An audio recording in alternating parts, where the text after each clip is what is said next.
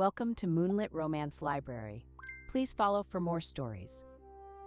Chapter 1: The Hall of the Moon Vow. The Moon Vow Hall of the Black Pine Pack had stood for 400 years, and in all that time, no Luna had ever been replaced in front of her own people on the night of her own renewal ceremony while wearing the ceremonial silver she had polished herself that morning. Seraphine Marlowe had that honor. She stood at the foot of the moonstone dais where she had stood every winter for 6 years, her golden hair braided with pine sprigs in the old way, and watched her mate, her alpha, her first love, the man whose fever she had once sweated out of him with her own hands for 9 straight nights, walk into the hall with another woman on his arm. The whispers started before Roderick even reached the dais. They rolled through the packed hall like wind through wheat. "Who is that?" "A northern lady. Look at the fur on her cloak. That's white winter fox. That's a fortune on her shoulders. Where is she supposed to stand? There's only one place for a woman to stand up there." Roderick Blackpine was, as always, devastatingly handsome. That was the cruelest part.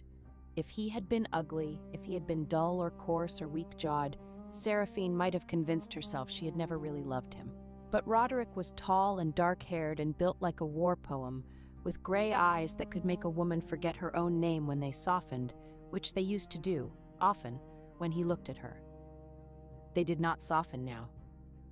He walked with the northern woman past the long tables where Seraphine had arranged the winter feast herself. The roast venison she had traded 2 bolts of good linen to secure, the root vegetables from the cellar she had reorganized in September, the honey mead she had bartered from the river merchants using a credit line she had personally guaranteed. He walked past all of it as though it had appeared by magic, and he stopped at the foot of the dais, and he did not look at Seraphine. "Members of the Black Pine Pack," Roderick said, and his voice filled the hall the way it always did, like a bell rung inside a cathedral. "Honored elders, bonded families. Tonight is the night of the moon vow, when the Alpha reaffirms his bond and presents his Luna to the watching moon." Seraphine's hands were steady at her sides. She had rehearsed her part.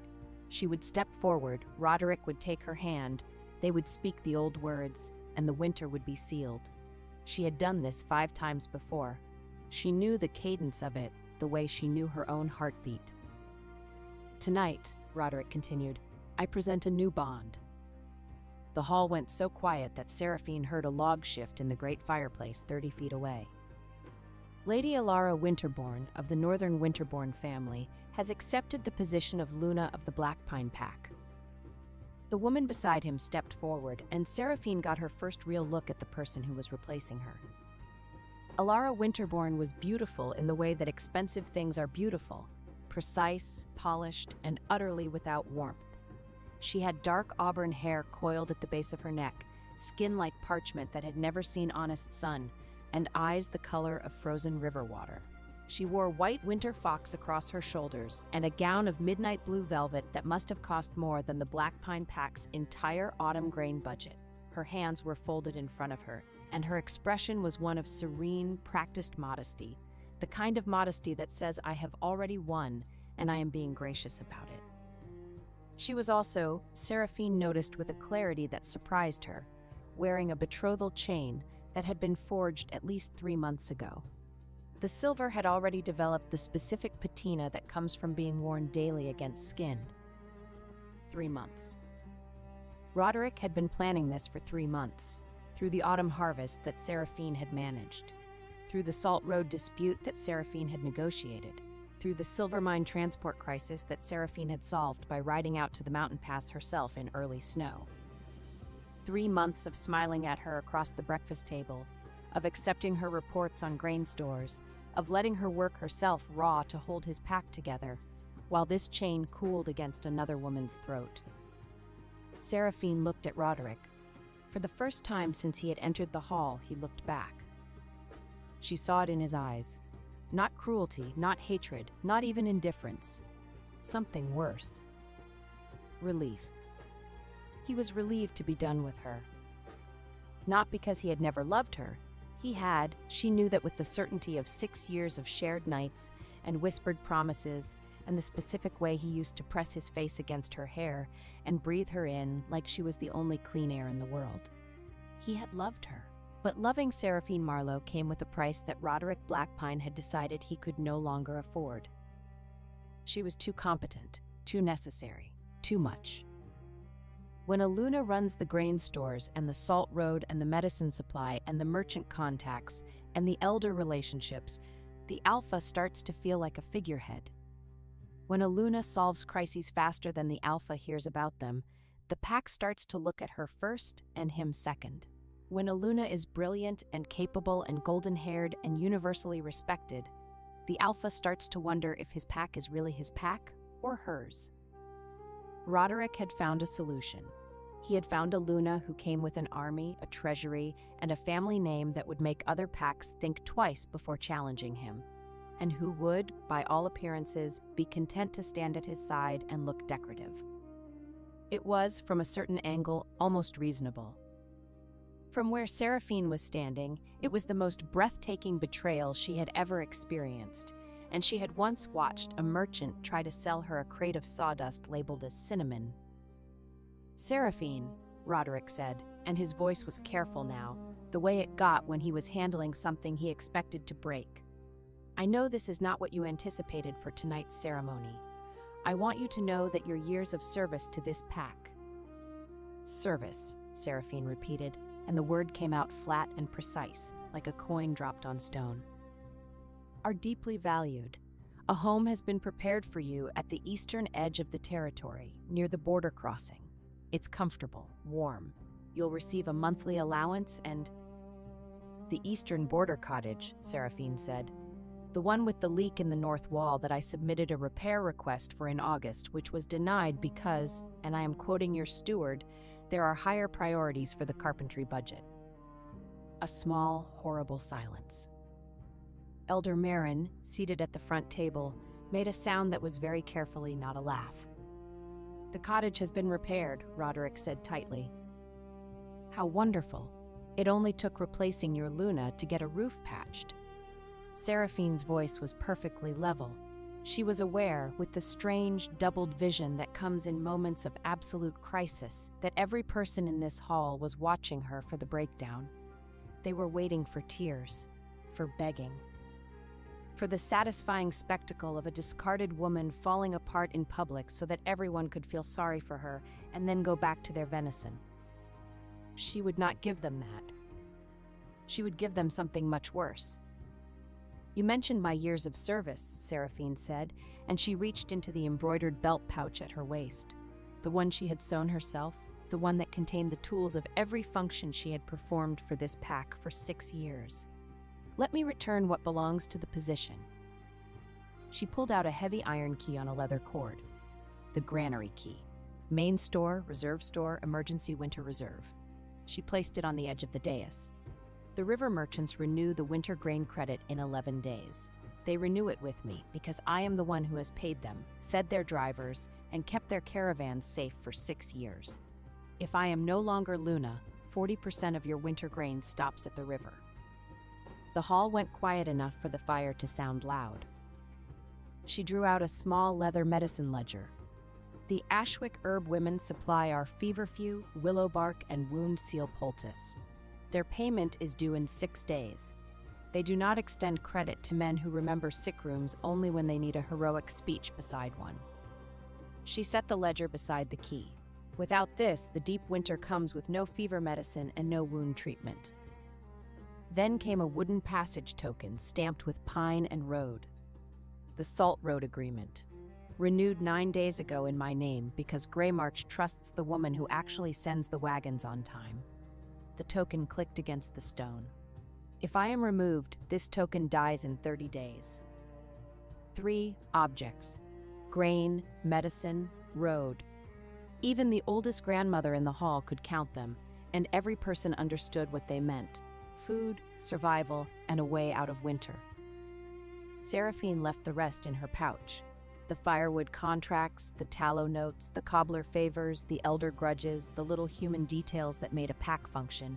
She would not drown the room in paper. She would let them discover those losses one by one when the first child needed boots and the first hearth ran cold. There, Seraphine said. The position of Luna returned in full. She looked at Alara Winterborn, who was standing very still, her pale eyes moving over the key, the medicine ledger, and the road token with an expression Seraphine recognized. The expression of a woman doing rapid mental arithmetic and not liking the sum. "I'm sure Lady Winterborn will find it manageable," Seraphine said pleasantly. "She looks like a woman who enjoys a challenge." Roderick's jaw was tight. "Seraphine, this display is unnecessary." "Is it?" She turned to him, and for the first time something hot flickered in her golden brown eyes. "You are replacing me in front of the entire pack on the night of the moon vow. You have been planning this for at least 3 months, based on the age of Lady Winterborn's betrothal chain. You did not tell me. You did not warn me. You let me organize this feast, polish the ceremonial silver, braid my hair in the old way, and walk into this hall believing I was still your Luna. If anyone in this room is putting on an unnecessary display, Roderick, it is not me." The silence was so complete that Seraphine heard Elder Marin's knuckles crack. "You may keep the eastern border cottage," Seraphine said, "and the monthly allowance. I will not be a pensioned-off inconvenience living at the edge of your territory, tending a garden while your new Luna wears my ceremonial silver and pretends she knows where the salt comes from." She reached up and unclipped the thin silver chain at her throat, the Luna's chain, the one Roderick had clasped there 6 years ago with shaking hands and wet eyes. She set it on the dais with the rest. "What I will take," she said, "are my personal effects, my private account ledger, my correspondence, and my own savings, which I earned through personal trade commissions before I was your Luna and which are mine by law." Roderick's face had gone through several colors during her speech. It had settled on a pale, rigid mask that Seraphine knew meant he was furious and knew he had no right to be. "Where will you go?" he asked. "That," Seraphine said, "is no longer your concern." She turned and walked toward the great doors of the Moonvow Hall. The crowd parted for her, not out of respect, not yet, but out of the universal human instinct to get out of the way of a woman who is clearly capable of setting a building on fire with nothing but her organizational skills. Behind her, she heard Alara Winterborn's voice for the first time, soft and musical and perfectly modulated. "Should someone go after her?" And Roderick's voice, tight and defensive. "She'll be fine, she always is." Seraphine's fingers curled into fists at her sides, her nails biting into her palms. The pain was useful. It kept her spine straight and her eyes dry for the 47 steps it took to cross the hall, push open the iron-banded doors, and step into the freezing November night. The doors closed behind her. She made it to the courtyard wall before her knees buckled. Chapter 2: The Border and the Rabbit. The pain of a severed mate bond is not metaphorical.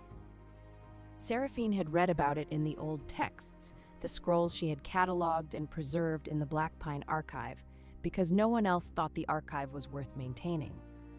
The texts described it as a rending of the soul thread, which she had always thought was poetic exaggeration.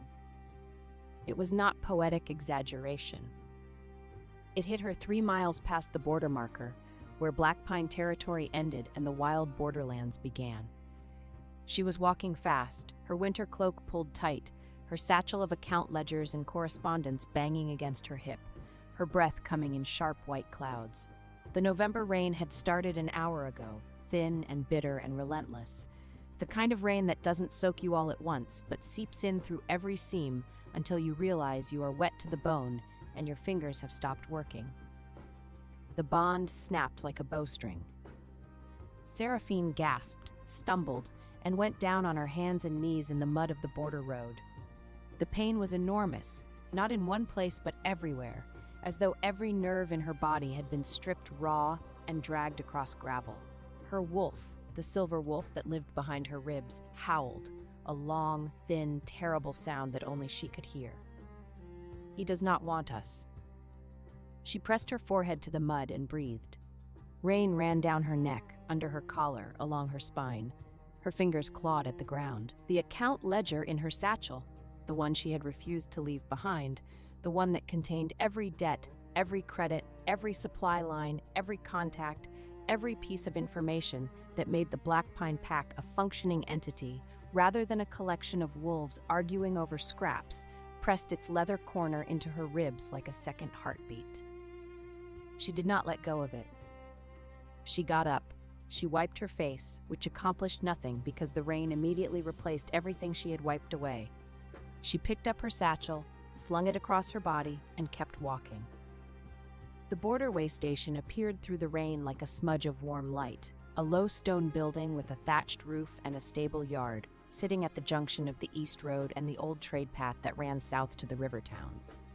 It was not a grand building. It was the kind of place where traveling merchants, lone riders, and border wolves stopped for a hot meal and a dry corner before continuing into uncertain territory. Seraphine pushed open the door and was hit by the smell of wood smoke, mutton stew, and wet dog. The common room was half full. A few merchants hunched over their bowls, a pair of border guards playing dice, an old woman knitting in the chimney corner. No one looked up. In the borderlands, people minded their own business. It was safer that way. The innkeeper, a stout woman with arms like fence posts and a face that suggested she had once headbutted a mule and the mule had lost, looked Seraphine up and down. "Room? If you have one." "Last one on the left, upstairs. 3 coppers, suppers included. You look like you need it." Seraphine paid. Her fingers were shaking, but she counted the coins accurately. She would always count coins accurately. The world could end, and Seraphine Marlowe would die with her accounts balanced. She climbed the stairs, found the room, a narrow cell with a straw mattress, a woolen blanket, and a window that looked out onto the stable yard, and sat on the bed. She did not cry. She sat very still with her hands on her account ledger and waited for the trembling to stop. It did not stop. She went back downstairs. The kitchen was accessible through a side door that someone had left propped open with a brick. Seraphine told herself she was looking for hot water for her face, or perhaps a candle, or perhaps any small practical task that would give her hands something to do besides shake. What she found behind the kitchen's back door, in the narrow, muddy alley where the kitchen scraps were thrown, was a rabbit. It was small and white and round, with ears that were slightly too long for its body and eyes the color of dark cherries. It was sitting in the rain next to an overturned crate, and it was eating a cabbage leaf. Or rather, it was clutching a cabbage leaf in its mouth with the grim, unshakable determination of a creature that had decided this cabbage leaf was the hill it would die on, while the kitchen boy, a lanky teenager with a dripping nose, tried to shoo it away with a broom. "Get off. That's not for you, you stupid. Go on, get." The boy swiped the broom at the rabbit. The rabbit did not move.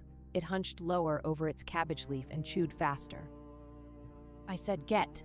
Another swipe. The rabbit dodged the broom with a small, indignant hop and resumed chewing. The cabbage leaf was now considerably smaller, but the rabbit showed no intention of surrendering what remained. "You little," the boy raised the broom higher. "Stop."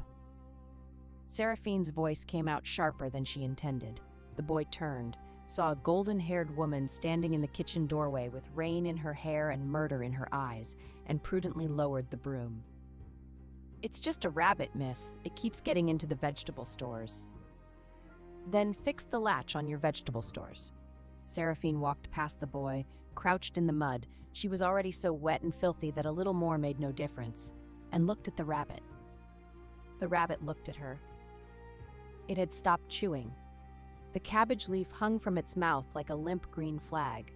Its dark cherry eyes were very round, and its nose was twitching in the rapid, assessing way that rabbits' noses twitch when they are deciding whether a new person is a threat, a friend, or irrelevant. Seraphine held out her hand, palm up, fingers relaxed. She did not move. She barely breathed. The rabbit considered her for a long moment. Then it hopped forward, one small, careful hop, and pressed its nose against her fingertips. Its nose was cold and wet and impossibly soft, and it twitched 3 times against her skin before the rabbit apparently decided that Seraphine was acceptable. It hopped into her lap. It was warm, absurdly warm the way small animals always are, as though they contain a furnace somewhere beneath their fur that is wildly out of proportion to their size. It settled against her stomach, tucked its feet underneath itself, and continued eating the cabbage leaf. Seraphine sat in the mud in the rain behind a border way station kitchen, holding a rabbit that had been thrown out of the only place it knew for the crime of trying to feed itself, and she thought, well, we match. She carried it inside. No one stopped her. The innkeeper looked at the rabbit, looked at Seraphine's face, and said nothing. There were some faces you did not argue with. Upstairs, Seraphine set the rabbit on the bed. It explored the blanket with the thorough, methodical intensity of a creature cataloging its new territory, circled 3 times, and flopped onto its side. Seraphine sat beside it, opened her account ledger, and began to read. The numbers were familiar, comforting. Every line in this ledger represented a relationship she had built, a deal she had struck, a crisis she had solved. The river merchants, the Salt Road Passage, the Heartwood Carriers Guild, the Herb Women of Ashwick, the quarterly grain deliveries, the winter tallow supply, the emergency credit line with the Greymark banking house. These were hers, not Roderick's, not the Blackpine Pack's, hers. She had built them with her own mind, her own hands, her own relentless competence. And when Roderick Blackpine stood in his Moonvow Hall with his beautiful northern bride and realized that his granary was emptying, his salt road was closing, his medicine supply was vanishing, his silver mine wagons were not arriving, and his elders were asking uncomfortable questions about where the woman who actually ran everything had gone, these relationships would still be hers. The rabbit nudged its nose against her ankle. She reached down and stroked its ears without looking, her eyes still on the ledger.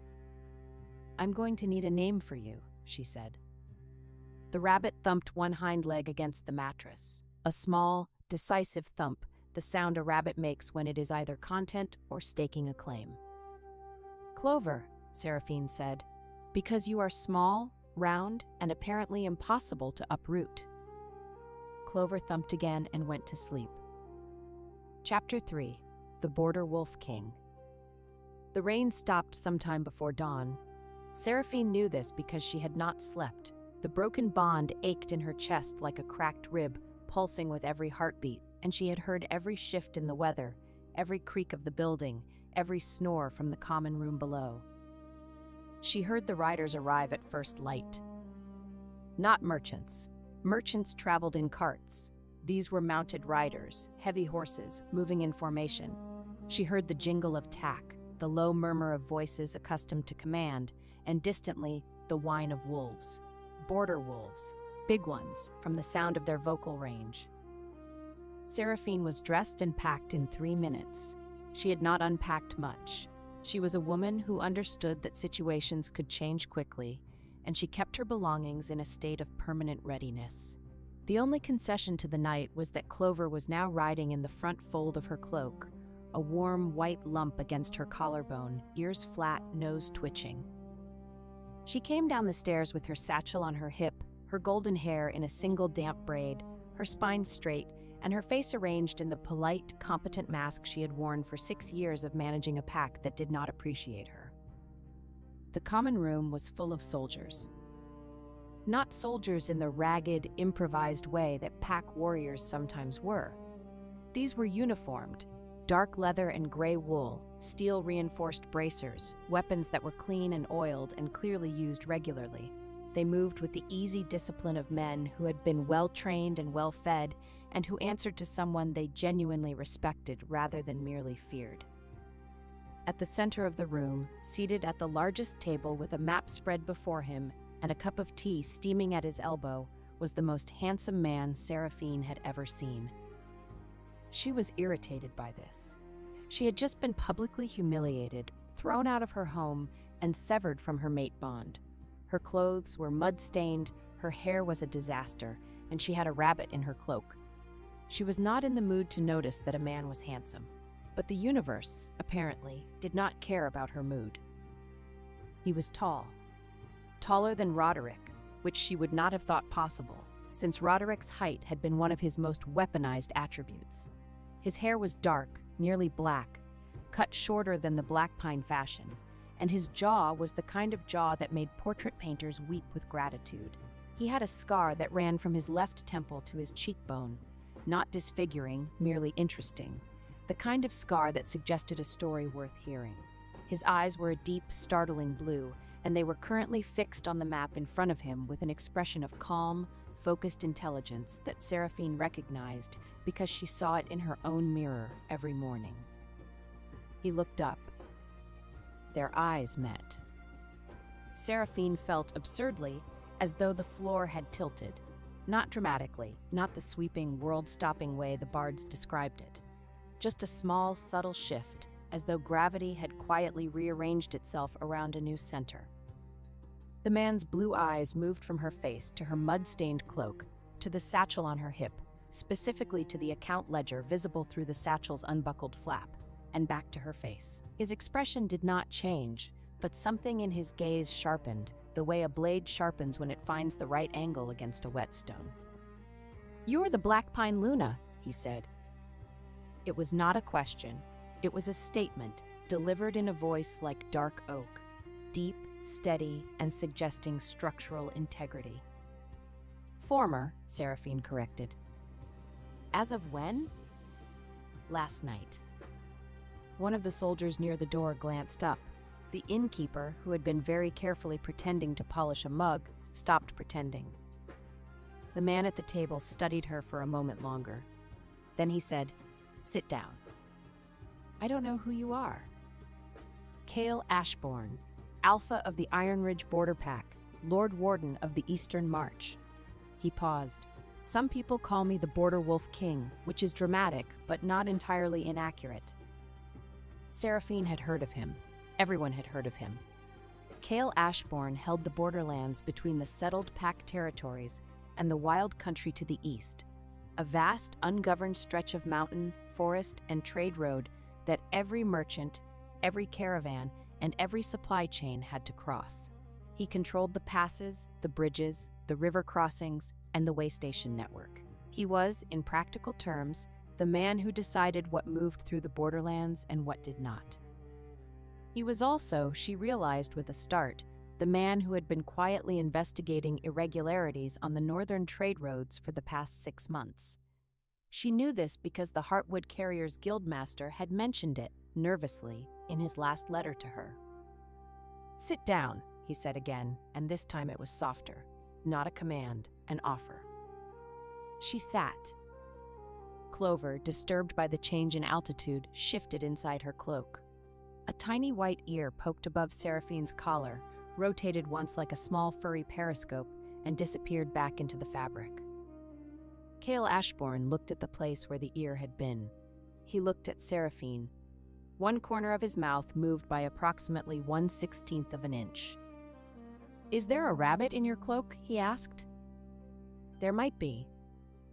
"Does it have a name?" "Clover." "Of course it does." He took a sip of his tea. "You crossed the border last night, in the rain, without escort, with a broken mate bond and—" his eyes dropped to her satchel again, "what appears to be a full set of commercial account records." "I was not offered an escort. I was offered a leaking cottage and a monthly allowance." "And you chose the rain." "The rain doesn't condescend to me." That 1/16 of an inch movement at the corner of his mouth happened again. Seraphine was beginning to suspect it was his version of a smile. "I've been watching the Black Pine Pack's trade activity for 6 months," he said. "Specifically, the northern supply contracts that changed hands after the Winterborn betrothal was announced. Grain prices tripled on the Black Pine purchase orders. The Salt Road usage fees doubled. The Silver Mine transport contract was renegotiated with a penalty clause that didn't exist before." He paused. "All of these changes happened after Lady Winterborn's family began their involvement with the Black Pine Pack, and all of the original contracts that kept prices stable were negotiated by one person." He looked at her. "You," he said. "Yes." The Black Pine Pack is approximately 30 days from a full winter supply crisis. Their grain will run short in 3 weeks. Their Salt Road closes in a month. Their medicine supply ends in 6 days. Their silver mine transport is in default. Yes. And the woman who built and maintained every single one of those supply lines is currently sitting in a border way station with a rabbit in her cloak. Yes. Cale Ashbourne set down his tea. He leaned back in his chair, crossed his arms, and regarded her with an expression that contained, in carefully measured proportions, respect, calculation, and something that Seraphine could not immediately identify, but that made the broken place in her chest feel slightly less broken. "Lady Marlowe," he said, "I believe you and I have a great deal to discuss. I am no longer a lady of anything."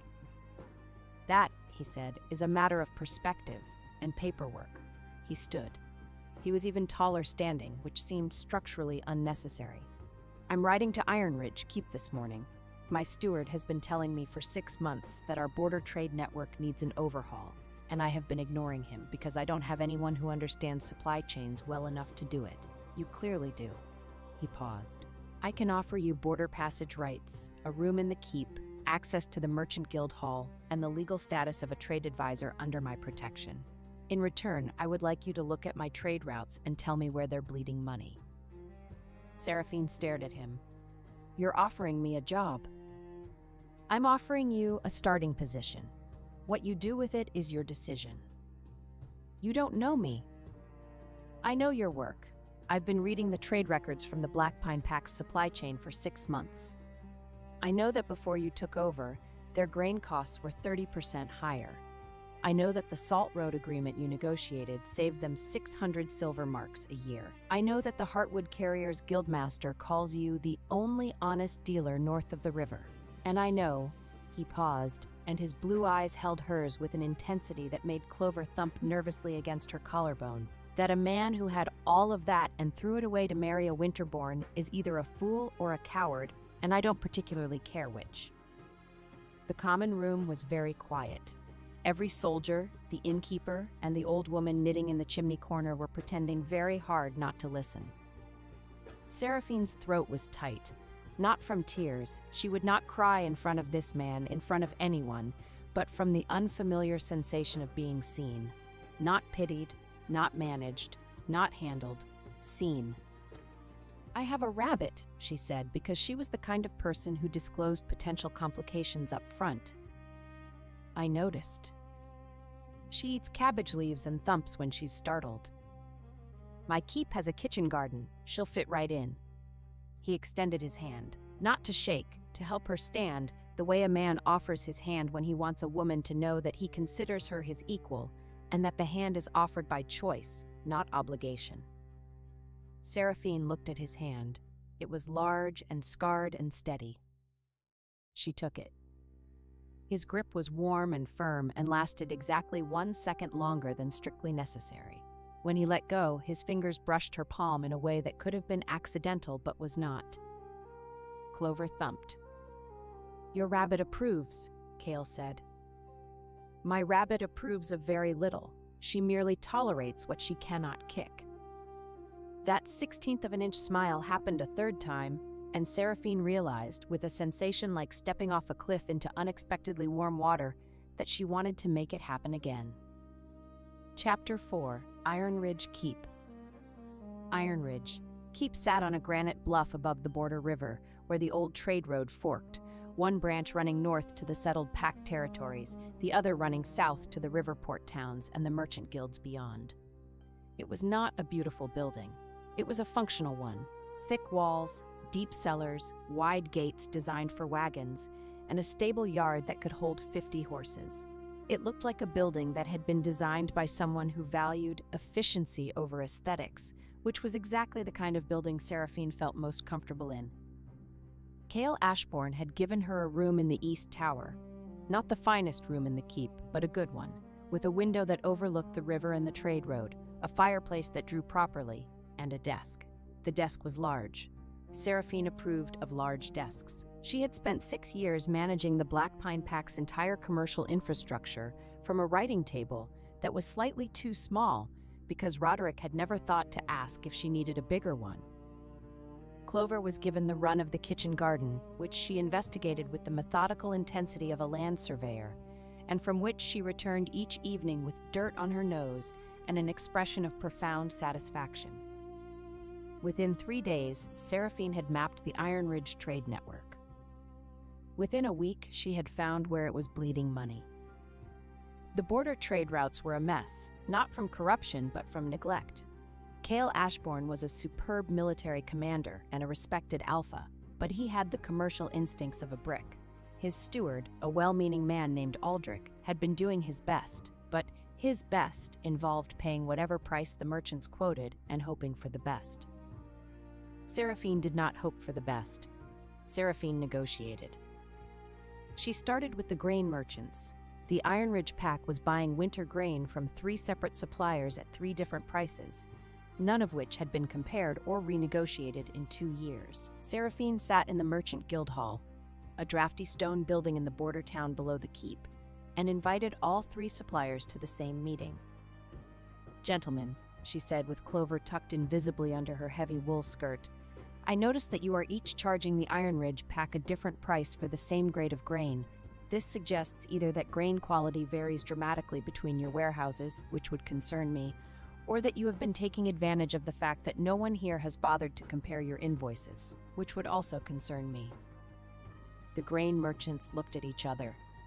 They looked at the golden-haired woman sitting at the head of the table with her hands folded and her expression pleasant and her eyes sharp enough to cut glass. They lowered their prices, all 3 of them, voluntarily. "That," Aldrich said afterward with the dazed expression of a man who has just witnessed a miracle, "has never happened before." "It happens," Seraphine said, "when you read the invoices." By the end of the 2nd week, she had renegotiated the tallow contract, restructured the firewood supply chain, established a new credit arrangement with the Riverport warehouses, and set up a rotating delivery schedule for the border way stations that cut transport costs by 1/3. The merchants liked her. The guild leaders respected her. The border guards, who had been eating terrible food for years because no one managed the supply contracts for the way station kitchens, practically worshipped her. Cale watched all of this. He watched from the doorways of meeting rooms, from the upper gallery of the guild hall, from the parapet of his keep where he stood in the mornings with his tea and his maps and his scar catching the winter light.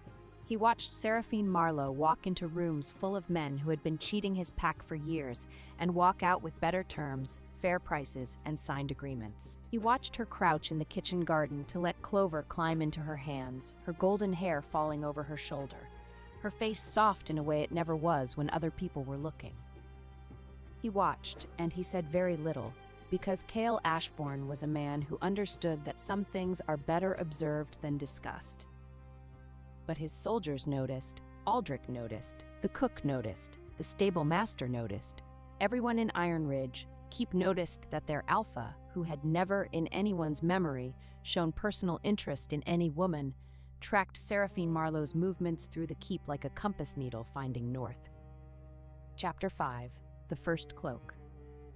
The first ambiguity-destroying moment happened 16 days after Seraphine's arrival, on the night of the first real snowstorm. She had been in the guild hall until well past dark, finalizing a salt contract with a coastal trader who had the negotiating style of a weasel and the attention span of a gnat. The deal was done. Favorable terms, reliable delivery, penalty clause for late shipments that Seraphine had insisted on because she had once waited 3 weeks for a late salt delivery and had no intention of ever doing so again, and she was walking back to the keep through the narrow streets of the border town. The snow came suddenly, as border snowstorms do, not a gentle beginning, but a wall of white, horizontal, and blinding, driven by a wind that turned the air into knives. Seraphine, who had been too focused on the salt contract to check the sky before leaving the guild hall, found herself blind and freezing in a street she barely knew. Clover, who had been riding under her skirt hem, her preferred mode of transport in cold weather, pressed against Seraphine's ankle like a warm, furry boot, began thumping. Not the small, conversational thump of contentment, the rapid, staccato thump of alarm. Thump, thump, thump. Seraphine could feel the vibration through the sole of her boot. "I know," she muttered, pressing against a building wall. "I know. I can't see either." The wind screamed. Snow plastered her hair to her face, found every gap in her cloak, bit through her gloves. The broken bond in her chest throbbed.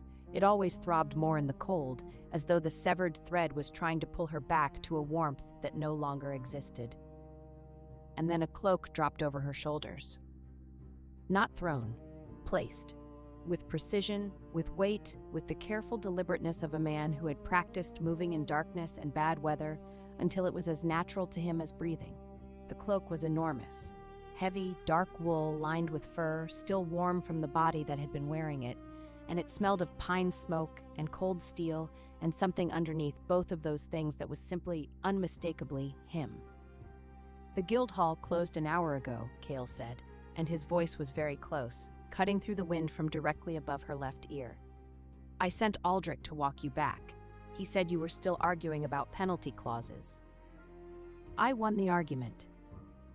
"I would have been surprised if you hadn't." His hand found her elbow, unerringly, in total darkness and blinding snow, and steadied her. "Can you walk?" "Of course I can walk." "You're shaking." "I'm cold. Those are different things." A pause. She could not see his face, but she was absolutely certain that the 16th of an inch smile was happening. "Walk with me then," he said. "The keep is 4 streets north. I know the way blind." "You came out in a blizzard to find me." "I came out in a blizzard to check the border watch. Finding you was coincidence." "You're not wearing a cloak." "I have a thick constitution." "You're standing in a blizzard in a shirt." "A heavy shirt."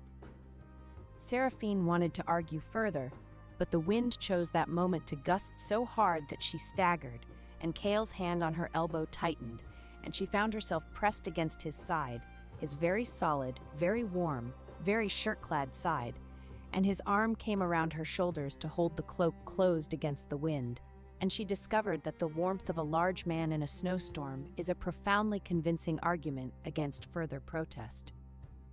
They walked. His arm stayed. Clover, from her position under Seraphine's skirt hem, produced a single, contented thump.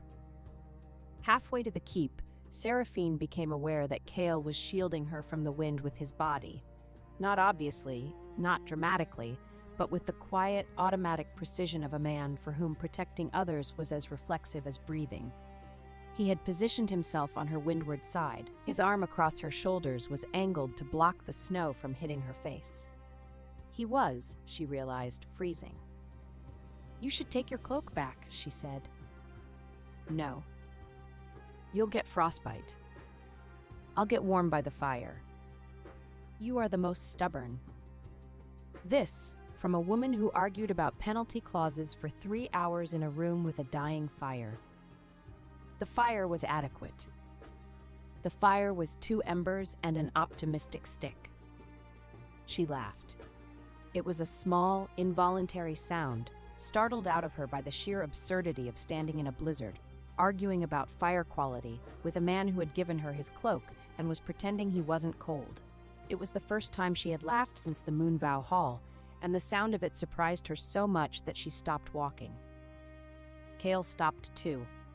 In the narrow space between snow gusts, she caught a glimpse of his face, snow in his dark hair, ice on his scar, and his blue eyes looking at her with an expression that was not the 16th of an inch smile. It was something larger, something unguarded, something that he shut down almost immediately, but not quite fast enough.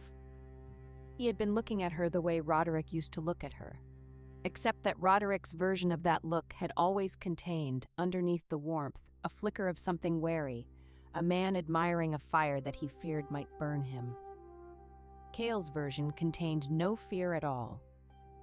"We should keep walking," he said, and his voice was perfectly steady, because Cale Ashbourne could control his voice the way other men controlled their sword arms. They kept walking.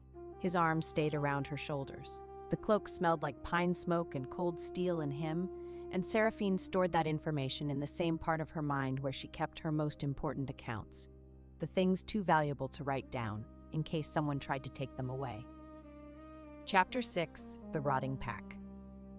While Seraphine was building trade routes and accepting cloaks from blue-eyed border kings, the Black Pine Pack was dying.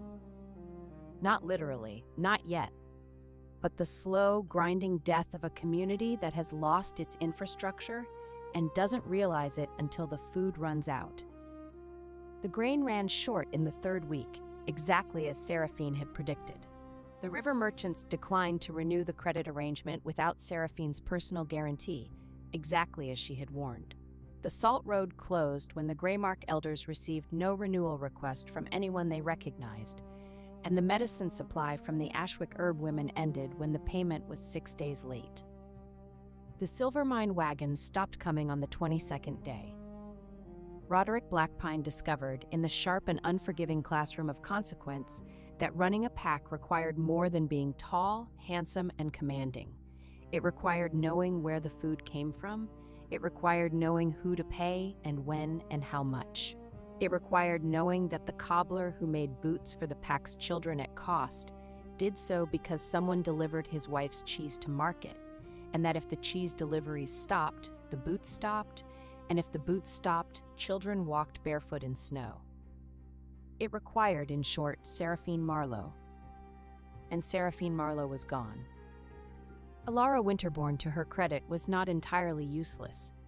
She was, in fact, much more capable than Roderick had expected, but her capabilities lay in a direction that made his blood run cold as the winter deepened. She began with the pack's debts. The Blackpine Pack owes 2,000 silver marks to the Heartwood Carriers Guild, she told Roderick on the fourth morning, her voice soft and measured, her pale eyes scanning a ledger that she had produced from her own traveling case. And 1,400 marks to the river merchants, and 800 to the Salt Road Licensing Authority. Total outstanding obligations, 4,200 marks. Roderick stared at her. I didn't know. Your former Luna managed these debts personally. She kept them rolling through a combination of personal guarantees, bartered services, and partial payments timed to cash flow projections. Alara set the ledger down. She was, I must admit, remarkably skilled. Can you do the same? I could, she folded her hands. But it would be simpler to consolidate. Consolidate how? My family's banking house can purchase the outstanding debts from the individual creditors. Instead of owing money to a dozen different people, the Blackpine Pack would owe money to one, the Winterbourne family. She smiled. It was a lovely smile, warm and reassuring and utterly without warmth. It's more efficient. Roderick, who did not understand debt consolidation the way Seraphine would have, and who was too proud to admit this, agreed. This was the second worst decision he had ever made. The first was letting Seraphine walk out of the Moonvow Hall. Because Alara Winterbourne had not come to the Blackpine Pack to be a Luna.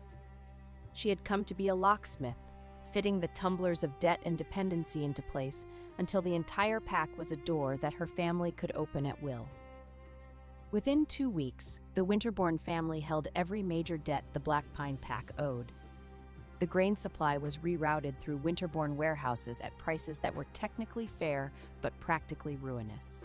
The pack's guard rotation was supplemented by Northern soldiers for the pack's protection during this difficult transition, who answered to Alara's family steward, not to Roderick. The pack's treasury key, which Roderick had always carried, was placed in a lockbox to which Alara held the second key as a precaution against the debts. She was absorbing the pack, piece by piece, contract by contract, coin by coin, and she was doing it with such impeccable courtesy, such flawless legal justification, and such a beautifully concerned expression that Roderick did not fully understand what was happening until the day he tried to authorize a firewood purchase and was told by his own steward that the purchase needed Lady Winterbourne's countersignature. She controls the countersignature?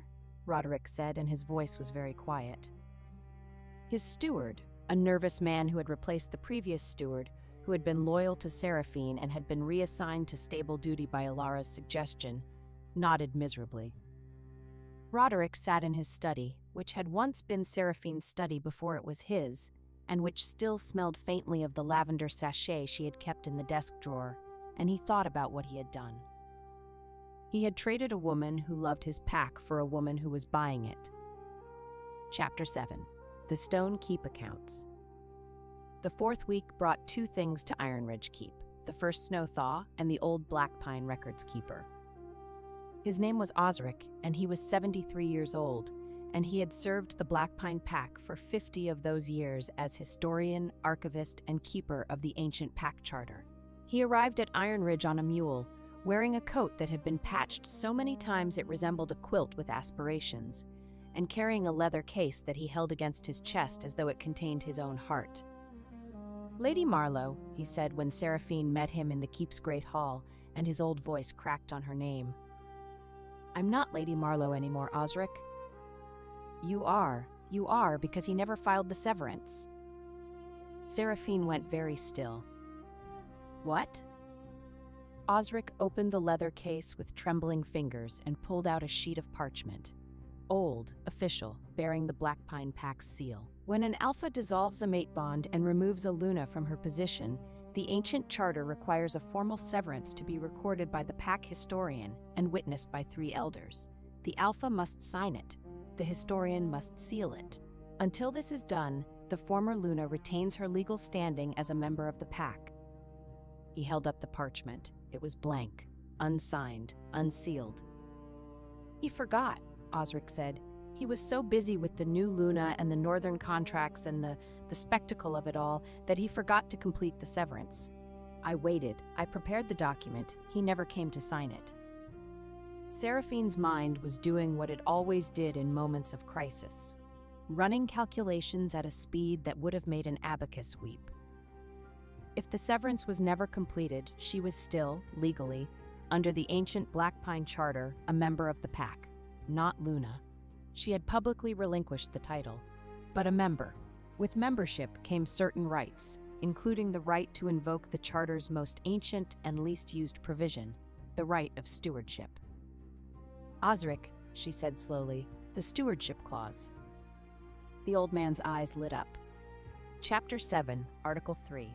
When the Alpha's governance endangers the pack's survival through debt, famine, or loss of sovereign territory, any full member of the pack may petition for temporary stewardship, provided they can demonstrate both the means and the intent to restore the pack to solvency.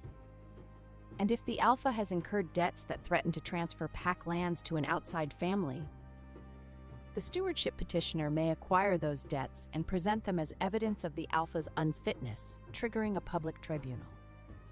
Seraphine looked at the unsigned severance document. She looked at Osric.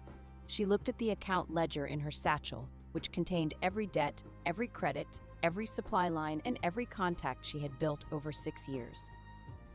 "Osric," she said, "I need you to tell me the exact amount of every debt the Winterbourne family has purchased from the Black Pine Pack's creditors." Osric told her. Seraphine sat down at her large, beautiful desk in Iron Ridge Keep, opened her account ledger, and began to plan. That night, she was still working when Cale found her. The account room in the East Tower was lit by 4 candles and a fire that had burned low. Seraphine was surrounded by papers, debt records, charter copies, trade route maps, supply calculations. Her golden hair had come loose from its braid and was falling across the ledger she was writing in, and she was so absorbed that she did not hear Cale enter until he set a cup of tea on the desk beside her. She startled. Clover, who had been sleeping under the desk in a nest of discarded draft paper, thumped once. "It's past midnight," Cale said. "I'm aware. You've been in here since supper. You didn't eat supper." "I ate bread." "A bread crust does not constitute supper. It constitutes bread, which is a component of supper." He pulled a chair from the corner, set it beside hers, close but not touching, and sat.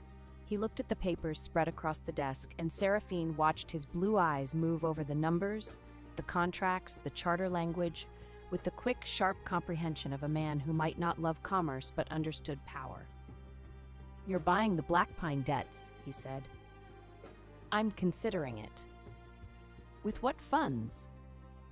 "My personal savings, my trade commissions from the past 6 years, and," she hesitated, "a loan." "From?"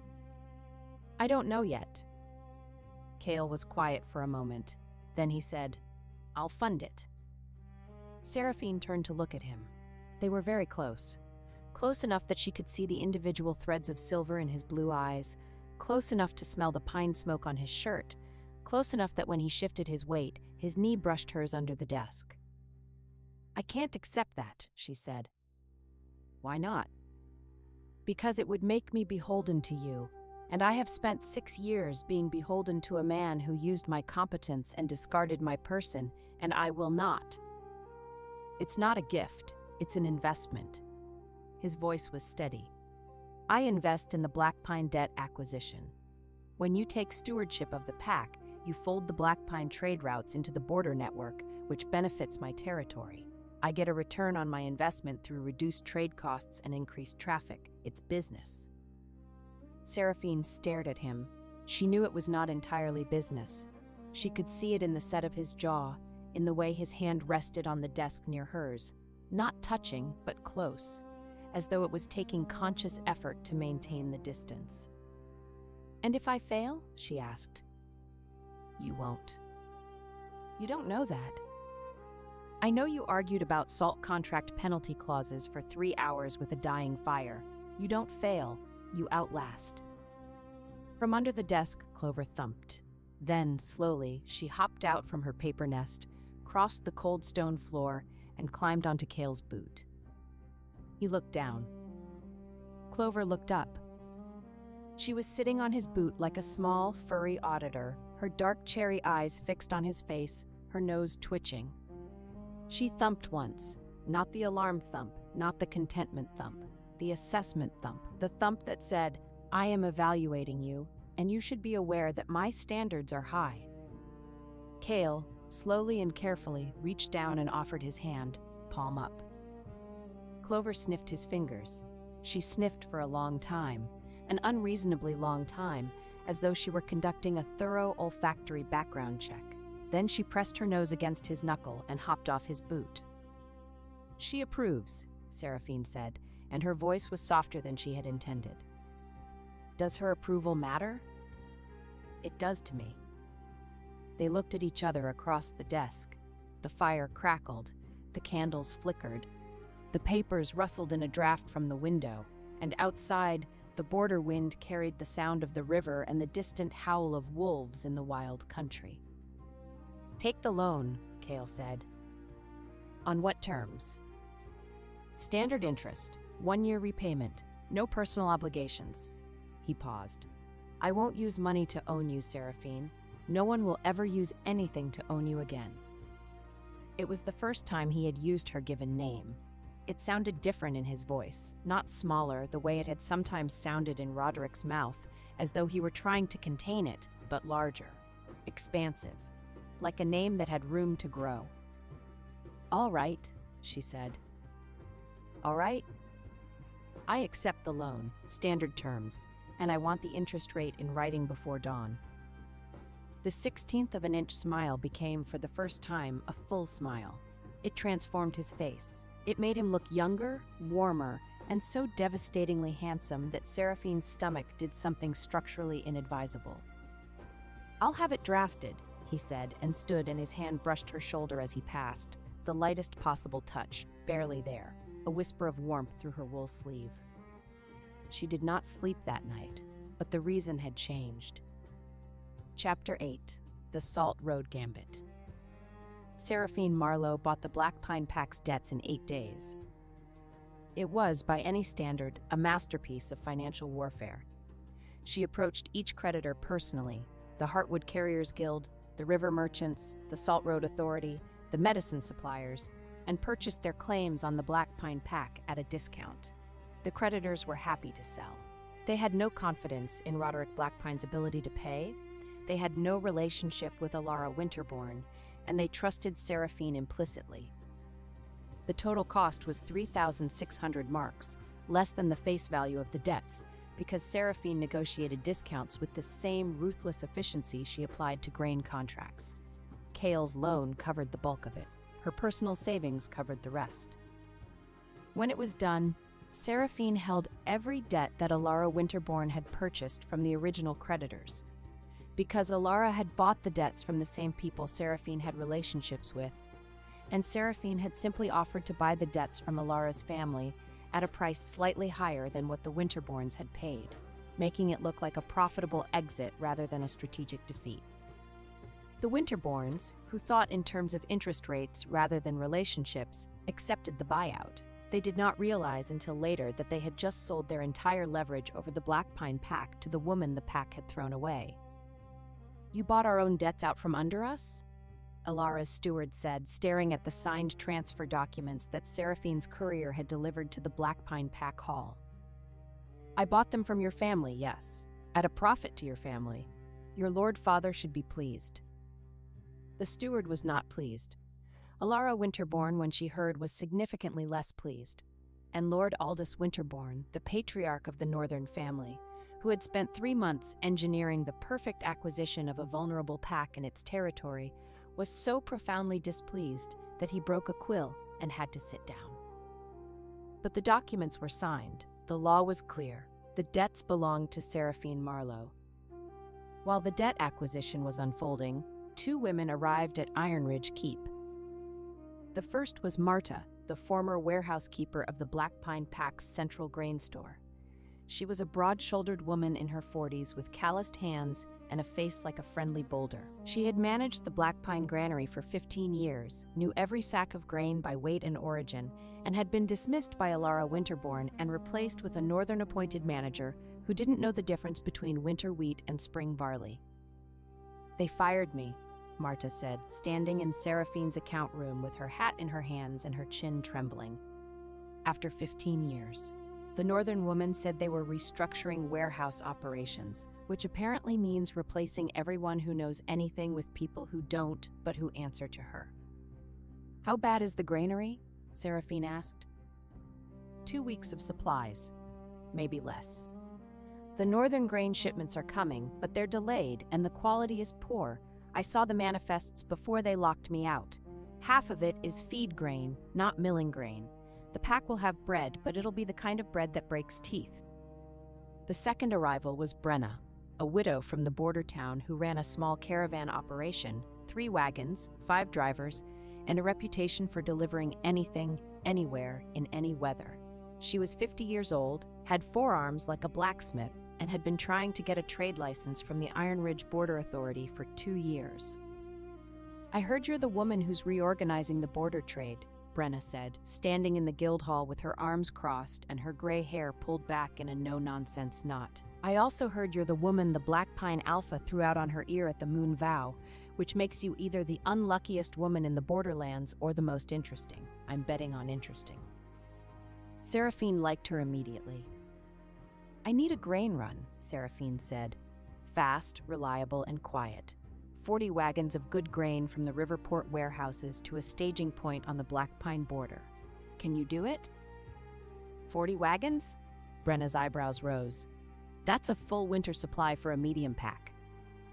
"Yes." "When?" "Before the tribunal." Brenna grinned. It was the grin of a woman who had been waiting her entire life for someone to ask her to do something this ambitious. "I'll do it in 12 days, she said. "But I want the trade license."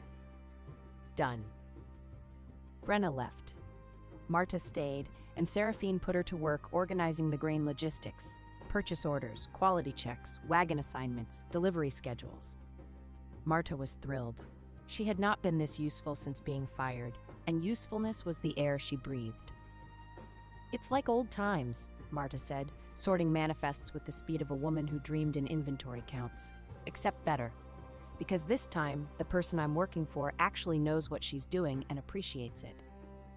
Seraphine looked up from her ledger. "Roderick appreciated your work."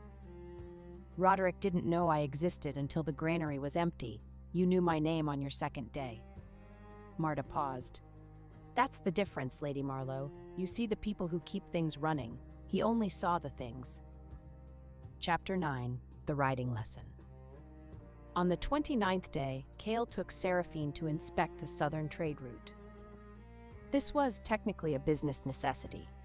The southern route ran through a mountain pass that was critical to the grain shipments Brenna was organizing, and Seraphine needed to see the terrain, the bridge conditions, and the way station capacity. It was also less technically the first time they had been alone together outside the keep since the night of the blizzard cloak.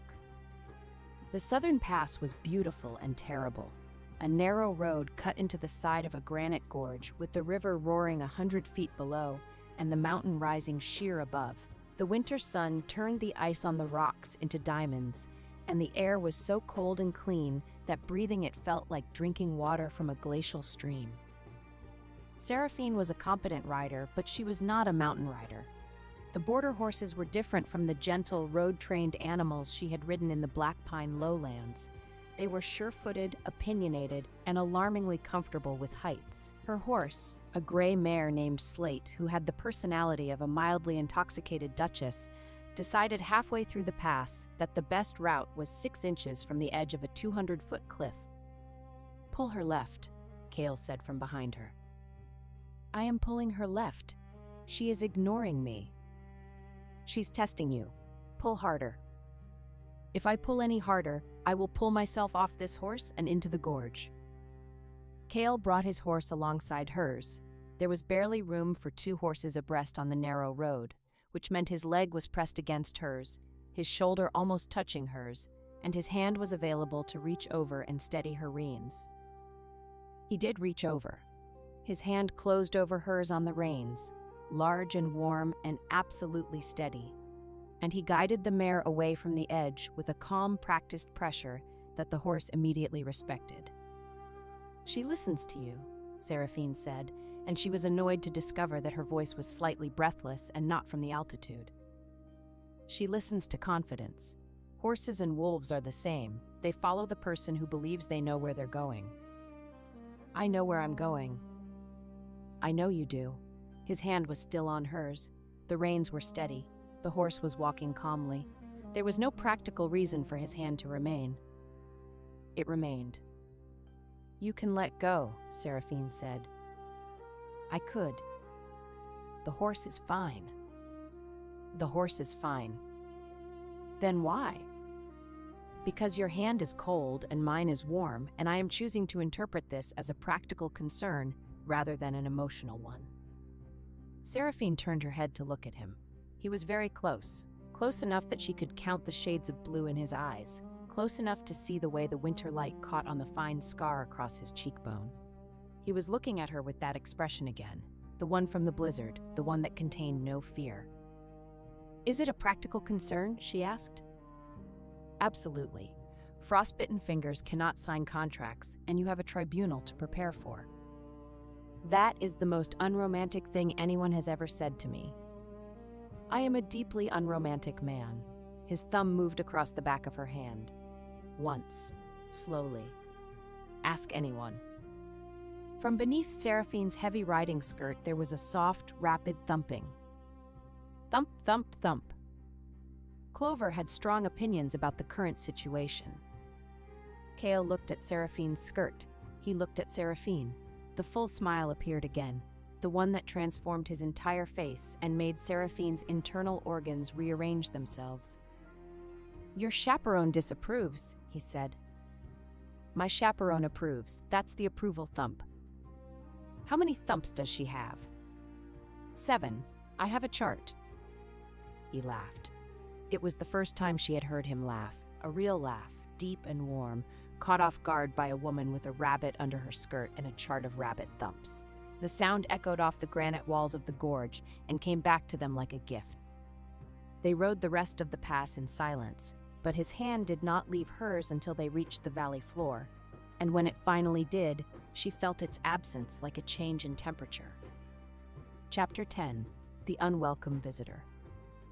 On the 33rd day, Roderick Blackpine came to Iron Ridge. He came alone, which was either brave or stupid, riding a horse that was too thin for the border roads and wearing clothes that were too fine for the weather. He looked, Seraphine thought when she saw him from her tower window, like a painting of a hero that had been left in the rain. Still beautiful, still technically impressive, but slightly running at the edges. He asked to see her. He was told by Aldrich that Lady Marlowe was in a meeting with the Merchant Guild. He waited in the Great Hall for 2 hours, during which he was offered tea, adequate, bread, good, and the company of 3 border guards who knew exactly who he was, exactly what he had done, and who spent the entire 2 hours playing dice and pretending he did not exist. When Seraphine finally came to the Great Hall, she found Roderick standing by the fire with his hands behind his back and his jaw set in the expression she recognized as his "I am about to do something difficult, and I need you to make it easy for me" face. She had seen this face before negotiations, before elder meetings, before every hard conversation in 6 years of partnership. She had always made it easy for him before. She would not be doing that today. Seraphine. Alpha Blackpine. The formality hit him like a slap. She saw it in the way his gray eyes flinched. If you came to ask me to return, save your breath. If you came to deliver the severance document, I should tell you that I'm aware it was never completed, and I intend to use that. Roderick's face went pale, then red, then pale again, which was a meteorologically impressive sequence of color changes. How did you... Osric. That old man had no right. Osric is the pack historian. Maintaining the charter records is literally his right and his duty. If you'd bothered to talk to him at any point in the last 3 months, instead of being distracted by northern fur and winterborn flattery, you would know that. Seraphine, I didn't come here to fight. Then what did you come here for? He looked at her, really looked at her, the way he used to look at her in the early years when they were young and in love, and he hadn't yet started resenting her for being better at his job than he was. His gray eyes were soft and pained and, damn him, honest. The pack is falling apart, he said. The grain is running out. The northern contracts are strangling us. Ilara's family is... I think they're trying to take our lands. Our people are cold and scared, and they're asking for you. Not me. You. They want to know where Lady Marlowe is, and when she's coming back, and whether she knows that the children don't have boots. Seraphine's chest constricted. The children who had always come to her when they needed things, boots, medicine, a story before bed, someone to listen when they were scared. The children should have boots, she said, and her voice was not entirely steady. Come back, Roderick said. Come back and fix it. I'll give you whatever authority you need. Full control of the supplies, the trade routes, everything. Just come back. And Lady Winterborn? Ilara stays. The marriage it's done. But you can be co-Luna, or... Co-Luna. Seraphine's voice could have frozen the river. You want me to come back and do all the work of running your pack while your wife sits in the Luna's chair and her family continues to drain your treasury. You want me to save you and remain subordinate to the woman who replaced me. It's not like that. It is exactly like that. It is, in fact, so precisely like that I am impressed you managed to describe it without realizing what you were describing. Sera? Do not call me that. The old name, the private name, the one he had whispered against her hair in their bed, the one he had called her when they were alone and happy, and the world was small enough to fit between them, hung in the air between them like a ghost. You don't get to use that name anymore, Seraphine said. You gave up that name when you paraded another woman into our hall on our night and told our people that I was being retired to a leaking cottage. You gave it up, Roderick, and you cannot have it back. The doors at the far end of the great hall opened and Cale Ashbourne walked in. He was wearing his border commander's coat, dark leather, gray fur collar, steel-reinforced bracers. He had clearly come from the training yard. There was a fine sheen of sweat on his temple, and his dark hair was pushed back from his face in a way that made the scar on his cheekbone catch the firelight.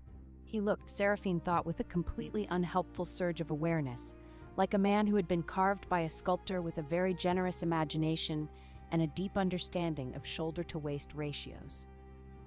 He assessed the scene in approximately 2 seconds. Roderick Blackpine, standing by the fire, tall and handsome and visibly desperate. Seraphine, standing 10 feet away, golden-haired and furious and shaking slightly. The charged, painful air between them. Cale walked to Seraphine's side and stopped. He did not touch her. He did not speak. He simply stood beside her, close enough that his sleeve brushed hers, and looked at Roderick with an expression of calm, complete, and devastating indifference. Roderick looked at Cale. Cale looked at Roderick. The two men were roughly the same height, but the comparison ended there.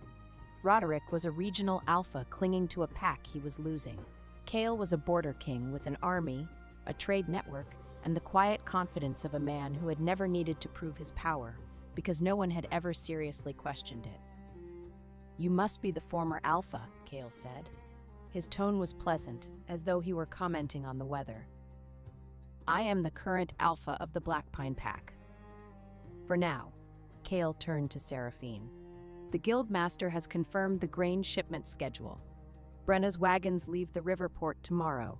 You'll have 40 wagons of good grain at the border staging point in 12 days.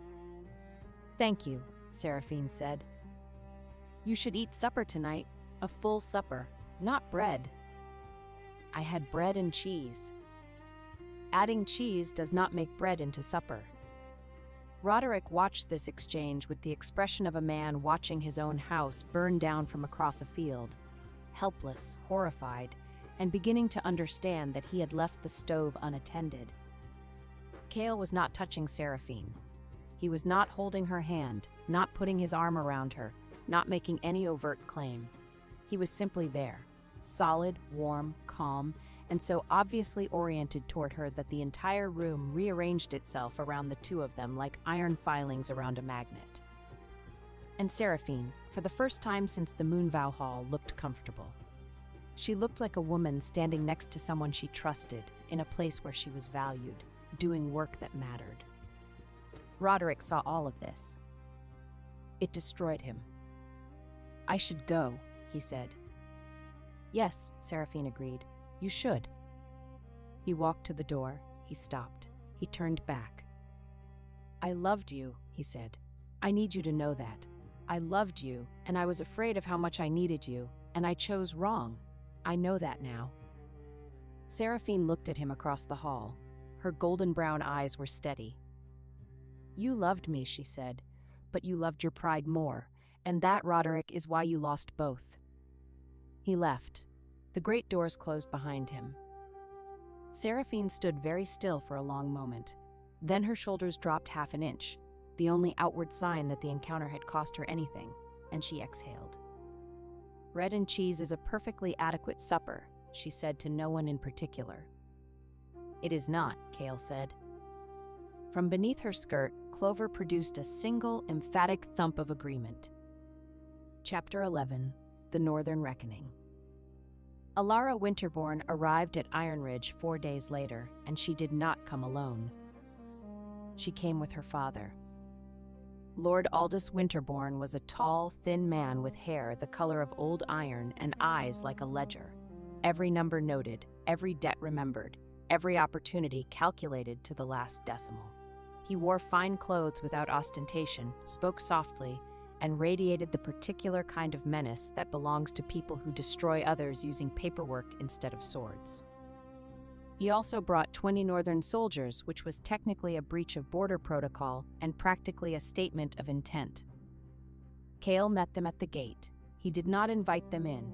He stood in the gateway of Iron Ridge Keep with his arms crossed, his border guard flanking him, and an expression that suggested the Northern soldiers had approximately 30 seconds to explain themselves before they experienced the practical implications of trespassing on a border king's territory. "Lord Winterbourne," Cale said, "your soldiers can make camp outside the walls. Border law does not permit foreign armed forces within Iron Ridge Keep." Lord Winterbourne's thin smile did not waver. "They are an escort, Lord Ashbourne, for my daughter's safety." "Your daughter is safe. The borderlands are my jurisdiction, and I do not lose guests." He paused. "The soldiers stay outside." They stayed outside. Lord Winterbourne entered the keep with Alara and a single steward, and was shown to the hall where Seraphine was waiting. This was the first time Seraphine and Alara had been face to face since the Moonvow Hall.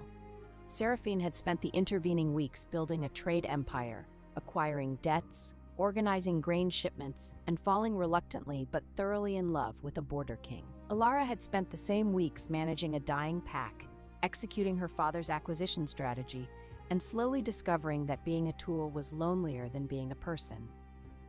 They looked at each other across the hall. "Lady Marlowe," Ilara said. Her voice was as musical and measured as it had been in the Moonvow Hall, but there were shadows under her pale eyes that had not been there before. Lady Winterbourne, I understand you've purchased our family's debt holdings on the Blackpine Pack. I have. At a profit to my family. At a fair price to your family. I don't operate through deception, Lady Winterbourne. I find it inefficient. Ilara's jaw tightened.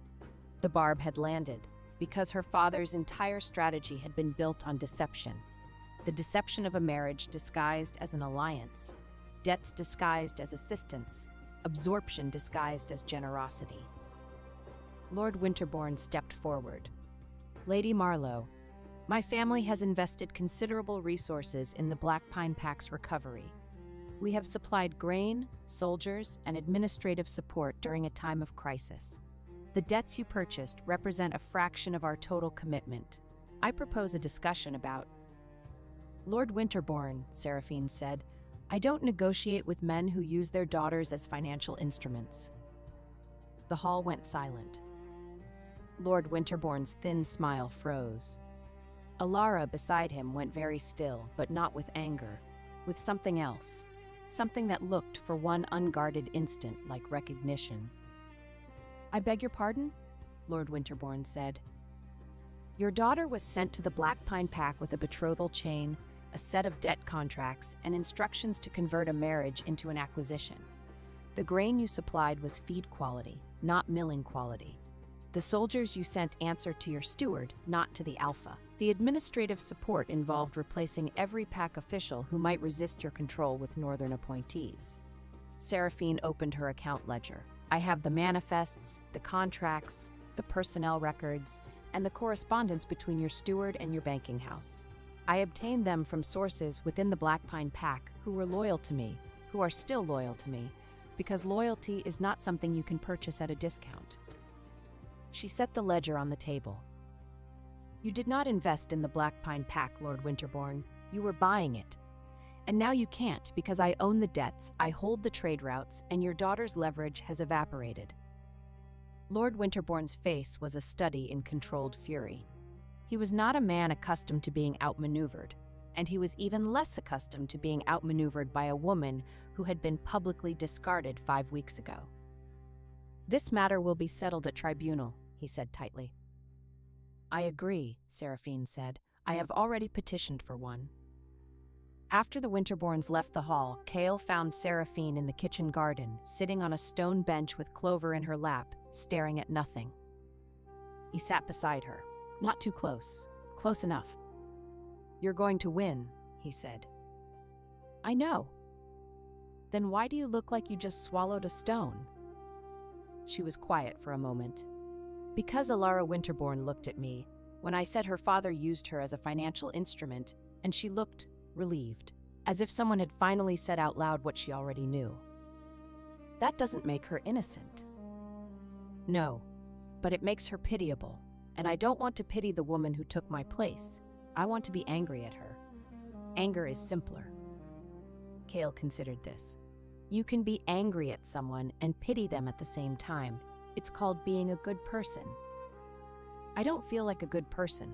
I feel like a woman who is about to destroy a family's acquisition strategy and potentially orphan a pack from its new Luna, all because I was too proud to accept a leaking cottage.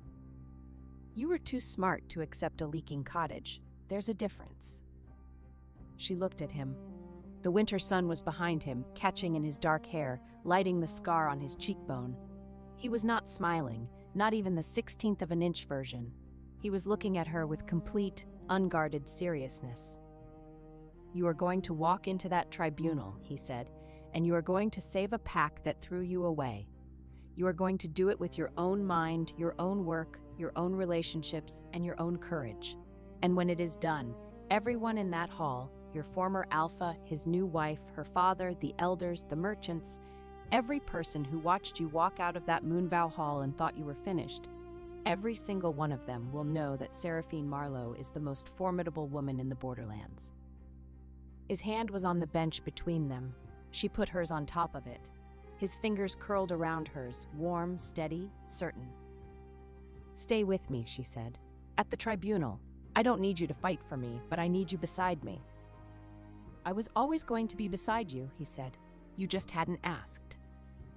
Clover from Seraphine's lap thumped once. The approval thump. The real one. Chapter 12. The Second Flash of White Lightning. The incident happened 3 days before the tribunal, and it remains the single funniest thing that anyone in Iron Ridge Keep has ever witnessed. Lord Winterbourne's steward, a thick-necked man named Garrett who had been left at Iron Ridge to coordinate logistics, but who was actually there to intimidate and obstruct, cornered Seraphine in the Guildhall antechamber while she was reviewing the final tribunal documents. Lady Marlowe. He stepped between her and the door. He was a large man, and he used his size the way large men often do, not through direct physical threat, but through the implicit suggestion that the space he occupied was his, and anyone smaller had better work around him. "Your tribunal petition is ill-advised," he said. "Lord Winterbourne is prepared to offer generous terms for a withdrawal, a payment, a property, a position in the Northern household." "No. You would be wise to consider." "I have considered. The answer is no." Garrett stepped closer. "Lady Marlowe, you are a woman alone in the borderlands with no pack, no family, and no protection. The tribunal may not go the way you expect. Lord Winterbourne has resources. Step back. And influence and allies who—" "I said step back." He did not step back. He reached for her arm, not to grab, not exactly, but to guide, to steer, to physically move her the way men sometimes move women when they want to emphasize that they are larger and stronger and that this is a conversation they intend to control. His hand was 6 inches from her wrist when Seraphine gathered her heavy wool skirt in one hand and lifted it exactly 8 inches off the ground. Clover came out like a white cannonball. The rabbit had been pressed against Seraphine's ankle for the entire conversation, and the thumping, rapid, furious staccato had been building with each word Garrett spoke. When the skirt lifted, Clover launched. She crossed the 3 feet between Seraphine and Garrett in approximately half a second.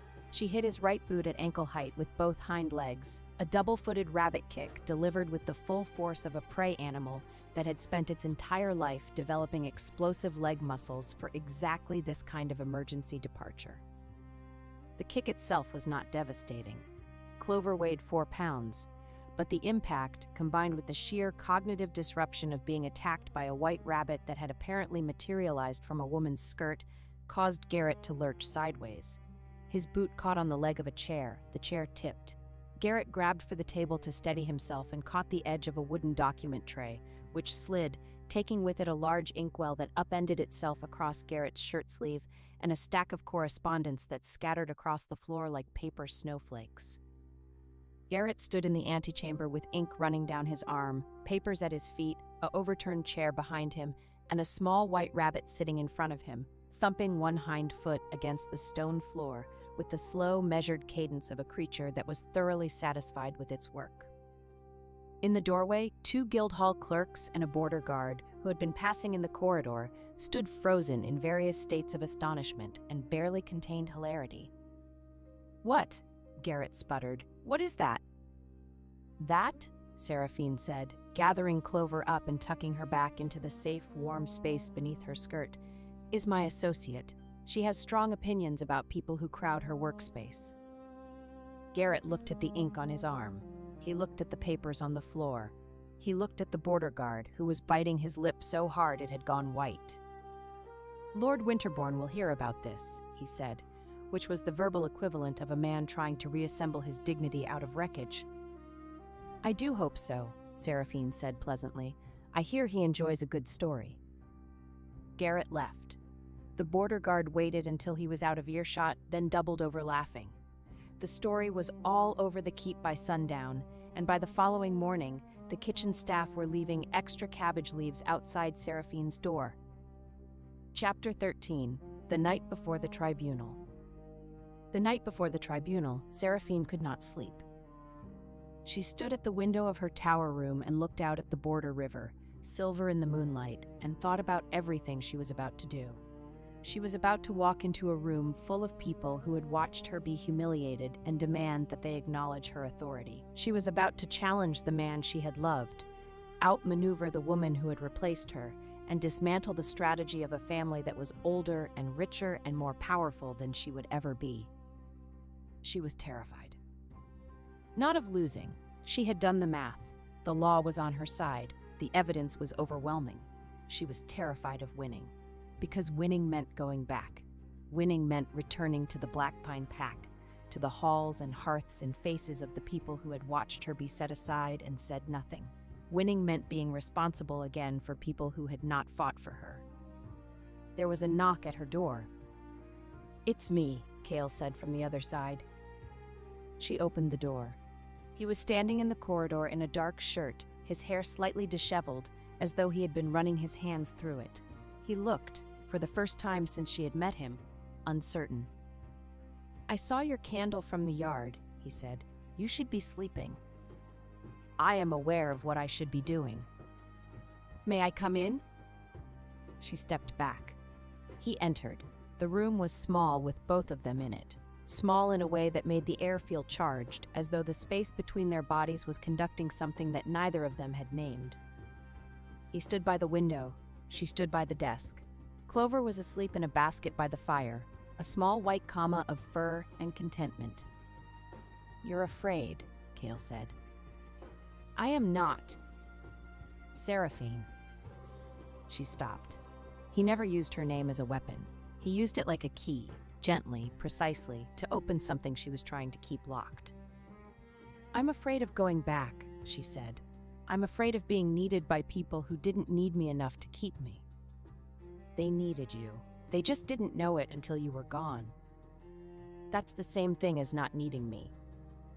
"No, it's not." He crossed the room. Not quickly, slowly, deliberately, giving her every opportunity to step back, to refuse the closing distance. She did not step back. It's the difference between a man who doesn't know what air is and a man who doesn't breathe. One is ignorant. The other is dead. He stopped in front of her. Close.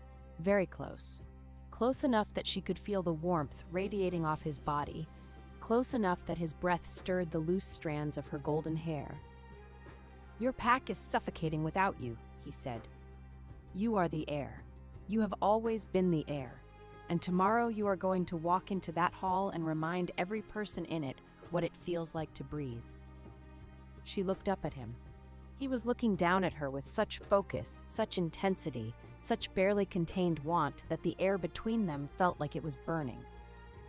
"And after the tribunal," she asked, "if I go back to the Black Pine Pack, if I take stewardship, I'll be there and you'll be here. I'll be wherever you need me to be." "That's not an answer." "It's the only answer I have." His hand came up slowly, and his fingers brushed her jaw. A touch so light it was barely there, so careful it was almost reverent. "I will not make demands of you, Seraphine. Not tonight, not ever. You have had enough of men who demand things." "What if I want you to demand something?" The question fell between them like a lit match. Cale's blue eyes darkened. His fingers, still against her jaw, trembled. The first time she had ever seen him shake, and the knowledge that her words had caused it made her feel powerful in a way that had nothing to do with debts or trade routes or pack politics. "Then I would demand," he said, his voice low and rough, "that you eat a full supper every day, including vegetables, and that you stop staying up past midnight with your account ledger, and that you—" "Cale." "Let me stand next to you, not behind you, not in front of you, next to you, for as long as you'll have me." The fire crackled. Clover stirred in her basket, thumped once, the soft, sleepy thump that meant all was well in the world, and resettled. Seraphine lifted her hand and placed it flat against Cale's chest. His heartbeat was rapid beneath her palm, rapid, strong, and completely at odds with his controlled exterior. He was as terrified as she was, she realized. He was the border wolf king, commander of armies and master of trade routes, and he was standing in a tower room with his heart hammering because a golden-haired woman with a rabbit and a ledger had put her hand on his chest. "Next to me," she said. "Yes. Starting tomorrow. Starting now. Starting always. Starting every day from now until the borderlands crumble into the sea." She almost laughed. That was romantic. "I told you, deeply unromantic man. The most unromantic declaration I have ever received. I can do worse. Would you like to hear my opinions on grain tariffs?" She did laugh then, a real, full laugh that lit up her face and made the room warmer, and his hand slid from her jaw into her hair, gentle and reverent and shaking, and she leaned into his touch, and they stood there in the candlelight with the moonlit river outside the window and the sleeping rabbit by the fire, and an entire future balanced on the edge of tomorrow. Chapter 14. The Tribunal. The tribunal was held in the great hall of the Black Pine Pack's ancestral keep, a vast, cold, stone-vaulted room with pillars carved like pine trees, and a dais at the far end where the Alpha's chair sat under a banner of silver and black. Everyone was there. Roderick Blackpine sat in the Alpha's chair, and he looked terrible. Not in appearance, he was still devastatingly handsome because genetics are not subject to political consequences, but in demeanor. He was thin. His gray eyes were shadowed. His hands, resting on the arms of the chair, were not steady. He looked like a man who had not slept well in weeks, which was accurate because he had spent the last week discovering the full scope of the Winterborn acquisition and understanding, with mounting horror, that he had voluntarily married his pack into a trap. Alara Winterborn sat beside him in the Luna's chair, and she looked composed. Her auburn hair was immaculate. Her gown was immaculate. Her expression was immaculate. She was, to all appearances, a picture of confident authority. But Seraphine, who had spent 6 years reading people's faces across negotiation tables, saw the tension in Alara's jaw and the way her fingers were locked together in her lap. Not folded, locked, the way people hold themselves together when they are afraid of what will happen if they let go. Lord Winterborn sat in the honored guest's chair, flanked by his steward Garrett, whose sleeve still had a faint ink stain, and a lawyer whose expression suggested he had been promised an easy victory and was beginning to suspect he had been lied to. The 7 elders of the Black Pine Pack sat along one wall. Elder Marin, the oldest, caught Seraphine's eye as she entered the hall and gave her a nod so small it could have been a twitch. But it was not a twitch. The Merchant Guild representatives sat along the other wall. The Heartwood Carriers Guild Master, the River Merchants Factor, the Salt Road Commissioner, the Herb Women's spokeswoman. They had come because Seraphine had asked them to come, and because every one of them owed their best contracts to a golden-haired woman who actually read invoices. Brenna sat with the merchants, her gray hair pulled back, her arms crossed, her face set in the expression of a woman who had driven 40 wagons of grain through mountain passes in winter weather and was frankly looking forward to watching the bureaucrats try to match that. Marta sat beside Brenna, clutching a ledger of grain inventories and looking like she might vomit, but also like she might punch someone, and she had not yet decided which. Osric the historian sat in his designated corner with his leather case and his quilt coat and his 73 years of institutional memory, looking like a man who had been waiting for this day for a very long time. And Cale Ashbourne sat at the side of the hall, in a chair that had been placed slightly apart from the others, not on the dais, not with the merchants, not with the elders, but in a position that gave him a clear line of sight to Seraphine and, not coincidentally, to every door in the room. He was wearing his border commander's coat, and his expression was the kind of calm that comes from absolute certainty about what he would do if anyone in this room made a wrong move. Seraphine entered last. She walked through the great doors of the hall in a gown of deep gold wool, not black pine colors, not Winterborn colors, but her own, with her golden hair loose over her shoulders and her account ledger in her hand and Clover invisible under the heavy folds of her skirt. She walked down the center of the hall, past the elders, past the merchants, past Roderick and Alara and Lord Winterborn, and she stopped at the foot of the dais. She did not look at Roderick. She looked at the elders. "I am Seraphine Marlowe," she said, and her voice carried the way voices carry in stone halls, clean, clear, and impossible to ignore. I am a member of the Black Pine Pack by formal bond, which has never been legally dissolved. I am here to invoke the Stewardship Clause of the Black Pine Pack Charter, Chapter 7, Article 3, on the grounds that the current Alpha's governance has endangered the Pack's survival through debt, famine, and the imminent loss of sovereign territory. The hall erupted. Not literally, no one screamed or threw furniture, but the quality of the silence changed. It went from attentive to electric. Every elder leaned forward. Every merchant straightened. Lord Winterbourne's lawyer began writing furiously. Roderick gripped the arms of his chair. "You have no standing," Lord Winterbourne began. "I have full standing." Seraphine opened her ledger. "Osric, please confirm for the tribunal that Alpha Blackpine never completed the formal severance of my bond or my membership." Osric stood, opened his leather case, and held up the blank severance document. The severance was prepared on the night of the moon vow ceremony. It was never signed by Alpha Blackpine. It was never sealed by the pack historian. Under the charter, Lady Marlowe remains a full member of the Blackpine Pack. Roderick's face went white. He looked at the unsigned document, and Seraphine watched him watched the understanding cross his face like a shadow, that his own carelessness, his own distraction, his own failure to complete a single piece of paperwork had given the woman he had discarded the legal right to challenge him. "That is an administrative oversight," Lord Winterbourne's lawyer said. "It is a legal reality," Seraphine said, "and here is why the Stewardship Clause applies." She laid out her case the way she laid out trade negotiations, clearly, precisely, devastatingly.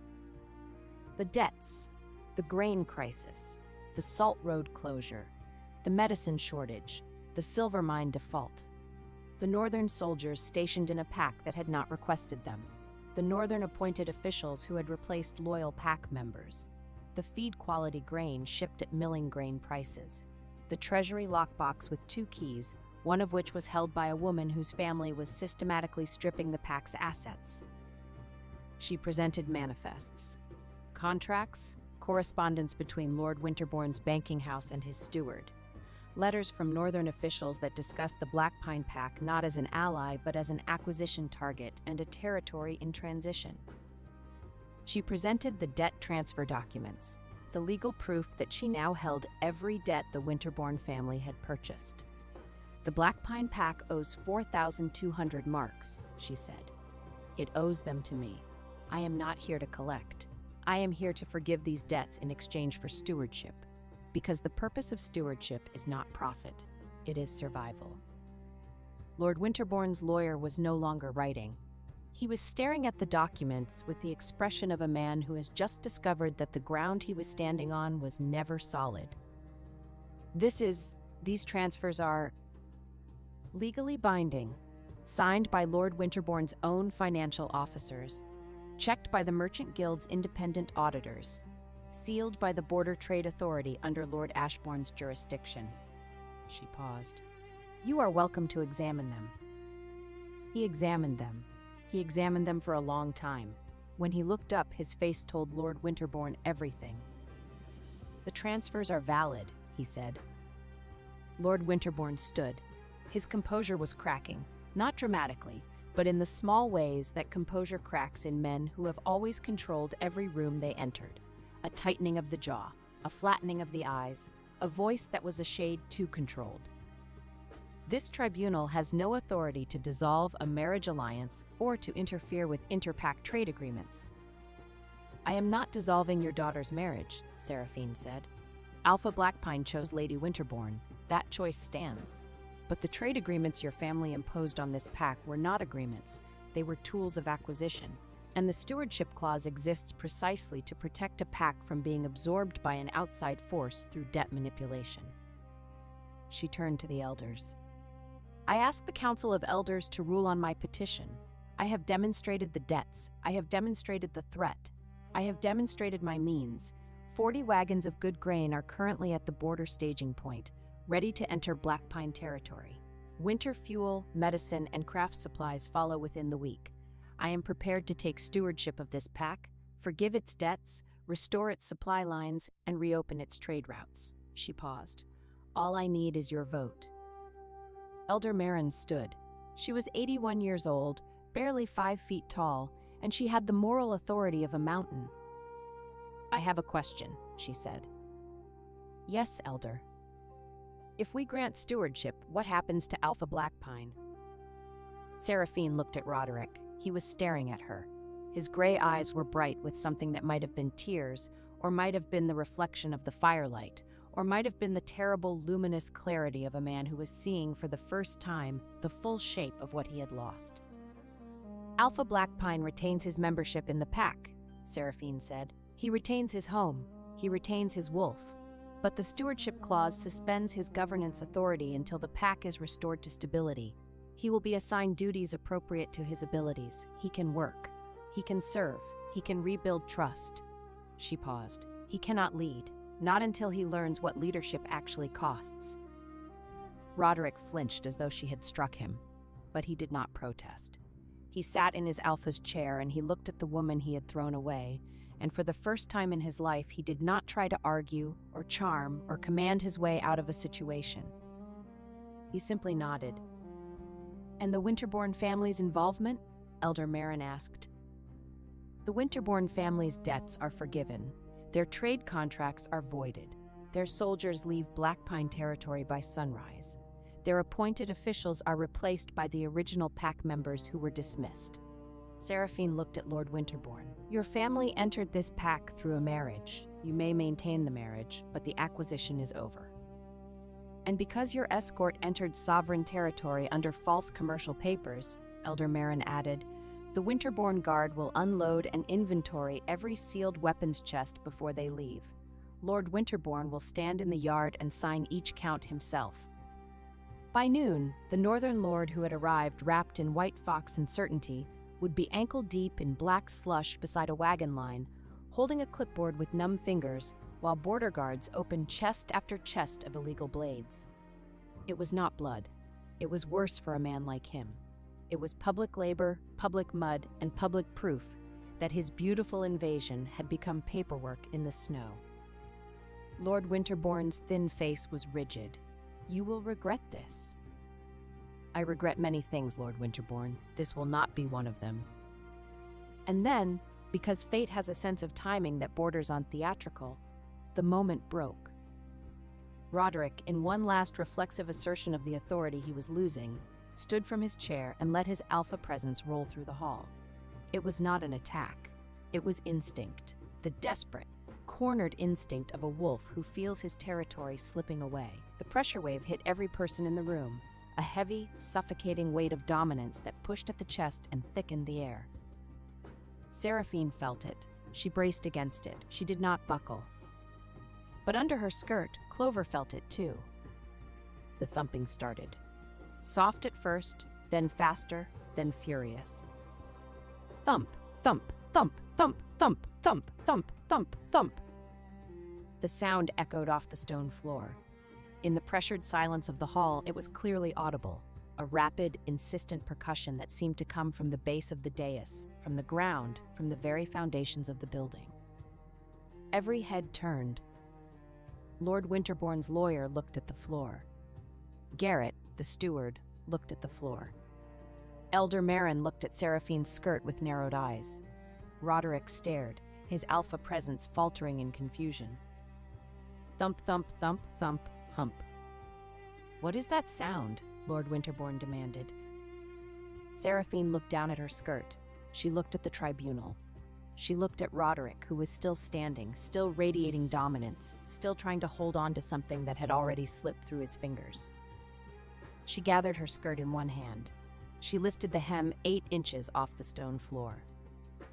Clover exploded outward. The rabbit, small, white, furious, and absolutely done with the pressure in the air, burst from beneath Seraphine's skirt with the trajectory of a startled snowball. She hit the dais step, slipped on the polished stone, bounced sideways, and crashed into the wooden document tray that held the tribunal's official seal, inkstand, and signing quills. The tray tipped. The seal rolled. The inkstand, full because Osric had filled it that morning, flipped end over end and landed upside down on the exact spot where Roderick had been resting his hand on the arm of the Alpha's chair. Black ink fountained across the chair arm. across Roderick's sleeve, and across the front of his ceremonial coat. Clover, having achieved maximum chaos by accident and wanting no further part in public law, froze in the middle of the dais. Her dark cherry eyes were wide. Her nose twitched rapidly. Her small white body trembled with the offended dignity of a rabbit that had found the entire room too loud, too tense, and too alpha. The hall was frozen.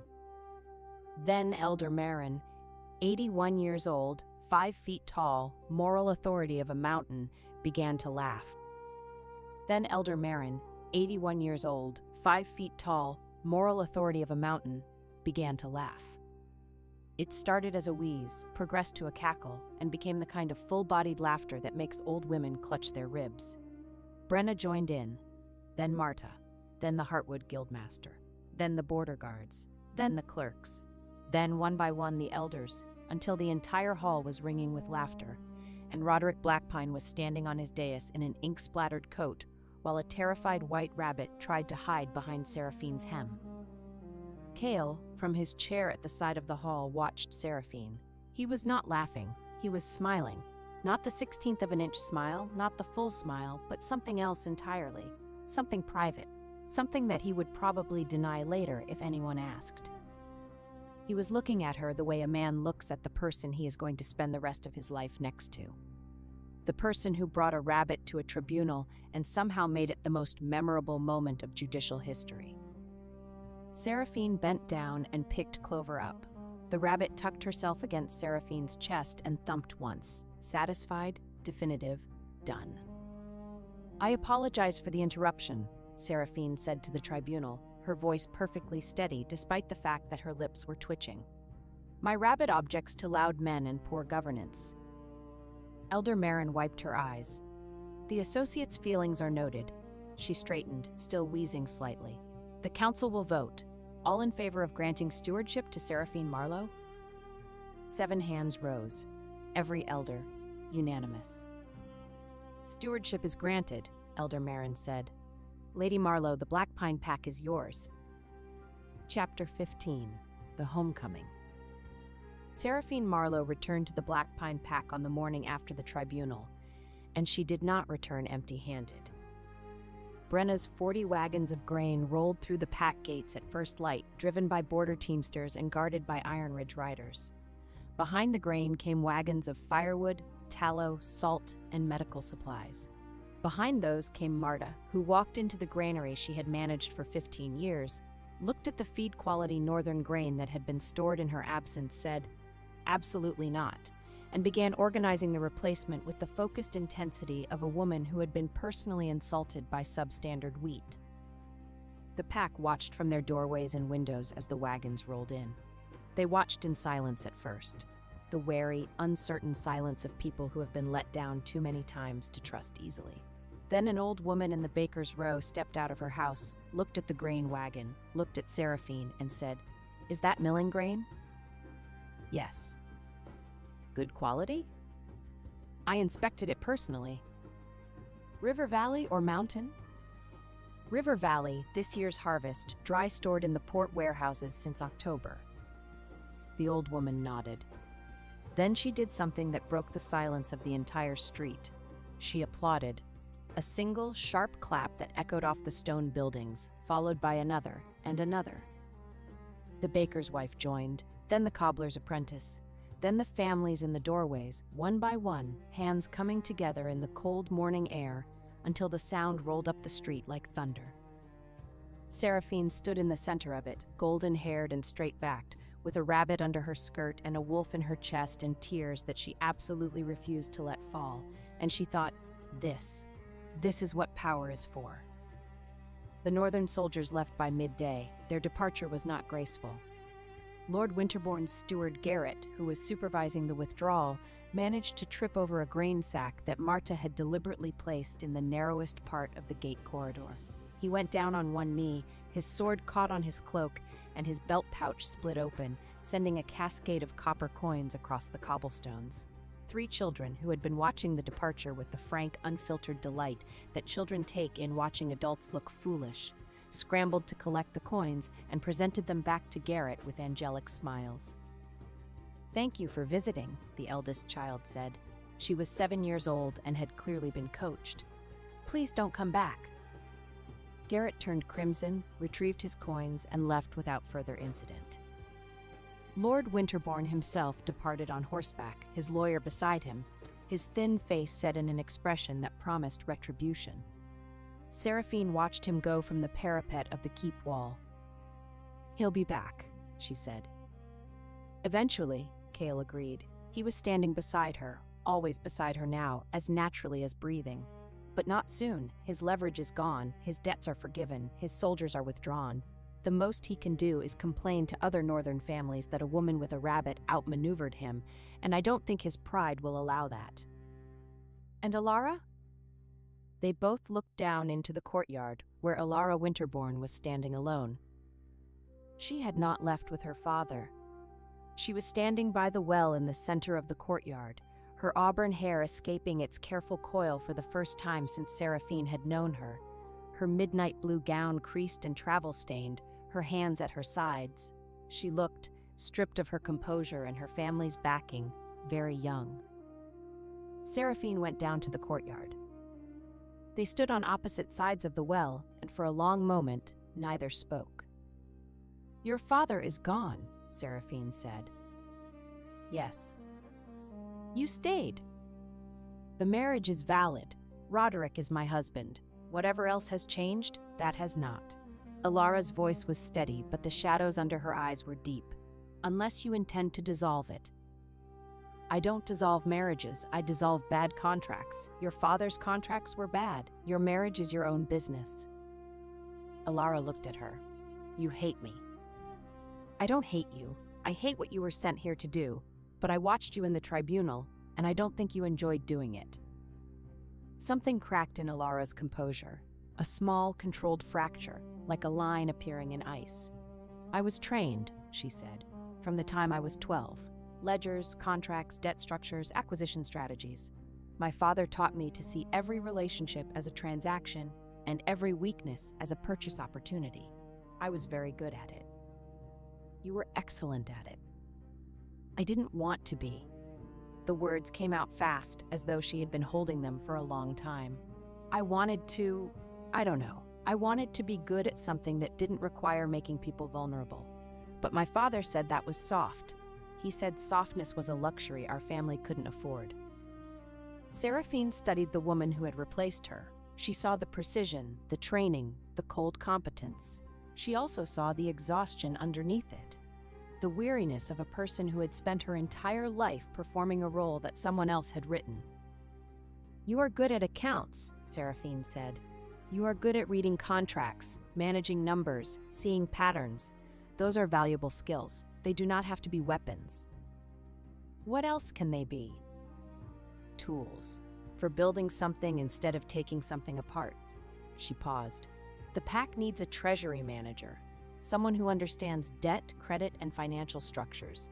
Someone who can prevent the kind of crisis your father's family exploited. It would not be a glamorous position. It would not be the Luna's chair, but it would be useful, and it would be yours." Alara stared at her. "You're offering me a job." "I'm offering you a choice. You can go back to your father and be his instrument again, or you can stay here and be something else." The crack in Alara's composure widened. Her pale eyes filled, not quite with tears, but with the precursor to tears. The bright, painful pressure that comes when a person is offered something they did not expect and are not sure they deserve. "I'll stay," she said. Seraphine nodded. "Good. Your first task is to audit the northern grain that was delivered during your tenure. Marta says half of it is feed quality. I want to know exactly how much we were overcharged, because I intend to send the invoice to your father." Despite everything, despite the wreckage of her plans, the humiliation of the tribunal, the collapse of her family's strategy, Alara Winterbourne laughed. It was a small, startled, genuine sound, and it made her look, for the first time, like a woman rather than a strategy. "I deserved that," she said. "You did. But you also deserved a choice, and now you have one." Seraphine extended her hand. "Welcome to the Black Pine Pack, Lady Winterbourne, the real one." Alara took her hand. Chapter 16. The Reckoning of the Alpha. Roderick Blackpine's punishment was not dramatic. There was no public flogging, no chains, no exile. Seraphine had always understood better than Roderick himself, that the most devastating thing you could do to a proud man was not to hurt him, but to make him useful. He was assigned duties, humble ones. He carried grain sacks from the wagons to the granary, heavy, dirty, back-breaking work that he had never done in his life because he was an alpha. And alphas gave orders about grain sacks rather than carrying them. He repaired the eastern border cottage, the one with the leaking roof, the one he had tried to banish Seraphine to, under the supervision of the pack's carpenter, who was a woman named Dag, who had once arm-wrestled a bear and who took visible pleasure in correcting Roderick's shoddy roof work. "That nail is crooked," Dag said. "It's functional." "It's crooked. Pull it out and do it again. Lady Marlowe lives in a keep with straight nails. The least you can do is provide the same standard for the cottage." Roderick pulled the nail and did it again. He did not complain. He had lost the right to complain in the Moonvow Hall, and he knew it. He saw Seraphine every day. She was everywhere, in the granary checking stores, in the guild hall negotiating contracts, in the elders' meeting room discussing winter preparations, in the kitchen garden where Clover had established a small but resolute empire among the remaining cabbage plants. She was golden-haired and efficient and calm, and she was building something extraordinary out of the wreckage he had created. And every day the distance between them grew, because he could see her, and she no longer looked at him. On the 5th day of his penance, he was stacking firewood in the courtyard when Seraphine walked past with Kale. They were discussing trade route adjustments, the kind of practical, detailed conversation that Roderick had always found tedious and that Seraphine made sound like poetry. Kale was listening to her the way Roderick had never listened, with full attention, genuine interest, and the quiet, absolute focus of a man who understood that the woman beside him was extraordinary and who had no intention of taking that for granted. Seraphine said something about Salt Road tariff structures, and Kale said something back that made her laugh, a real laugh, bright and warm, the laugh that Roderick had not heard in years because he had stopped making her laugh long before he stopped being her mate.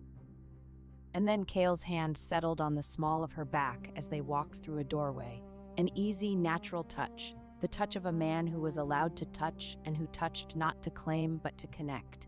And Seraphine leaned into it, just slightly, just for a moment, a movement so small that no one but Roderick would have noticed. But Roderick noticed. He stood in the courtyard with an armload of firewood and watched the woman he had loved walk away with a man who was better than him in every way that mattered, and the wood was heavy, and the air was cold, and the fire in his chest was the kind that burned without warmth. He had loved her, and he had been afraid of her strength. And he had chosen a woman who came wrapped in the illusion of softness and the reality of steel. And now the woman he had loved was laughing in another man's keep and leaning into another man's hand and building an empire out of the rubble of his mistakes. He put the firewood down. He drove the nails straight. He did not complain. It was, Seraphine noted with a detachment that was mostly genuine, a start. Chapter 17. The Moonbound Queen. The coronation, if it could be called a coronation, technically it was a confirmation of stewardship, but everyone, including the person who drafted the official documents, understood that it was a coronation, took place on the winter solstice in the Moonvow Hall where everything had begun. The hall looked different. Seraphine had not changed the architecture. The stone pillars still rose like pine trees. The moonstone dais still gleamed at the far end. But the hall was warm because the firewood supply was restored. It was bright because new candles filled every bracket. It was full because the pack had come. Every family, every elder, every child, every person who had watched Seraphine walk out of this hall 6 weeks ago with her spine straight and her future unknown. They had come to watch her walk back in. The merchants were there, the Heartwood Guildmaster, the River Factor, the Salt Road Commissioner, all of them people who had done business with Seraphine for years and who had come to see her formally recognized. Brenna was there, wearing a new coat and the trade license that Seraphine had promised her, looking like a woman who had driven 40 wagons through a mountain pass and would do it again tomorrow if asked. Marta was there, standing near the granary delegation, clutching a grain manifest that showed the stores at full capacity for the first time in 3 months. Osric was there, in his quilt coat, holding the charter as though it were a holy relic, which to him it was. Alara was there. She sat in the second row, not the first, in a plain woolen gown instead of midnight blue velvet. She looked composed, but differently composed. Not the composure of a woman maintaining a mask, but the composure of a woman who was discovering, tentatively, what her face looked like without one. She was holding a ledger, the treasury audit she had completed at Seraphine's request, and when Seraphine's eyes found her, she gave a small nod that contained, if you were looking for it, something that might have been gratitude. Roderick was there. He stood at the back of the hall, near the doors. He was wearing a plain coat, no ceremonial silver, no Alpha's insignia. He had come not because he was required to, but because, for the first time in his life, he wanted to be present for something that was not about him. And Cale was there. He stood at the front of the hall, near the dais, but not on it. He was wearing his commander's coat, the dark leather and gray fur that had become, for Seraphine, the most comforting sight in the world. His blue eyes were on her as she walked the length of the hall, and his face held nothing, no mask, no composure, no strategic neutrality. Just warmth. Pure, unguarded, unflinching warmth. Seraphine walked to the dais. Elder Marin met her there, holding the old silver circlet of the Black Pine Pack's ruling authority, the same circlet that had been worn by every leader since the pack's founding, simple and ancient and heavy with history. "Seraphine Marlowe," Elder Marin said, and her old voice carried to every corner of the hall. "You left this pack with nothing but your ledger, your savings, and your word.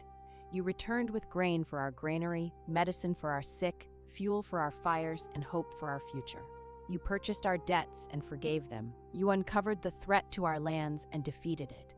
You did all of this not with armies or wealth or family name, but with the intelligence, the relationships, and the relentless competence that this pack took for granted and very nearly lost."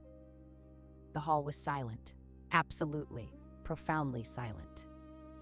"I ask whether this woman, who has earned the loyalty of every trade partner, the respect of the Border Wolf King, the gratitude of Black Pine, the trust of Iron Ridge, and the very loud approval of a particular rabbit, should be recognized not as a temporary steward, but as what she has already become on every road, in every granary, and at every bargaining table, a queen." She held up the circlet. "I ask whether this woman, who has earned the loyalty of every trade partner, the respect of the Border King, the gratitude of her people, and the trust of a very particular rabbit, should be recognized not as a steward, but as what she has always been, a queen." The response was not a vote, it was a roar. The pack rose to its feet. The merchants rose. The border guards rose. Brenna stamped her boots on the stone floor so hard that the sound echoed like thunder. Marta clapped until her calloused hands were red. The children in the front row cheered with the unself-conscious delight of people who did not understand politics, but understood that the nice lady who remembered their names was in charge now, and things were going to be better. Elder Marin placed the circlet on Seraphine's golden hair, and Seraphine closed her eyes for 1 second, one single second of pure, private feeling, and then opened them. "I accept," she said, "not because I wanted this, but because this pack deserves someone who will choose its people over her pride. I will rebuild what was broken. I will protect what is ours, and I will never, ever let anyone use our vulnerabilities against us again." She turned to face the hall, and the hall looked back at her, and what they saw was not a discarded Luna, or a scorned woman, or a convenient administrator. They saw a queen. The moonbound queen of Blackpine, Iron Ridge, and the eastern trade roads. Under her skirt, Clover thumped once, soft, certain, final.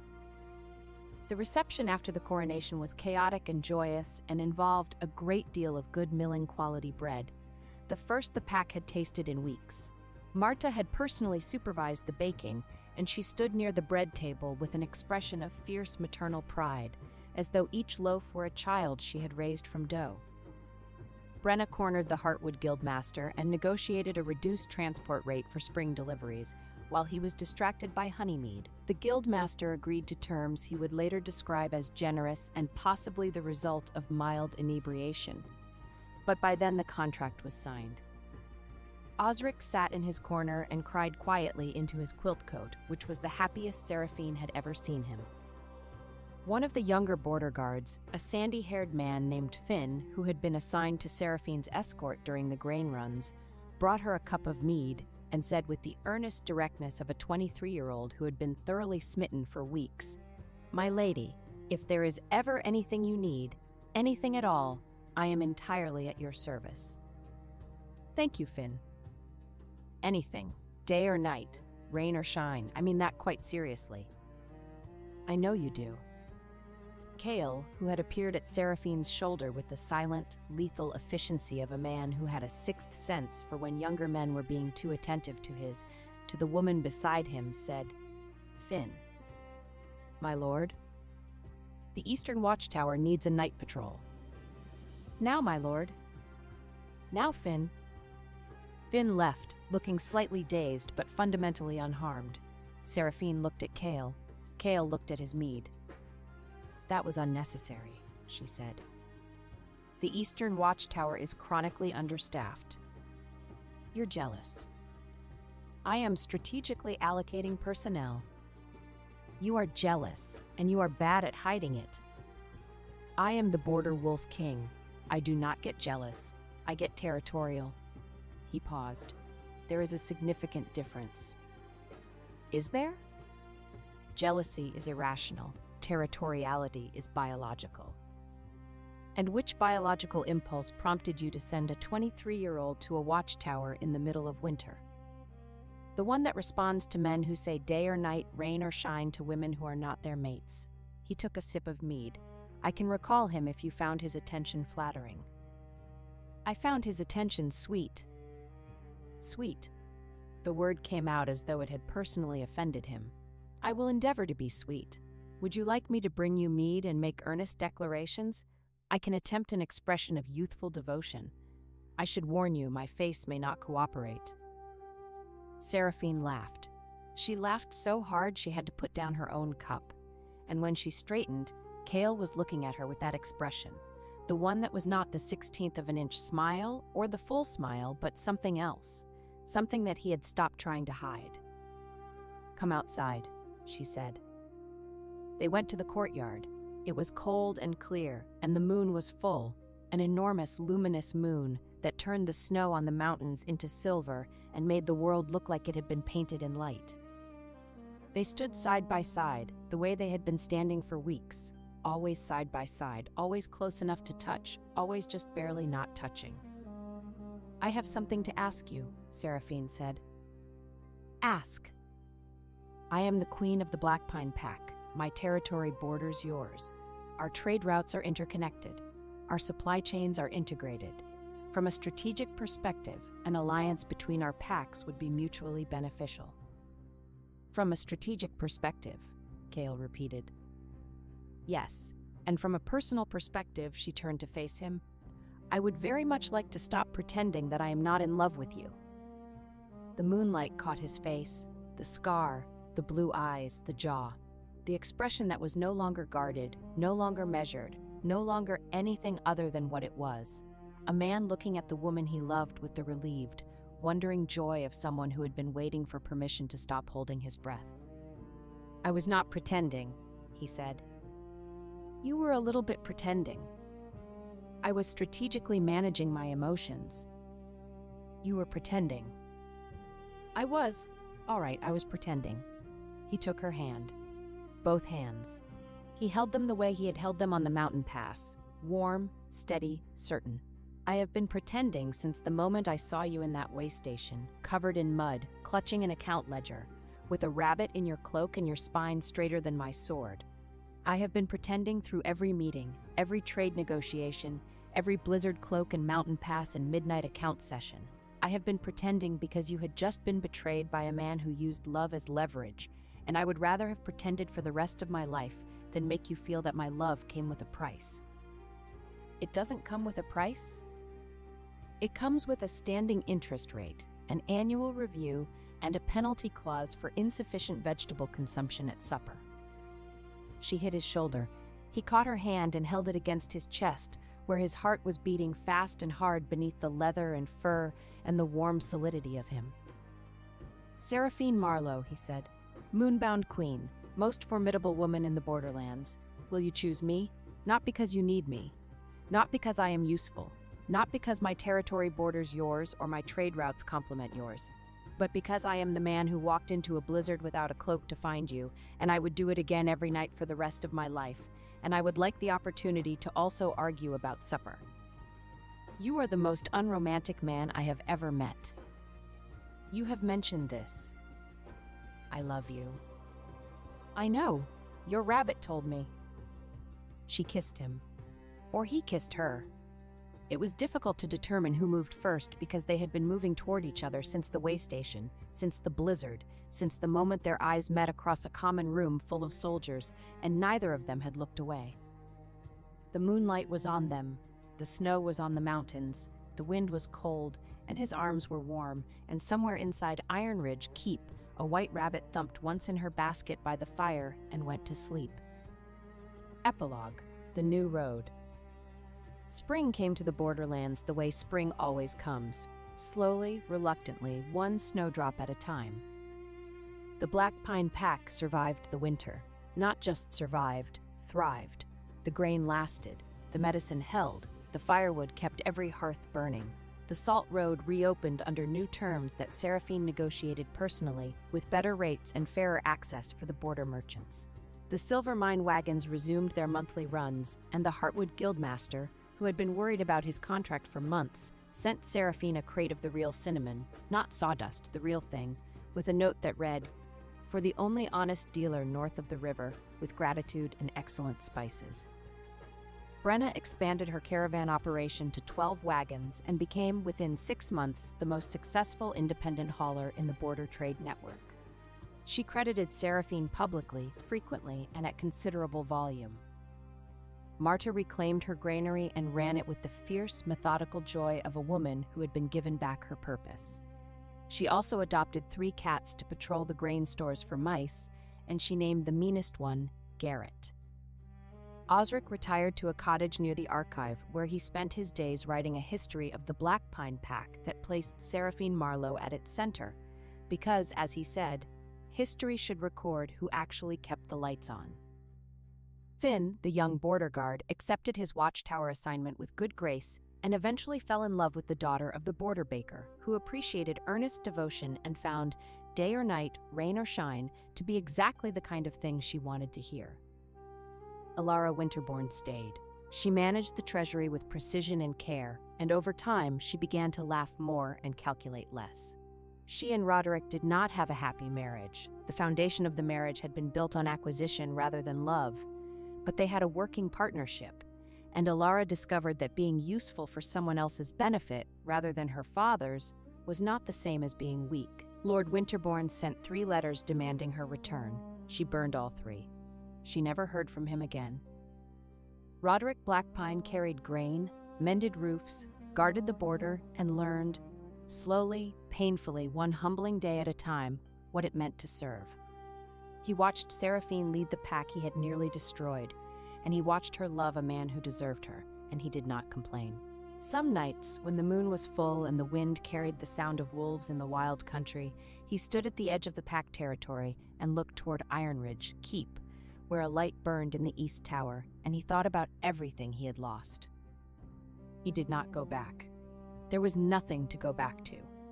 The woman he had loved was not the woman he had thrown away. She was bigger now, brighter, more herself than she had ever been when she was his. She had outgrown the space he had made for her, and the only honorable thing left was to be grateful she had saved his people despite what he had done to her. He was grateful. It was not enough. It would never be enough. But it was a start. And Seraphine Marlowe, moonbound queen, steward of the Black Pine Pack, trade partner of the Border King, owner of the most opinionated rabbit in the borderlands, stood on the parapet of her keep in the first warm wind of spring, with kale beside her and clover at her feet, and the trade road stretching south, like a ribbon of possibility. and she looked at her kingdom and her king and her future, and she smiled. It was not a strategic smile. It was not a measured smile. It was the smile of a woman who had been thrown out, beaten down, stripped of her title, severed from her bond, offered a leaking cottage and a monthly allowance, and who had responded by buying back the debts of the people who betrayed her, outmaneuvering a northern banking dynasty, winning a tribunal with the help of a rabbit, and becoming a queen. It was in every way that mattered, the smile of a woman who had chosen herself, and who had been chosen in return by a man who understood that love is not about possession, but about standing next to someone in a blizzard and giving them your cloak. Clover thumped. Kale looked at the rabbit. The approval thump? The approval thump. Good. He took Seraphine's hand. I aim to maintain a satisfactory rating. Your rating is under annual review. I look forward to the performance evaluation. The spring wind blew, warm and full of promise, and the trade road was open, and the grain was in the granary, and the boots were on the children's feet, and the moon-bound queen stood on her wall with her king beside her and her rabbit at her feet and the whole bright, difficult, wonderful world ahead of her. And somewhere in the borderlands, a waystation innkeeper told a traveler the story of a golden-haired woman who walked out of a wolf pack with nothing but an account ledger and a rabbit and came back as a queen. And the traveler said, "That can't be true." And the innkeeper said, "Every word." I poured her first cup of tea. And the wind carried the story south, down the trade road, past the river towns and the merchant guilds and the coastal ports, until it reached the kind of people who needed to hear it. The overlooked, the undervalued, the women who kept everything running and received no credit, the ones who had been offered leaking cottages and monthly allowances and told they should be grateful. And those women heard the story of Seraphine Marlowe, and they looked at their ledgers, and they looked at their supply lines, and they looked at the small, warm, stubborn creatures that followed them through their days, the cats and rabbits and stubborn goats and loyal dogs, and they thought, if she could do it with nothing but a ledger and a rabbit and a spine made of silver, then so can I. Thank you for listening. Please follow Moonlit Romance Library for more Rejected Mate, Alpha Regret, and Chosen Love werewolf romances.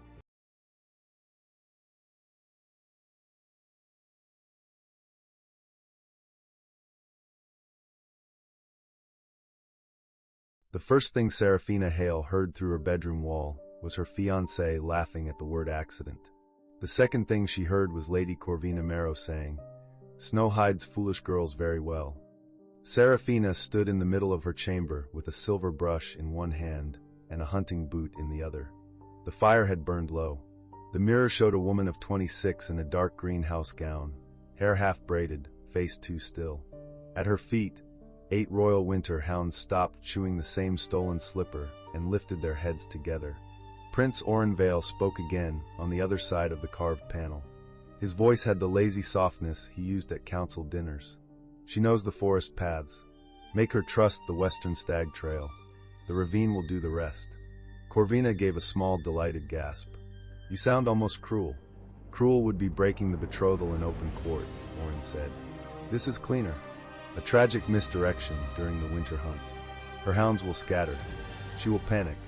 By sunset, father will need a new bride for the border alliance. Seraphina lowered the boot.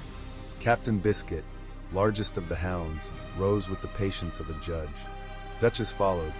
Buttons wagged once, then sneezed into the slipper. Oren added, Besides, she is only the royal kennel master's pretty daughter. My father liked her mother's service record. That does not make her fit to sit beside me. The silver brush bent in Seraphina's hand. For 3 breaths, she did nothing. That was important. Her mother had taught her not to loose a hound until the hound understood the shape of the field. So Seraphina listened. She heard silk brush stone. She heard Oren lift a cup from the little table in the adjoining guest salon. She heard Corvina murmur that she had already moved the western trail markers. Then Seraphina set the brush down and smiled at her hounds. Good evening, respectable criminals, she whispered. We're going to practice manners. Every tail began to move. She crossed the room, opened the hidden panel, and stepped into the guest salon with all 8 hounds at her skirts. Oren was standing too close to Corvina beside the wine table. His dark blue coat was unbuttoned at the throat. Corvina's white fur wrap sat over Serafina's own chair. They both turned at once. Serafina looked at the wine, the trail map, the shifted markers drawn in red ink, and the little knife Corvina had used to scrape wax from the royal hunt seals. "My lord," Serafina said, "my lady." Oren went pale. "Suha, this is not what it appears to be." "Excellent," she said, "because it appears to be a planned disappearance with poor handwriting." Corvina recovered faster. She smiled with her lips and not her eyes. "You should not enter rooms without knocking." Serafina lifted 2 fingers. Captain Biscuit put both front paws on Oren's chest and flattened him onto the carpet. Oren made a sound that would not have impressed a rabbit. Duchess seized the hem of his coat and dragged him 3 feet from the wine table. Buttons leapt on Corvina's fur wrap and shook it with such moral fury that white hair filled the air. Mutton, who had never respected royalty, placed one enormous paw on Oren's stomach and licked his chin. "Call them off," Oren shouted. "You wanted me lost in a ravine," Serafina said. "I want your collar buttons lost under a settee. We are not the same." Corvina shrieked when Pepper caught the sash of her gown and pulled it loose enough to tangle her ankles. No one was hurt. Only tailoring suffered. The hounds had been trained to catch sleeves, cloaks, straps, and pride. They did their work with frightening cheer. Serafina stepped over Oren's boot and took the trail map. She took the scraped seal knife. She took the little red pouch of false markers from Corvina's hand while the lady was busy trying to save her sleeve from foxglove. Oren tried to rise. Captain Biscuit lowered his head and breathed directly into the prince's face. "He has eaten boiled cabbage," Serafina warned. "Make choices with that knowledge." Oren froze. For one wild moment, laughter climbed Serafina's throat. It was sharp and bright and wrong. She let it out anyway. The sound startled Corvina more than the hounds had. Serafina backed toward the panel. "I will send someone for the furniture. You may want new furniture. Also new souls." "Sarah," Oren said, voice breaking, "you cannot do this. Watch me." She whistled once. 8 hounds released silk, wool, buttons, and dignity. They rushed after her through the panel. Serafina shut it, bolted it from her side, and ran. She laughed down the corridor until the laugh cracked. She laughed past the tapestry of the first winter hunt. She laughed down the servant's stair, while Buttons carried Corvina's fur wrap in his mouth like a fallen enemy banner. By the time she reached the kennels, the laugh had become a sob she could not swallow. The royal kennels were warm with straw, iron stoves, and dog breath. 32 hounds lifted their heads from their beds. The youngest pups tumbled over each other to reach her. The old lead bitch, Grandmother Pike, opened one eye and judged everyone. Serafina shut the kennel door behind her and pressed both hands to her mouth. Oren had planned the western ravine. Corvina had moved the markers. The prince had said only the kennel master's daughter. Only pretty, only useful until a cleaner bride appeared. Her knees weakened. Captain Biscuit leaned his weight against her thigh. Duchess pushed her head under Serafina's hand. Buttons dropped the fur wrap and sat on it, proud and unhelpful. Serafina allowed herself 12 breaths. On the 13th, she stood. Crying was permitted. Collapse was not. She crossed to the tack room and lit 2 lamps. The kennel ledgers waited in their cabinet.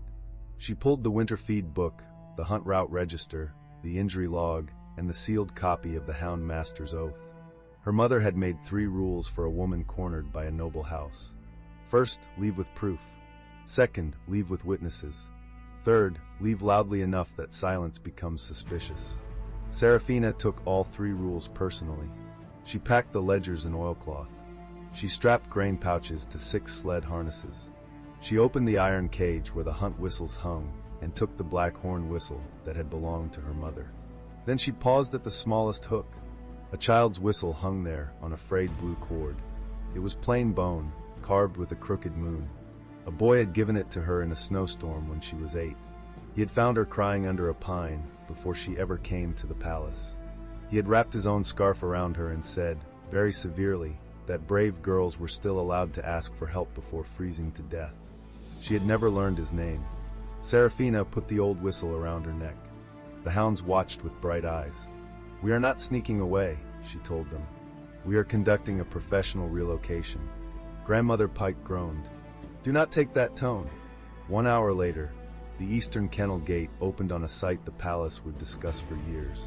Seraphina Hale walked out under a hard white moon wearing her training coat, tall boots, and a belt full of whistles. Behind her came 32 royal winter hounds in travel harness. 6 dragged sleds of ledgers, feed, medicines, blankets, and 1 stolen white fur wrap that Buttons refused to surrender. At the front, Captain Biscuit carried Orin's torn collar in his mouth. Seraphina stopped at the public hunt board in the stable court. She pinned the red pouch of false trail markers beside the royal map. Under it she wrote, in the bold hand her mother had beaten into her. The western trail was tampered with. Ask Prince Orin why. After a moment, she added, do not feed traitors to the hounds. It upsets the hounds. The stable boys read it twice. One of them whispered, Mistress Hale, where are you going? To the border, Seraphina said. The hounds require fresher company. Captain Biscuit wagged. No one stopped her. By dawn, the palace bells were behind them. The city road lay buried under clean snow, and Seraphina had cried enough to leave salt on her scarf. Her hounds moved around her in disciplined waves. Some ran ahead to read the wind. Some guarded the sleds.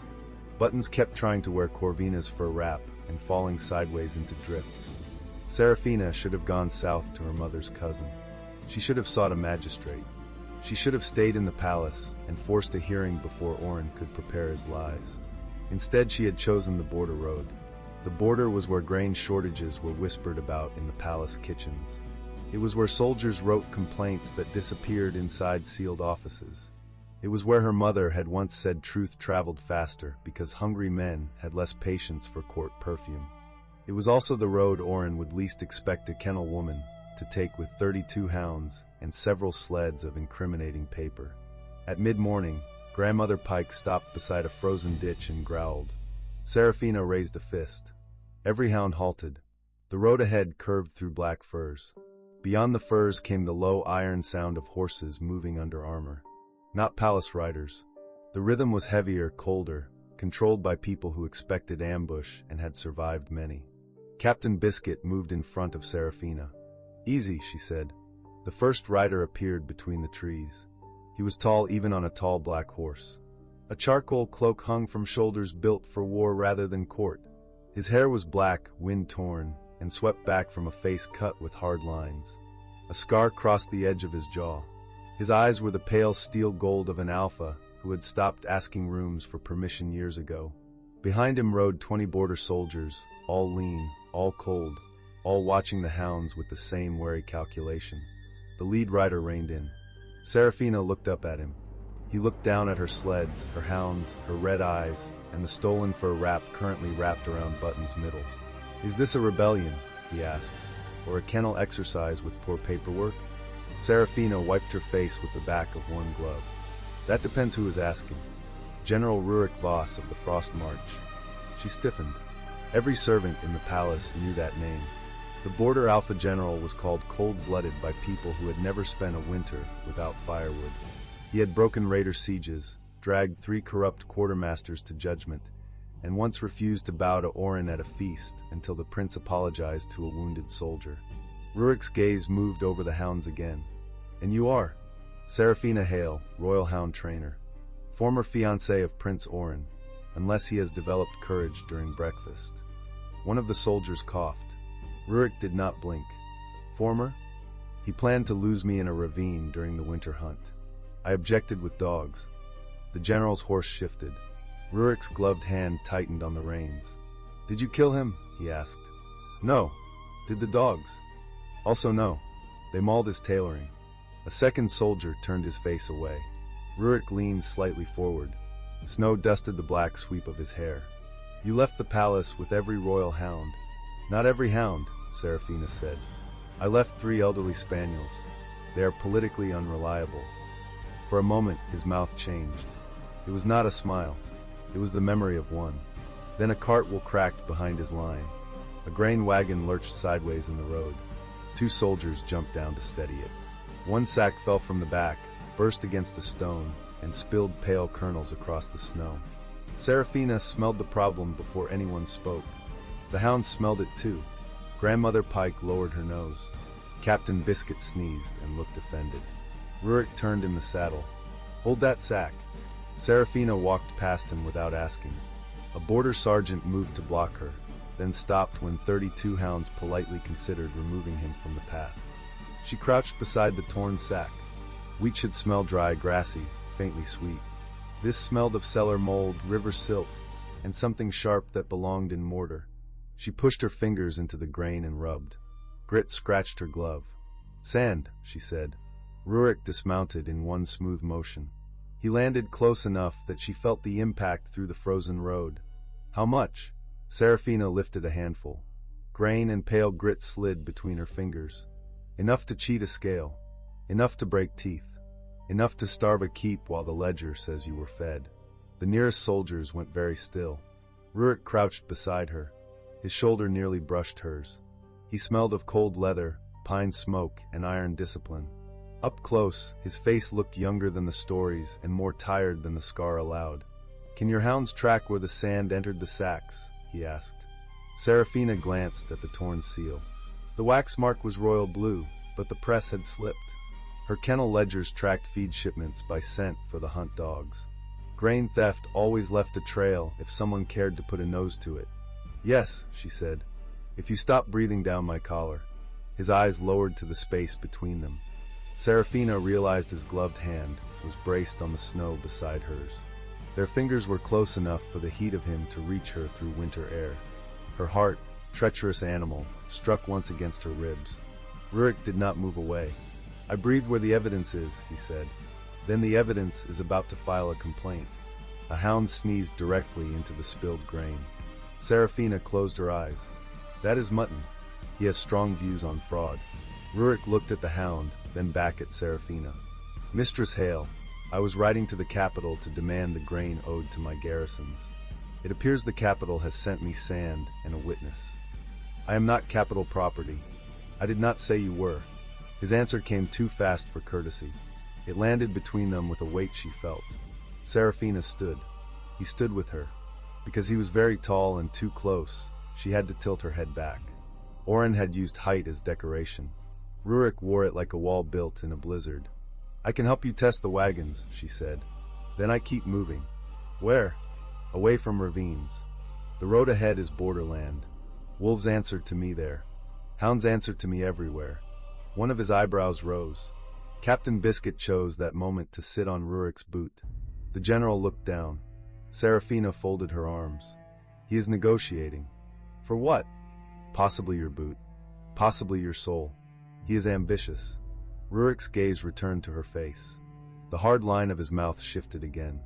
This time the smile almost survived. "Then we should draft terms," he said. The first test took place in the lee of the firs. Serafina cut open 6 sacks from 3 wagons. Rurik watched in silence while she separated wheat, grit, chaff, and seal threads on a square of dark cloth. His soldiers watched her hands with the hungry attention of men whose supper depended on facts. The result was worse than she expected. Every sack held sand. Some held more sand than grain. The mold hid at the center where a careless inspector would miss it. 2 sacks had dead beetles. One had a pebble stamped with blue quarry dust from the capital's North Chapel works. Serafina held that pebble in her palm. "This is not border sand," she said. "This came from the Palace District." Rurik's jaw tightened. The quartermaster swore the wagons were sealed at the royal granary. He may have sworn truthfully. Someone could have filled false sacks before sealing, or changed them in a holding yard. "Can your ledgers prove that?" "My ledgers prove what the kennels received. They include cent notes for hound feed and hunt grain stores. My mother believed numbers lied less when dogs checked them. Your mother was sensible. She was terrifying." "Good." Serafina looked up. Rurik's face had gone flat again, but his eyes were on her fingers. She realized she had rubbed the pebble so hard that grit had cut through her glove. A thin red line marked her thumb. Before she could hide it, he caught her wrist. The contact was careful. It still sent heat up her arm. His hand circled her wrist with complete control and no effort. She could feel the difference between restraint and weakness. He had both strength and the decision not to use it. "Small cut," she said. "Open skin in winter is not small. You command armies. Do you inspect every thumb?" only the ones holding evidence. His thumb pressed the heel of her glove back. The motion exposed the cut. He took a clean strip from inside his cloak and wrapped it around her thumb with efficient hands. Serafina meant to make a remark. The words left her when his knuckle brushed the inside of her palm. Rurik looked up. The space between them changed. Snow moved through the fir branches. The soldiers' voices faded. His fingers still held her wrist. His eyes had lowered to her mouth for one dangerous beat before returning to her face. "Mistress Hale," he said quietly, "you are shaking." "I walked all night. That is not the only reason." Serafina should have pulled away. Instead, she leaned half an inch closer, angry that he had noticed, angrier that the notice did not feel cruel. "Do you always diagnose witnesses?" "Only when they arrive with 32 hounds, a stolen fur, and evidence of a planned disappearance." "A planned disappearance. Do not inflate my importance. I rarely need to inflate what is already large." His voice had gone lower. It struck under her ribs with an alarming lack of permission. Captain Biscuit sneezed between them. Serafina snatched her hand back. That was late but effective. Rurik looked at the hound. He objects. He believes bandages should be paid for in dried liver. Reasonable. The general gave the hound a strip from his saddlebag. Captain Biscuit accepted it with the solemnity of a treaty signing. By noon, Rurik had turned his column toward Frostgate Keep instead of the capital. Serafina objected immediately. "I said I would help test wagons. I did not agree to become a military attachment." "You have no safe lodging on this road," Rurik said. "Prince Oren will send riders. My keep has walls, witnesses, and enough legal clerks to make a liar regret literacy." That sounded almost charming until the clerks. "My charm is rationed. Your soldiers must suffer. They are alive." He said it without pride. Serafina heard the cost under it. They rode with her hound caravan between the grain wagons and the cavalry. Rurik offered her a spare horse. She refused and walked beside the sleds until the road iced over near a narrow bridge. Buttons slipped first. The sled lurched. Serafina grabbed the trace line, lost her footing, and slid toward the bridge rail. Rurik reached her before the hounds could. One arm locked around her waist and pulled her back against his chest. His other hand caught the sled rope. The motion stopped her hard enough to knock breath from her lungs. For one suspended second, Serafina stood pressed against him from shoulder to hip. His cloak wrapped around her side. His body was winter hard and living hot. She felt his breath at her hairline. "Still objecting to military attachment?" he asked against her ear. Her pulse did something humiliating. "I object to bridges that betray women in public. The bridge will be disciplined." "Severely?" "Without mercy." She looked down at his hand spread over her waist. He released the sled rope, but not her. His thumb had landed over the seam of her coat. Through wool and leather, she still felt the pressure of it. "General," she said. "Yes. Your soldiers are watching. They have been ordered to survive worse." Serafina turned her head. His face was close enough that she could see pale frost in his lashes. The cold-blooded Alpha General did not look cold now. He looked controlled by the width of a knife edge. "I can stand," she said. "I know. Then why are you still holding me?" A pause opened. His answer was very quiet. "Because you nearly fell. That was earlier." "I am aware." The hounds began to howl. Not a danger howl. Worse, a delighted howl. Serafina closed her eyes as all 32 hounds announced to the entire road that their mistress was being held by a tall man and had not bitten him. Rurik released her slowly. "Your pack reports everything," he said. "They were raised in court. Gossip is in the mortar." The hounds kept howling until Grandmother Pike barked once. Silence fell at once. Rurik looked at the old bitch with respect. "I want her on my council. You cannot afford her. What does she demand?" "Blankets, meat, and the right to judge men from a cushion. Half my council already does that." Serafina laughed before she could stop herself. The sound surprised them both. Rurik looked at her as if the laugh had shown him a door he had not known existed. Serafina looked away first. Frostgate Keep rose from the border cliffs at dusk. It was not beautiful in the palace sense. No gold domes, no painted saints, no perfumed arches. It was black stone, smoke, iron gates, and men on the walls with crossbows. The mountain wind struck it and broke. Hungry soldiers lined the yard when the wagons entered. Their cheeks were hollow. Their winter coats had been patched too often. A young guard in his early 20s stared at the grain sacks with such plain hope that Serafina's stomach twisted. Rurik dismounted before the main steps. "No sack opens for the kitchens until Mistress Hale and my quartermaster inspect it," he ordered. "Any man who steals before inspection eats sand first." The soldiers managed a tired laugh. A young woman in a brown grainwatch coat pushed through them with a ledger under one arm and a steel staff across her back. Her dark braid was pinned high, her nose had been broken once, and every starving soldier made room for her without being told. "General, if the capital has sent us more rotten wheat, I am feeding the royal seals to the goats." "Grain Watch Captain Marave," Rurik said. "She monitors the border grain line, audits every wagon, and breaks the fingers of men who think hunger is paperwork." "Captain, this is Serafina Hale, Royal Hound Trainer." She found sand in the shipment. Marave looked Serafina up and down. "You brought dogs." "Hounds," Serafina corrected. "They eat." "With enthusiasm." "Then they are soldiers." "Welcome." Serafina liked her at once. Marave gave no court bow. She offered Serafina a square nod, then crouched and held one hand toward Captain Biscuit. The hound sniffed her knuckles, sneezed once, and accepted her as a public servant with potential. "He approves," Serafina said. "Good," Marave replied. "I have been rejected by bishops. I could not survive rejection by a working dog." Rurik said, "Captain Vey is honest, armed, and impossible to flatter."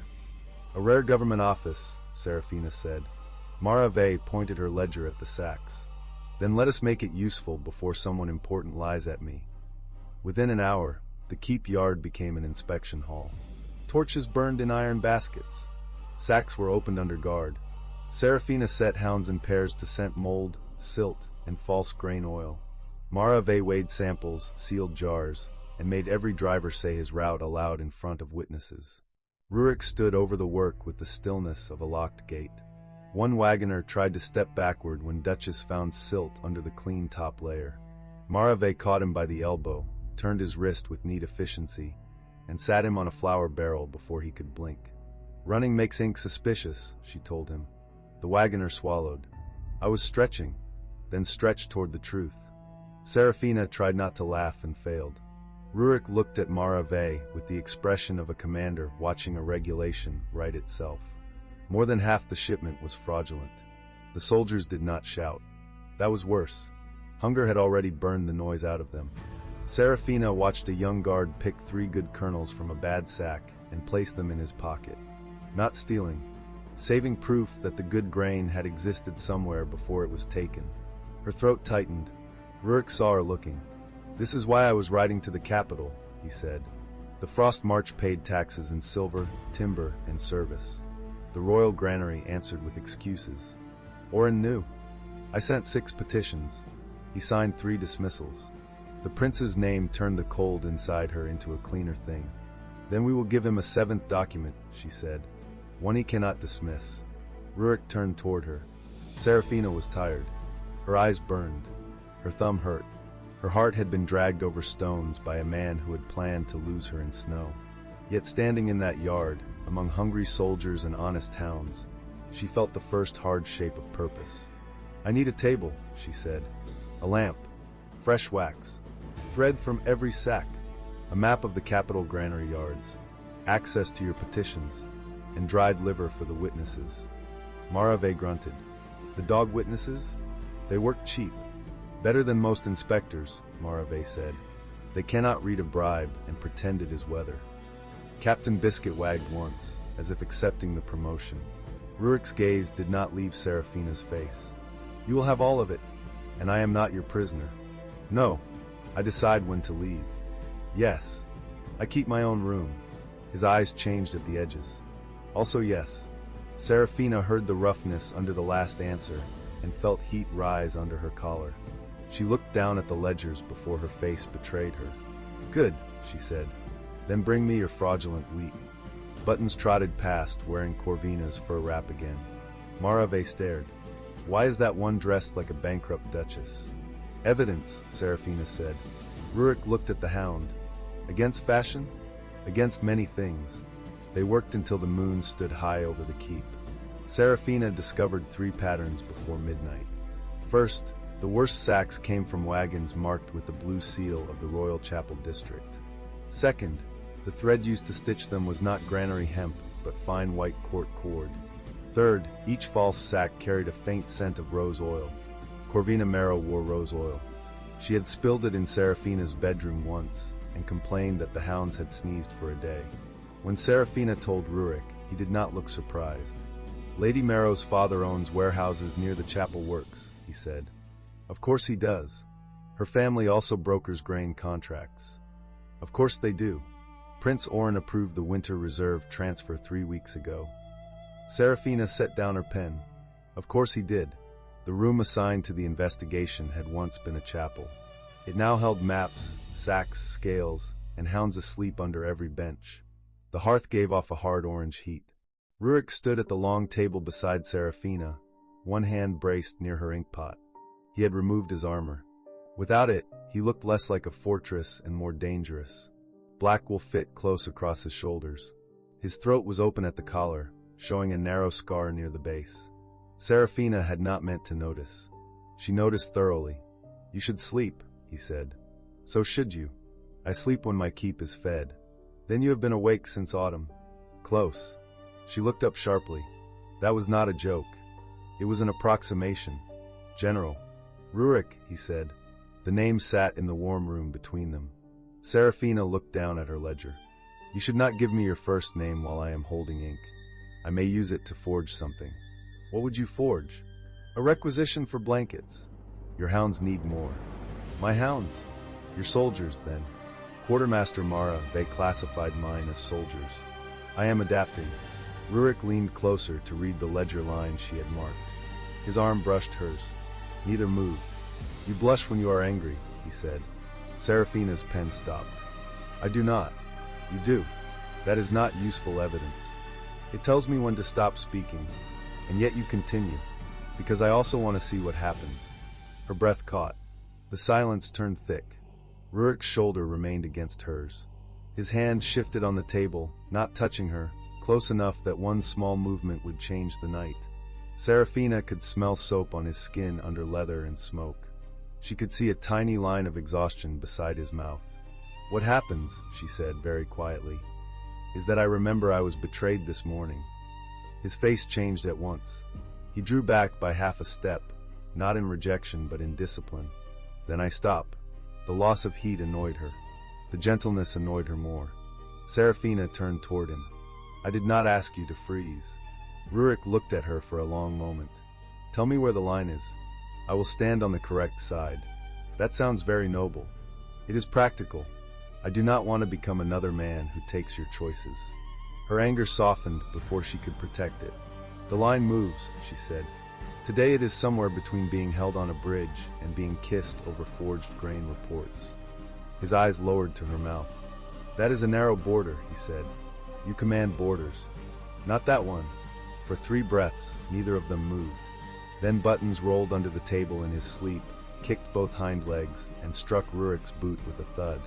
Serafina exhaled a laugh. Rurik looked down at the hound with calm betrayal. He has opinions, she said. He has terrible timing. No, that was good timing. Terrible timing would have been 2 breaths later. Rurik's gaze returned to her so fast her stomach dipped. Then I owe him dried liver, he said. She did not sleep much that night. Her room was small, clean, and plainly prepared by soldiers who had no idea what women needed but respected blankets. Someone had placed 4 on the bed, 2 on the chair, 1 over the washstand, and 1 on the floor where Captain Biscuit immediately lay down. Serafina took off her boots and sat on the edge of the bed. The old bone whistle rested against her throat. Oren's voice kept returning. Only. The word had teeth. She pressed both fists into the blanket. The tears came without drama this time. They came because she had once wanted a husband who laughed with her at morning hound chaos.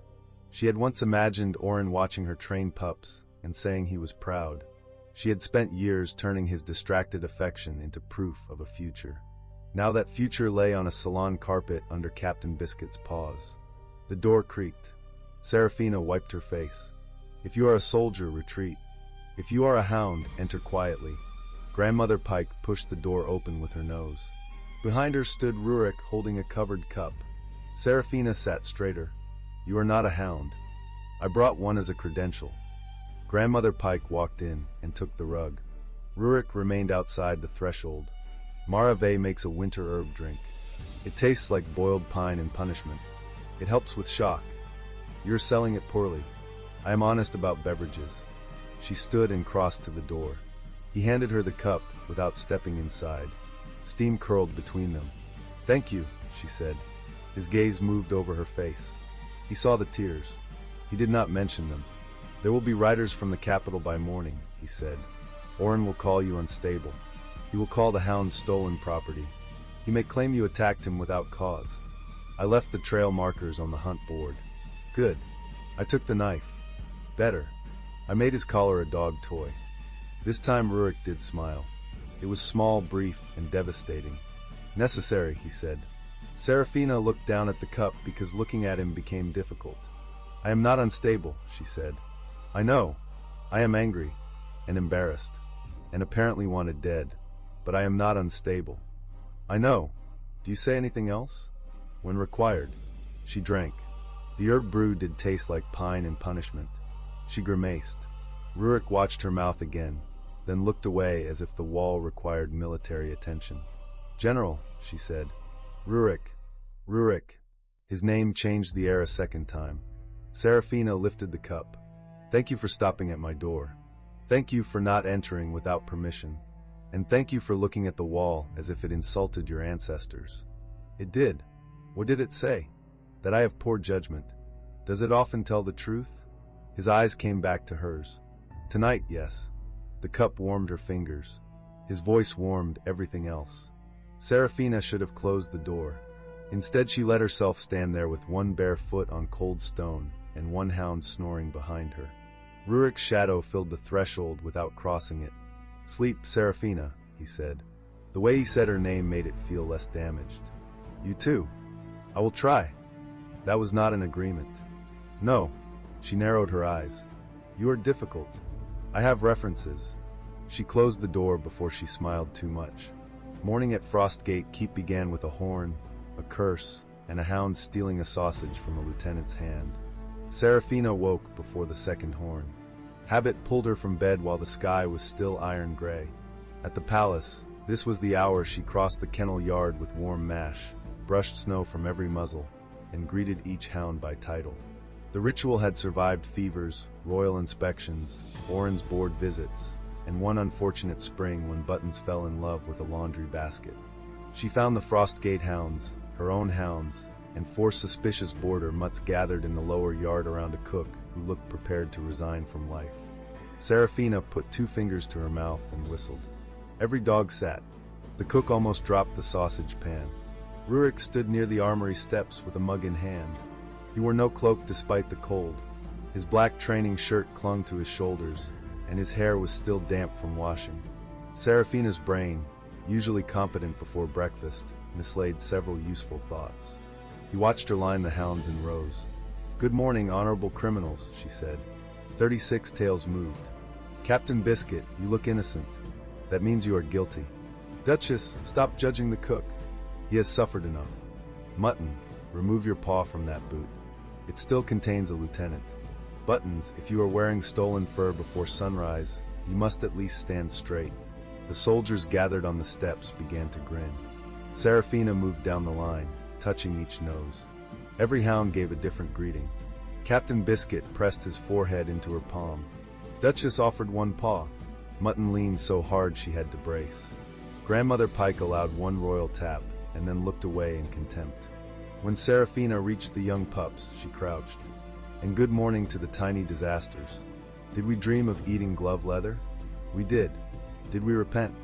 We did not." A laugh broke from the soldiers. Rurik's mug had stopped halfway to his mouth. Serafina straightened and caught him looking. For once, the general did not hide it. "What?" she asked. "I have watched men confess under interrogation with less discipline than those pups show for you.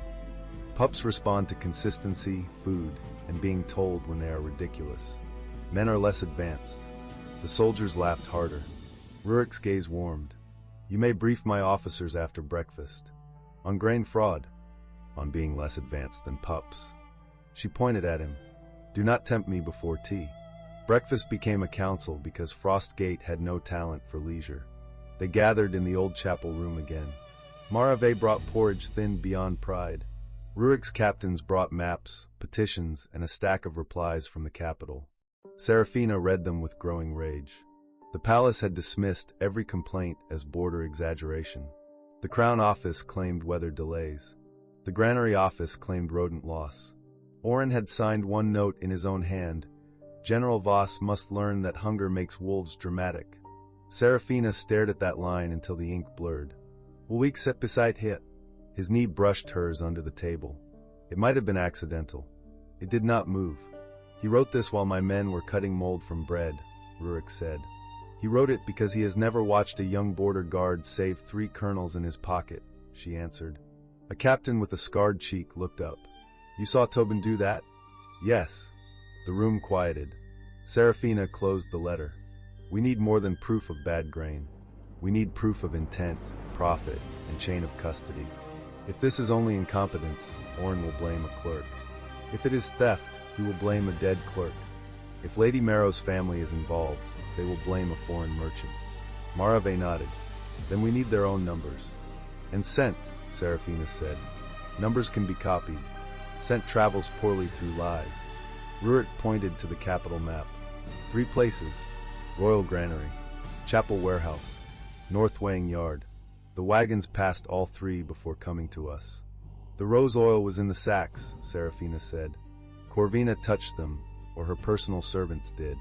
One officer frowned. Could perfume cling that long? To court cord, yes. To wax, less so. To hounds, forever, because they are petty archivists.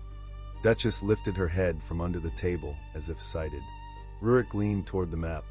His shoulder touched Serafina's again. This time the contact lasted. If I ride to the capital now, Oren will bar the gates. He cannot bar the winter hunt. Marave's eyes sharpened. Serafina tapped the marked route register. All noble houses must attend in 3 days. The hunt opens the Old Oath Road. Hounds, riders, grain sponsors, chapel officers, and border envoys gather in one place. If I accuse him there, he cannot hide the accusation inside a clerk's drawer. Dangerous, Rurik said. Yes. Public. Yes. He already planned to lose you there. Then he will expect fear, not an audit. Rurik turned his head toward her. His eyes were close. You intend to walk back into the trap? No. I intend to bring the trap witnesses. Captain Biscuit sneezed under the table. An illegal team, she added. Preferably one that bites cloth. The plan required a day of ugly work. Serafina sorted thread samples. Marave wrote chain of custody statements in a hand so sharp it looked capable of cutting bread. Rurik's captains interviewed wagoners who had been too frightened to speak before. Marave found the turn in the route first. She slapped one inked finger onto the map. Here. Every false wagon stopped at the chapel warehouse after the royal seal was applied. Honest wagons passed straight through. Rotten ones took the pretty road. The pretty road? Serafina asked. The one with guards who call theft logistics. A pattern emerged. Each driver had been told the delay came from Prince Oren's personal hunt preparations. Each received a sealed coin purse from a Marrow steward. Each had also been warned that Captain Vey was a hysterical woman who disliked noble accounting. Marave smiled without warmth. I adore noble accounting. It confesses when you hold it upside down. By afternoon, Rurik sent 3 scouts to intercept one such steward on the road. They returned with the steward, 2 purses, and a face that suggested he had considered running until Captain Biscuit smiled at him. The steward broke in 7 minutes. Serafina did not enjoy the man's fear. She enjoyed his documents. He carried a small coded invoice listing good grain weights, sand weights, and payments to chapel warehouse guards. The largest notation bore Corvina's private mark, a rose pierced by a pin. Beneath it was an instruction. Prince Oren wants the kennel woman away before the hearing. Make sure the western trail remains open. Rurik read the line once. The room grew cold. He gave a written order, Marave said. A stupid written order. She laid the document flat and pinned one corner with her thumb. A fresh bruise darkened her knuckles from the wagoner who had tried to be athletic with the truth. He did not write. I am stealing grain because I am a peacock with a title, Marave said. Sadly, but the order is enough. It moves the western trail open, pulls the hound master away, and sends the chapel warehouse officers to handle the sealed sacks without public weighers. Serafina looked from the order to the map. So Oren did not just want me gone. He needed my hounds gone. Marave nodded. A lie is easiest when the noses are removed. Buttons lifted his head from the corner, deeply offended on behalf of noses everywhere. Vanity makes people use stationery, Serafina said. Her voice sounded steadier than her hands felt. Rurik noticed. He always noticed. He took the paper from her fingers before she crushed it. Walk with me, he said. It was not a request, but it was not a command either. It was a rope thrown before she sank. They left the chapel room through a side door and stepped into the wall walk. The wind hit hard. Below, the hounds chased one another between snow piles while soldiers pretended not to watch. Beyond the keep, the border forest stretched dark and white toward the old hunt road. Serafina gripped the stone parapet. I wanted to humiliate him. I wanted his buttons scattered. I wanted him frightened for 1/10 of the time he meant me to be frightened. You did humiliate him. Not enough. Rurik stood beside her, close enough to block part of the wind. No, not enough. The agreement loosened something in her chest. People keep expecting me to be sad in a quiet way, she said. I am sad, but I also want to knock his teeth loose with a ledger. A heavy ledger? The feed register from last winter. 400 pages. Excellent spine. Practical. She looked at him. Rurik's face remained serious, but his eyes were not. That nearly undid her. Serafina laughed once, then covered her mouth. The laugh shook into a sob. She hated that. She hated him witnessing it. She hated that he did not look away in embarrassment or step forward to smother her in comfort she had not requested. He simply opened his cloak. Not his arms. His cloak. The offer was absurdly formal and dangerously intimate. That is not a military tactic, she said. It is shelter. Shelter often becomes tactic in male hands. Then take the cloak, not the man. She looked at the black wool hanging open. He was letting cold into his own shirt. The wind cut across the wall and lifted her hair from its braid. She stepped closer before courage could cool. Rurik wrapped the cloak around her shoulders. For a while neither spoke. She stood against his chest, facing the forest. His arms held the cloak around her, not trapping, not loose either. The warmth was immediate and unfair. Serafina's cheek brushed his shirt. His heart beat slow under her ear, though she could feel how much of that steadiness was work. You are very warm for someone called cold-blooded, she said. The title was assigned by idiots. Many titles are. His chin almost touched her hair. What title would you choose? For you. For yourself. She went still. Only the kennel master's daughter. Only pretty. The wind dragged snow along the parapet. I do not know anymore, she said. His arms tightened by a fraction. Then do not let him name you while you are still bleeding. The words entered quietly and stayed. Serafina turned inside the cloak. They were too close. Her hands landed against his chest to steady herself. Muscle shifted under her palms. Rurik looked down at her hands first, then her face. There, she said, softer than she meant. That sounded wise. Are you ill? Severely. Symptoms? Poor judgment. Wall confirmed it. She smiled. His gaze dropped to that smile. The air between them tightened again. This time no hound stood near enough to save them. Rurik lifted one hand slowly, giving her time to step back. She did not. His fingers touched a loose strand of hair at her cheek and drew it away from her mouth. Serafina forgot the wind. This is near the line, he said. Yes. Has it moved? A little. Which direction? She rose on her toes and kissed the corner of his mouth. It was brief. Barely a kiss. Still, it struck through both of them. Rurik inhaled once, sharply. His hand moved to the back of her neck, then stopped before pressure became demand. Serafina felt that restraint. She liked it. She resented it. She wanted to test it with scientific cruelty. That was not forged grain reports, she whispered. No. It was also not quite a kiss. His thumb brushed the hair below her ear. Do you require accuracy? In all investigations. Rurik bent his head. Captain Biscuit barked from the yard below. A soldier shouted. General, the steward fainted again. Rurik closed his eyes. Serafina dropped her forehead against his chest and began to laugh. 2 breaths later, she said, I am going to promote that dog to enemy command. You cannot. He already holds a senior office. The laughter lasted longer than it should have. When it ended, the grief had not vanished. Nothing so convenient happened, but grief no longer held the only chair inside her. That evening, a palace rider reached Frostgate with a sealed order. Rurik received him in the keep hall with Serafina at his right and 32 hounds occupying the lower steps. The rider's face twitched when Buttons sniffed his boot. The order accused Serafina Hale of theft, assault, and emotional volatility. It demanded the immediate return of the royal hounds, the stolen hunt ledgers, and Lady Marrow's white fur wrap. It described Prince Oren's injuries as severe humiliation, though the scribe had crossed out humiliation and replaced it with bruising. Serafina appreciated the first draft. Rurik read the letter aloud without expression. Then he looked at the rider. Reply, he said. The hounds are material witnesses in a grain fraud investigation. The ledgers are evidence. The fur wrap is being held by a dog of uncertain allegiance. Prince Oren may petition the Winter Hunt Tribunal if he wishes to dispute custody. The rider swallowed. My general, His Highness, also says Mistress Hale is not to attend the hunt. Serafina stepped forward.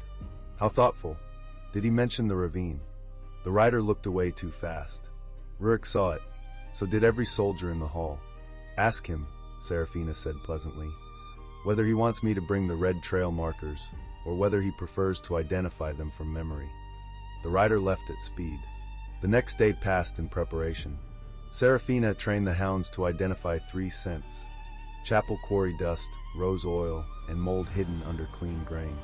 Rurik assigned soldiers to carry evidence chests and protect witnesses. Marave prepared duplicate ledgers, so no one could steal the only proof. Near noon, Rurik found Serafina in the lower yard teaching border soldiers how to work with the hounds. Do not shout, she told them. A hound hears better than your conscience. Keep your hand low. Offer scent cloth flat. Do not wave it in his face unless you want him to think you are the clue. A broad soldier named Jory held out a cloth to Duchess. Duchess sniffed, turned, and sat in front of Rurik. The yard went quiet. Serafina covered her smile. Interesting. Rurik looked at the hound. Explain. Duchess found the scent on you. What scent? Serafina took the cloth from Jory. It held pine soap, smoke, and the faint iron tang of Rurik's armor oil. Apparently the exercise cloth was not grain fraud, she said. It was you. Jory looked horrified. General, I did not mean to imply you were evidence. Everyone is evidence eventually, Rurik said. Serafina liked that too much. Rurik walked toward her. The soldiers suddenly found reasons to adjust straps, examine snow, and become furniture. He stopped close enough that Duchess, still seated, had to lean against both their legs. You are enjoying this, he said. Immensely. At my expense. Your expense appears durable. His mouth curved. What is the correction? For a false alert? The handler apologizes to the hound, resets the scent, and praises the correct behavior. Then apologize. I am not the handler. You are always the handler. That should not have sounded intimate. It did. Serafina held his gaze. Fine. Duchess, I apologize for asking you to identify fraud when General Voss was standing nearby being suspiciously scented. Duchess wagged once. Rurik bent, took the scent cloth, and held it out again. His shoulder brushed Serafina's hip as he crouched. She felt the contact all the way up her spine. Try again, he told the hound. Duchess sniffed the corrected cloth, crossed the yard, and put her nose on a marked sand sack. The soldiers cheered. Rurik stood. Good.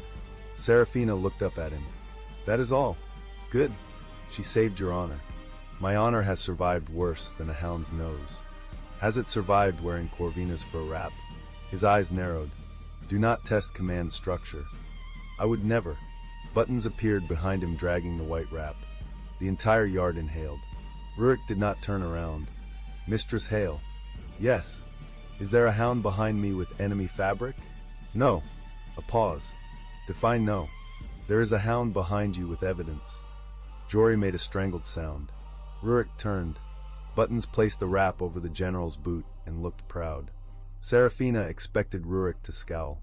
Instead he reached down, lifted the wrap, and draped it over one forearm as if accepting a ceremonial mantle. "If I must enter the winter hunt with this," he said, "I will declare war on fashion." The soldiers laughed until Marave shouted that anyone with lungs that strong could carry evidence chests.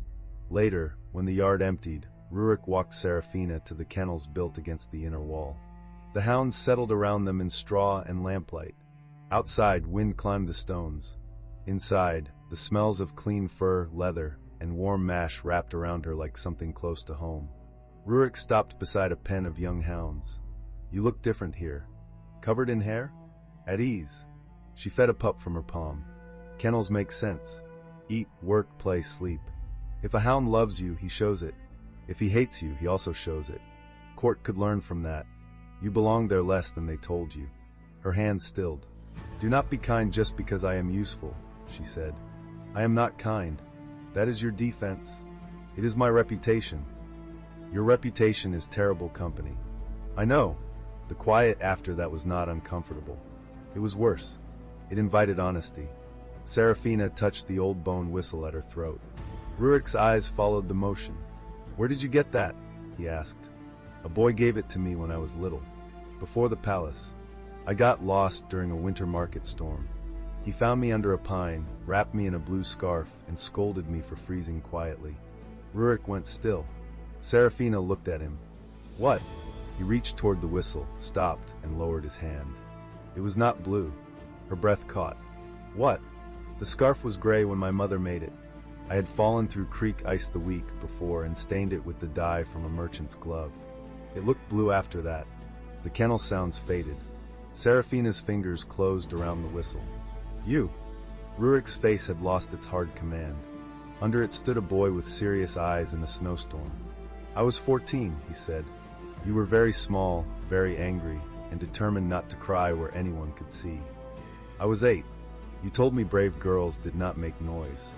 And you said brave girls were allowed to ask before becoming decorative ice." I was not diplomatic. A laugh escaped her, soft and stunned. "You were rude. You were freezing." I kept the whistle. His gaze moved over her face in a way that felt almost painful. "I looked for you the next morning. The market had cleared. No one knew where the little girl with the hound pup had gone. My mother found me first. She nearly killed 3 guards in one weather vane. Then she took service at the palace 2 years later." "I remembered you," he said. The words were plain. They did not feel plain. Serafina leaned back against the rail because her knees had become unreliable. "You remembered a lost child?" "I remembered a girl who corrected my knot while shivering. I tied the scarf badly. You were offended. It was a terrible knot. I improved." His voice had dropped. Serafina looked at the man before her, the general with scarred hands, the alpha who stood at thresholds, the boy who had given her a whistle without asking for anything back. Something in her chest shifted from interest into recognition. Not fate. She did not trust words that removed choice. Recognition was different. Recognition said, "There you are, and I decide what that means." "You saved me once," she said. "Your mother saved you. I found you first. Do not argue with a woman holding 32 witnesses." He stepped closer. "I am not arguing. You look like you are. I am trying not to touch you." The confession struck clean. Serafina's fingers tightened on the rail. "Why?" "Because you learned today that I was part of an old memory that can make a person feel cornered by gratitude. You think too much. Often. Stop for a minute." His eyes darkened. She took his hand and set it at her waist. Rurik went completely still. The touch was over coat and corset and wool, but his fingers spread as if he had been made to hold that exact line of her body and punished for discovering it late. Serafina stepped closer until the toes of her boots touched his. Her free hand rested against his chest. "I am not grateful right now," she said. "I am tired, angry, and choosing badly on purpose." His thumb moved once at her waist. "This is not bad. It may be unwise. Most things worth guarding are." She lifted her face. He bent slowly. This kiss was accurate. It began carefully, because both of them were too aware of what had broken behind her. Then his hand tightened at her waist, and hers slid up to the back of his neck, and careful became something warmer. He tasted of winter herb drink, and restraint finally given a task. Serafina rose higher on her toes. Rurik's other arm came around her back, steady and firm, pulling her closer without taking the choice from her feet. A pup sneezed. Neither of them stopped. Another pup barked. Rurik made a low sound against her mouth that had nothing to do with command. Serafina smiled into the kiss before she could help it. Grandmother Pike barked once. They separated at once. The old bitch stared from her cushion with ancient disapproval. Serafina pressed both hands to Rurik's chest and breathed. That was not 2 breaths later. That was adequate timing. Rurik rested his forehead near hers. I dislike that hound less now. Her approval is difficult to win. I noticed. The hound settled again. Serafina should have been frightened by how quickly her body had trusted his. She was frightened. She was also alive in a way grief had tried to smother. Rurik touched the whistle cord lightly. Keep this visible at the hunt. Why? Old border law honors a rescue token. It proves I knew you before court could buy or name you. If Oren claims you manipulated me for protection, I will show that I owed you none and gave it anyway. You did not owe me protection. No, and you are not giving it anyway. His eyes searched hers. She tapped his chest. You are giving me soldiers, clerks, evidence chests, and a very severe quartermaster. I will protect myself in public. You may stand close enough to make stupid people reconsider their hobbies. Rurik's slow smile returned. That I can do. Good. Serafina. Yes. After the hunt, when the evidence is read and your name is yours again, I will ask if the line has moved farther. Heat climbed her neck. That is arrogant. It is strategic patience. You make patience sound indecent. Only near you. Grandmother Pike barked again. Serafina pointed at the old hound.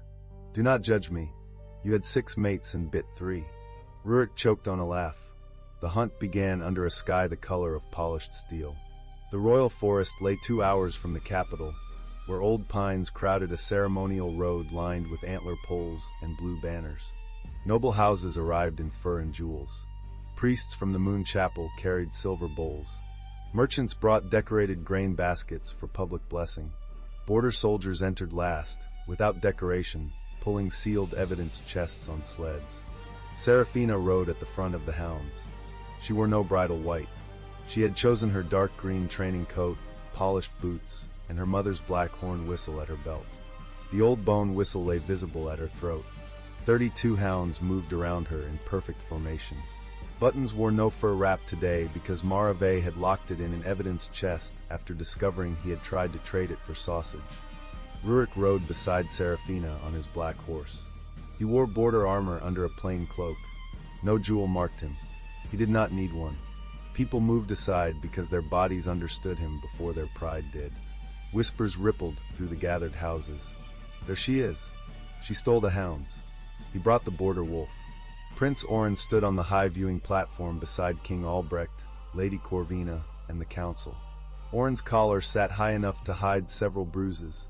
Corvina wore a pale blue gown and a new white fur wrap. Her smile thinned when she saw Serafina. Serafina smiled back. Captain Biscuit showed his teeth in what might have been joy. The master of ceremonies lifted a staff. By royal command, the winter hunt opens with the prince's first trail. Objection, Serafina said. Her voice carried because she had trained hounds across wind for 10 years. The staff faltered. Oren leaned forward. Mistress Hale has no standing to interrupt royal ceremony. She is under accusation for theft and assault. Serafina rode closer to the platform. Rurik stayed at her shoulder, silent and immense. I have standing under the Hound Master's oath, she said. If the hunt trail is tampered with, the trainer may halt the hunt before the first horn. If royal hounds are used to conceal a crime, the trainer may demand witness track before all packs. A murmur moved through the old nobles. They knew the law. They had forgotten it because kennel people rarely had enough power to use it. King Albrecht frowned. He was a broad man with tired eyes and a crown too heavy for his neck. Serafina, child, this is not the time. She flinched at child, then steadied. Your Majesty, Prince Oren and Lady Corvina planned to send me down the western ravine during this hunt. Lady Corvina moved trail markers. Prince Oren approved it. I have the markers, the map, the seal knife, and witnesses. Oren laughed. It sounded practiced. Witnesses? Dogs? Yes, Serafina said. They are less corrupt than men. A dangerous amount of the crowd agreed out loud. Corvina stepped forward. This is a hysterical performance. She attacked us with animals because she could not accept that the prince preferred a more suitable bride. The old wound opened. Serafina let the crowd see it for one heartbeat. Then she closed her hand around the reins. A more suitable bride would not need a ravine. Laughter broke from the lower ranks. Corvina's face tightened. Rurik spoke for the first time. The Frost March also enters accusation. The royal grain sent to my garrisons was cut with sand, mold, and false weight. Evidence links the fraud to chapel warehouses controlled by House Marrow and authorized under the prince's winter reserve order. Oren's gaze snapped to him. General Voss, you overstep. I underfed my temper for 3 months, Rurik said. Do not call that overstep. The border soldiers struck spear, butts against the snow. King Albrecht lifted a hand. Enough.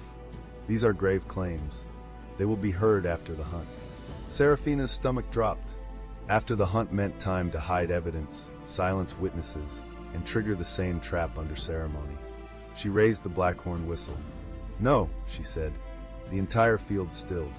King Albrecht stared at her. Serafina's voice shook once, then steadied. The oath says before the first horn, not after. The hounds are not decorations, Your Majesty. The hunt is not a toy for princes. If the Western Trail remains open while the accusation stands, every rider here enters a tampered course. If the grain blessing proceeds while sand sits in royal sacks, every hungry border child hears the crown bless fraud. The king's face changed. Oren saw it and struck fast. She is manipulating you with kennel law. Father, she is angry because I ended a childish match. She stole royal animals. She fled the palace in the night. Serafina dismounted. Snow crunched under her boots. I left in the night, she said. After you planned to leave me in the snow. I took ledgers, hounds, and proof. That is not flight. That is transportation of evidence. Rurik dismounted behind her. He did not touch her. She felt him there anyway. The master of ceremonies looked helplessly at the king. Before the king could answer, Corvina smiled again. Then let the hounds track, she said. If Mistress Hale trusts beasts more than nobles, let beasts decide. Serafina did not like how easily Corvina agreed. Rurik's hand brushed the back of Serafina's glove. One brief contact. Warning, not command. Corvina turned to the crowd. Let them track the western markers. If her accusation is true, the hounds will find my scent, yes? If not, she should surrender the hounds and accept a healer's rest. A healer's rest meant quiet confinement. Oren looked relieved. Serafina understood the trap. Corvina had replaced the marker scent. She wanted a simple track because she had cleaned the obvious clue. So Serafina changed the game. Agreed, she said. The hounds will track 3 things everyone can understand. Your rose oil, the Marrow warehouse seal, and the prince's own grain order. We will begin with your new fur wrap, Lady Corvina. Corvina's smile froze. Buttons, sitting beside Mara Vey's evidence chest, perked up with religious interest. Mara Vey stepped forward and opened the first chest. Inside lay the original white fur wrap, sealed in linen, along with Corvina's scraped wax knife and red markers. The crowd leaned in. That is my property, Corvina snapped. Yes, Serafina said. It has been very useful. Buttons wagged as if thanked personally. The king rubbed a hand over his face. Proceed. The hound track became the most watched ceremony in winter hunt history. Serafina gave Duchess the fur wrap scent first. Duchess crossed the snow, ignored Corvina's current wrap, and put her nose on the trail map table beside the platform. Then she pawed at the underside. A clerk lifted the tablecloth. 3 spare red markers were taped beneath the wood. The crowd erupted. Oren shouted. Anyone could have put those there. Correct, Serafina said. So we continue. Mutton tracked the Marrow warehouse seal from the false sacks to a chapel guard satchel. The guard tried to run. Mara Vey moved first, swept his ankle with her staff, caught his collar before his face met the snow, and set him on his knees with insulting politeness. The satchel held seal wax, rose oil, and a payment token marked with House Marrow's rose. Corvina's mother fainted with excellent timing. No one helped quickly. Grandmother Pike tracked the same sour warehouse dust to 2 marrow wagons parked behind the blessing tent. Under the canvas, good wheat filled the top layer of each display basket. Sand and mold filled the lower sacks meant for public shipment after ceremony. The border soldiers began to shout. Rurik raised one hand. They fell silent, but the silence had claws. Serafina looked at Oren. His face had lost its handsome laziness. Without it, he looked smaller. "You signed the transfer," she said.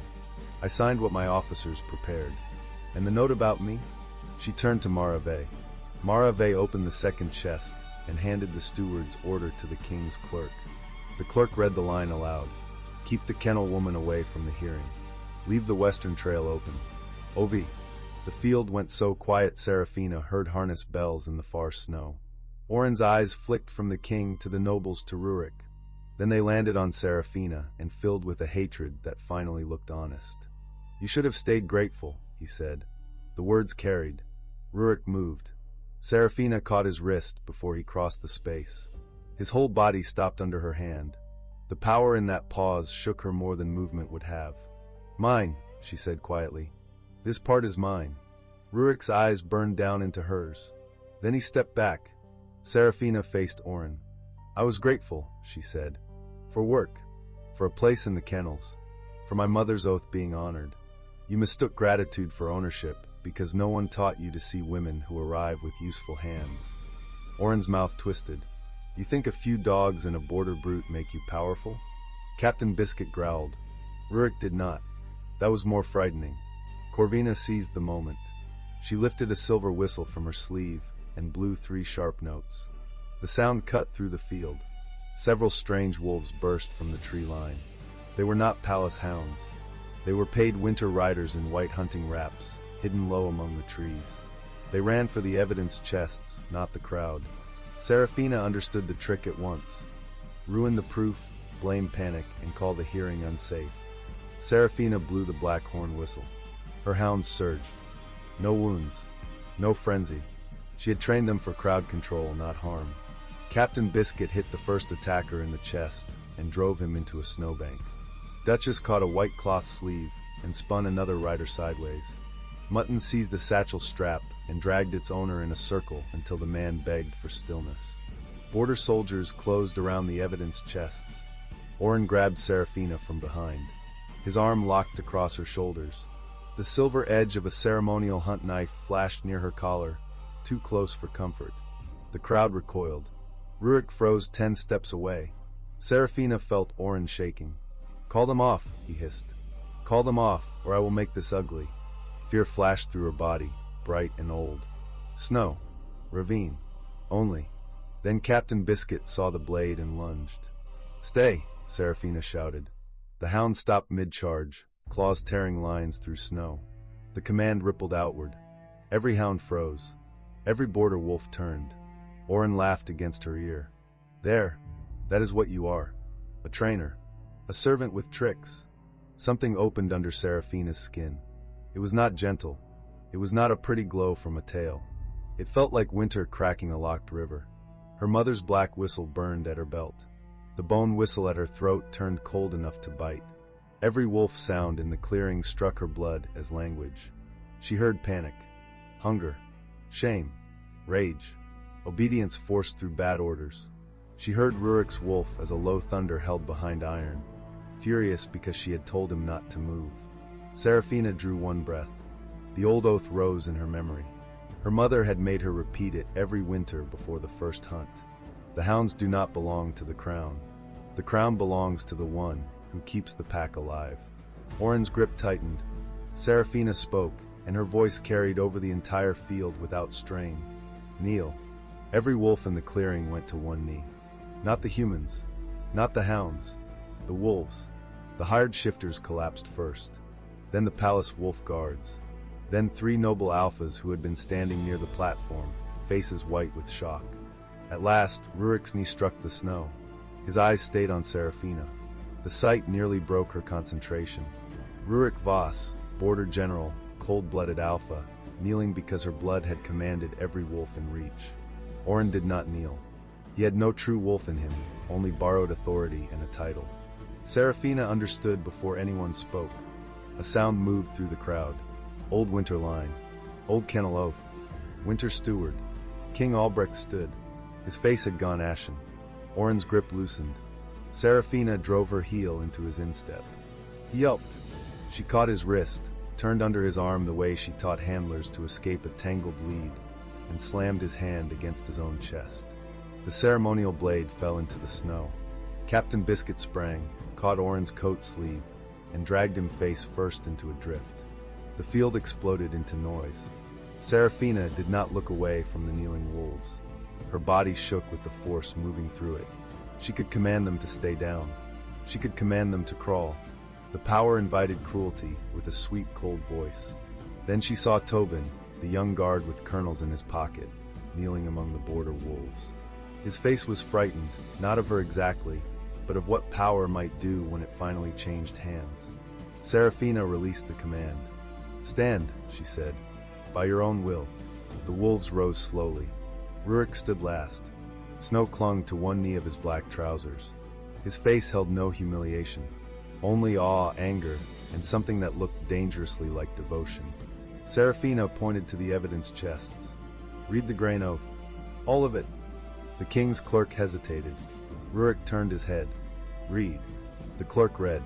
The old winter grain oath was plain enough for every rider, cook, and kennel girl to understand. The crown had one winter duty before all ceremony: feed the border honestly. Any heir who stole grain, falsified hunt trails, or threatened the hound master's witnesses lost winter authority before the assembly. At the final clause, the clerk's voice broke. If the crown fails the pack, the winter steward may take charge until the packs choose succession openly. Everyone looked at Seraphina. She looked at King Albrecht. The king gripped the rail of the platform. Age had turned him slow, but not stupid. His eyes moved from the fraudulent sacks to the kneeling wolves, to Orin spitting snow while Captain Biscuit sat on his back, to Corvina trying to edge behind her mother. "Your mother," he said to Seraphina, voice rough. "Leora Hale. She was not only kennel master." Seraphina's throat tightened. "No," the king said. "She was my cousin's child, born of the old winter line. She refused court. I gave her service because she demanded work instead of empty honors." Seraphina heard whispers become a roar. Not a hidden princess in silk. Not a girl raised for a throne. A kennel woman's daughter with an old winter claim, public evidence, and 32 hounds who had better manners than the royal heir. Orin lifted his snow-covered head. "Father, you cannot be serious. She is a servant." King Albrecht looked at him. Something in the old man's face hardened at last. "You are stripped of hunt command," he said. "You are stripped of winter reserve authority. You will be confined pending full council judgment. House Marrow's warehouses are seized for audit and repayment to the Frost March. Lady Corvina Marrow is detained for conspiracy, grain fraud, and attempted evidence destruction." His voice carried harder. "Every high officer who signed, sealed, ordered, or protected the false grain will stand public judgment under the winter grain oath. If the evidence proves deliberate starvation, the sentence is death. There will be no private pardon behind a velvet curtain." The chapel warehouse officers went white. One granary lord dropped his ceremonial cup into the snow. Marave caught it with one boot before the wine could splash the evidence chest. "Littering during treason," she said.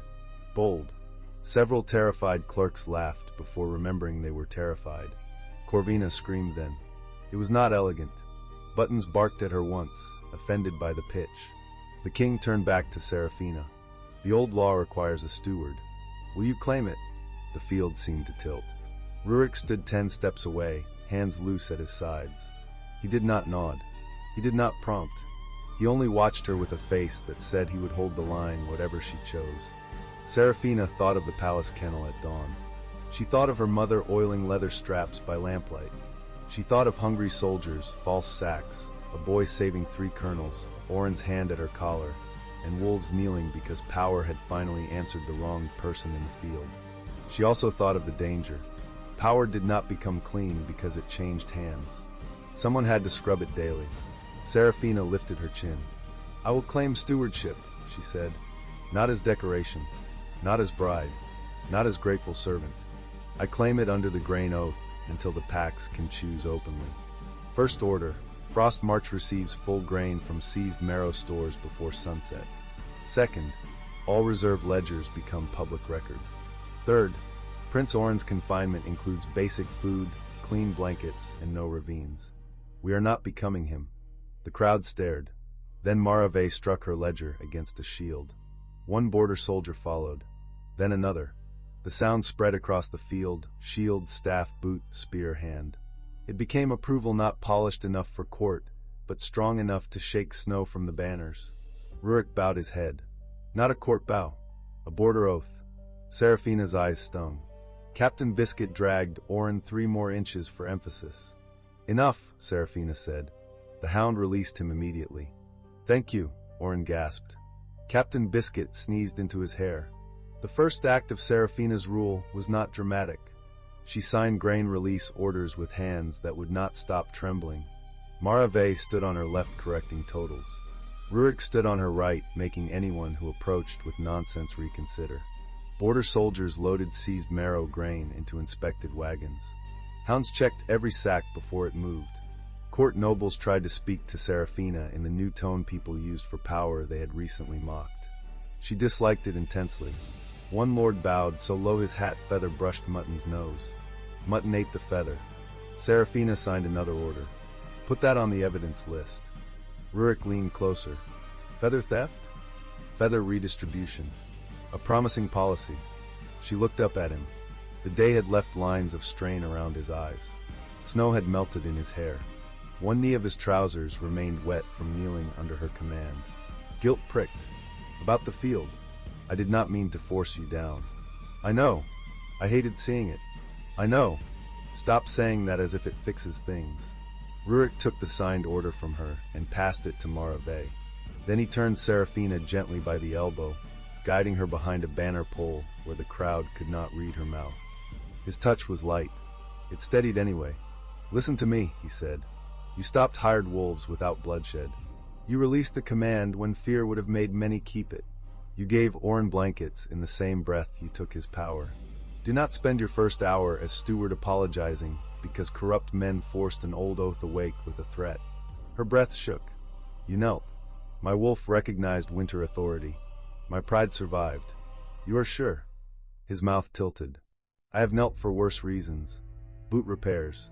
Fallen maps. A hound sitting on my foot. Captain Biscuit is very heavy.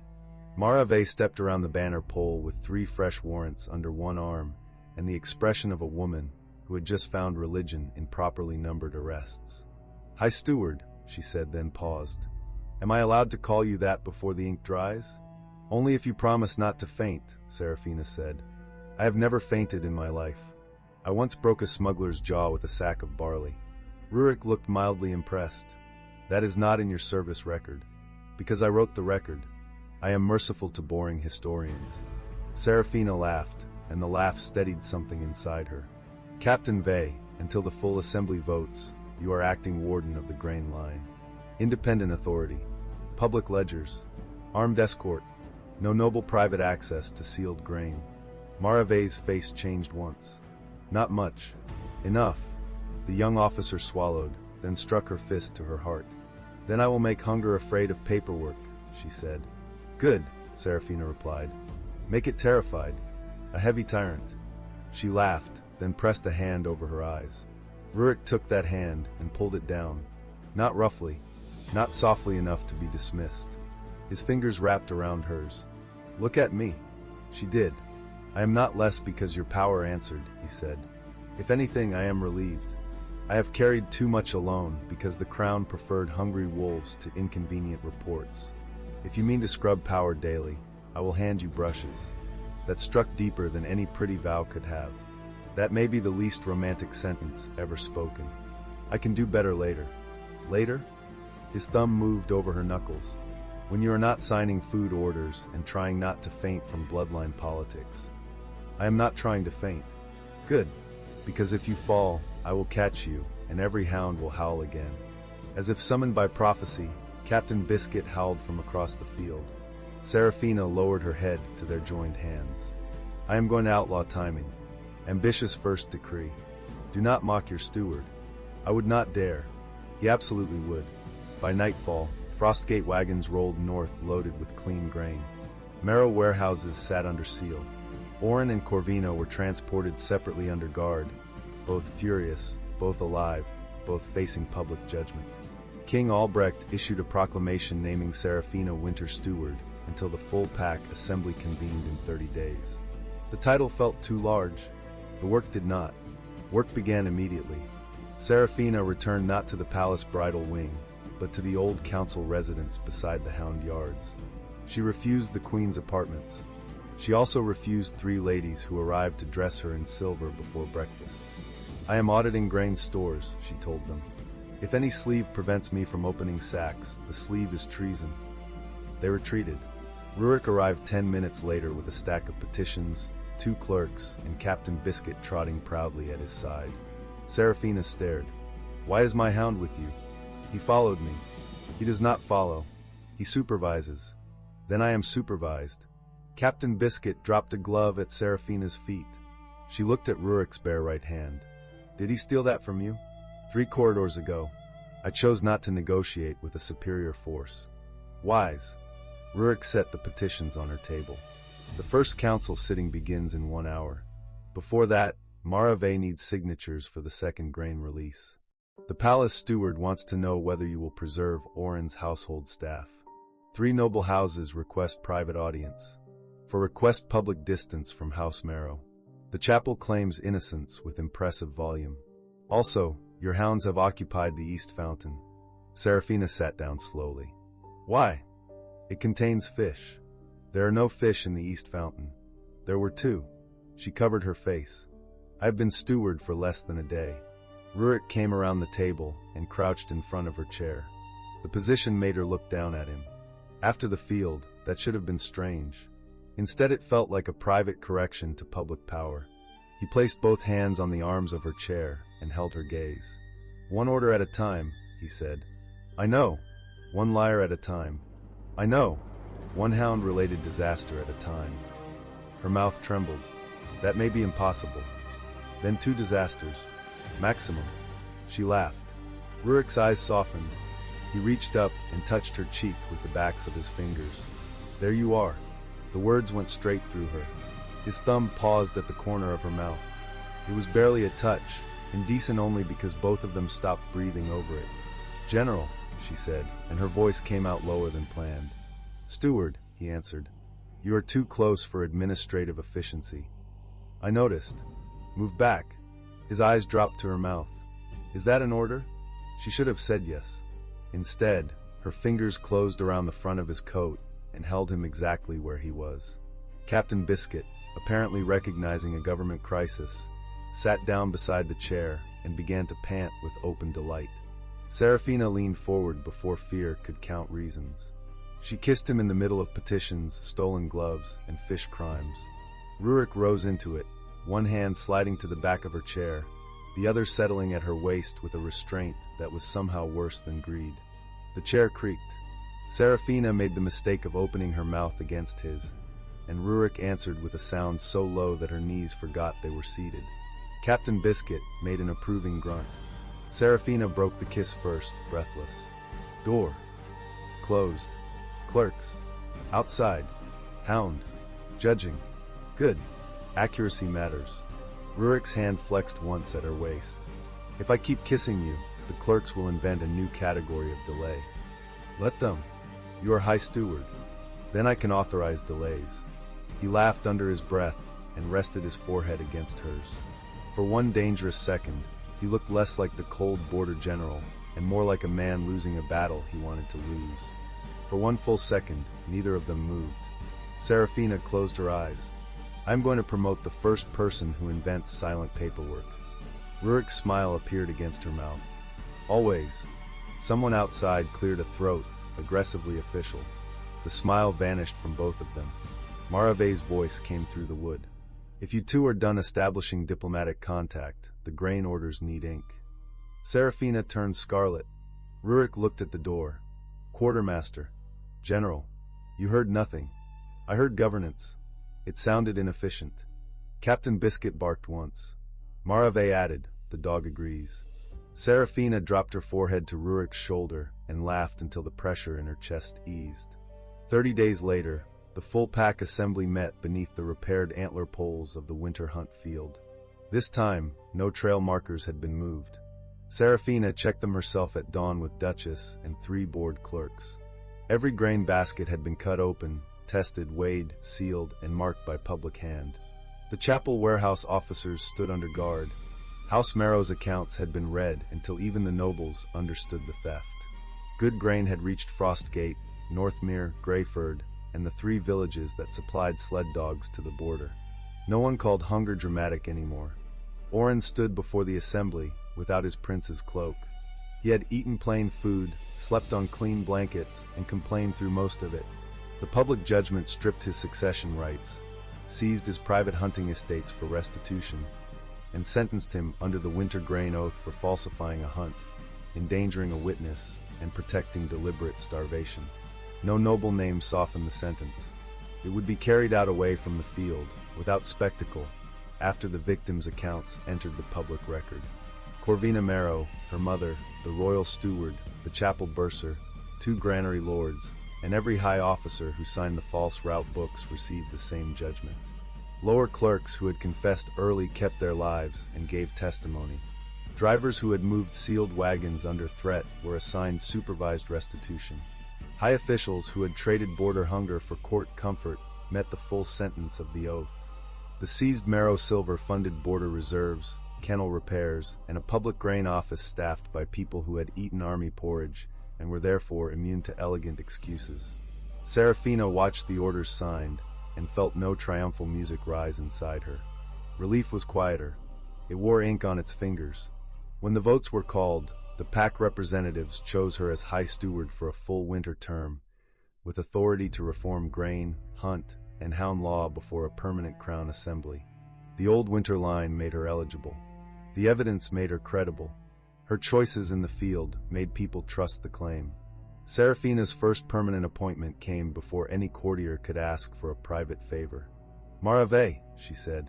The grain watch captain stepped forward in her brown coat, steel staff at her back, and ledger hugged to her ribs. For once, she looked young. "You helped expose the theft when silence would have been safer," Serafina said. "You protected witnesses, held the grain line, and told the truth without waiting for permission. By my authority as High Steward, I name you High Warden of the Grain Line. Your office answers to the public ledger, not to noble kitchens." Marave stared at her. Captain Biscuit barked once. "He seconded the appointment," Serafina said. Marave struck her fist to her heart. "Then I accept before the dog changes policy." The field laughed. The laugh mattered. It meant the new law had a face, a staff, and a woman who would hit corruption with both hands. That distinction mattered to her. After the vote, King Albrecht removed the winter circlet from its velvet cushion. It was not a queen's crown. It was black iron set with one pale stone, made for work and weather. He held it out to her with both hands. "Leora's daughter," he said. "The crown should have known you before crisis forced it." Serafina took the circlet. Yes, it should have. A few courtiers inhaled at the bluntness. The king bowed his head. "Then let that be recorded too." She placed the circlet on her own head. The field bowed. Hounds did not bow, because hounds were sensible. Captain Biscuit sat on Rurik's boot instead, which many observers understood as a border endorsement. Rurik stood beside the steward's platform, not behind it. Serafina had insisted. He had argued for 7 minutes that a general belonged at her flank in public crisis. She had argued for 7 minutes and one eyebrow that a woman who had been almost erased by a fiancé did not need another man arranged as her shadow. They had compromised. He stood at the edge of the platform, close enough to intercept threats, visible enough to annoy traditionalists, and far enough that no one could pretend he held her strings. After the assembly, when the crowd moved toward the feast tents, Serafina found him in the old pine lane. Snow balanced on the branches. Evening light turned the path blue. For once, no clerk followed her. No noble waited with a complaint. No hound appeared except Grandmother Pike, who settled at the end of the lane and pretended not to guard them.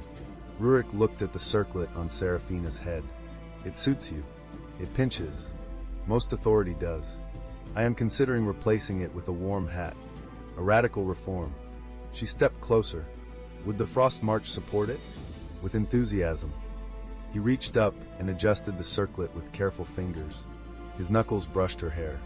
Serafina closed her eyes for 1 second, letting the touch land. When she opened them, his hand had lowered to her shoulder, but had not left. "You have not asked," she said. "I said I would ask after the hunt, then after the evidence, then after the assembly. You kept acquiring emergencies. I may continue acquiring them. I noticed. So ask before someone steals a fish." Rurik's hand slid from her shoulder to her waist, slow enough to give her every chance to refuse. She did not. The winter lane shrank around that touch. "Has the line moved?" he asked. Serafina looked at the man who had found a lost child without trying to own the memory. The man who had knelt under her power and risen without resentment. The man who brought petitions, blankets, military patience, and the worst romantic sentences in the kingdom. The man whose hand at her waist made her feel steadier and less tame at the same time. "Yes," she said. His eyes darkened. "How far?" She set both hands on his chest and pushed him back against the pine trunk. Surprise flashed across his face. It was brief. Pleasure followed. His hand settled on her hips, firm and warm through her coat. "That far," she said. Rurik looked down at her mouth. "A useful measurement. Do you need confirmation?" His hands had not moved higher than her waist. That almost made it worse. Rurik held her as if he had memorized the exact line between protection and hunger, and intended to suffer there with military discipline. Serafina, who had survived betrayal, grain fraud, and 32 hounds with opinions, found his restraint personally insulting. "You are thinking too loudly," she said. "I am trying to be honorable. Try being interesting." Rurik's laugh was quiet and rough enough to warm her ears. "In all investigations." She kissed him. This time, no grief stood between them. No one had just read an ugly order. No threat waited at her collar. The kiss was not careful in the same way. It was still controlled, because Rurik's control seemed built into his bones, but heat moved through it. His arm wrapped around her waist and drew her close. Her fingers slid into the black hair at his nape. He made that low sound again, the one that turned her knees into poor advisors. Grandmother Pike waited until Rurik's hand had fully tightened at Serafina's waist, until Serafina had made one helpless sound into his mouth, and then barked once from the lane. Serafina did not stop. Rurik smiled against her mouth. "Your chaperone objects. She objects to weak follow-through. Then I must respect command." He kissed her again, and for several excellent breaths, governance waited. When they returned to the feast, Marave gave them both a look that could curdle milk. "The new High Steward has pine needles in her hair," she said. Serafina removed one. Administrative burden. Rurik removed another from his own collar. Forestry consultation. Captain Biscuit stole a roll from the table and dropped it at Serafina's feet. "And what is that?" Marave asked. Serafina picked up the roll. "A tribute from the food office. That dog is going to have a title by spring. He already has one." Rurik looked resigned. "Minister of Stolen Bread?" "Deputy Minister," Serafina said. Grandmother Pike outranks him. The feast laughed around them. Not court laughter, better laughter. Soldiers, kennel girls, clerks, village delegates, and nobles who had learned quickly all shared tables under frost lanterns. The grain bread was coarse and honest. The stew held real meat. Hounds slept under benches with full bellies. At midnight, Serafina slipped from the tent and walked to the kennels prepared for the royal pack. The hounds rose one by one. Captain Biscuit came first, then Duchess, Mutton, Buttons, Foxglove, Pepper, Ash, and all the rest. Grandmother Pike remained lying down, but opened one eye. Serafina crouched in the straw. "Good evening, honorable criminals," she whispered. "We survive politics. Tomorrow we improve it." Buttons licked her chin. Behind her, the kennel door opened. Rurik entered with 2 bowls of stew and a blanket over one arm. "You missed the council toast," he said. "Was it good?" "Terrible. I improved it by leaving." He sat beside her in the straw without complaint. Captain Biscuit immediately put his head in Rurik's lap. Rurik looked down at him. "This is an abuse of office. You are learning government." Serafina took one bowl. Rurik spread the blanket over her knees, then over his, making no attempt to hide that he wanted the shared warmth. She let him. More than that, she leaned into his side. For a while, they ate in the kennels while the new government danced without them. "You will be busy," Rurik said. "You will be unbearable. Likely.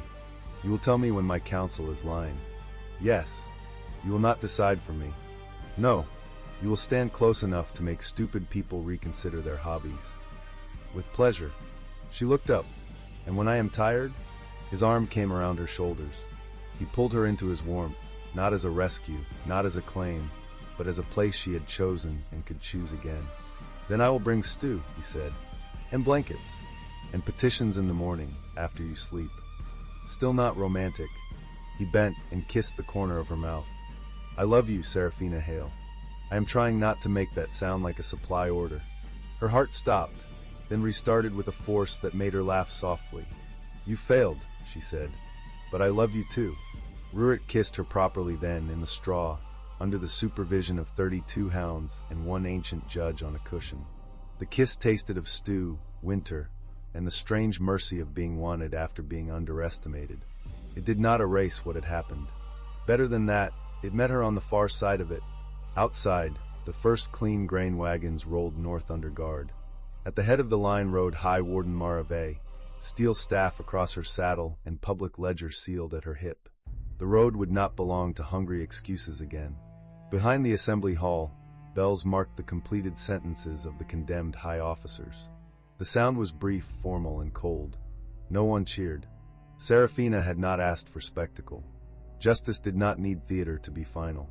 Inside, the High Steward of Winter rested her head against the Border General's shoulder, while Captain Biscuit snored across both their boots. By morning, there would be reforms, angry nobles, hungry villages, and a fountain that still had to be investigated for missing fish. Serafina would rise before dawn, greet every hound by name, and put her hands on the work of ruling. This time, she would not be only anything. If you enjoyed this story, subscribe for more wolf romance, winter revenge, and stubborn women with dangerous hounds. Welcome to Moonlit Romance Library. Please follow for more stories. Part 1. Ashes and Silence. Serafina Ashgrove returned from the Sanctum Healing Ward with a death sentence in her pocket and found her husband's old Alliance bride hanging above the hearth in his private chamber. Before she could tell Obsidian Drake that Ashheart Corrosion had given her 4 months to live, he would defend a portrait more fiercely than he had defended his wife in 6 years. If the universe intended to kill her, it had chosen a remarkably petty Tuesday to begin. Ashheart Corrosion, the healer had said that morning, turning the crystal diagnostic sphere in his weathered hands.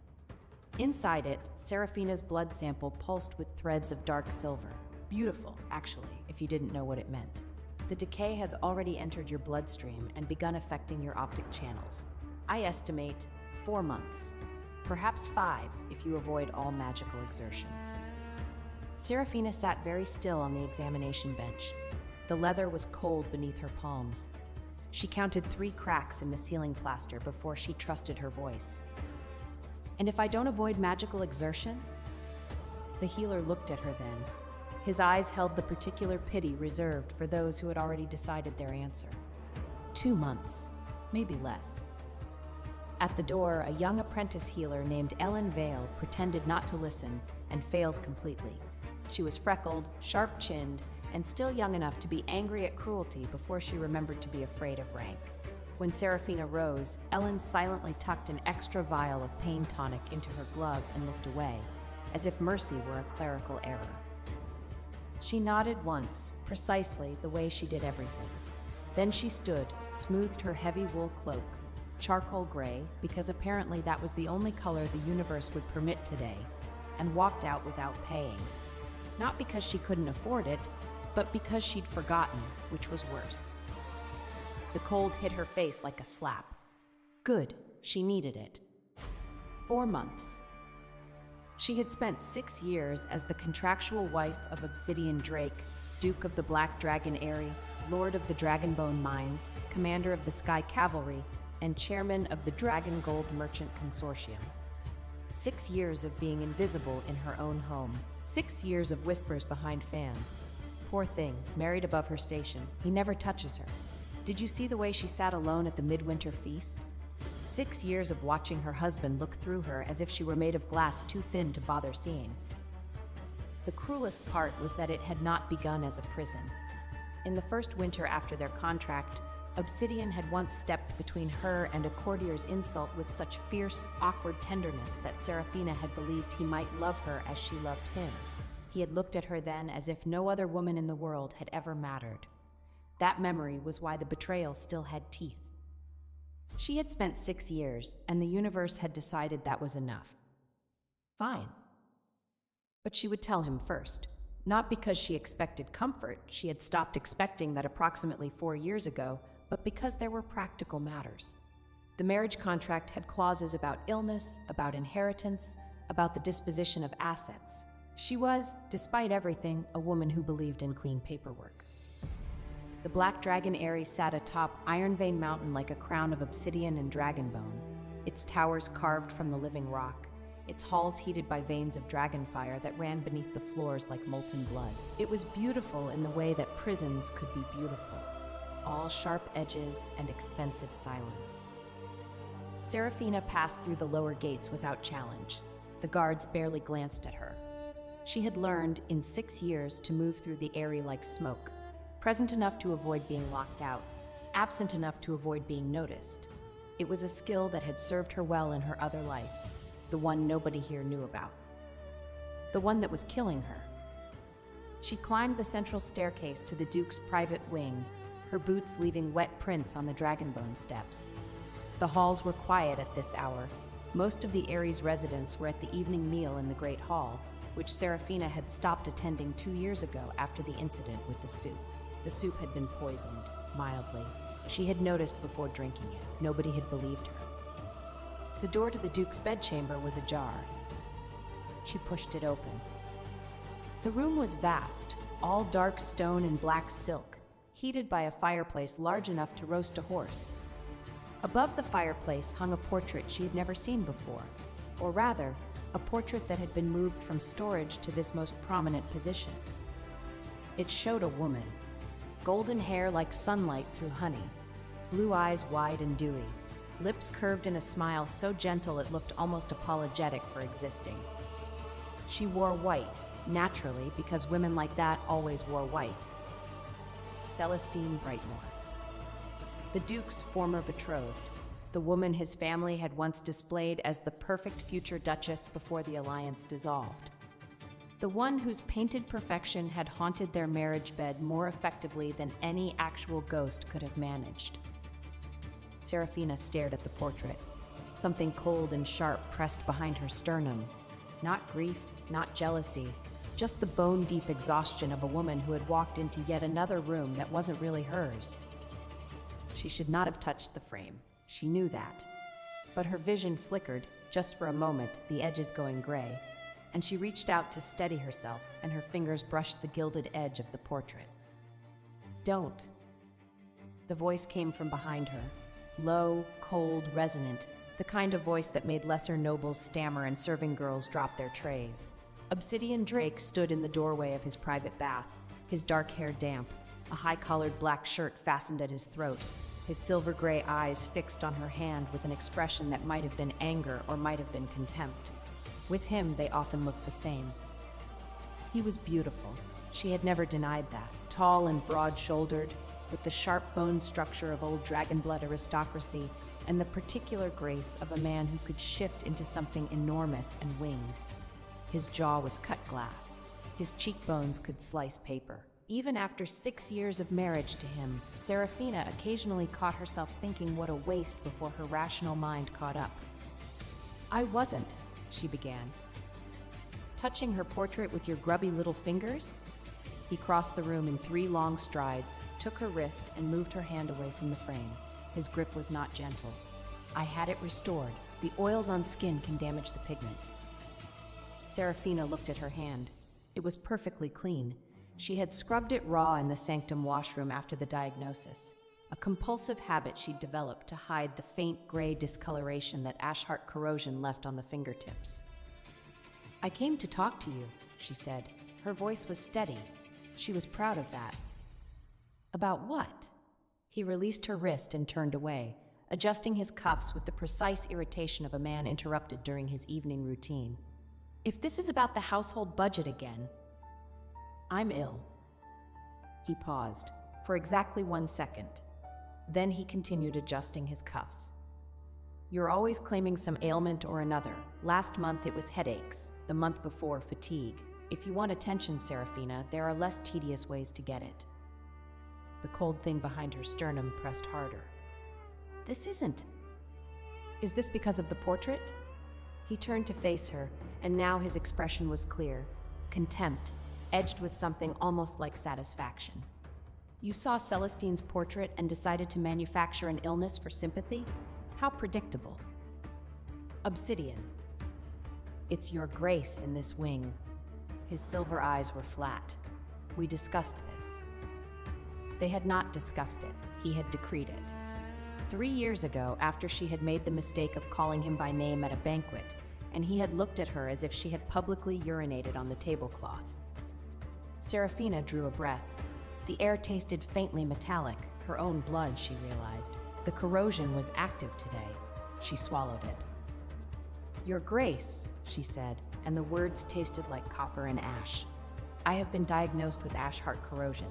The decay has entered my blood and my optic channels. I have approximately 4 months. Silence. Obsidian studied her face the way one studies an insect that has landed on one's sleeve, with mild interest and absolute indifference to its survival. Ash heart corrosion, he repeated, a disease of runesmiths and sealcasters, which you are not. She said nothing. Unless you've been secretly practicing forbidden magic behind my back. Have you? His voice sharpened. Have you been dabbling in things beyond your station again? Beyond her station. She was the last living heir of the Ashgrove rune line, a bloodline so ancient it predated the Dragon Aeries themselves. She could trace, cast, and break dragon rune contracts that would make his court smiths weep with inadequacy. She had single-handedly saved his empire 6 years ago. But he didn't know that. And she was not going to tell him today. Never mind, she said quietly. I apologize for disturbing your evening. She turned to leave, made it 3 steps before. Serafina. She stopped, did not turn. If you're going to be ill, he said, his tone as casual as discussing weather, do it in the East Wing. I have guests arriving tomorrow, and I don't need you looking pathetic in the main halls. She left without another word. The guests arrived not the next day, but that very night, a dramatic entrance through the Aeries sky gates that woke half the household.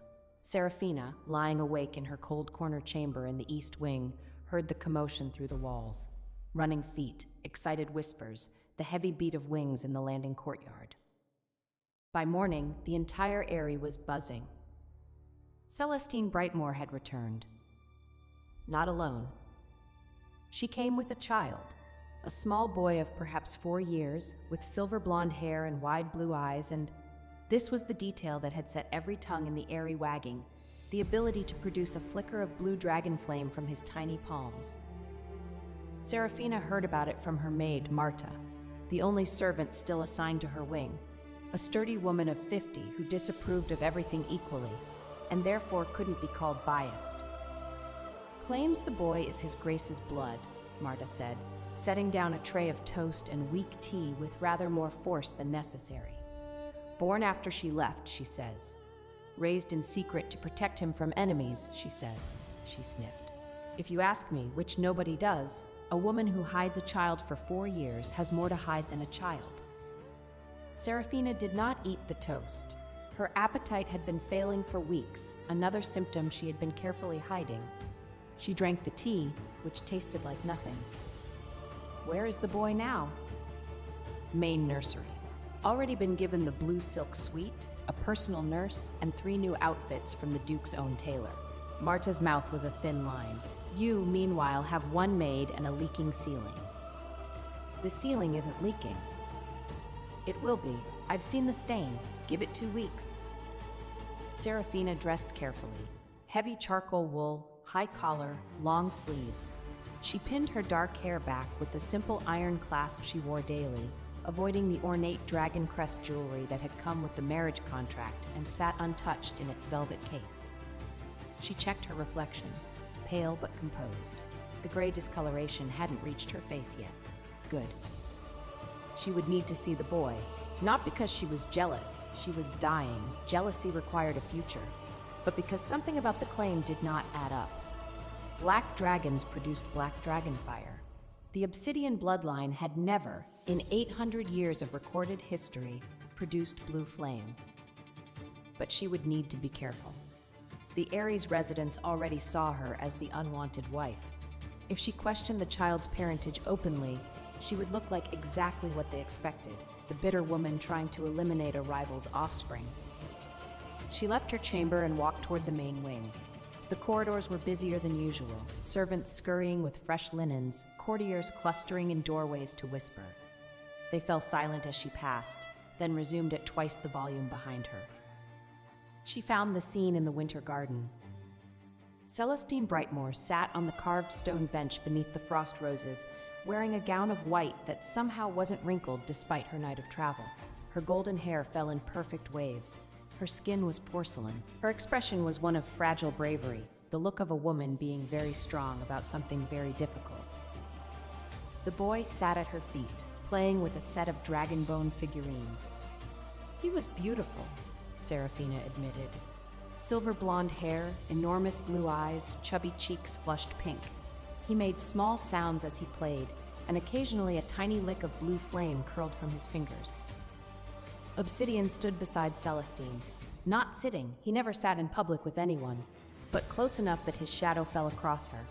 His hand rested on the bench back behind her shoulder. Not touching her, but close. He was looking at the boy with an expression Seraphina had never seen on his face before. Something soft, something wondering, something that might, in a less frozen man, have been called hope. He had never looked at Seraphina like that. Not once. She stopped in the garden archway, took it in, filed it away in the small, cold compartment in her chest where she kept things that hurt too much to examine. Celestine noticed her first. Those blue eyes widened with perfectly calibrated surprise. "Oh, you must be." She looked at Obsidian with a flutter of concern. "I didn't know we would be interrupting."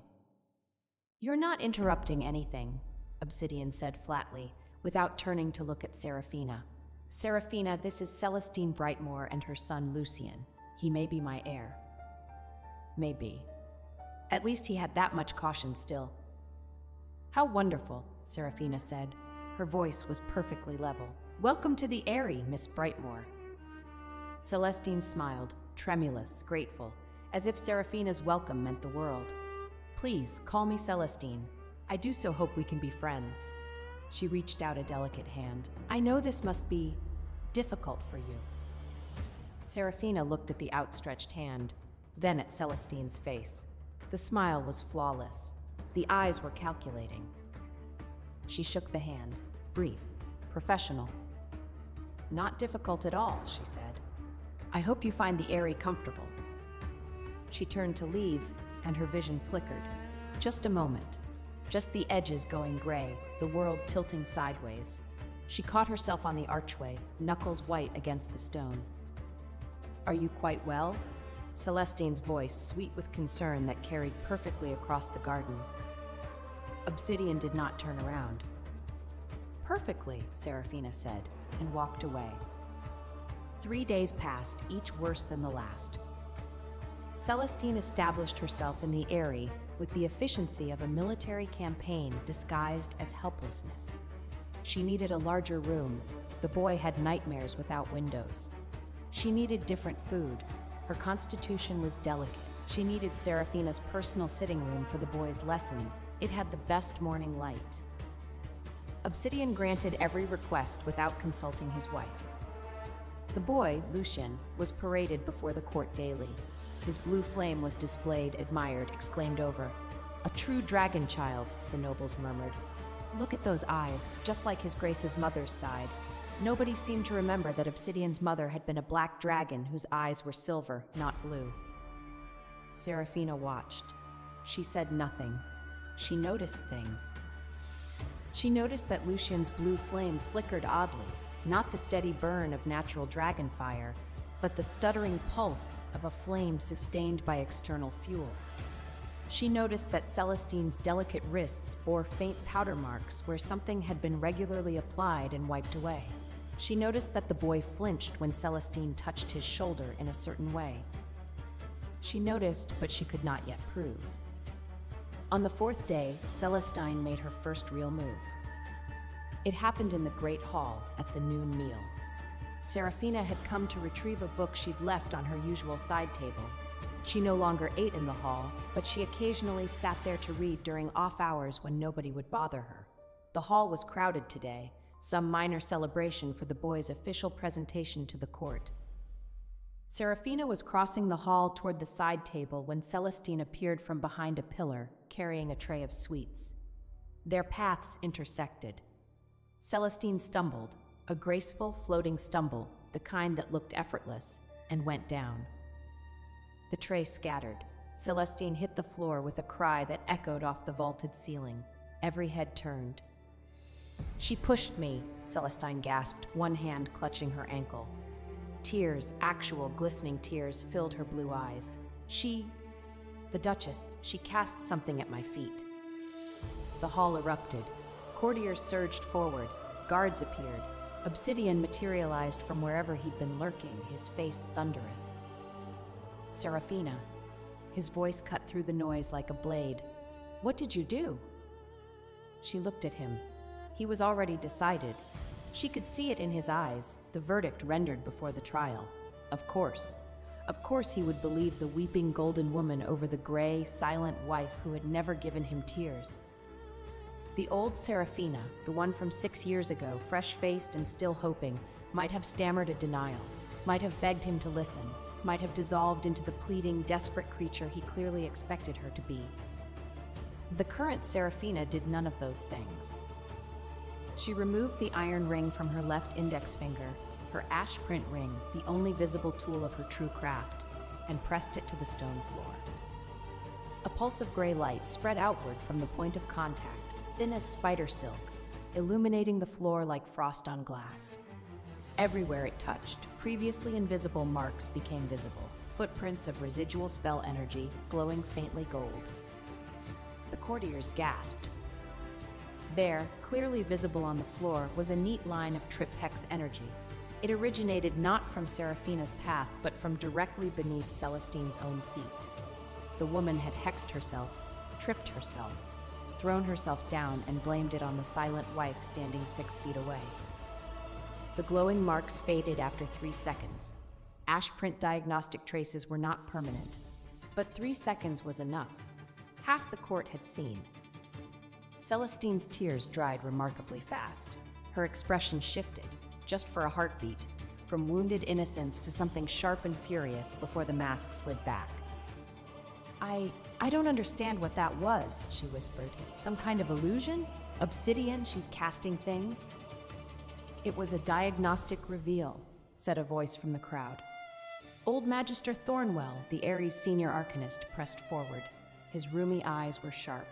"Shows the origin point of recently cast hexes. Can't be faked." The hex came from under her. He pointed at Celestine, not from the Duchess. Silence. Obsidian looked at the floor where the marks had been, then at Celestine, then at Serafina. He said nothing. He did not apologize. He turned and walked away. Celestine was helped up by her supporters, she still had plenty, and whisked off to her rooms with much fluttering concern. The court dispersed, buzzing. Serafina stood alone in the great hall. Her vision flickered again, longer this time. She pressed her palm against the cool stone of the pillar until the grayness receded. Then she walked to the side table where Lucien's silver water cup had been left among the lunch debris. She turned it over. With a movement so small no one would notice, she pressed her ash print ring to the cup's inner base, leaving a blood trace marker that would activate when the cup was next used. The marker would read the child's blood composition through any liquid he drank from it. In 3 days, it would have enough data to determine exactly whose bloodline Lucien carried. She set the cup back, walked away. Let the blood speak for itself. Part 2. Dead Eggs and Living Things. The snow began that evening, heavy, wet, blanketing the mountain in white that turned the Aries black stone dramatic. Serafina left through the servants' gate at dusk, pulling her hood low. She had an appointment at the Sanctum Healing Ward for a follow-up examination, and she was not going to let anyone see her go. The path down from the Eyrie to the city was treacherous in snow, but she knew every step. 6 years of lonely walks had made her an expert on this particular mountain. She moved quickly, her boots finding purchase on the icy stones by memory more than sight. Her right eye had developed a persistent gray haze that no amount of blinking could clear. The appointment was brief and brutal. The corrosion had advanced since Tuesday. The healer adjusted his estimate downward, 3 months, perhaps 3.5. Is there anything? Serafina began. The only known treatment requires a source of white gold dragon fire, the healer said gently, which, as I'm sure you know, has been extinct for over a century. I'm sorry, Your Grace. She nodded, thanked him, left. The snow had thickened while she was inside. The streets were almost empty, merchants packing up early, lanterns sputtering in the wet wind. Serafina pulled her cloak tighter and turned toward the mountain path. She almost missed it. A pile of refuse beside a merchant's cart. Broken crates, soiled straw, the usual detritus of market day. But something in the pile caught the fading lantern light. A curve. A smooth, oval shape, gray and dull, half buried in dirty snow. An egg. Serafina stopped. It was large, roughly the size of a melon, and completely unremarkable. Gray shell, hairline cracks webbing its surface, no luminescence, no warmth, no sign of the inner fire that marked a living dragon egg. A dead egg. Worthless. That's why the merchant had tossed it with the trash. She should keep walking. She had 3 months to live, a marriage to dissolve, a secret identity to protect, and absolutely no time for. Thump. She felt it through her ash print ring. Not heard, felt. A vibration so faint it was barely distinguishable from her own heartbeat. But there, undeniably there. A heartbeat. Inside the egg. Tiny, struggling, almost gone. Oh, for... Serafina pressed her hand to her face. No, absolutely not. Thump, thump. I am dying. I don't have time to... Thump, thump. This is ridiculous. You're probably going to die anyway. We'll die together in my cold room and they'll find us both frozen in 3 months like some pathetic... Thump. She picked up the egg. It was heavier than it looked, and cold, so cold that even through her gloves she could feel the chill radiating from its shell. She tucked it inside her cloak, against her chest, where her own body heat might do something. The heartbeat steadied slightly. I'm not keeping you, she informed the egg. I'm merely preventing you from dying in garbage, which is the bare minimum of decency. Don't get attached. The egg did not respond, obviously. It was an egg. She carried it home. The east wing of the Eyrie was cold, as always. Serafina's chambers consisted of a sitting room, a bedroom, and a small private study, all furnished in the Eyrie's leftover pieces that nobody else wanted. The heating runes in this wing had been temporarily reduced 3 years ago during a budget dispute and never restored. She set the egg on her bed, surrounded by pillows, and covered it with her spare wool blanket. Then she fed the fireplace until the room was warm enough that her breath no longer fogged. Then she sat and stared at the egg. Well, she said, now what? The egg sat, gray, silent, cracked. Serafina touched her ring to the shell. Gently, carefully, a whisper of diagnostic magic. The heartbeat was there, slow but steady. The egg was alive. The cracks weren't decay, they were stress fractures, possibly from impact when it was discarded. The creature inside was... She frowned. The diagnostic couldn't get a clear reading on the species. Dragon, certainly, but the subsignature was muddled, as if something was actively obscuring it. Self-camouflage? In an unborn creature? Aren't you interesting? She murmured. The egg gave no reply. She fell asleep beside it that night, one hand resting on its shell. In the morning, she found it had somehow rolled 3 inches closer to her, pressing against her hip. She chose not to examine this too closely. Over the next week, the egg developed what Serafina could only describe as a personality.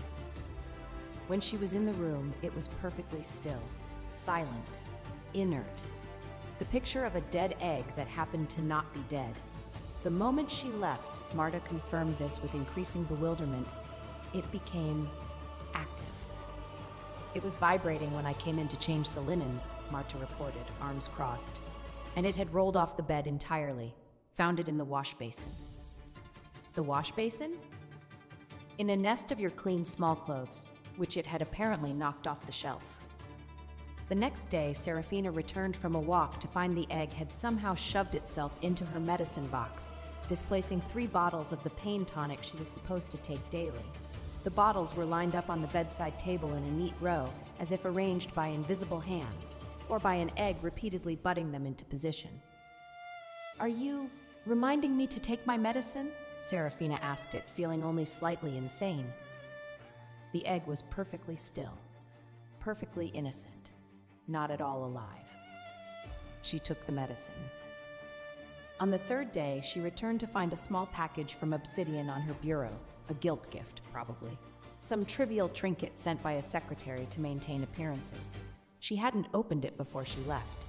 When she came back, the package was under the bed, far under the bed, pushed into the dustiest corner against the wall. The egg sat on the bureau in the package's place, serene as a church. "Did you?" Serafina looked at the egg, looked under the bed, looked back at the egg. "How do you even move? You don't have legs." The egg did not dignify this with a response. On the 5th day, something remarkable happened. Celestine sent one of her maids to Serafina's wing, ostensibly to deliver an invitation to tea, actually to snoop. Serafina was out. Marta was in the laundry. The maid entered freely and began opening drawers. According to Marta, who returned partway through, the egg began vibrating so violently that it bounced off the bed, rolled across the floor at alarming speed, and struck the maid's ankle with sufficient force to send her stumbling backward into the doorframe. The maid fled. The egg rolled itself back to the bed and settled into its pillow nest with the air of a job well done. "Your egg," Marta said that evening, "is possessed." "It's not my egg. It pushed a grown woman out of your room. It's slightly my egg." On the 7th day, the cracks in the shell shifted. Serafina didn't notice at first. She was reviewing the blood trace data from Lucien's cup, which was yielding increasingly interesting results. But when she glanced over, the hairline fractures had rearranged themselves. They formed unmistakably a pattern, an expression. Specifically, the dragon rune symbol for eye-rolling contempt. Serafina stared at it for a long time. "Were you making a face at something specific?" she asked slowly. "Or is this a general commentary?" The cracks shifted. Now they formed, she was not imagining this, a pattern that loosely resembled droopy eyelids and a curled mouth, like a miniature sneer. From the corridor outside, Serafina could hear the distant sound of Celestine's tinkling laugh. "Ah," Serafina said, "the laugh." The egg cracks formed something that might have been a nod. "I agree," Serafina said. "It is insufferable." She went back to her data. The egg settled smugly in its pillows. Obsidian found out about the egg 9 days after its arrival.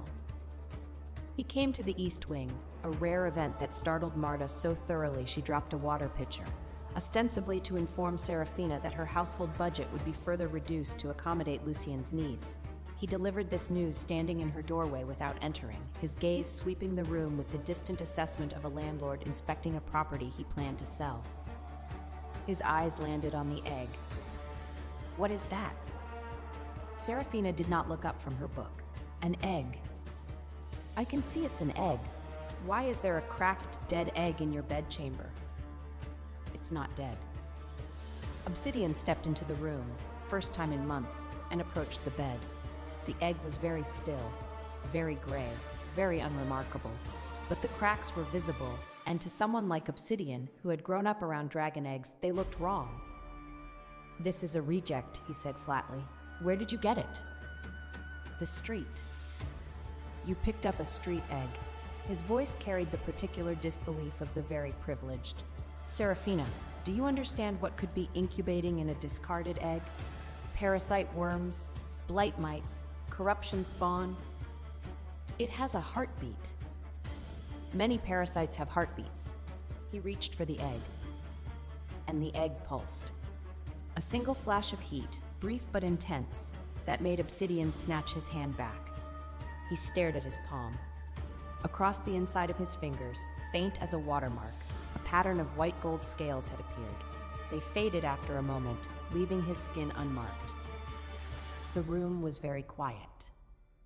"That," Obsidian said carefully, "should not have happened."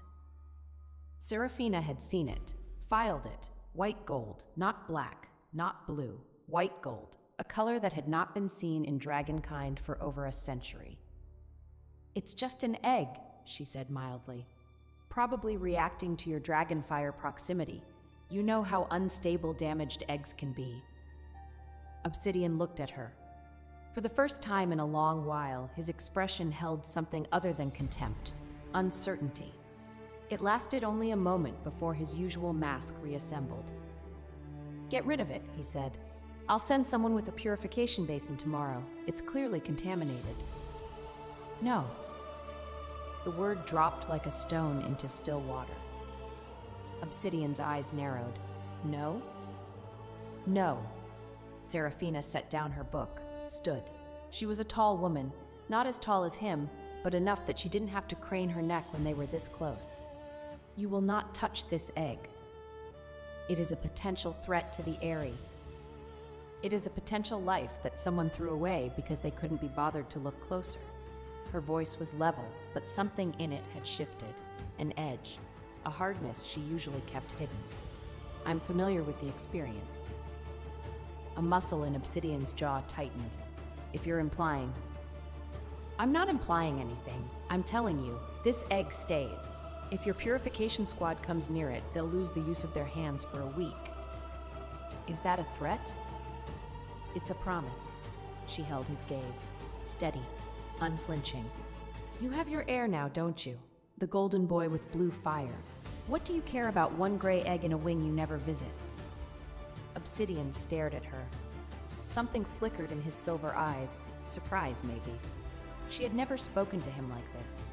In 6 years, she had been quiet, accommodating, invisible. The sudden steel in her voice was clearly unexpected. "Fine," he said at last through his teeth. "Keep your dead egg. But if it hatches something that threatens my household..." "At least if it hatches something dangerous," Seraphina said, picking up her book again, "it'll be honestly dangerous, not dressed in white and calling itself family." Obsidian went very still, his mouth opened, closed. He turned on his heel and left without another word. The egg, in the silence that followed, emitted a tiny pulse of warmth against Seraphina's hip, almost approving. "Don't start," she told it. Part 3. The Dissolution. 2 weeks after Celestine's arrival, Seraphina finished her preparations. The blood trace data from Lucien's cup was complete. The results were exactly what she'd suspected. The boy's dragon flame signature bore 0 compatibility with the Obsidian bloodline. Not partial, 0. Whatever lineage Lucien carried, it was not Obsidian Drake's. But she did not reveal this immediately. She was not stupid, and she was not impulsive. If she made the accusation now, it would look like jealousy, like desperation, like the unwanted wife trying to eliminate her replacement. Instead, she sealed the data into the cup's base, a self-activating ash print that would release its findings when examined by the Ares matriarch, Old Lady Obsidian Drake the Elder. The matriarch was many things, imperious, traditional, occasionally cruel, but she was not stupid, and she would not ignore blood evidence. Seraphina placed the cup in a velvet pouch and locked it in her desk. Then she took out the document she had been drafting for 3 days. a petition for dissolution of the dragon blood marriage contract. In the dragon aristocracy, marriage contracts were not simple unions. They were binding magical agreements sealed in the contract flame basin, enforceable by ancient dragon law. Breaking one required either mutual consent or proof of irreparable breach. Seraphina had spent 6 years gathering evidence of breach. She had enough. She reviewed the document one final time. It asked for no wealth, no property, no title, no compensation, just freedom. She signed it with her blood name, the real one, not the diminished version on the public marriage contract, and sealed it with her ash print ring. Then she went to find Obsidian. He was in his study. Celestine was there too, of course, curled in the window seat with Lucien, reading to him in her soft golden voice. The picture they made was deliberately beautiful. The family unit, the future, the life Obsidian could have if not for the inconvenient existing wife. Seraphina knocked, entered without waiting for permission. "I need 5 minutes of your time," she said, alone. Obsidian looked up from his desk with visible irritation. "Whatever it is, it can wait." "It cannot." She held up the document. "This is a formal petition for dissolution of our marriage contract. It requires your acknowledgement." The room went silent. Celestine's reading stopped. Lucien looked up with wide eyes. Obsidian set down his pen very slowly. "Leave us," he said to Celestine. His voice was flat. Celestine gathered Lucien with visible reluctance and visible satisfaction barely hidden, and swept out, closing the door behind her with a soft click. Obsidian stood, came around the desk, took the document from Seraphina's hand and read it in silence. "You're asking for nothing," he said at last. "Correct. No settlement, no property, no ongoing support. I want freedom, not money." He looked at her. His expression was strange, not angry, which she'd expected. Something else, something almost like insult. "This is about Celestine," he said, "not a question. It is about the 6 years preceding Celestine. You're jealous. You've been jealous since she arrived, and now you're using a dissolution petition as, what? Leverage? A threat? You think if you wave this in my face, I'll send her away?" Seraphina took a slow breath. The gray was creeping at the edges of her vision again. "I am not asking you to send anyone away. I am asking you to let me leave." "No." He tossed the document onto his desk. "I'm not playing this game." "It isn't.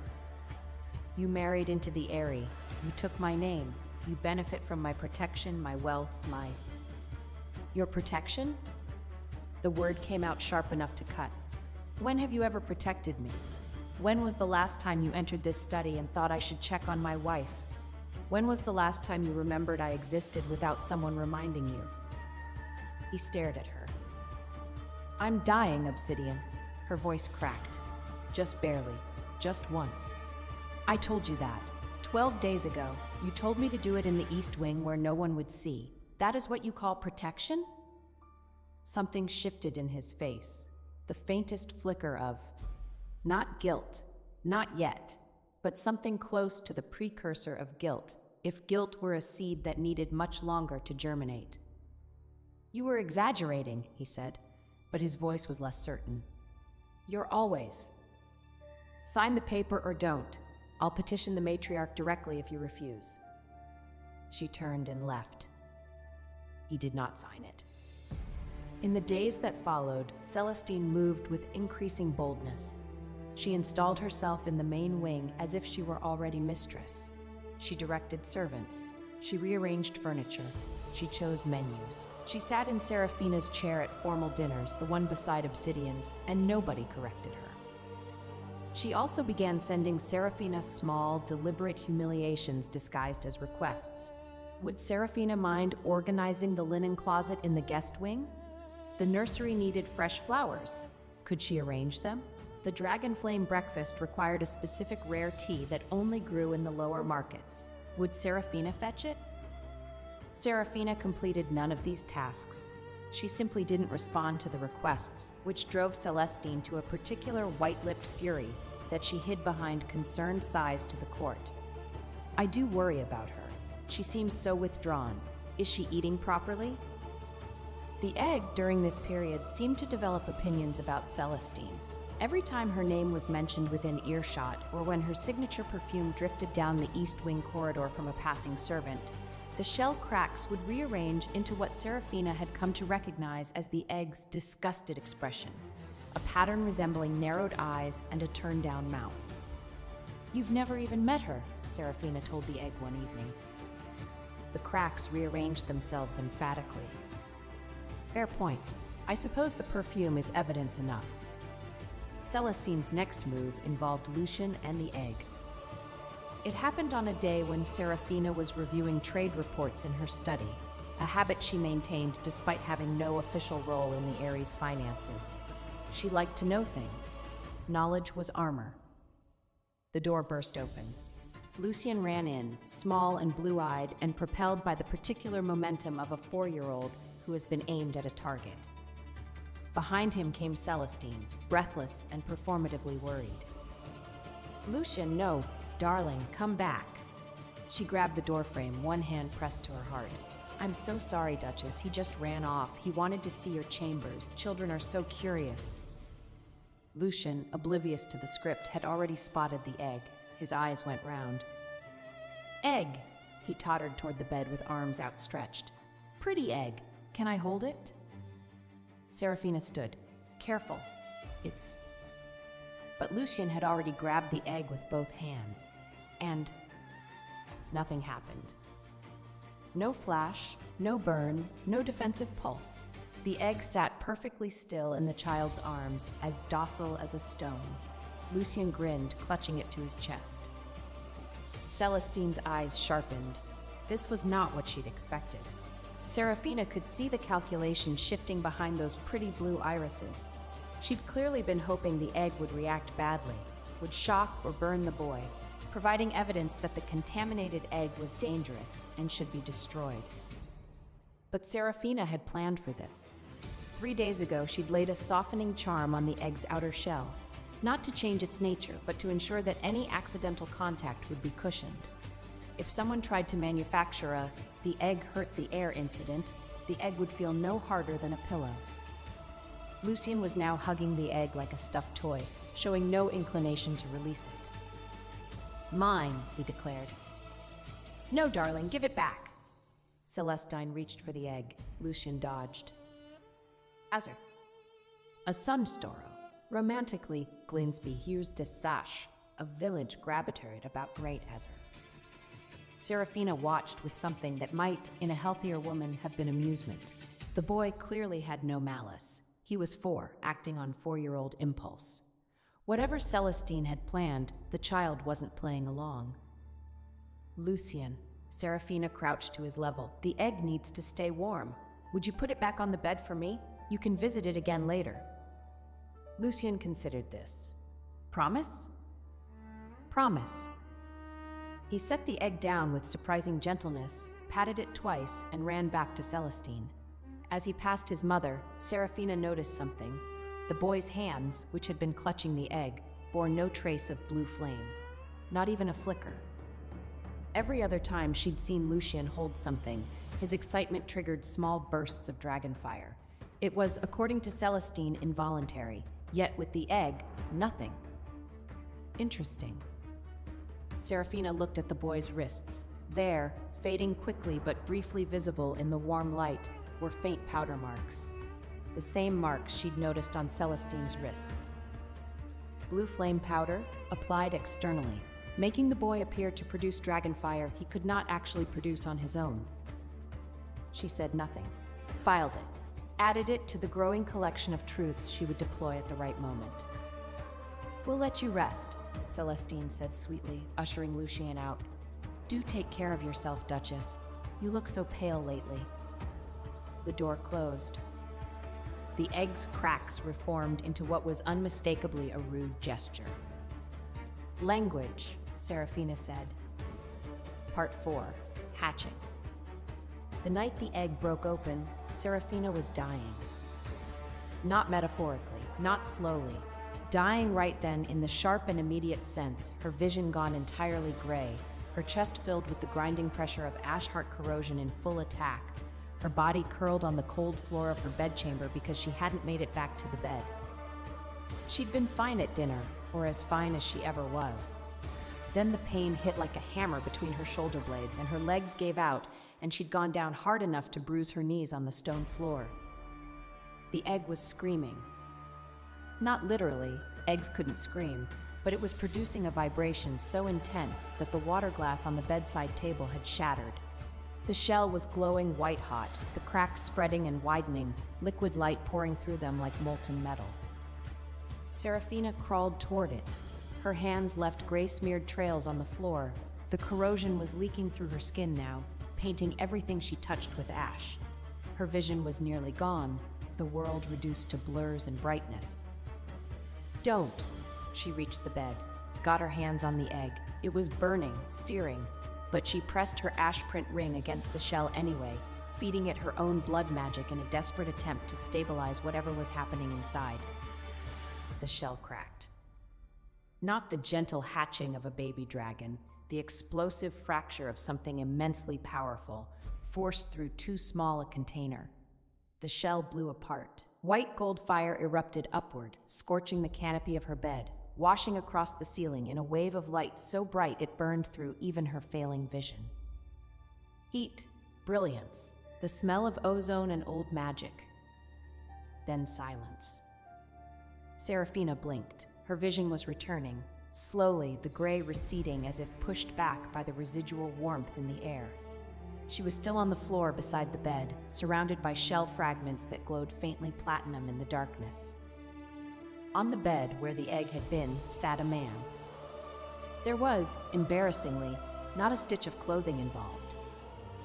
3 frantic minutes, 1 thrown cloak, 1 overturned chair, and a very firm order through the door about imaginary alchemical fumes later, the impossible stranger sat wrapped from shoulders to ankles in Serafina's heaviest wool cloak.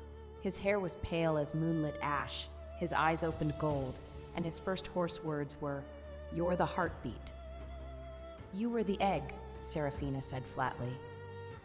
"I was in the egg," he corrected. "The egg was merely temporary housing." "For how long?" He tilted his head. That movement, the slight angle, the faintly curious regard, was so like the egg's habit of rolling toward interesting sounds that Serafina felt a strange jolt of recognition. "A while," he said. "Time is difficult to track when you're busy not dying." She should ask more questions. She should demand explanations. She should probably be terrified. A strange, impossibly beautiful man had just materialized in her bedroom from an egg she'd been sleeping next to for weeks. Instead, what she said was, "Are you going to die if I stop looking at you for 30 seconds? Because I need to find you clothes." His mouth curved, just slightly. A smile that was less innocence and more quiet delight, as if she had said exactly the thing he'd been hoping to hear. "I will endeavor to survive your absence." She did not dignify this with a response. She went to the wardrobe, pulled out the largest shirt she owned, one of Marta's that had been mixed in with the laundry, and a pair of loose trousers from her own collection, the ones she wore for physical work. "These will be short on you," she said, tossing them to him, "but they'll have to do until morning." He dressed with the unself-conscious ease of someone who had never learned to be modest, or perhaps someone so ancient that modesty was a concept he'd once invented and grown bored of. The shirt stretched across his shoulders. The trousers ended above his ankles. He looked ridiculous. He also looked like something out of a legend. Even in borrowed, ill-fitting clothes, wrapped in a too small cloak, with shell dust still in his hair, he radiated a quiet, devastating presence that made the air in the room feel heavier. Serafina crossed her arms. "Name." "Ah," he looked at her. Something cautious entered those gold eyes, the first hint that behind the bemusement there was calculation. "You may call me Saren. It's close enough." "Close enough to what?" "To what I once was." "That's not an answer." No, he agreed pleasantly. It isn't. She studied him. He met her gaze without flinching, without the defensive bravado that usually accompanied secrets, or the evasive dart of someone constructing a lie. He simply looked at her, gold eyes steady, and allowed her to look back. Fine, she said at last. Serene, you hatched in my room. That makes you my responsibility until I decide otherwise. You will sleep. She pointed to the window seat, which was padded but narrow. There. You will not leave this room until I determine that you're safe to be around. You will answer my questions when I ask them, and you will never appear improperly dressed in my presence again. He considered the window seat, looked at her, looked at the window seat again. It seems, he began. It seems perfectly adequate for someone who spent the last several weeks as a 9-inch egg. Another curve of his mouth. Fair. He settled himself on the window seat with fluid grace, pulling the cloak around himself like a blanket. He was too long for it. His feet hung off the end, but he curled without complaint, making himself small. Thank you, he said quietly, for keeping me warm. Serafina turned off the remaining lamp. In the darkness, she could still see the faint glow of white gold from his skin, like moonlight captured in flesh. Don't thank me yet, she said. Tomorrow we'll have problems. We already have problems, he said, but yours are worse than mine, and you haven't told me about them. She was silent for a long moment. Good night, Seren. Good night, Heartbeat. She did not sleep, but she did, for the first time in weeks, feel like the room contained something alive besides her own slow decay. Part 5. The Mask of Weakness. The first 3 days with Seren in the East Wing were an exercise in controlled chaos. He was, on the surface, everything a displaced, newly hatched person should be. Confused, grateful, compliant. He wore the borrowed clothes without complaint. He ate the food Marta brought without asking for better. He slept on the window seat without mentioning that it was 3 feet too short. He said please and thank you, and I don't want to be a burden with such consistent sweetness that even Marta, immune to all charm, occasionally brought him an extra bread roll. It was, Serafina reflected, an absolutely masterful performance. Because she noticed things. She noticed that his confusion was selective.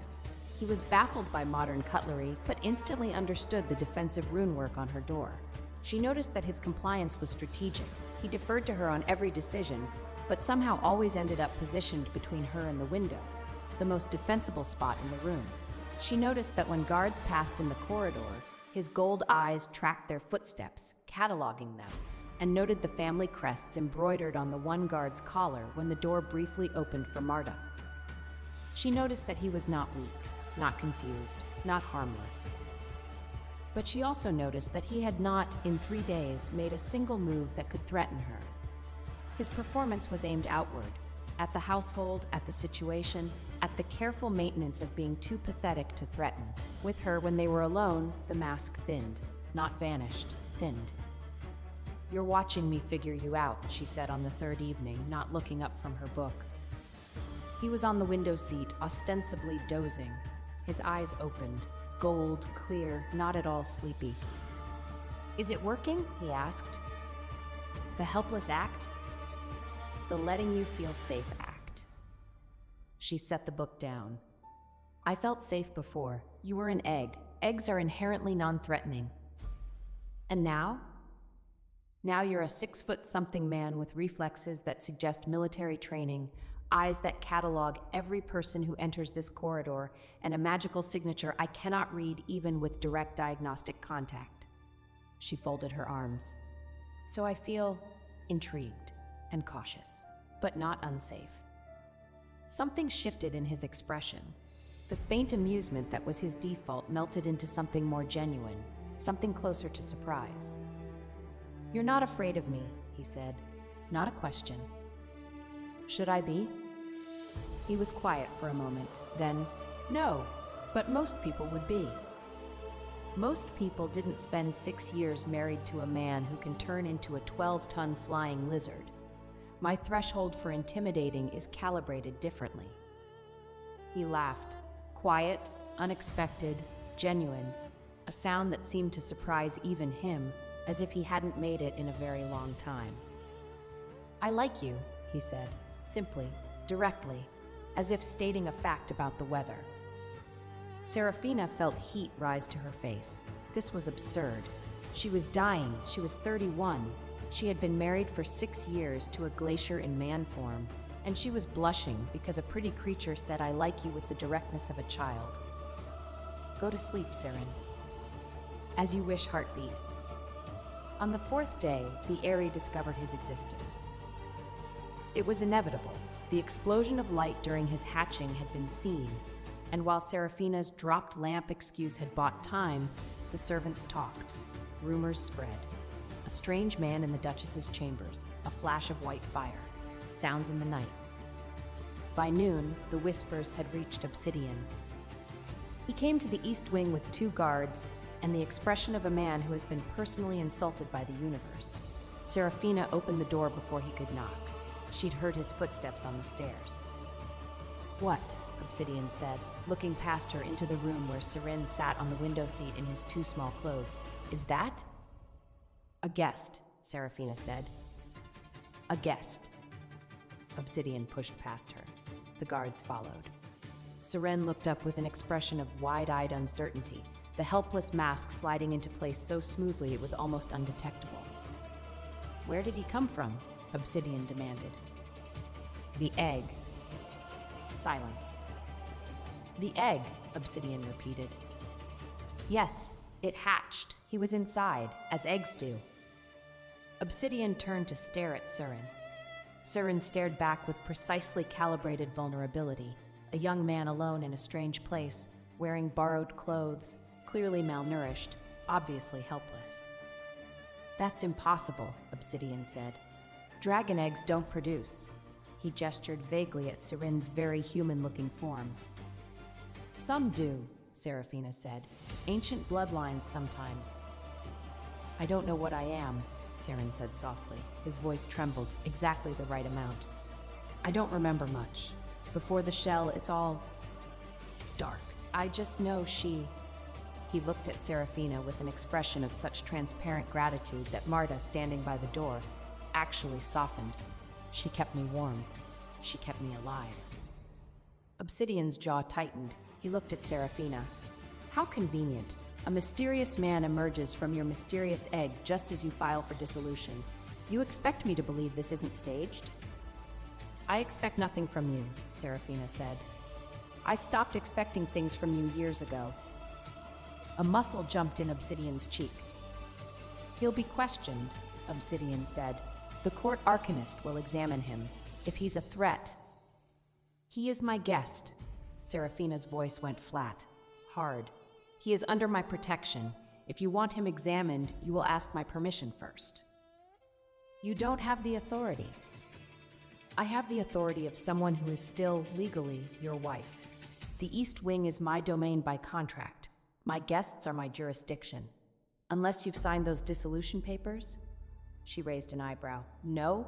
Then my authority stands." Obsidian stared at her, then at Seren, then back at her.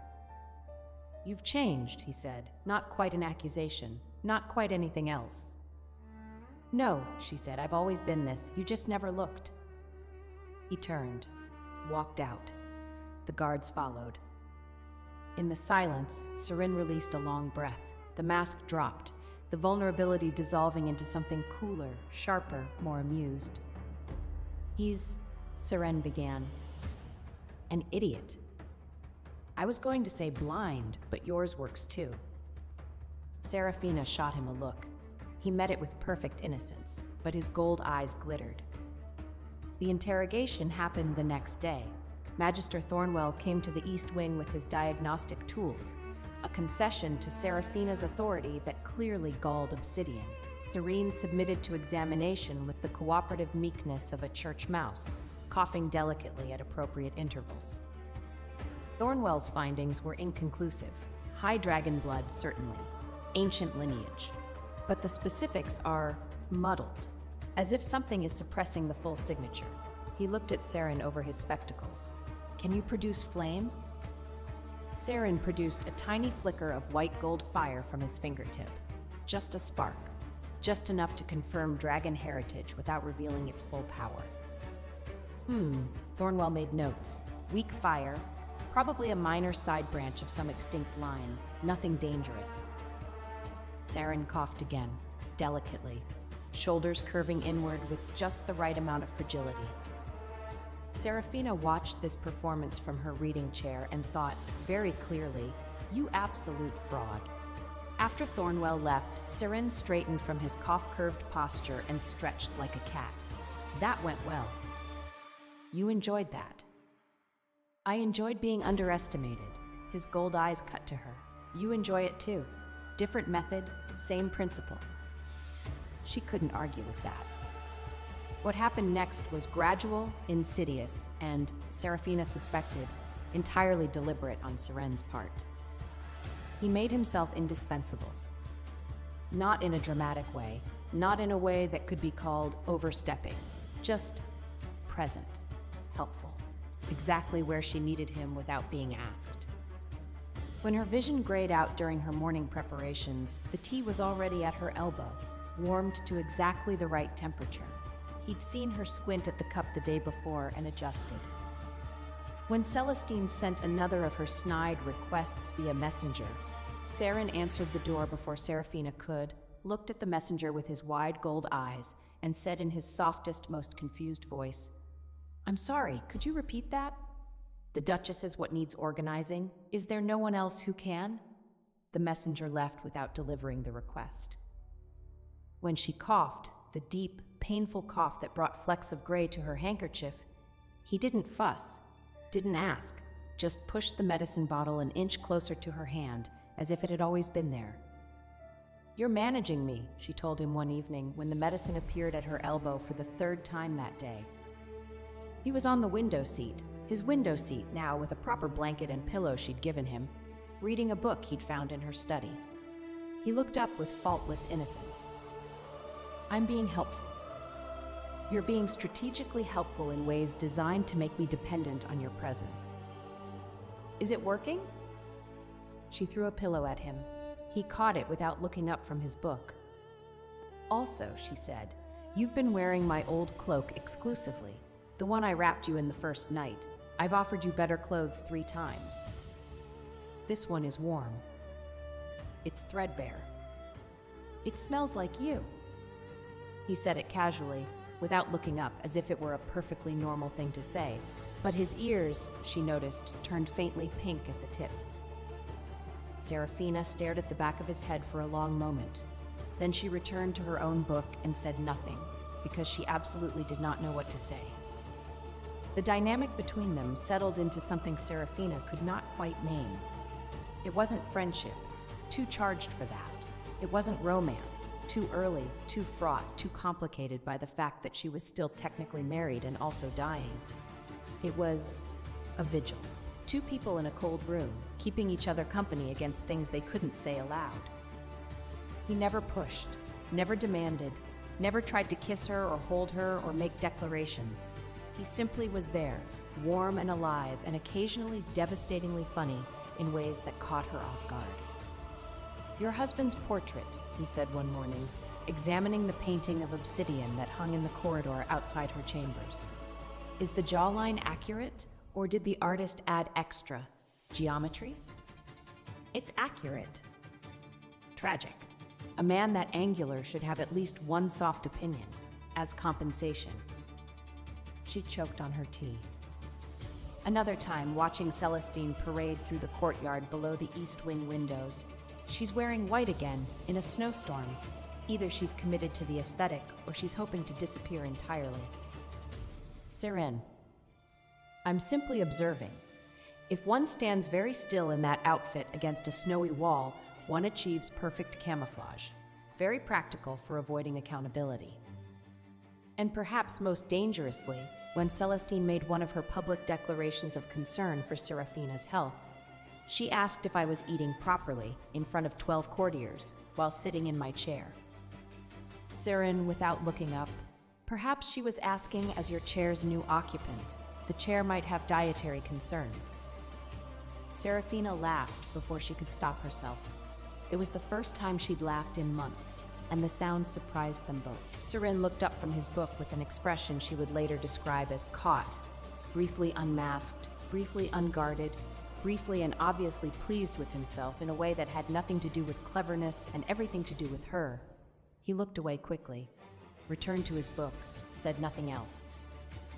But he was smiling, slightly, behind the page. Part 6. The Night She Lost. 1 month after Celestine's arrival. 3 months, approximately, before Serafina expected to die. 2 weeks after Serin hatched into her life with all the subtlety of a comet in a teacup. The night started with an argument. Not between Serafina and Obsidian. They had stopped arguing, which was worse. Arguments implied engagement. What happened between them now was more like weather. She existed. He acted upon her. She endured. The argument was between Obsidian and the truth. A truth Serafina had made the mistake of speaking aloud during a council meeting she'd been summoned to, a rarity and suspicious in itself. The council was discussing Lucien's formal recognition as heir. Celestine had petitioned for a blood ceremony, a public magical ritual that would confirm the boy's parentage and grant him inheritance rights. Serafina, seated at the far end of the table like an afterthought, had listened in silence for 40 minutes before saying, "Has anyone considered that his fire is blue?" The table went quiet. "Black dragons produce black fire," she continued. Her voice was mild, conversational, the tone of someone pointing out that it was raining. In 8 centuries of documented Obsidian bloodline history, there has never been a single instance of blue flame. Not one. Even mixed heritage offspring produce flames within the black to gray spectrum. Blue is from an entirely different lineage. Celestine, seated beside Obsidian like a second shadow, went very still. Dragonfire color can vary with diet, environment, and emotional state in young children, she said quickly. Sweet, reasonable. The healers confirmed. Which healers? Serafina asked. The Ares or ones you brought with you? Serafina, Obsidian's voice cut across the table. Enough. I'm raising a valid concern about... You're raising a jealous objection to a child's right to know his father. His silver eyes were cold. This isn't the time or place for your personal grievances. She held his gaze. The gray was creeping again. Her right eye was nearly useless now in dim light, but she kept her face perfectly still. As you wish, Your Grace. The council continued. The blood ceremony was scheduled for the following week. After the meeting, Obsidian intercepted her in the corridor. His face was thunderous. What are you doing? He demanded. Questioning the boy's blood in front of the entire council? Making yourself look bitter and... I'm trying to prevent you from making a legal error that will... You're trying to undermine Celestine because you can't stand that someone else might give me what you never could. The words landed like a blow. Not because they were cruel, she was used to his cruelty, but because of what they revealed about his understanding of her. 6 years, and he still thought she was motivated by competition, by jealousy, by the petty desire to be chosen. She was motivated by being right. She was motivated by the fact that a woman was lying to him, using a child as a weapon, and he was too proud and too guilt-ridden to see it. But he would never believe that coming from her. The blood ceremony will answer everything, she said quietly. I hope, for the boy's sake, you're prepared for what it finds. She walked away. He let her. That night, Obsidian had her locked in the runesmith chamber. He didn't come himself. He sent guards, 2 of them, large and apologetic, who appeared at her east wing door at midnight with the message that His Grace required her to reflect on her behavior in a secure location until morning. The runesmith chamber was in the lower levels of the Dragon Gold Consortium building, a separate structure from the main Eyrie, connected by a sky bridge. It was where the Consortium's master smith worked on dragon rune contracts. It was also, during the winter months, essentially an unheated stone box. Serafina did not fight the guards. She could have, Her ash print abilities could disable them in seconds, but doing so would require revealing capabilities she was not ready to reveal. So she went, quietly, without making a scene Celestine could use. She did, however, have time to do one thing before leaving. She pressed her ash print ring to Seren's wrist, leaving a binding mark. "Don't move," she whispered. "Don't reveal yourself. Whatever you hear tonight, stay in this room. That's an order." His gold eyes blazed. She could see the rage behind them, barely contained, nothing like the soft creature he pretended to be. "They're taking you. And they'll bring me back in the morning. But if you follow, if you fight, they'll know what you are. And right now, being underestimated is the only advantage we have." She pressed her fingers against the mark on his wrist. "Trust me." He caught her hand, held it for one breath. "Two. If they hurt you..." "They won't. It's just a cold room." She was wrong about that. The runesmith chamber was not just cold, it was magically insulated, designed to prevent rune resonance from escaping during delicate work. This meant that all ambient magical energy was blocked, including the faint residual dragon fire that heated the area's floors, including the ambient warmth of any passing spell work. The temperature dropped rapidly once the door sealed. Within an hour, Seraphina could see her breath. Within 2, her fingers were numb. The ash heart corrosion, which responded to cold and stress with accelerated attacks, activated fully. The pain was extraordinary, like someone had poured molten glass into her chest and then frozen it there. Her vision collapsed to a pinhole, her lungs seized. She slid from the workbench to the floor, unable to hold herself upright. And somewhere in the pain and the cold and the darkness, the tiny spark inside her, the one she'd been trying not to acknowledge, the one the healer had tentatively identified just days ago as a dragon imprint, a pre-viable pregnancy, flickered and went out. She knew what had happened before the pain faded. The body knows these things, knows when something that was becomes something that was not, a particular emptiness, a particular silence. She curled on the stone floor and did not cry. She did not have the energy for tears. The cold took everything, took her warmth, her vision, her dignity, her tiny secret hope that she hadn't even allowed herself to name, and left her with nothing but breath, shallow, gray. From outside the chamber, through stone, spell work, and the order she had placed on his wrist, the binding mark on Saren split open. He did not reveal his full nature, but white gold fire clawed through one seam of the warded door. The metal screamed. Heat poured through. He could not shatter the inner lock without exposing what he was to the entire area, so he did the next possible thing. He held the torn seam open with his own blood and forced warmth around her body until her breath stopped fading. Before dawn, he burned a white gold warning into Marta's wash basin and sent every bell in the east wing ringing.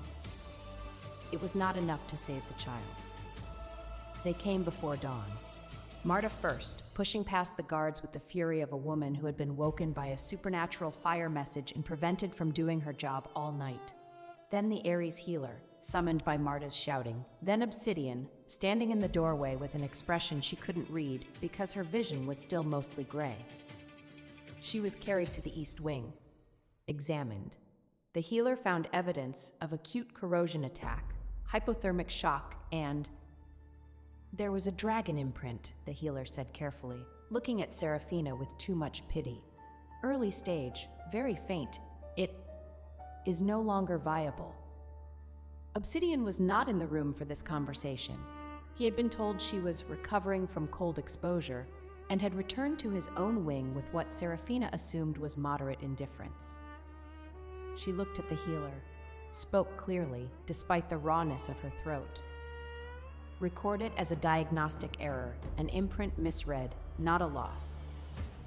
The healer stared. Your Grace. Do it. But His Grace should know.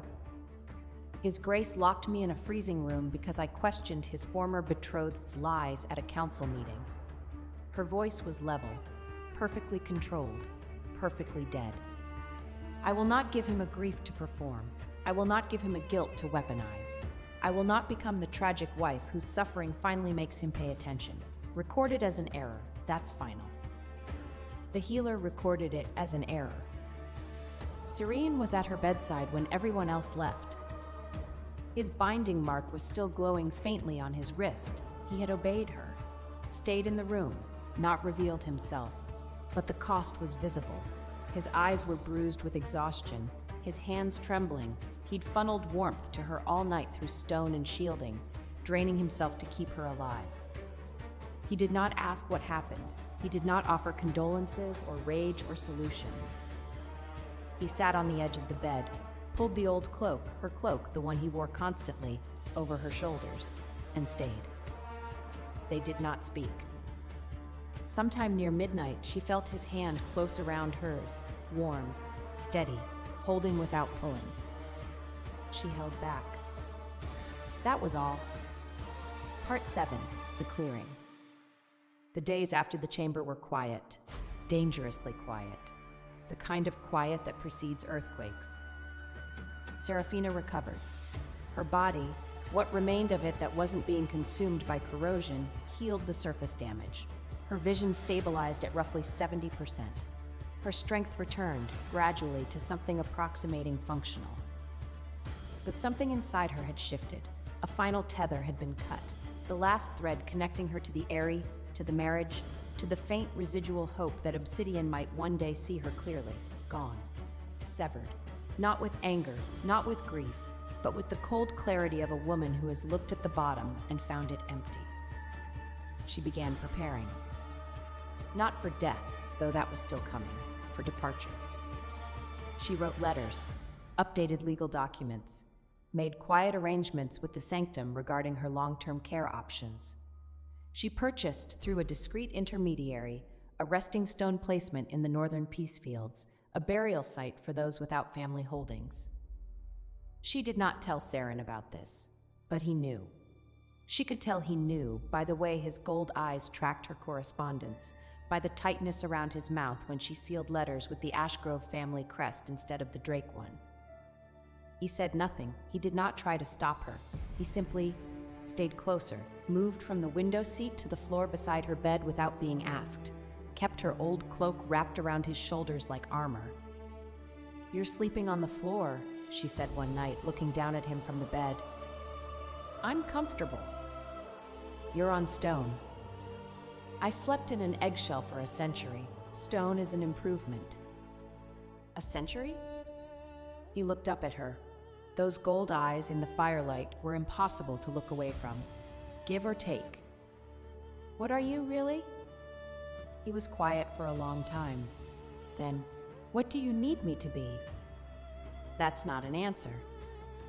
No, but the real answer is complicated. And if I tell you now, it changes things. It puts pressure on decisions that should be entirely yours. He sat up, bringing his face closer to level with hers. His expression was the most serious she'd seen it, stripped of performance, stripped of playfulness, stripped of everything but sincerity. "I want you to leave this place because you choose to, not because of what I am." She studied him. His face was very close. His breath was warm. "When I leave," she said carefully, "will you come with me?" "You haven't asked." "I'm asking now." Something broke open behind his eyes, something enormous and barely contained that he'd been holding back since the night he hatched. He closed his eyes, opened them. They were brighter. "Yes," he said, "anywhere, always." She reached out and touched the edge of his jaw, just the lightest contact, her fingertips against the faint white gold scales at his jawline. He went perfectly still. "Then I'll leave soon," she said, "and you'll come." "Yes." She withdrew her hand. He released a breath he'd clearly been holding for a very long time. Neither of them slept that night, but they were, for the first time, not alone in their wakefulness. Part 8. The Departure. Serafina chose the noon meal. Not because she was dramatic.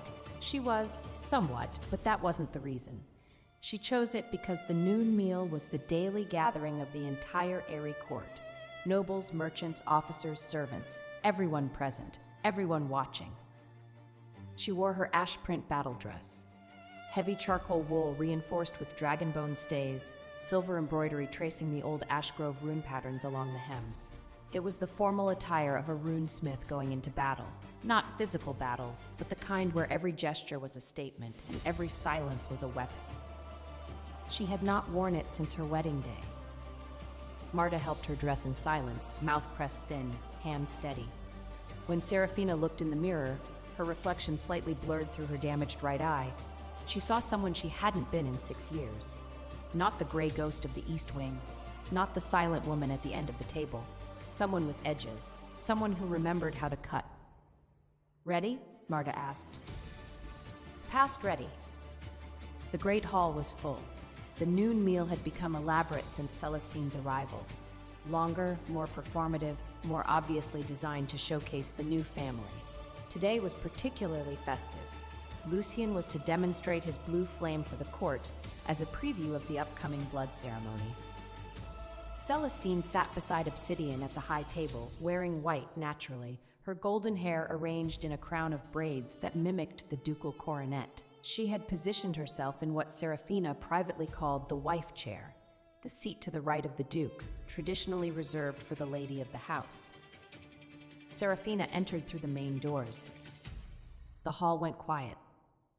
It wasn't the gray ghost entrance they were used to, the slipping in through side doors, the finding corners, the being present without being seen.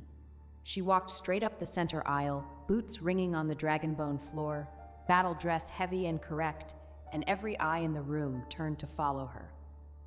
She reached the high table, stood before it, did not sit. "I have an announcement," she said. Obsidian set down his goblet with the air of a man bracing for irritation. Celestine's smile was fixed and brilliant, the smile of someone who believes she has already won. Serafina removed her wedding ring. The ring was dragon gold, set with a single black diamond, the traditional ring of the Obsidian ducal consort. She had worn it for 6 years. Her finger bore a permanent indentation where it had sat. She set it on the table before Obsidian. The sound it made, a tiny gold circle on polished dragon bone, was somehow louder than it should have been. "I am dissolving this marriage," she said, effective immediately. Murmurs erupted. Obsidian's face went blank, the particular blankness of someone taken genuinely by surprise. "You can't," he began. "I can." She produced the dissolution document from inside her battle dress, the one she'd filed weeks ago, the one he'd refused to sign. "I've exercised the unilateral dissolution clause, Article 17 of our marriage contract. A spouse may terminate without mutual consent if they can demonstrate 6 months of unreciprocated contractual obligation." She met his eyes. "I have 6 years. This isn't legally. I've already filed with the matriarch's office. The paperwork is processed. This announcement is a courtesy." Obsidian stood, his chair scraped back. "Serafina." She pulled the second document from her dress. The marriage contract itself, her copy, the original, with both their blood signatures.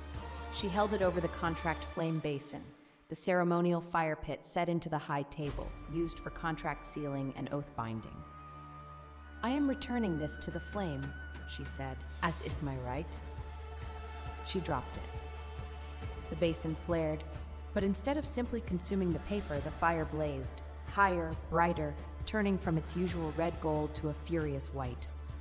The flames licked up and outward, and across the surface of the fire glowing symbols appeared, runes, contract runes, marking every instance of breach, every broken promise, every obligation unfulfilled.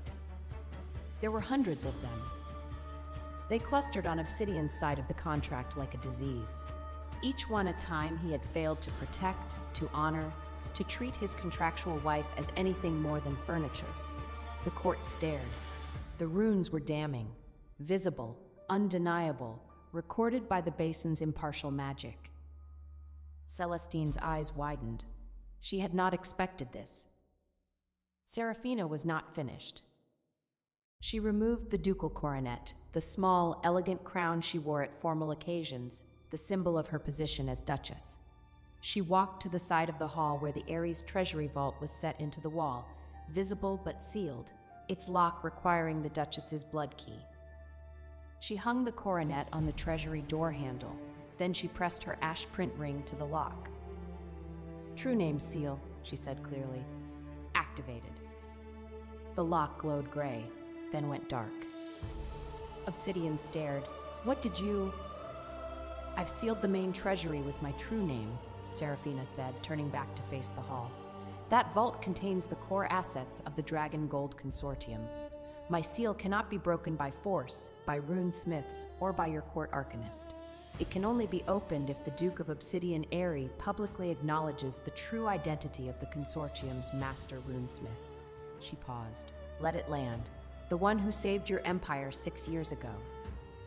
Dead silence. Nobody in the hall understood what she meant. Not yet. But Obsidian's face, she watched it change. A crack in the mask. The faintest dawn of suspicion. Finally, she took the velvet pouch from her belt, the one containing Lucian's blood trace cup. She walked to the matriarch's seat, old Lady Drake, silver-haired and sharp-eyed, watching this entire spectacle with the expression of a hawk who has spotted interesting prey. "For you," Serafina said, placing the cup before the old woman. "A gift. Examine the base at your leisure. I think you'll find the blood ceremony quite unnecessary after you see what's recorded there." Lady Drake took the cup, said nothing, but her ancient eyes gleamed.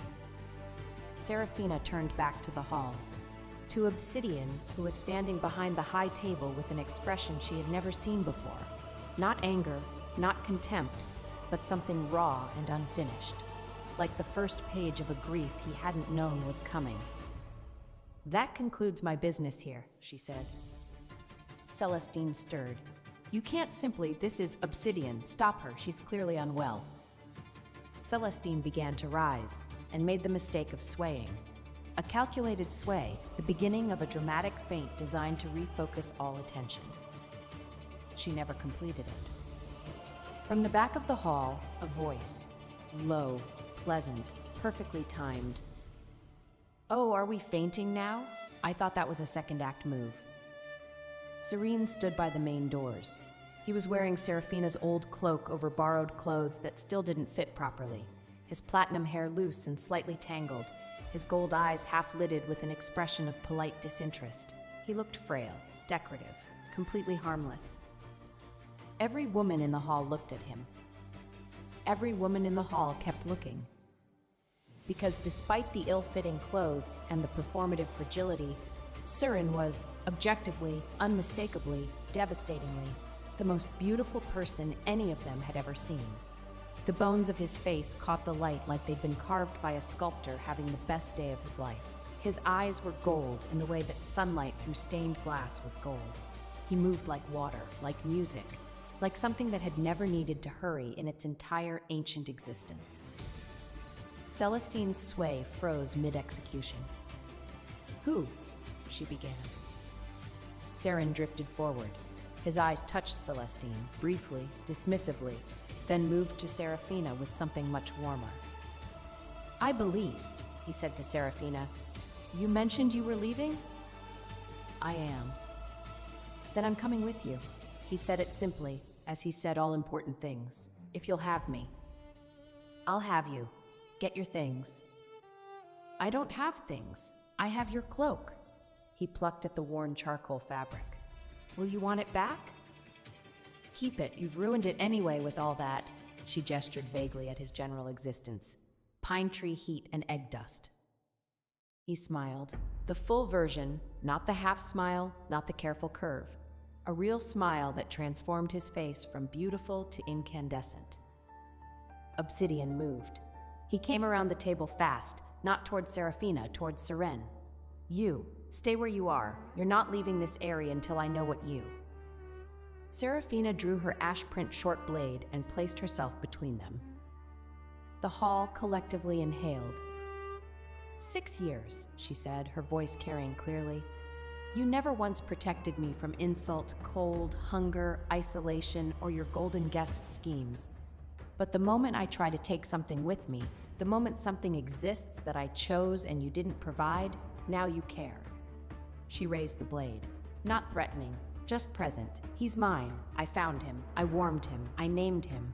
If you want him, go find your own egg on a snowy street corner. Obsidian stared at the blade, at her face, at the absolute certainty in her eyes. Behind them, Lucian, who had been watching with the wide-eyed fascination of all 4-year-olds confronted with drama, chose this moment to get excited. His small hands sparked. Blue flame jetted from his palms, uncontrolled, enthusiastic, childish. The flame hit Celestine's sleeve. Specifically, it hit the concealed pocket in her sleeve, the one containing the blue flame powder she used to fake the boy's dragon fire. The powder ignited. Celestine shrieked, batting at her arm. The powder billowed outward in a cloud of iridescent blue, coating the table, the floor, and Celestine's very expensive white dress in unmistakable evidence. The hall erupted. Courtiers surged forward. The matriarch's eyes went sharp as blades. Guards moved, toward Celestine for once, not Seraphina. Obsidian stood frozen, staring at the blue powder settling across the table like toxic snow. Seraphina sheathed her blade. "Well," she said, "that was convenient timing." She whistled. From the courtyard beyond the hall's great windows came the sound of hooves on stone, heavy, rhythmic, accompanied by the snort of something very large and very annoyed. A dragon-bone stallion, black skeletal and red-eyed, appeared in the hall's entrance. Its rider, nobody. It had arrived riderless, stamped impatiently on the polished floor. Behind the stallion skidded Rose Pike, the youngest stable hand in the Eyrie, red-cheeked, breathless, and holding a snapped lead rope. Rose was barely 20 and spoke to dangerous mounts the way other girls spoke to rude uncles. "He bit 2 grooms, kicked a hay cart, and chose her grace," she announced. "I thought it best not to argue with a horse made of bones." The stallion was a creature of magnificent ugliness, dragonbone armored, spike-maned, built like a war machine crossed with a nightmare. It surveyed the great hall with the expression of a creature deeply offended by interior decoration. Its iron-shod hoofs scraped the floor, leaving a gouge. "Don't you dare," Obsidian began. The stallion kicked sideways. Its hoof connected with the base of the great stone pedestal holding the Drake family ancestral sculpture, a dramatic piece depicting the first duke in dragon form. The pedestal cracked. The sculpture wobbled, toppled, shattered on the floor into approximately 100 pieces. The hall went very quiet. Seraphina walked to the stallion, mounted with the ease of long practice, looked down at the devastation of the great hall, the broken sculpture, the blue powder, the burning sleeve, the cracked contract runes, the sealed treasury, the frozen duke, and allowed herself one small moment of satisfaction. "Seraphina," Obsidian's voice, hoarse. Is he?" He stared at Serene. "Are you leaving because of him?" Serene had moved to stand beside the stallion, one hand resting on its shoulder with the casual authority of someone very comfortable with large, dangerous animals. He looked up at Seraphina on the horse, then back at Obsidian. Seraphina considered the question, looked at Seren, rumpled, beautiful, wearing her old cloak like a badge of honor, looked at Obsidian, perfect, cold, standing in the ruins of a marriage he'd never valued. "At least he knew what I was worth on the first day," she said. "It took you 6 years to realize you should ask." She extended a hand to Seren. He took it, swung up behind her with effortless grace, not the movement of a frail invalid, but of a warrior remembering old muscle memory. His arms settled around her waist. His chin rested near her shoulder. "His shell fragments are still in your pillow," he murmured. "I put them there." "I know. In case you tried to leave without me." "I wasn't going to." "I know." A pause. "But I liked having insurance." She clicked her tongue. The dragonbone stallion wheeled, took 3 thundering steps, and carried them out of the great hall into the winter sun. Behind them, chaos, blue powder, broken statues, a sealed treasury, and the faint, growing understanding on one cold duke's face that he had just lost something immeasurably more valuable than a wife. Part 9. What he found. Obsidian Drake had not known what silence sounded like until his wife left. Not the silence of an empty room. He'd had that for 6 years, technically. She was always so quiet, he often forgot she was there. This was different. This was the silence of systems breaking down, of things that had worked seamlessly for years suddenly, catastrophically stopping. It started with the treasury. His steward came to him within hours of Seraphina's departure, sweating, pale, holding a sheaf of documents. Your Grace, the main vault, the true name seal, we can't override it. The Arcanists have tried.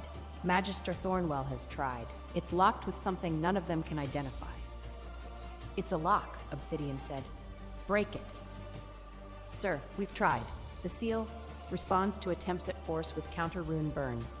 2 Arcanists are in the healing ward. The Dragon Gold Consortium's operating funds were in that vault. Trade contracts, guild agreements, payroll records, ship manifests. The entire infrastructure of the Empire, Obsidian, had spent a decade building, all sealed behind a gray glowing lock that burned anyone who touched it. Then came the matriarch. Lady Drake the Elder summoned Obsidian to her chambers 3 days after Seraphina's departure. She was sitting in her iron-backed chair, the blood trace cup open on the table before her, its base glowing with activated ash print data. Sit down, she said. He sat. This cup, the matriarch said, contains a blood resonance record of Lucien's true lineage. She folded her liver-spotted hands. The boy carries the bloodline of House Valcrest, minor dragon nobility from the eastern shores, specifically the bloodline of one Roland Valcrest, Celestine's former companion from before she ever met you. Obsidian said nothing. The boy is not yours, the matriarch continued. He was never yours. His blue flame was artificial, produced by a powder applied to his skin, which ignites on contact with ambient magic. Without the powder, the child has no dragon fire at all. He is not even fully dragon-blooded. Obsidian said nothing. Celestine Brightmoor used your guilt and your vanity to install a false heir in your house. She intended to secure inheritance rights, which would have given her legal access to the Drake fortune, and to the consortium funds your wife sealed behind a lock you cannot open. Obsidian said nothing, but something behind his eyes was cracking, like ice in spring, not melting, just breaking apart into pieces too sharp to hold. I have ordered Celestine confined to the lower quarters pending a formal hearing, the matriarch said. She attempted to claim innocence. The contract flame basin disagreed. What do you mean? She tried to swear an oath of truthfulness. The basin rejected it, branded her. The matriarch's voice was dry as bone. She now bears the Oathbreaker's mark on her forearm. It will not fade. She will never again be permitted to enter a Dragonblood household or approach Dragon Flame in any form. A fitting punishment. Permanent, visible, inescapable. Celestine's beauty would remain, but anyone who saw the mark would know what she was. Obsidian sat in his mother's chamber and felt the first real emotion he'd allowed himself in weeks. Not guilt, not yet. Just the cold, creeping awareness of a man realizing the floor beneath him has been hollow all along. The second revelation came from his records clerk. The man appeared at Obsidian's study door 1 week after Seraphina left, nervous, twisting his hat, clearly terrified. Spit it out, Obsidian said. The consortium, sir. The core dragon rune contracts, the ones that keep everything working. The trade seals, the mining authorizations, the sky cavalry binding oaths. What about them? They're degrading. Without the treasury seal, the renewal cycles are breaking down. And I went through the old records, sir. The maintenance logs, the rune work provenance reports. Obsidian waited. 6 years ago, the clerk said, barely above a whisper, when the consortium nearly collapsed, when the core runes failed and everything was, do you remember, sir? We were days from bankruptcy, from losing the mines, the cavalry, the trade alliances. I remember. He remembered it like a fever dream. The worst week of his life, the contracts disintegrating, the empire crumbling. And then, overnight, salvation. An anonymous runesmith had repaired everything, restored the core contracts, rebuilt the entire framework from scratch. Nobody knew who they were. Nobody had ever been able to trace them. I found the provenance signature, the clerk said, on the repaired runes. It took years. The smith used masking protocols, but with the treasury locked and the counter runes active, the masking degraded enough to see the original imprint. He placed a thin crystal slate on Obsidian's desk. On it, glowing faintly gray, was a runesmith's signature. It matched perfectly with the Ashgrove family crest, Seraphina's crest. The third revelation took longest and hurt most. Obsidian found the purchase order for the Northern Peace Field's resting stone 2 weeks after her departure. He found it because he was searching, tearing through her abandoned East Wing chambers like a man looking for something he could not name. The room was bare. She had taken almost nothing. A few clothes, her medicine box, her books. The eggshell fragments on the pillow. She'd taken those. But she'd left the resting stone receipt in her desk drawer, tucked between blank pages. Almost hidden, almost. A resting stone placement, reserved for the terminally ill, paid in full. He stood in her empty room and held the receipt and felt something he had not felt in years. Genuine, grinding, annihilating fear. She was dying. She had told him. She had stood in his bedchamber and told him plainly, clearly, directly, I have approximately 4 months. And he had said do it in the East Wing where no one would see. He went to the Sanctum Healing Ward that same day. The healer, the same gray-faced man who had first diagnosed her, was not pleased to see the Duke of Obsidian Eyrie demanding private medical records. But a duke was a duke, and the records were produced. Ashheart corrosion. Advanced stage. Entered blood, optic channels, and shadow matter. Prognosis. 3 months remaining at time of last examination. Ellen Vale stood beside the healer with both hands locked around a duplicate slate. She placed it on the table before anyone could decide the truth was too inconvenient for a duke. Her voice shook, but she still said, That is the original record, Your Grace. I copied it the day she came in. No one asked me to, which is why no one knew to hide it. And there, a footnote, crossed out, rewritten. Dragon imprint detected, later confirmed as diagnostic error, no viable pregnancy. But the healer's handwriting on the correction was different from the original entry, subtly. Someone used to reading runes noticed such things. Was there really an error? Obsidian asked. The healer looked at him for a long time. Old eyes, tired eyes. The eyes of a man who had watched a young woman choose dignity over justice. She asked me to record it that way, he said at last. Your Grace. Obsidian left the sanctum. He walked. He did not know where he was going. His feet took him to the East Wing staircase, to the empty rooms, to the cold bed where an egg had once sat surrounded by pillows, where his wife had slept alone for 6 years, where she had lost. He had locked her in a freezing room, because Celestine told him she was being difficult. Because questioning a false child's blood was, in his mind, a worse offense than slowly killing his actual wife. He sank to his knees on the cold stone floor, put his hands over his face, and for the first time since boyhood, Obsidian Drake made a sound that was not a word, a raw, ugly thing torn from somewhere he'd bricked over years ago. He stayed there a long time. Then he stood and began to chase. Part 10. The North. The Northern Peace Fields were a week's ride from the Eyrie, through mountain passes, across frozen rivers, into the vast white expanse of the far north where the sky was bigger than anything, and the dragonfire aurora lit the heavens in sheets of color that no artist could capture. Seraphina wasn't there for the resting stone. Not yet. She was there for the aurora. I want to see it, she'd told Serin on their second day of riding. Her right eye was nearly blind now. The left was holding, but dimming. Before I can't anymore, I want to see the aurora one time.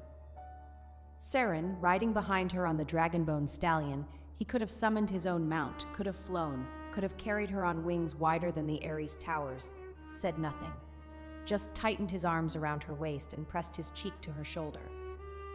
He'd been feeding her white gold fire in small doses since they left. Not enough to cure. Nothing short of a full ancient dragon's healing rite could address Ashheart corrosion at this stage, but enough to slow it, enough to push back the gray, enough to give her time. How much time, he didn't know. He didn't tell her that. They made camp in the northern fields on the 5th night. The resting stone was visible in the distance, a dark monolith in the snow, but Serafina didn't look at it. She looked up. The aurora had begun. Not the ordinary aurora that tourists came to photograph. Dragonfire aurora, the residual energy of ancient battles, ancient magic, ancient dragons who had lived and fought and died so long ago that their fire had become part of the sky. It moved like liquid, green and gold and white and deep, bottomless blue, rippling across the heavens in waves that seemed to breathe. Serafina stood in the snow, face tilted upward, and watched the sky burn with something beautiful. "It's..." she started. "What?" Seren stood beside her, close, warm. "Worth the trip." She looked at him. In the aurora's light, his face was unearthly, the white gold scales at his temples catching the colors, his eyes reflecting the fire above. "You're glowing." "I do that sometimes. It's showing off. I'm trying to compete with the sky. Is it working?" She looked up, looked at him. Up, him. "The sky's bigger, but I'm closer." She laughed, small, real, warm. He caught her hand, drew her fractionally nearer until the cold between them was a memory. "When this is over," he began. "Which this, the aurora, the disease, or the dramatic former husband situation?" "Any of them, all of them." His gold eyes were very serious. "I want you to know something. Don't say something irreversible. I'm barely managing reversible things." "I love you," he said. Quiet, simple, absolute. "I loved you when I was a heartbeat in a shell.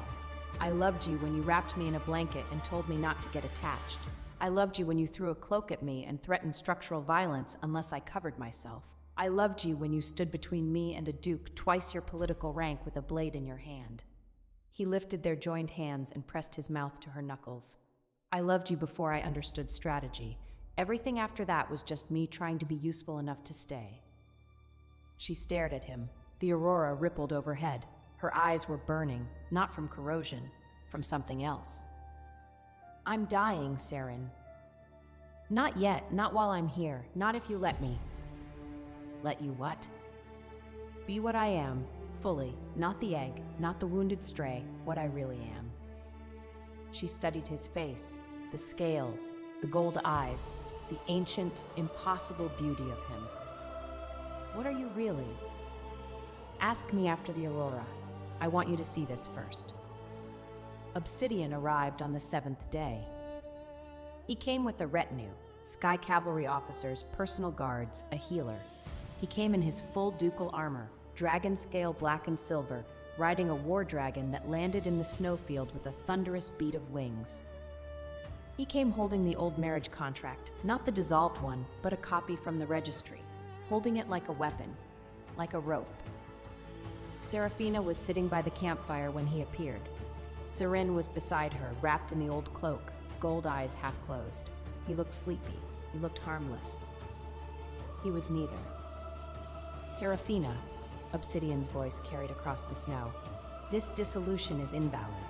The unilateral clause requires a 90-day review period." "Which I satisfied." She didn't stand, didn't look up from the fire. "I filed the initial petition weeks before the formal dissolution. Your own office stamped it. Check with your clerk." He was closer now, close enough that she could see his face, and it was different, changed. The cold mask was still there, but cracked. Lines around his eyes that hadn't been there a month ago, a rawness at the corners of his mouth. He'd been crying. At some point recently he'd been crying, she could tell. It did not move her. "I know what you did," he said. 6 years ago, the rune work, the consortium. I know it was you. Good. Then you can publicly acknowledge it and open your own treasury. I know about the... His voice cracked, barely. The healer told me about what happened in the runesmith chamber. About the diagnostic error? Her voice was ice. Yes, there was an error. The healer confirmed it. It wasn't an error. I know it wasn't. Serafina. He was close now, close enough to touch. He didn't try. I did that to you. I put you there. Yes? She looked up at him then. Her gray-tinged eyes met his silver ones, and she let him see everything. The exhaustion, the damage, the absolute, final closure. You did. And I have decided that it will not be the thing that defines either my death or my life. So I have removed it. From the record. From my story. From yours. You can't just... I can. I did. It's done. Serafina, please. What would you like me to do with your please, Obsidian? She stood. She was shorter than him, had always been shorter than him. But in this moment, in the aurora light with her battle dress and her iron-straight spine, she seemed his equal in height. Shall I tuck it away and let it warm me? The way your concern warms me, the way your love, the word was acid, warmed me through 6 years of cold rooms and colder silence? He flinched, actually flinched. Obsidian Drake, who had never flinched from anything in his life. I'm not asking you to forgive me, he said, low, rough. I'm telling you, the contract still binds under ancient dragon law, the review period. The review period, said Saren's voice from behind Serafina, requires confirmation by a dragon of superior bloodline rank. He stood, slowly, unfolding from his seat by the fire like smoke rising, and as he rose, the mask fell away, completely. The white gold scales spread, not just at his temples and upper sleeves, everywhere, along his arms, up his neck, across his cheekbones. His hair lifted in a wind that came from nowhere, platinum white and shimmering. His eyes blazed, not the half-lidded gold of pretended weakness, but the full, searing light of something ancient and enormous. Wings unfurled, white gold, translucent, spanning the width of the campsite, catching the aurora light and refracting it into prisms. The war dragon that had carried Obsidian here made a sound, a low, terrified keen, and dropped to the snow with its head pressed to the ground. The Sky Cavalry officers' mounts did the same. Every dragon, war beast, and fire-blooded creature in the retinue went flat with instinctive, irresistible submission. Obsidian's own dragon blood, the ancient instinct buried in every black dragon's bones, screamed at him to kneel. His legs buckled. He fought it, teeth gritted, muscles locked, but his body was not asking permission. You, he gasped. I am Cerinthius. The voice was no longer soft, no longer human warm.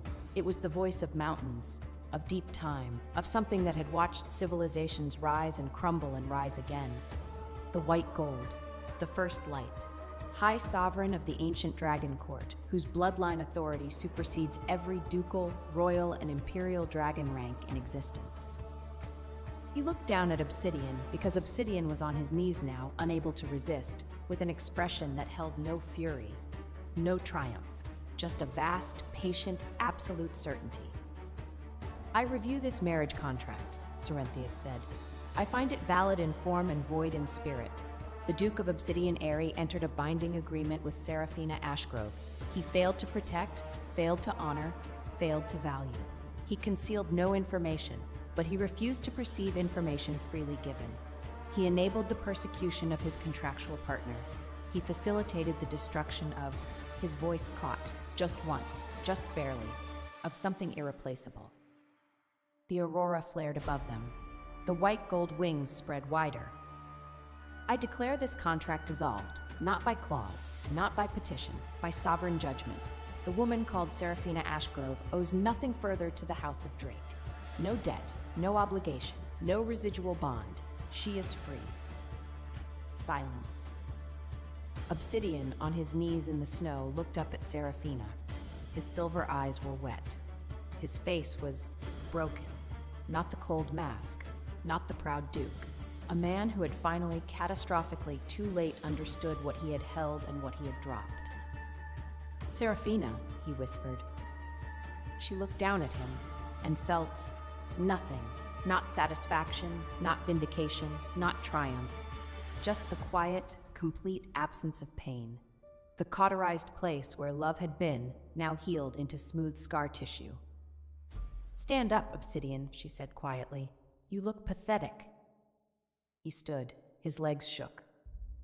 She turned away from him, raised her hand, her ash print ring, toward the sky, and spoke the activation phrase for the last thing she'd prepared. The aurora rippled, changed, drew together into a new pattern, not random, not natural, but deliberately composed. Runes, images, a story written in dragonfire across the sky. 6 years ago, the consortium's collapse, the desperate night when every contract failed and the entire Drake Empire hung by a thread, and the anonymous runesmith, small, quiet, working alone in the dark, who had rebuilt it all, who had poured her own blood and magic into seals meant to last centuries, who had taken the backlash and the cost and the slow, patient corrosion onto herself. The sky showed Serafina's face, her hands tracing runes, her blood sealing contracts, her body absorbing the rebound damage that would, 6 years later, kill her. Every person in Obsidian's retinue saw it, the Sky Cavalry officers, the guards, the healer. They would talk. They would all talk. By the time they returned to the Eyrie, every soul in the Dragon territories would know the silent, invisible Duchess had been the savior all along. The aurora faded. The sky returned to its normal dance of color. Serafina lowered her hand, turned to Seren, still in his sovereign form, wings shimmering, gold eyes soft as he looked at her. "Take me somewhere warm," she said. He closed his wings, stepped forward, took her hands in both of his, warm, so warm, the white gold fire in his blood pushing back the gray at her fingertips. "Always," he said. They left. Obsidian stood in the snow, surrounded by his kneeling retinue and the distant glow of his shattered pride, and watched them go. Part 11. Aftermath.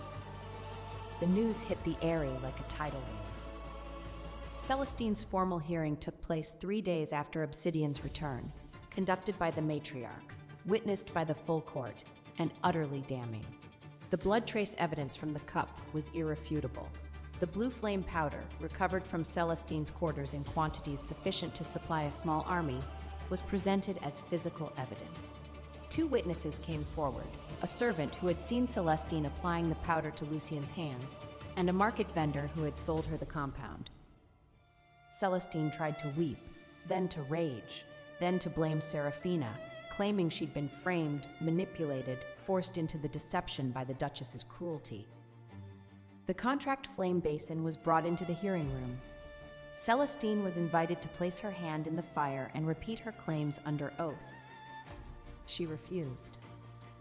The oathbreaker's mark on her forearm, already visible, already permanent, pulsed with ugly blue light. She was escorted from the Eyrie under guard. Her destination, a minor holding in the distant south, where she would live out her days with the mark visible to all, unable to enter any dragon-blooded household or participate in any dragon fire ceremony. She was given no farewell, no sympathy. The court that had adored her turned its back with the efficient cruelty of the very fickle. Lucien was another matter. Serafina had left instructions with the matriarch, quiet, unsigned, but clearly in her hand. The boy was not responsible for his mother's choices. He should be placed with a reputable foster family, his true parentage disclosed to him gently when he was old enough to understand. He should be given a small trust fund, Serafina specified the amount, and access to education. He should not be used as a political pawn by anyone for any purpose ever again. The matriarch, who respected competence above all things, followed the instructions to the letter. Obsidian opened the treasury on a Thursday. It required a public statement, a formal acknowledgement before the court that the Dragon Gold Consortium's salvation 6 years ago had been the work of Serafina Ashgrove, runesmith, sealcaster, last heir of the Ashgrove line. that she had worked anonymously, that she had never been compensated, that her husband had never known, never asked, never bothered to look at the woman beside him and wonder if she might be more than the quiet ghost he'd made her. He made the statement. It cost him everything: his pride, his reputation, the careful image of self-made power he had cultivated for a decade. The treasury lock glowed gray, then faded, then opened. Inside, everything was as it should be, except for one addition: a small envelope placed at the front of the vault, sealed with the Ashgrove crest. It contained a single piece of paper. On it, in Seraphina's neat hand: "You're welcome." In the weeks that followed, Obsidian Drake became a different man. Not a good one, not yet, perhaps not ever, but a different one. He dismissed the advisors who had encouraged his coldness. He reorganized the consortium with transparency clauses. He visited the East Wing and did not leave. He sat in her empty room. He touched the pillow where the egg had been.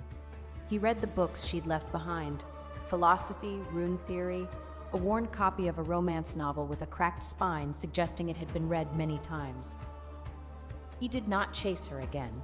He understood, finally, belatedly, with the brutal clarity of a man who has run out of self-deception, that chasing was not the same as earning, that he had no right to her forgiveness, her time, or her presence, that the most honorable thing he could do was live with what he'd done and become someone who would not do it again. Whether that person would ever deserve a second look from her was not his decision to make. It was hers. Part 12, The Road Ahead. Seraphina and Saren traveled north. Not aimlessly. There were places. Ancient dragon ruins, predating the modern Ares, where healing rituals beyond current medical knowledge had once been performed. The white gold sovereign's blood gave them access to sites that had been sealed for centuries. His power gave her time. His presence gave her something she had not had in 6 years: someone who saw her fully and stayed. The Ashheart corrosion was not cured, not yet. Her vision fluctuated, some days clear, some days gray. The pain came and went. But it was no longer advancing unchecked. Saren's white gold fire pushed back against the decay like a tide against erosion, not reversing the damage, but slowing it enough that hope became rational rather than foolish. "There's a site," Saren said one morning, studying an ancient map over breakfast.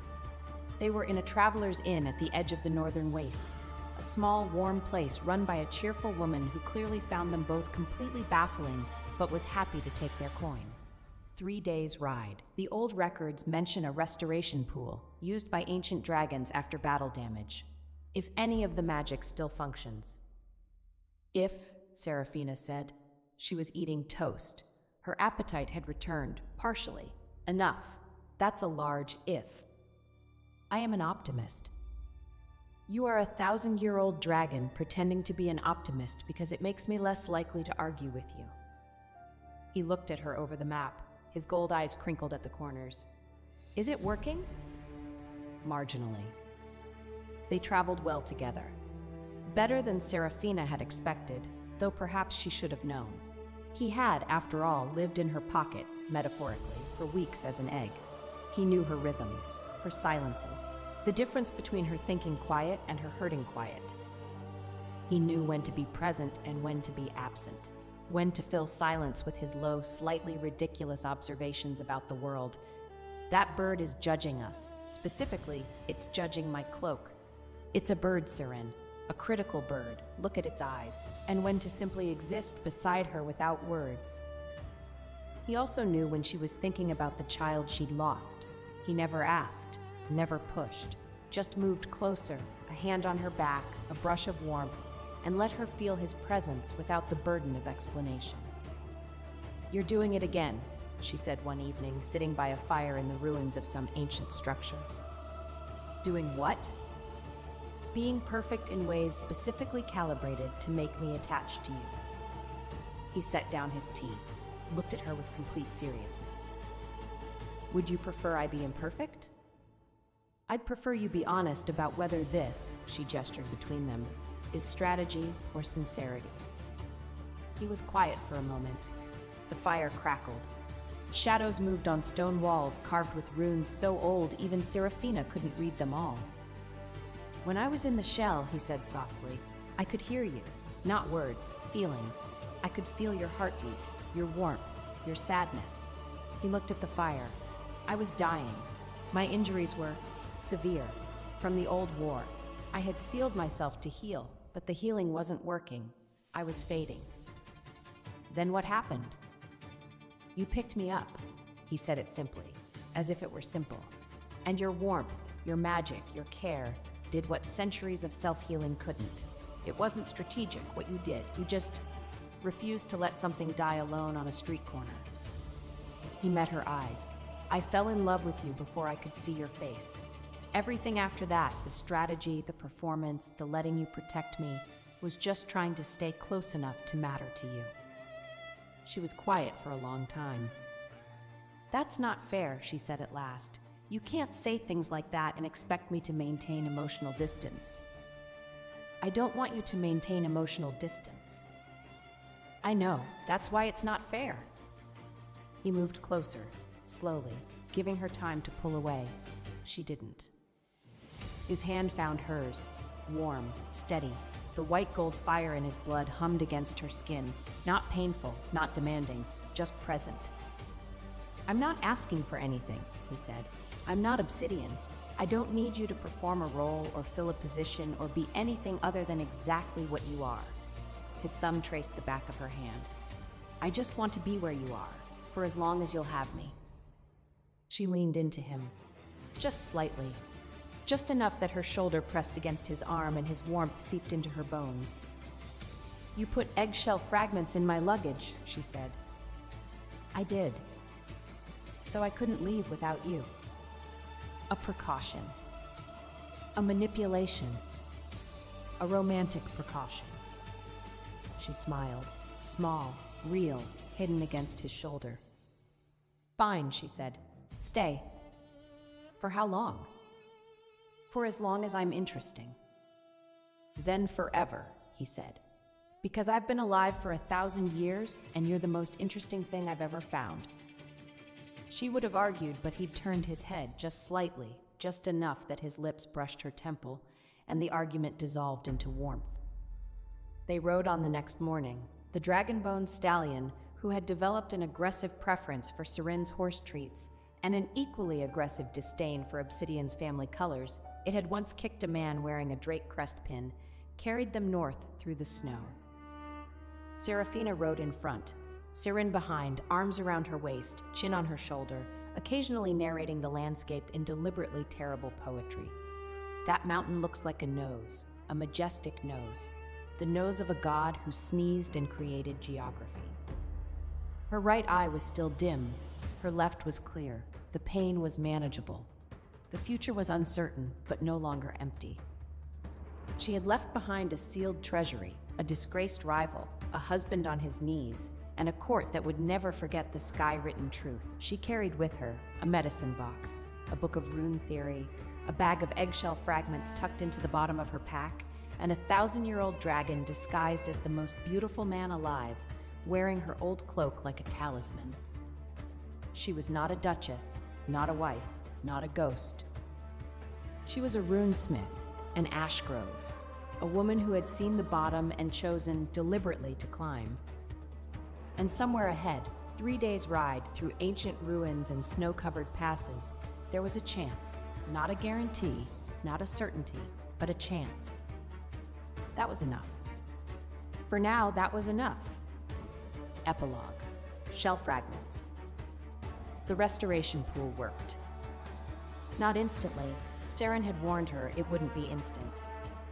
"Ancient dragon healing is patient magic," he said, waist-deep in glowing water that smelled of ozone and starlight. "It works on the principle that time can be convinced to move differently around a wound." That's not a medical explanation. "I'm a dragon, not a healer. I think in metaphors." But it worked. Over days, then weeks, the gray receded from her blood. The corrosion slowed, then stopped, then began to reverse. Her right eye cleared. The metallic taste faded from her mouth. The fatigue lifted like fog burning off at dawn. She was not cured overnight. It took months of treatments, of traveling between ancient sites, of Serene feeding her white gold fire, and the old pools feeding her life back to her one day at a time. But it worked. By spring, she could see clearly from both eyes. By summer, the pain was gone. By autumn, the healer she visited, a different one in a different city far from the Eyrie, pronounced her in remission. "Whatever you've been doing," the healer said, studying her blood sample with undisguised amazement, "keep doing it." "I'll try," she said. "It mostly involves letting a dragon fuss over me." She built a life, not in the Eyrie, never again there, but in the world. She took commissions as a rune smith under her own name. The Ashgrove name, which had been thought lost, turned out to carry considerable weight when attached to a living, breathing practitioner. She was sought after, respected, paid well. She had her own workshop, her own home, her own staff. She had friends, other runesmiths, merchants, scholars, women she could laugh with, men who admired her work and occasionally, charmingly, tried to court her, only to be met with the polite but unmovable wall of the white gold dragon, who appeared at her shoulder with a cup of tea and a smile that was 90% territorial and 10% innocent. "You scared off another one," she told him one evening. "I merely offered him tea." Gold eyes, guileless. "You offered him tea while manifesting scales on your neck." "I have a skin condition." "You have a jealousy condition." "Also, yes." He set down his own tea and pulled her chair slightly, very slightly, closer to his. "Is it a problem?" She looked at him. The most powerful being in the known world, dressed in her old cloak, now thoroughly worn out and patched 6 times, sitting in her workshop like a very beautiful house cat who had decided this was where it lived. "No," she said, "it's ridiculous, but it's not a problem." He smiled. "The real one. The full one." She received a letter from the matriarch once a year. Brief, formal, informative. The consortium was stable. The Eyrie was functioning. Lucien was happy with his foster family. Bright, kind, showing an aptitude for music. Celestine, the matriarch wrote, had not vanished into comfort. The Oathbreaker's mark kept every dragon household shut to her, and she now earned her keep copying harmless estate ledgers in a southern chapel, wearing long sleeves even in summer. It was not forgiveness. It was consequence, slow enough to teach. Obsidian's name appeared rarely in these letters. When it did, it was in passing. Brief mentions of policy changes, structural reforms, charitable acts that seemed deliberately designed to address the specific failures of his past. He did not write to her directly, not once. She respected that. It was the first genuinely thoughtful thing he'd done in their entire acquaintance. One evening, years later, in the home she'd built, surrounded by her work and her life, and the particular warmth of a man who still kept eggshell fragments in his pocket for sentimental reasons, she found herself thinking about the beginning. A Tuesday, a gray diagnosis, a cold egg on a colder street. "You're thinking loudly," Surin murmured from behind her. He was stretched on the sofa, reading, or pretending to read. His gold eyes watched her over the page. "I'm thinking about how close everything was," she said. "How easily it could have gone differently. But it didn't. But it could have. But it didn't." He set down the book, opened his arms. An invitation, not a demand. "Come here." She went, settled against him, warm, alive, both of them alive. "I'm glad I picked up that egg," she said. "I'm glad you did too." His lips pressed to the top of her head. "Though I maintain that I did significant work from inside the shell, the medicine bottle pushing alone." "You want credit for rolling into my medicine box?" It was a very purposeful roll. She laughed. He held her tighter. Outside, snow fell, gentle, white, harmless. Not everything was perfect. She still had checkups, still carried the faint scars of corrosion in her blood, like hairline cracks in porcelain, mended, but visible if you knew where to look. She still sometimes woke at night with the echo of cold stone beneath her and the memory of a small absence. But she was alive, she was free, she was loved. not with the brittle, performative passion of a man who only valued what he'd lost, but with the steady, patient, slightly ridiculous devotion of a dragon who had decided, from inside an eggshell, that she was worth the next 1,000 years. That was more than enough. That was everything. Thank you for listening. Please follow Moonlit Romance Library for more Rejected Mate, Alpha Regret, and Chosen Love werewolf romances. Welcome to Moonlit Romance Library. Please follow for more stories. Part 1. The Winter Flame Feast. Chapter 1. The Betrothal That Wasn't. The honey nut cakes stood in a 6-tier tower at the edge of the feast table, and Soot had already noticed them.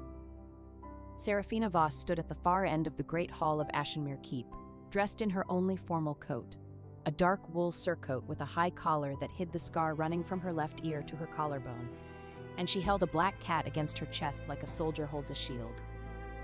The cat's name was Soot. Soot did not care about the betrothal feast. Soot cared about the honey nut cakes. The Winter Flame Feast was the single largest social event of the Southern Noble calendar, a night when every Dragon Rider family from the Amber Coast to the Greyvale Marshes gathered under enchanted firelight to announce alliances, seal marriages, toast military victories, and most importantly, show off. The Great Hall of Ashenmere Keep had been decorated in red and gold silk banners, each one embroidered with the twin flame crest of House Hareth. Dragonfire candelabras hung from iron chains bolted to the vaulted ceiling, casting everything in a warm amber glow that made even the ugliest lord look halfway tolerable. Long tables ran the length of the room, loaded with roast venison, spiced wine, crystallized ginger, and towering over it all, the honey nut cake display, which was meant to be served after the betrothal announcement. The betrothal announcement. Seraphina shifted her weight from one boot to the other. Her boots were military issue. They had mud on them. She had not had time to clean them, because she had ridden 6 days straight from the northern frontier to be here. And when she had arrived at the keep 3 hours ago, the servants had looked at her as though she were a stray dog that had wandered in through the kitchen. No one had prepared a room for her. No one had laid out a dress. No one had told her that the seating arrangement had been changed and her place at the head table had been given to someone else.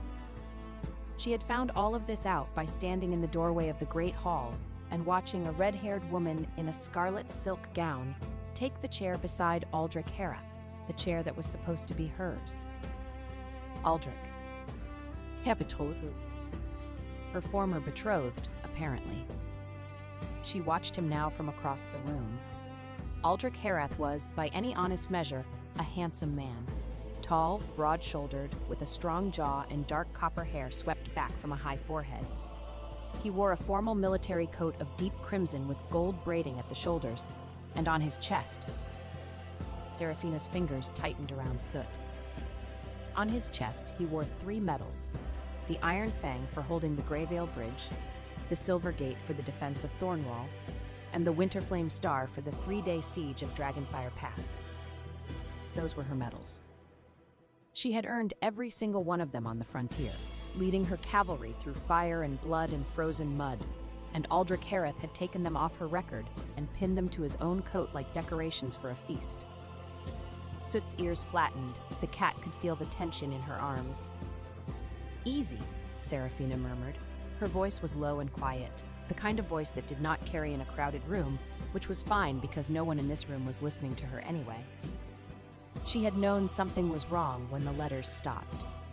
For 2 months before the feast, Aldrich's correspondence had gone from warm to formal to non-existent. His last letter had been 3 lines long. "The Winterflame Feast will proceed as planned. Your presence is expected. Wear something appropriate." She had not owned anything appropriate. She still didn't. The surcoat was clean, the boots were not. The cat was well fed, which was more than she could say for herself. She had given her last ration biscuit to Soot somewhere around the 4th day of riding because the cat had looked at her with those enormous golden eyes, and she was apparently incapable of saying no to a small animal with fluffy ears. This was the great irony of Seraphina Voss. She could say no to a charging warhorse, a collapsing siege wall, a screaming battalion of enemy soldiers, and a dragonfire bombardment that had turned the entire eastern flank of Dragonfire Pass into a lake of molten stone. She could not say no to a cat that wanted a biscuit.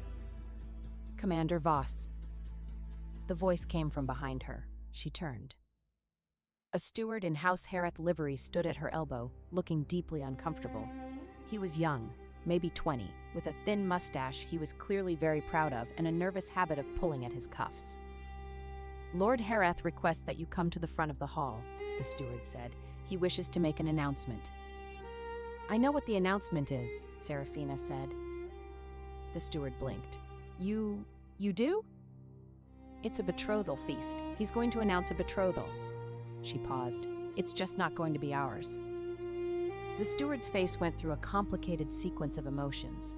Confusion, then realization, then pity. Then the particular kind of discomfort that occurs when a young man realizes he has been sent to fetch a woman to her own humiliation, and he does not have the rank to refuse the errand. "I'm sorry," he said, very quietly. "Don't be." Seraphina adjusted Soot in her arms. The cat had begun to purr, which meant it had spotted something interesting, probably the honey nut cakes. "Lead the way." The walk from the back of the hall to the front was approximately 40 paces. It felt like 40 miles. Seraphina kept her eyes forward, her chin level, her shoulders square. She had learned a long time ago that the way you carry yourself matters more than what you're wearing, and what she was carrying right now, beneath the calm exterior, beneath the mud-caked boots and the high-collared surcoat and the purring cat, was a cold, heavy certainty that settled in her stomach like an iron weight. He was going to reject her publicly, in front of everyone. She had considered briefly not coming to the front of the hall. She had considered leaving, walking out the door, mounting her horse, and riding back to the frontier where the people who loved her were waiting, and the only thing that tried to humiliate her was the weather. But Aldrich had her command token. He had her transfer orders, he had her war medals, and, as of tonight, he was going to have her cavalry. The female cavalry of Dragonfire Pass, the Iron Maidens, the common soldiers called them, was technically a noble-sponsored military unit, and the sponsorship was tied to the betrothal contract. If the betrothal dissolved, sponsorship reverted to the male party's house, which meant that if Aldrich rejected her tonight, House Herath would take command of the 63 women she had trained, led with, frozen with, and dragged out of burning siege lines with her own hands. She was not going to let that happen. She reached the front of the hall. Aldrich stood on the raised dais where the head table was set, and beside him sat the red-haired woman in the scarlet gown. Up close, the woman was striking. High cheekbones, sharp green eyes, skin like porcelain, and a bearing that suggested she had never in her life carried her own luggage. Her gown was cut from silk so fine it seemed to breathe, and at her throat hung a pendant of red dragon scales set in gold. Red dragon blood. Old money. The kind of family that traced their lineage back to the first dragon rider packs and never let anyone forget it. The woman looked at Seraphina. Her gaze moved from the mud-caked boots to the military surcoat to the black cat, and her expression arranged itself into something that was not quite contempt, but was definitely not respect. "Seraphina," Aldrich said. His voice was warm. That was the worst part. He sounded exactly the way he had sounded when he had asked her to marry him. Gentle, steady, sincere. As though what he was about to do was reasonable. As though she would understand. "Aldrich," she said. "I'm glad you came. I wanted you to hear this from me." "I'm hearing it." He took a breath. The hall had gone quiet. 300 nobles, dragon riders, military officers, and their assorted attendants were watching. The dragonfire candelabras flickered. Someone at a nearby table set down their wine glass with a soft clink. "The betrothal between our houses," Aldrich said, "will not proceed." A murmur rippled through the hall. Not surprise. Seraphina could tell from the way the murmur moved that most of the guests had already known. They had been told before she arrived. The announcement was not for them. It was for her. "I have the highest respect for your service to the kingdom," Aldrich continued. "Your courage on the frontier is beyond question. But a marriage is not a battlefield, and I must choose a partner who is suited to—" He hesitated, searching for the right word. "Say it," Seraphina said. Aldrich's jaw tightened. "I will not marry a blood-stained battle axe." The hall went completely silent. Soot stopped purring.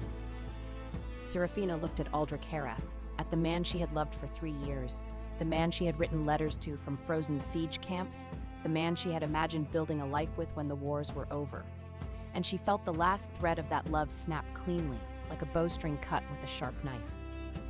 It did not hurt the way she expected. It hurt the way an old wound hurts when you finally pull the stitches out. A bright, clean sting, and then nothing. "All right," she said. Aldrich blinked. He had expected tears. Everyone in the hall had expected tears. The red-haired woman had already arranged her face into an expression of gracious sympathy, the kind of look a woman gives another woman when she wants the audience to see how merciful she is. "All right," Aldrich repeated. "You don't want to marry me," Serafina said. "I heard you. I understand the words. They were not complicated." A ripple of uncertain laughter moved through the nearest tables. Aldrich's expression shifted. He had rehearsed this moment, she could tell, and her reaction was not following his script. "Serafina, I know this is difficult." "It's not difficult. You said no. I don't beg." She turned to leave, and that was when the ring box appeared. It was sitting on the edge of the head table, a small velvet box in deep red, positioned next to the red-haired woman's wine glass. The new betrothal ring, the replacement. Aldrich must have had it ready, waiting for the moment the old betrothal was formally dissolved so he could announce the new one. Soot saw the box. Soot was a cat. Cats do not understand the social significance of betrothal rings. What cats understand is that small objects on the edges of tables are inherently suspicious and must be investigated.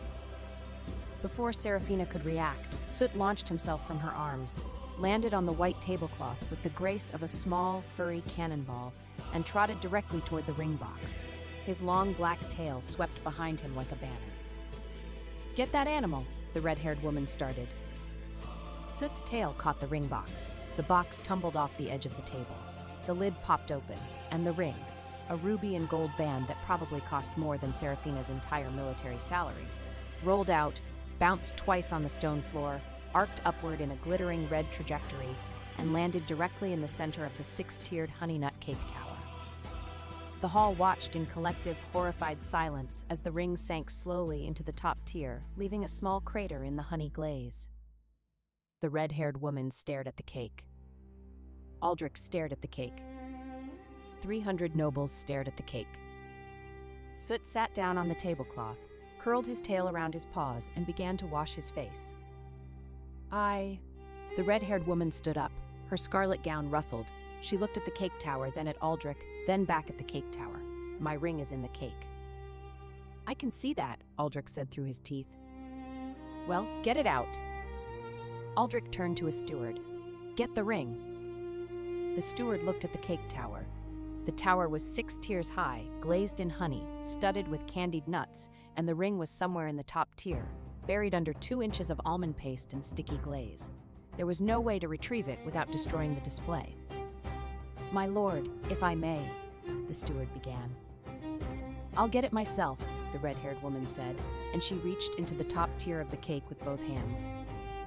Her fingers, adorned with 3 gold rings and a dragon scale bracelet, sank into honey glaze up to the second knuckle. She dug. Honey oozed between her fingers. Almond paste stuck to her bracelet.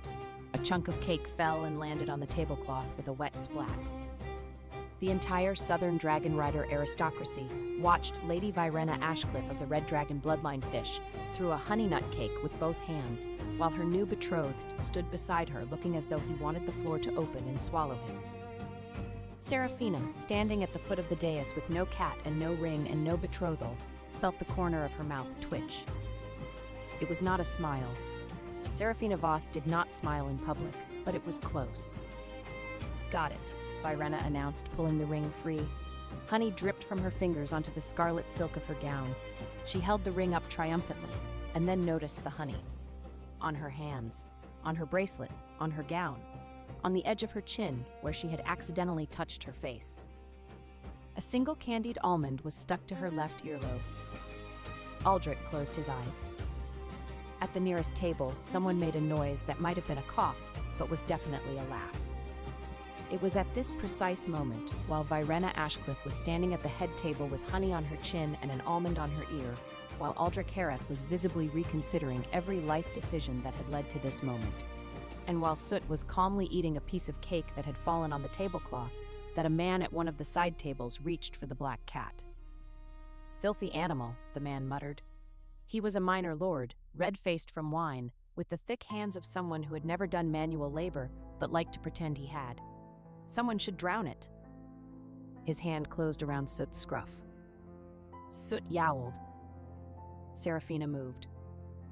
She did not think about it. 3 years on the frontier had burned away the gap between thought and action. Her body moved the way a blade moves when the hand is trained, and she was across the distance in 2 steps, one hand catching the man's wrist, the other sweeping the scabbard of her sword across the back of his knees. The minor lord went down.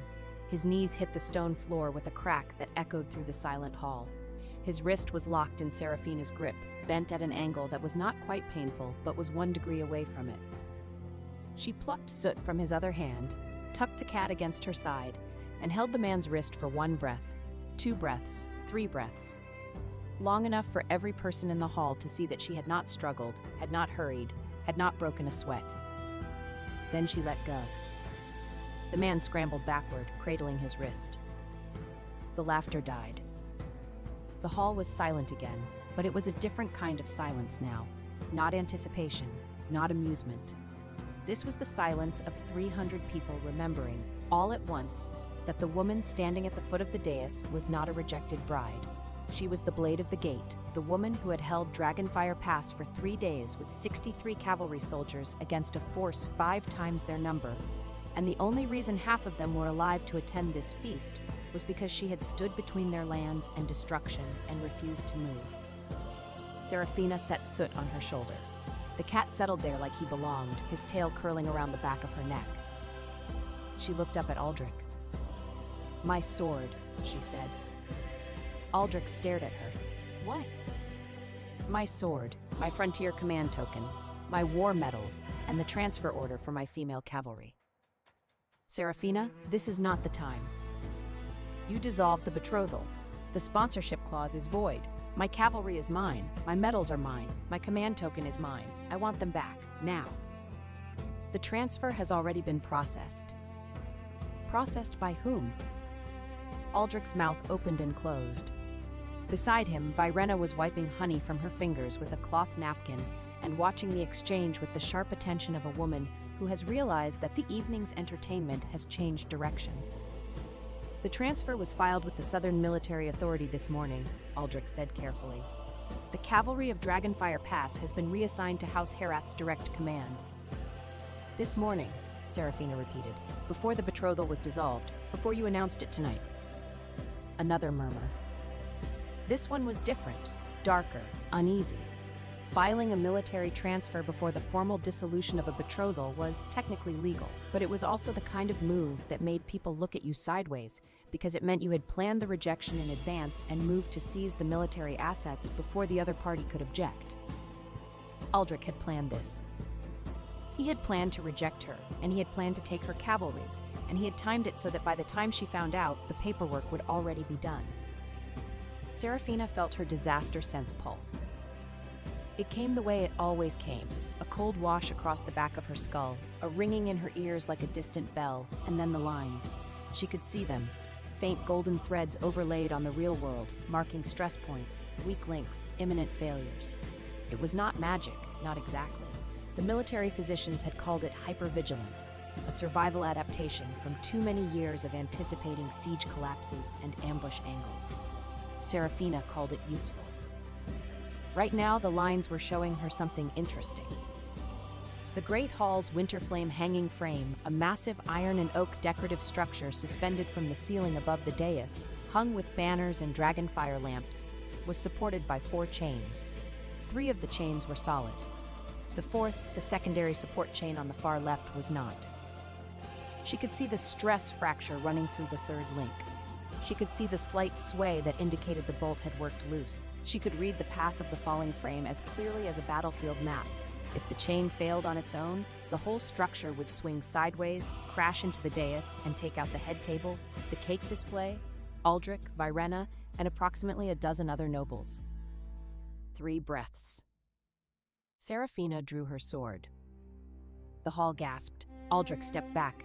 2 guards near the dais reached for their weapons. Seraphina did not attack anyone. She turned, measured the angle, and threw. The sword spun through the air in a clean arc and struck the weakened secondary chain, 2 links above the stress fracture. The chain snapped, not where it was about to fail, but where she had cut it, at a controlled point. The hanging frame lurched, swung on its remaining 3 chains, and came down at a controlled angle, crashing into an open area to the right of the dais where no one was standing. It landed on the dragonbone display. House Herath's dragonbone display was a large glass and oak case positioned at the edge of the dais, filled with what Aldrich's family claimed were authentic, ancient dragon bones recovered from their ancestral territory. The bones had been a centerpiece of the family's prestige for 3 generations, proof of their dragon rider heritage and their connection to the old wars. The hanging frame smashed through the glass case, the dragon bones scattered across the stone floor, and as they scattered, something became very clear to everyone in the hall. The bones were fake. They were carved from cattle bone and painted with mineral dust to look like dragon scale marrow. The paint flaked off on impact, revealing the pale yellow of ordinary cow femurs beneath. Silence. Deep, absolute, mortifying silence. A repair craftsman near the far wall, a thin, nervous man in a leather apron who had been standing by in case any of the decorations needed adjustment during the feast, went pale.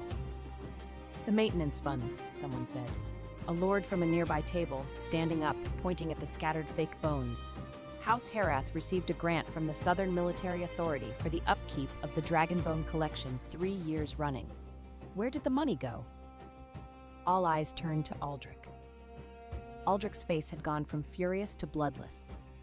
He looked at the fake bones, then at the craftsman, then at Seraphina, who was standing in the wreckage with her hand out. Her sword had embedded itself in the wooden frame. She pulled it free, checked the edge, and sheathed it. "Your maintenance grants were embezzled," she said, "by your household, and those," she nodded at the fake bones, "are cow." The craftsman, under the combined gaze of 300 nobles, cracked. "It was Lord Herath's steward," he blurted. "He told me to replace the bones 2 years ago and keep silent. The maintenance funds went to the household treasury. I have the receipts. I kept them. I kept all of them." The hall erupted. Seraphina walked through the chaos. She stepped up onto the dais, past the shouting nobles and the horrified stewards and the scattered fake dragon bones, and she stopped in front of Aldrich. He was taller than her. He had always been taller than her. But right now, with the wreckage around them and the truth about his family's fraud spreading through the hall like fire through dry grass, he seemed smaller than she had ever seen him. "My sword," she said again, "my command token, my war medals, and my cavalry transfer order. I'm taking them now." "You can't. The betrothal is dissolved. Your sponsorship claim is void because it was filed before formal dissolution, which violates Article 12 of the Southern Military Code. Your family's maintenance fraud gives me grounds to petition for immediate return of all military assets held under false pretenses.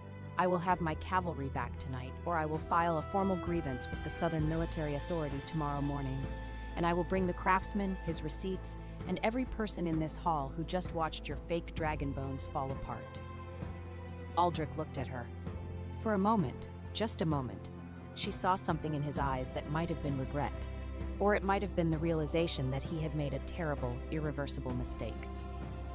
"Fine," he said. He turned to his steward, a different steward, not the thin man in the apron, but the head of household, a stocky man with a gray beard and panicked eyes, and gave a short, sharp order. The steward hurried away and returned with a leather chest. Inside the chest were her command token, a bronze disc stamped with the seal of Dragonfire Pass, her war medals, the Iron Fang, the Silver Gate, the Winterflame Star, all 3 of them, the real ones, not the copies Aldrich had been wearing on his coat, and the cavalry transfer order, still unsigned. Seraphina took the chest. She tucked it under her arm, the same way she held Soot, firmly, protectively, with the certainty of someone who would not let go. She looked at the medals on Aldrich's coat, the copies. He was still wearing them. She did not say anything about them. Not yet. She turned and walked down from the dais. The hall parted for her like water. Chapter 2. The Dragon in the Snowstorm. She made it as far as the courtyard before the shaking started. It was not fear. It was not sadness. It was adrenaline.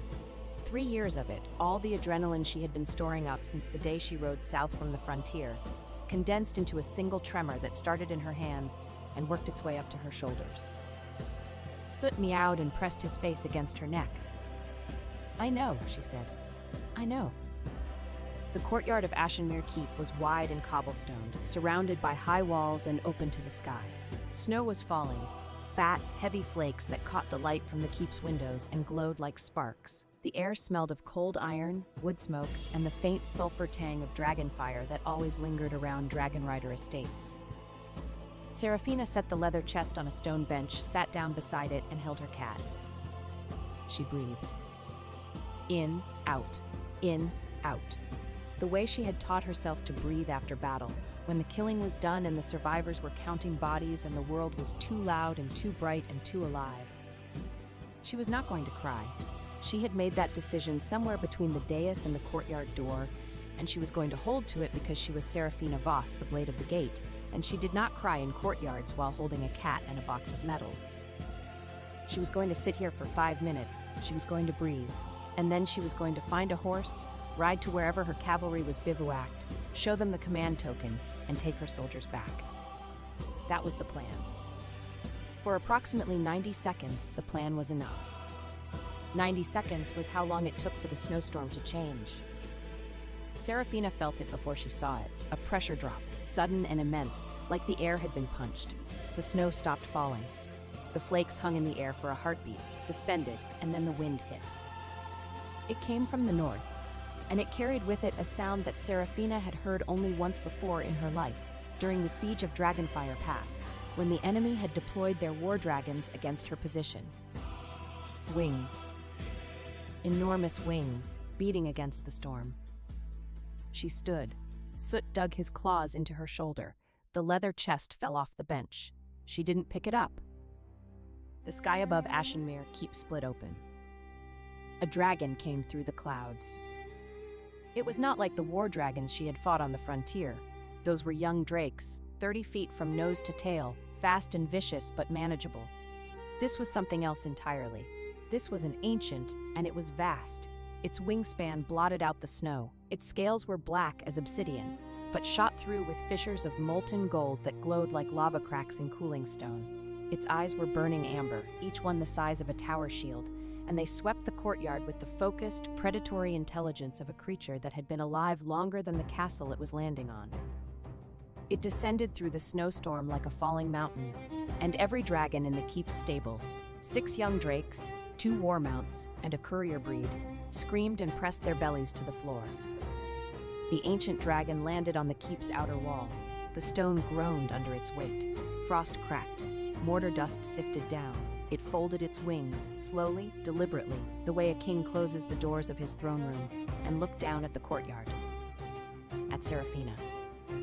At the black cat on her shoulder. At the leather chest on the ground. The dragon's enormous head tilted. Its molten gold eyes narrowed. Then the air around it shimmered, the way heat shimmers above a forge, and the dragon was gone. In its place, standing on the outer wall with one boot on the stone and one hand resting on the parapet with absolute ease, was a man. He was tall, not tall the way Aldrich was tall, with the broad-shouldered, carefully maintained build of a southern nobleman who spent his mornings in the training yard and his afternoons being fitted for clothes. This man was tall the way a blade is long, lean, dangerous, built for speed and precision and the particular kind of violence that does not announce itself before it arrives. His hair was black, shot through with streaks of dark gold that caught the firelight from the keep's windows. His skin was tanned to a deep bronze, marked with faint lines at the jaw and temples that might have been age or might have been something else entirely. His eyes were dark gold, vertical pupilled, and they caught the light the way a predator's eyes catch the light in the dark. He wore a long coat of black leather and dragon scale, belted at the waist with a chain of dark iron, and at his throat hung a pendant of raw obsidian set in molten gold. He smelled, even from 20 feet away, even through the snow and the wood smoke, of cold iron, volcanic ash, and something deep and hot and old, like the heart of a mountain. He looked at Serafina. She looked at him. Soot hissed. The man jumped down from the wall. It was a 20-foot drop. He landed on the cobblestones without a sound, straightened, and walked toward her with the unhurried pace of someone who has never once in his very long life needed to rush. "You're bleeding," he said. His voice was low, smooth, and carried an undertone of heat, not warmth precisely, but the kind of radiant energy that comes off cooling metal. It was the voice of someone who was used to being listened to and did not particularly care whether you wanted to or not. Serafina looked down. He was right. During the incident with the hanging frame, a shard of glass from the dragonbone display case had sliced through the cuff of her surcoat and opened a thin cut across her forearm. She hadn't noticed. "It's shallow," she said. "I didn't say it was deep." He stopped 3 paces from her. Up close, the vertical pupils were more pronounced and the scent of volcanic ash was stronger. "I said you're bleeding. In a courtyard, alone, holding a cat and a box of medals. After your betrothed just called you a blood-stained battle axe in front of 300 people. You were listening." "I was landing on the roof. Sound carries." Serafina studied him. Her disaster sense was quiet. No golden lines, no ringing, no cold wash. Whatever this man was, her instincts were not reading him as an immediate threat, which was either very reassuring or very alarming. "Who are you?" she asked. "Caeldrith," he said. "Caeldrith of the Obsidian Reach." A pause. "Some people call me the Dragon King of the North." "The Black Gold Ancient," Serafina said. She had heard of him. Everyone on the frontier had heard of him. The oldest living Dragon King, ruler of the volcanic dragon nest in the far north, where the fire veins ran hot beneath the stone and the dragon eggs slept in beds of molten rock. He was a legend. He was also apparently real and standing in front of her in a snowstorm. "You know my title," he said. "Good. Then you know I don't come south for small reasons." "What's your reason?" "Dragon fat wax tribute from the Amber Coast hasn't arrived in 3 seasons. Frontier battle records have been altered, and the fire veins in my dragon nest are behaving in ways that concern me." His dark gold eyes moved from her face to the leather chest on the ground. "I came to inspect. I landed here because the feast gave me an audience. And I stayed because I saw a woman control a room full of armed nobles with a scabbard and a thrown sword, prevent a structural collapse before anyone else noticed the fault, expose a fraud, and reclaim her military assets, all while holding a cat." Soot, from Serafina's shoulder, gave a smug chirp. "I have questions about the frontier battle records," Caeldrith said. "And I have a problem in the north that requires someone with sharp eyes, fast reactions, and..." He glanced at the cut on her arm, "a tolerance for getting hurt." "Are you offering me a job?" "I'm inviting you to the northern dragon nest, to investigate the fire vein abnormalities. Your disaster sense is well known on the frontier." "My disaster sense is well known everywhere," Serafina said flatly. "The southern nobles call me a disaster bringer." "The southern nobles call you many things. Most of them are inaccurate." He stepped closer, not aggressively, but with the deliberate, measured movement of someone testing a boundary. "I watched you in that hall, Commander. You saw the chain 3 breaths before it failed. You chose the angle that would bring the frame down safely. You controlled the collapse. That's what disaster sense does." "No, that's what you do with disaster sense. The ability is a tool. The judgment is yours." His eyes held hers. "Come north. Bring your cat. Bring your sword. Bring your cavalry transfer order if you need it processed by an authority higher than the Southern Military Code." Serafina considered this. She considered the fact that she was standing in a snowstorm with no horse, no lodging, no allies in the Southern Court, and a freshly dissolved betrothal.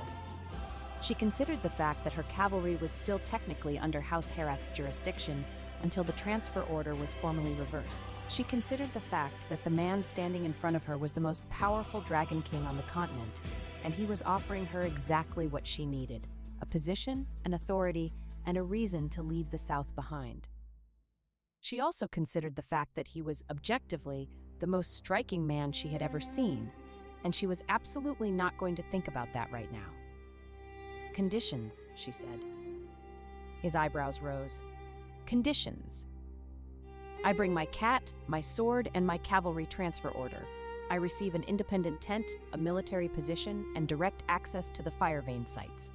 I am not a maid. I am not a collectible. I am not a decoration for your court. I will work as a military officer, or I will not work at all. Kaeldrith looked at her for a long moment. The snow fell around them. The wind caught his coat and hers, sending them snapping in opposite directions, his black, hers dark gray, both of them sharp against the white. Then the corner of his mouth curved. It was not a smile. It was the expression of someone who has found something rare and is deciding how much to let the owner know it. Agreed, he said. All conditions. Then he accepts. Good. He turned toward the keep gate. We leave at dawn. Try not to bleed on my dragon. He walked away into the snow. Soot, on Seraphina's shoulder, made a low, contemplative sound. The sound a cat makes when it is not entirely sure what just happened, but is willing to go along with it as long as there is food involved. Seraphina picked up the leather chest, held it against her side, and looked at the keep behind her. Through the windows, she could see the winter flame feast continuing. The shouting, the chaos, the scattered fake dragon bones. She could see Aldrich at the head table, trying to restore order. She could see Virena wiping honey from her hands. She could see the stewards scrambling. She turned her back on all of it.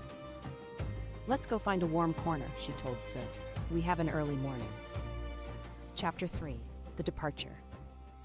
Dawn came gray and cold, and Seraphina met it standing in the courtyard with her old campaign chest on one shoulder, her sword on her hip, her command token in her coat pocket, and Soot in a sling she had fashioned from a spare horse blanket. The sling had been necessary because Soot, upon being introduced to the concept of early morning departures, had expressed his displeasure by going completely boneless and refusing to support his own body weight. He was currently draped in the sling like a furry black sandbag, his golden eyes half closed, his tail hanging over the edge. She had found him 18 months ago in the ruins of a farmstead east of Dragonfire Pass. The farmstead had been hit by a raider skirmish, one of the small, vicious attacks that came every few weeks along the frontier, too small to warrant a full military response, but too deadly for the farmers to handle alone. By the time Seraphina and her cavalry arrived, the house was burned, the family was dead, and the only living thing in the wreckage was a kitten. He had been tiny, a palm-sized scrap of black fur and fury wedged under a collapsed roof beam, hissing at the fire. She had reached into the wreckage, pulled him out, and tucked him inside her armor, against her chest, where he had immediately stopped hissing and started purring. He had not left her side since. He did not solve mysteries. He did not rescue people.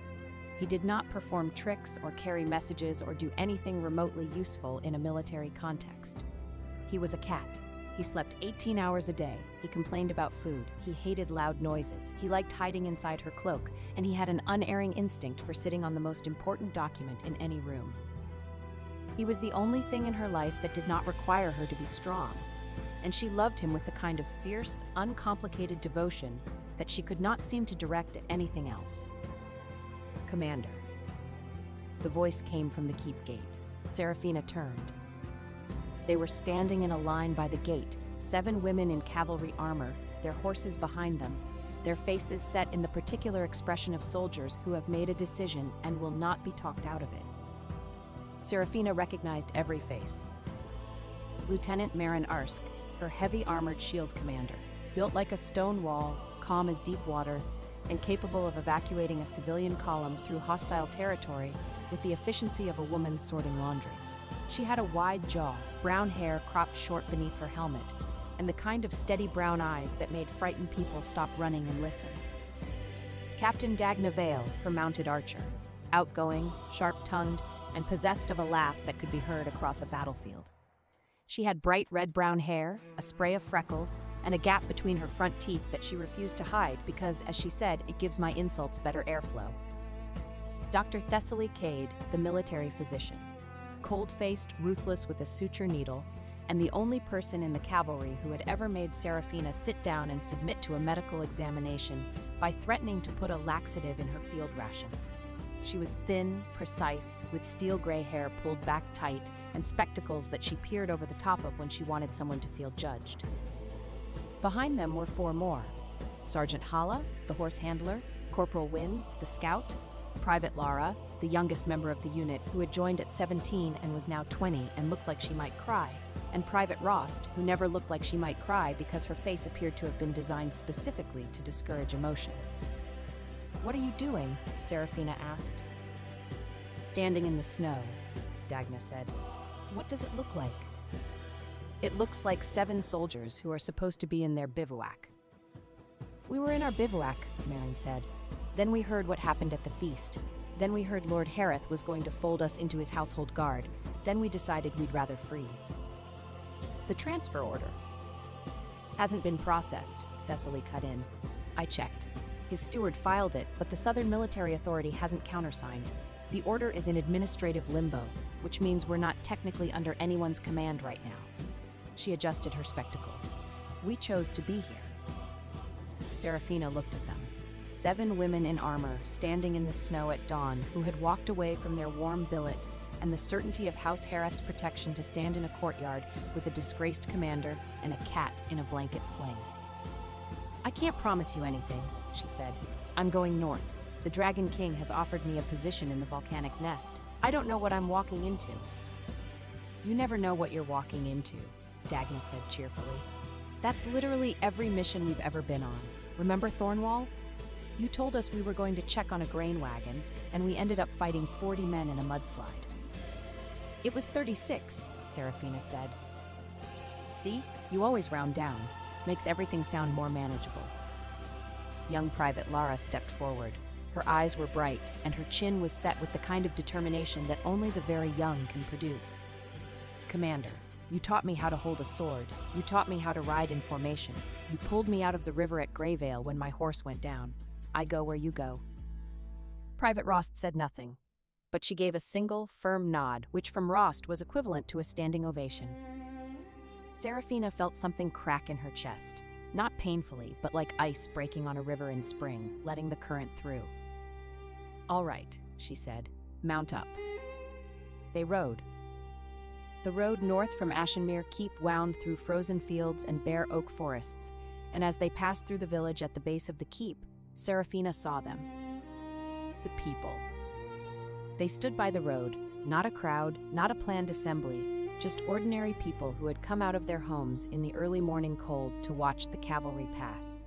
A salt-selling widow named Bren, whose grain wagon Serafina had saved from raiders 2 winters ago, stood by her market stall with a bag of dried meat and a loaf of bread, which she pressed into Dagna's hands as they passed. An old gate craftsman named Torvald, who had been at the 3-day siege and knew the truth about what had happened there, stood at the village crossroads and saluted as Serafina rode by. Not the formal military salute, but the old frontier salute, fist to chest, that meant "I remember what you did." A one-armed veteran named Paul, who had lost his arm at Greyvale and had kept Serafina's old command token for her when Aldrich's steward had tried to confiscate it months ago, stood in his doorway and called out, "Give them hell, Blade!" A tavern mistress named Gerta, who had kept hot soup ready for the cavalry every time they rode through, pressed a wrapped clay jug of spiced cider into Serafina's hands and whispered, "You come back, you hear? You come back and we'll have a real feast, not like that noble circus."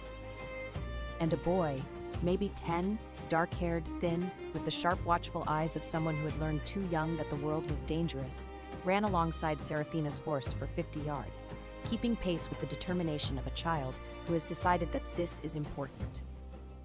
"You saved my mother," he shouted. "At Thornwall. She said to tell you. She said—" He was running out of breath. "She said you're the bravest person she ever met, and she's sorry she couldn't come today because she's minding the goats." Serafina looked down at him. She reined in her horse for one moment, leaned down and said, "Tell your mother I remember her.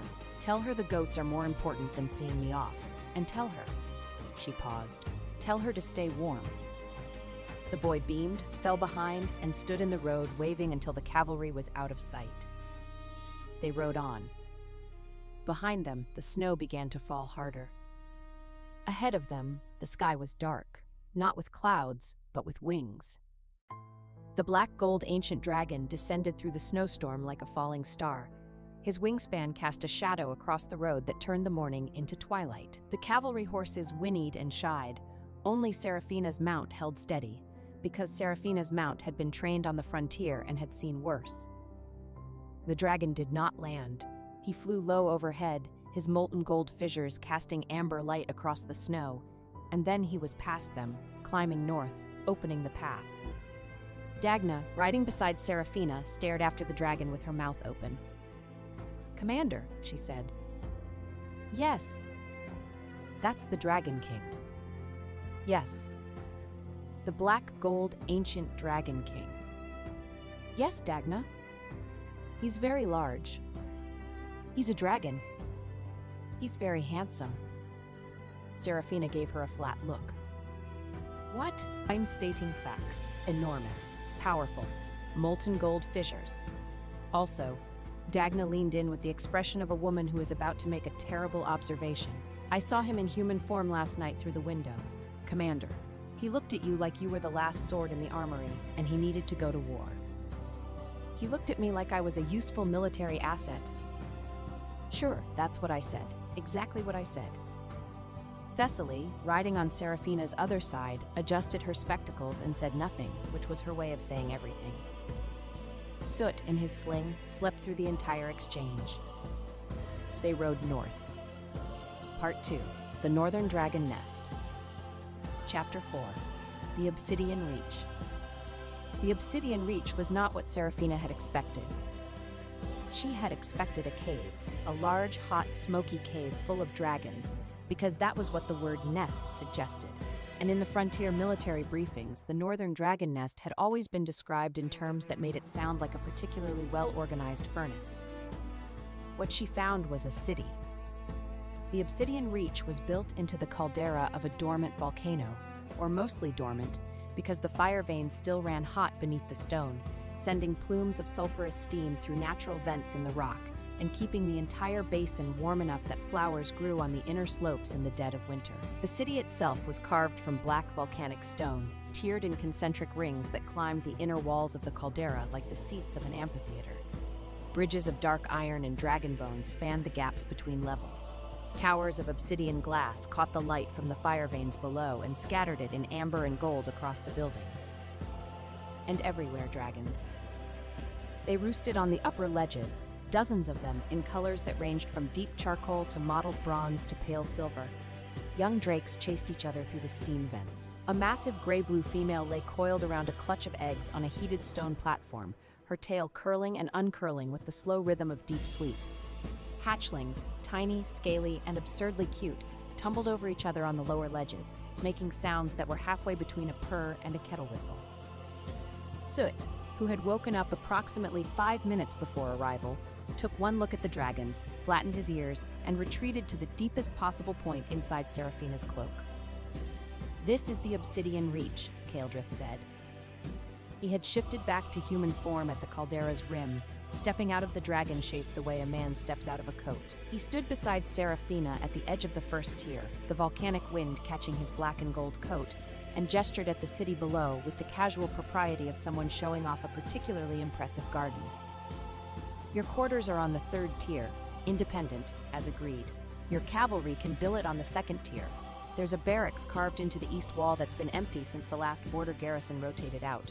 The fire vein sites are accessible from the 6th tier down. I'll have maps sent to your quarters." "Where's the hatchery?" Serafina asked. Kaeldrith looked at her. "You want to see the hatchery first?" "You said the fire veins are behaving abnormally. The hatchery is where the fire veins are most concentrated. If something's wrong with the veins, the eggs are the first thing at risk." He studied her for a moment. The volcanic light caught his vertical pupils and made them glow. "The hatchery is at the bottom of the caldera," he said. 7th tier. The temperature down there can crack iron. Most humans can't tolerate it for more than a few minutes. I held Dragonfire Pass for 3 days. I can handle heat. You held Dragonfire Pass for 3 days because you're stubborn, not because you're fireproof. Those are the same thing on the frontier. Something shifted in his expression. Not quite amusement, not quite admiration, but something in the territory between the two that made his dark gold eyes warm by a degree. "I'll take you down tomorrow," he said. "Tonight, settle in, feed your cat, rest." "I don't need rest." "Commander Voss." He stepped closer. Not aggressively, but close enough that she could feel the heat radiating from him. A dry, volcanic warmth that had nothing to do with the air temperature and everything to do with whatever burned beneath his human skin.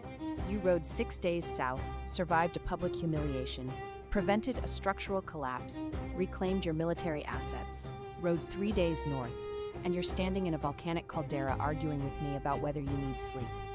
I've been alive for a very long time. I know what exhaustion looks like. What does it look like? Like a woman who hasn't blinked in 90 seconds because she's afraid that if she closes her eyes, she'll fall asleep standing up. Serafina blinked. He was right. She had not blinked. She was exhausted, bone deep, marrow deep, the kind of tired that lives beneath the adrenaline and waits for the moment you stop moving. Fine, she said. Tomorrow. Good. He turned to leave, then paused. Your cat is looking at me. Soot had emerged from the cloak just enough to stick his head out and fix Kaeldrith with a long, unblinking golden stare. It was the stare of a cat who is evaluating a new presence in his territory and has not yet decided whether it constitutes a threat or simply an inconvenience. Kaeldrith looked back at the cat with the same expression. Your cat has very strong opinions, he observed. He has strong opinions about everything. He once stared down a warhorse. Did the warhorse blink first? The warhorse left the stable. Something that was almost a laugh crossed Kaeldrith's face. He turned and walked toward the upper tiers, his coat catching the volcanic wind, and Serafina watched him go. Dagna appeared at her elbow like a red-haired ghost. He was flirting with you, Dagna said. He was talking about my cat. Commander, that man turned himself into a dragon to fly us here. He gave you independent quarters. He asked about your cat by name. He stood close enough to melt your buttons. That is flirting. He was assessing my tactical value. Tactical value? Is that what the kids are calling it these days? Thessaly, who had somehow materialized on Serafina's other side, the physician had an unsettling ability to appear without being heard, adjusted her spectacles and said, "Your pupils are dilated." It's dark. We're in a caldera. Your pupils were not dilated in the caldera. They became dilated when the Dragon King stood close to you. That's a medical observation, not a romantic one. It's both, Thessaly said, and walked away to find the barracks. Dagna grinned, slapped Serafina on the shoulder, and followed. Serafina stood alone on the first tier of the obsidian reach, holding a cat in a blanket sling, and stared at the volcanic city below.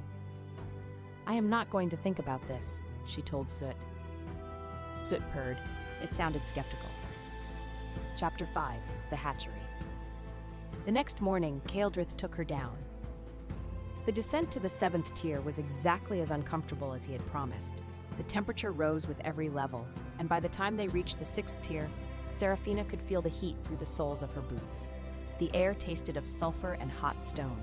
Fire veins, visible here as glowing orange-gold lines running through the black volcanic rock, pulsed with a slow, rhythmic light that reminded her of a heartbeat.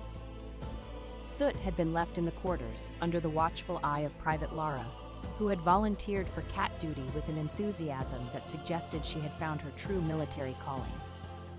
Kaeldrith walked ahead, and Serafina noticed that the heat did not seem to affect him.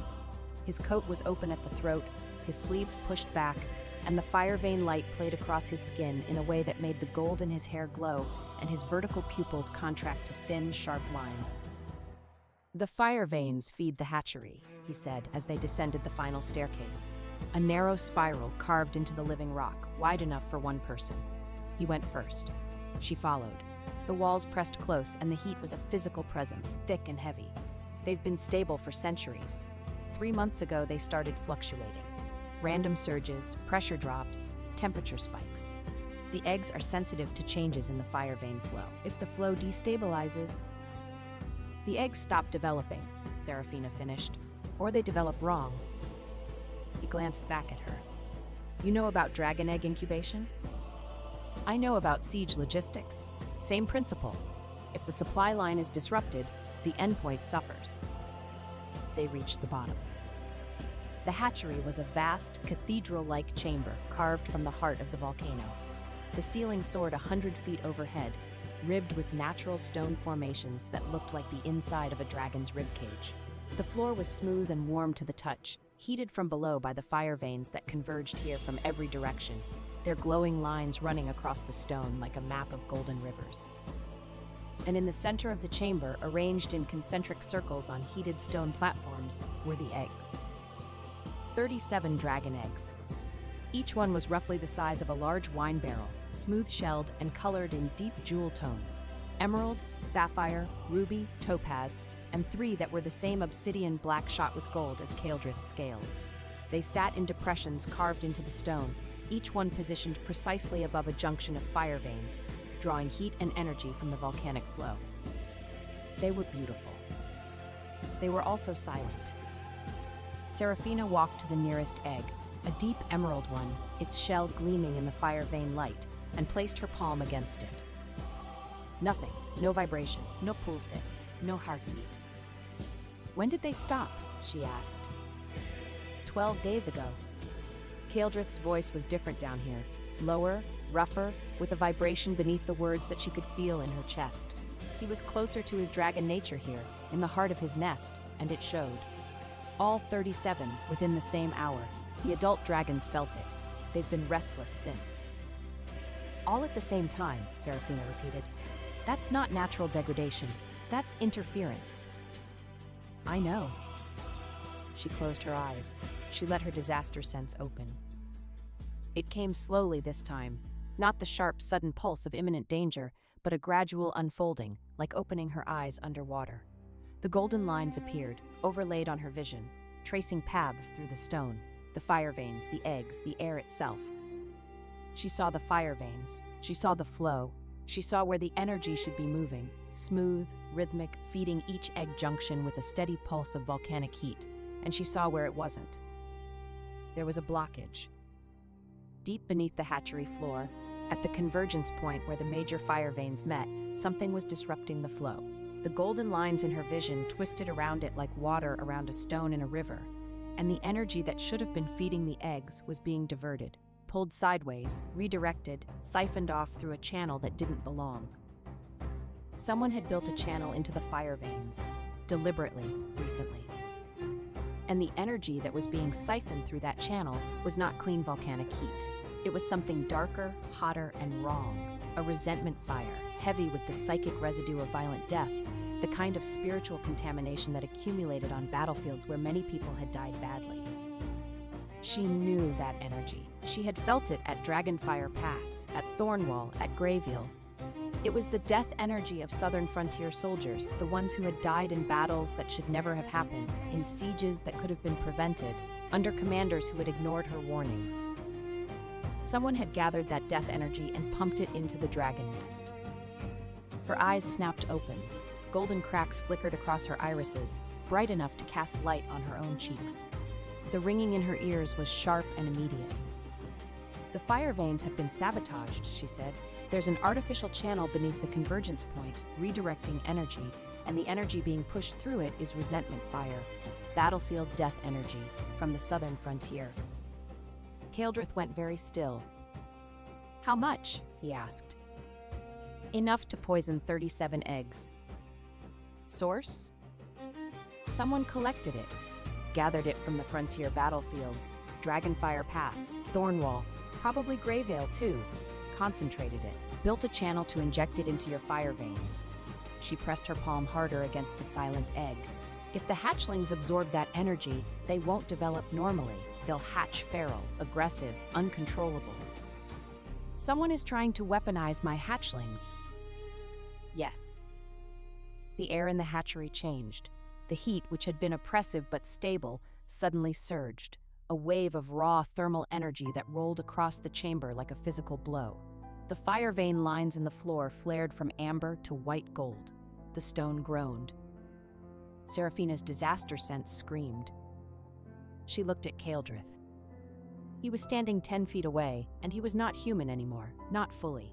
His eyes had gone entirely gold, pupilless and blazing. The air around him shimmered with heat distortion. His hands, at his sides, were clenched into fists, and from between his fingers, molten gold light seeped like blood from a wound. He was angry. And when a black gold ancient dragon king was angry inside his own volcano, the volcano noticed. "Kaeldrith," Seraphina said. The heat surged again. A crack appeared in the stone floor near his left boot, and fire vein light poured through it. "Kaeldrith." She walked toward him. The heat was intense. She could feel it on her face, on her hands, pressing against her like a wall. Her disaster sense was showing her the lines. The stress fractures spreading through the hatchery floor, the fire vein pressure building beneath the stone, the eggs, still silent, still dark, but now sitting in a chamber that was rapidly becoming a furnace. If he didn't pull back, he would damage the nest himself. She reached him. She was close enough to touch. The heat was almost unbearable. Her skin felt tight, her eyes stung, her lungs ached with every breath. She put her hand on his arm. The contact broke through. His eyes snapped to hers, gold on gold, his blazing and featureless, hers threaded with the fine golden cracks of her disaster sense. For a moment they stood like that, inches apart, her hand on his arm, his volcanic fury contained by the pressure of her fingertips. The heat receded. Slowly, like a tide pulling back, the temperature in the hatchery dropped. The fire veins dimmed to their normal amber.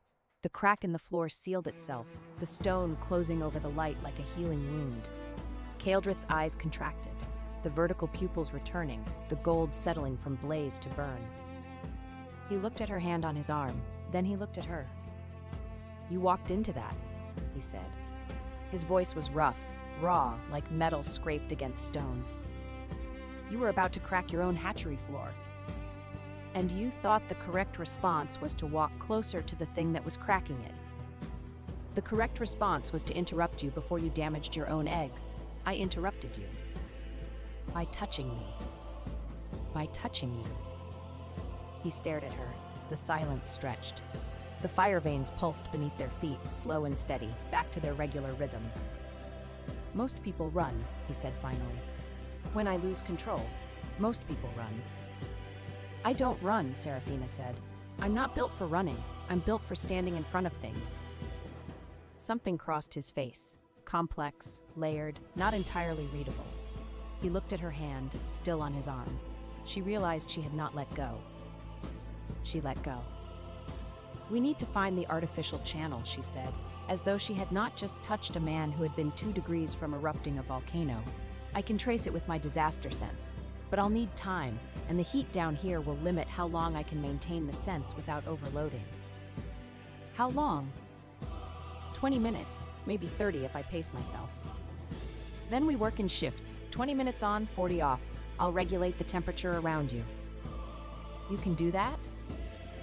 "I am the volcanic dragon nest. The fire veins answer to me. When I'm not," he paused, cracking my own floor. Was that self-deprecation?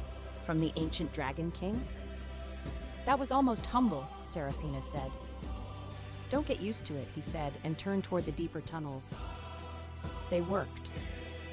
For 3 days, Seraphina descended into the hatchery and traced the artificial channel through the fire veins. It was painstaking work. Her disaster sense could show her the lines of corruption, but the channel was cleverly hidden, threaded through natural faults in the volcanic rock, so that it would be invisible to anyone who didn't have the ability to see stress fractures 3 breaths before they happened.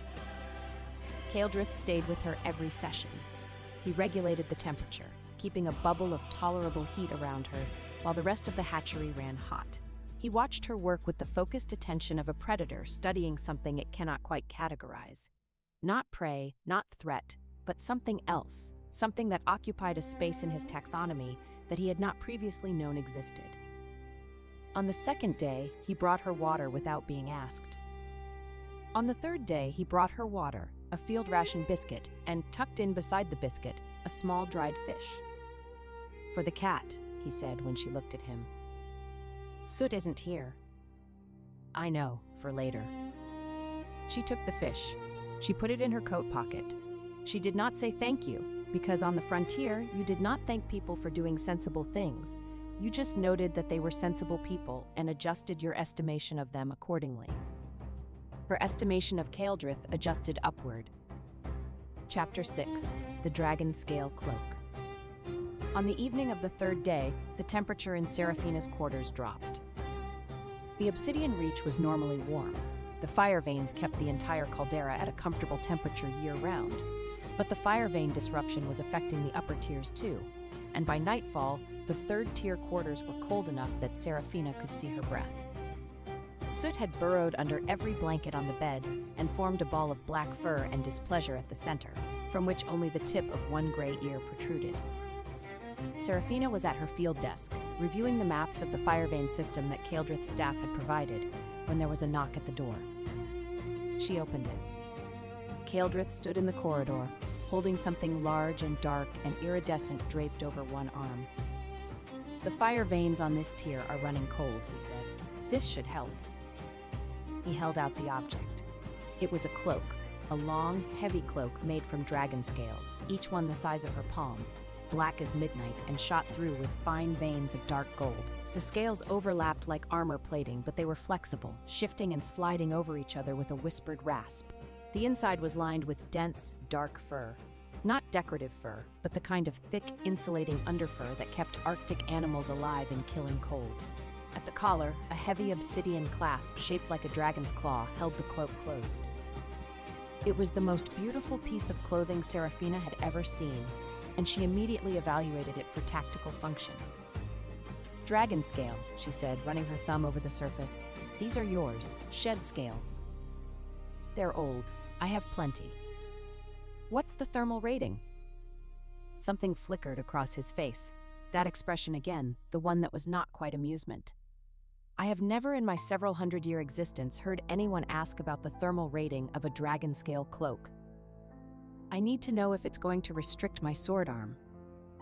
"Try it on." She swung the cloak over her shoulders.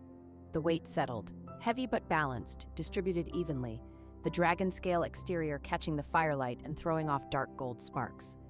The fur lining was immediately, aggressively warm. She rolled her shoulders, tested the range of motion, and drew her sword experimentally. The cloak moved with her. The scales slid and adjusted, the weight shifting to accommodate the draw. She sheathed the sword. "Good," she said. "No restriction." Kaeldrith had not moved.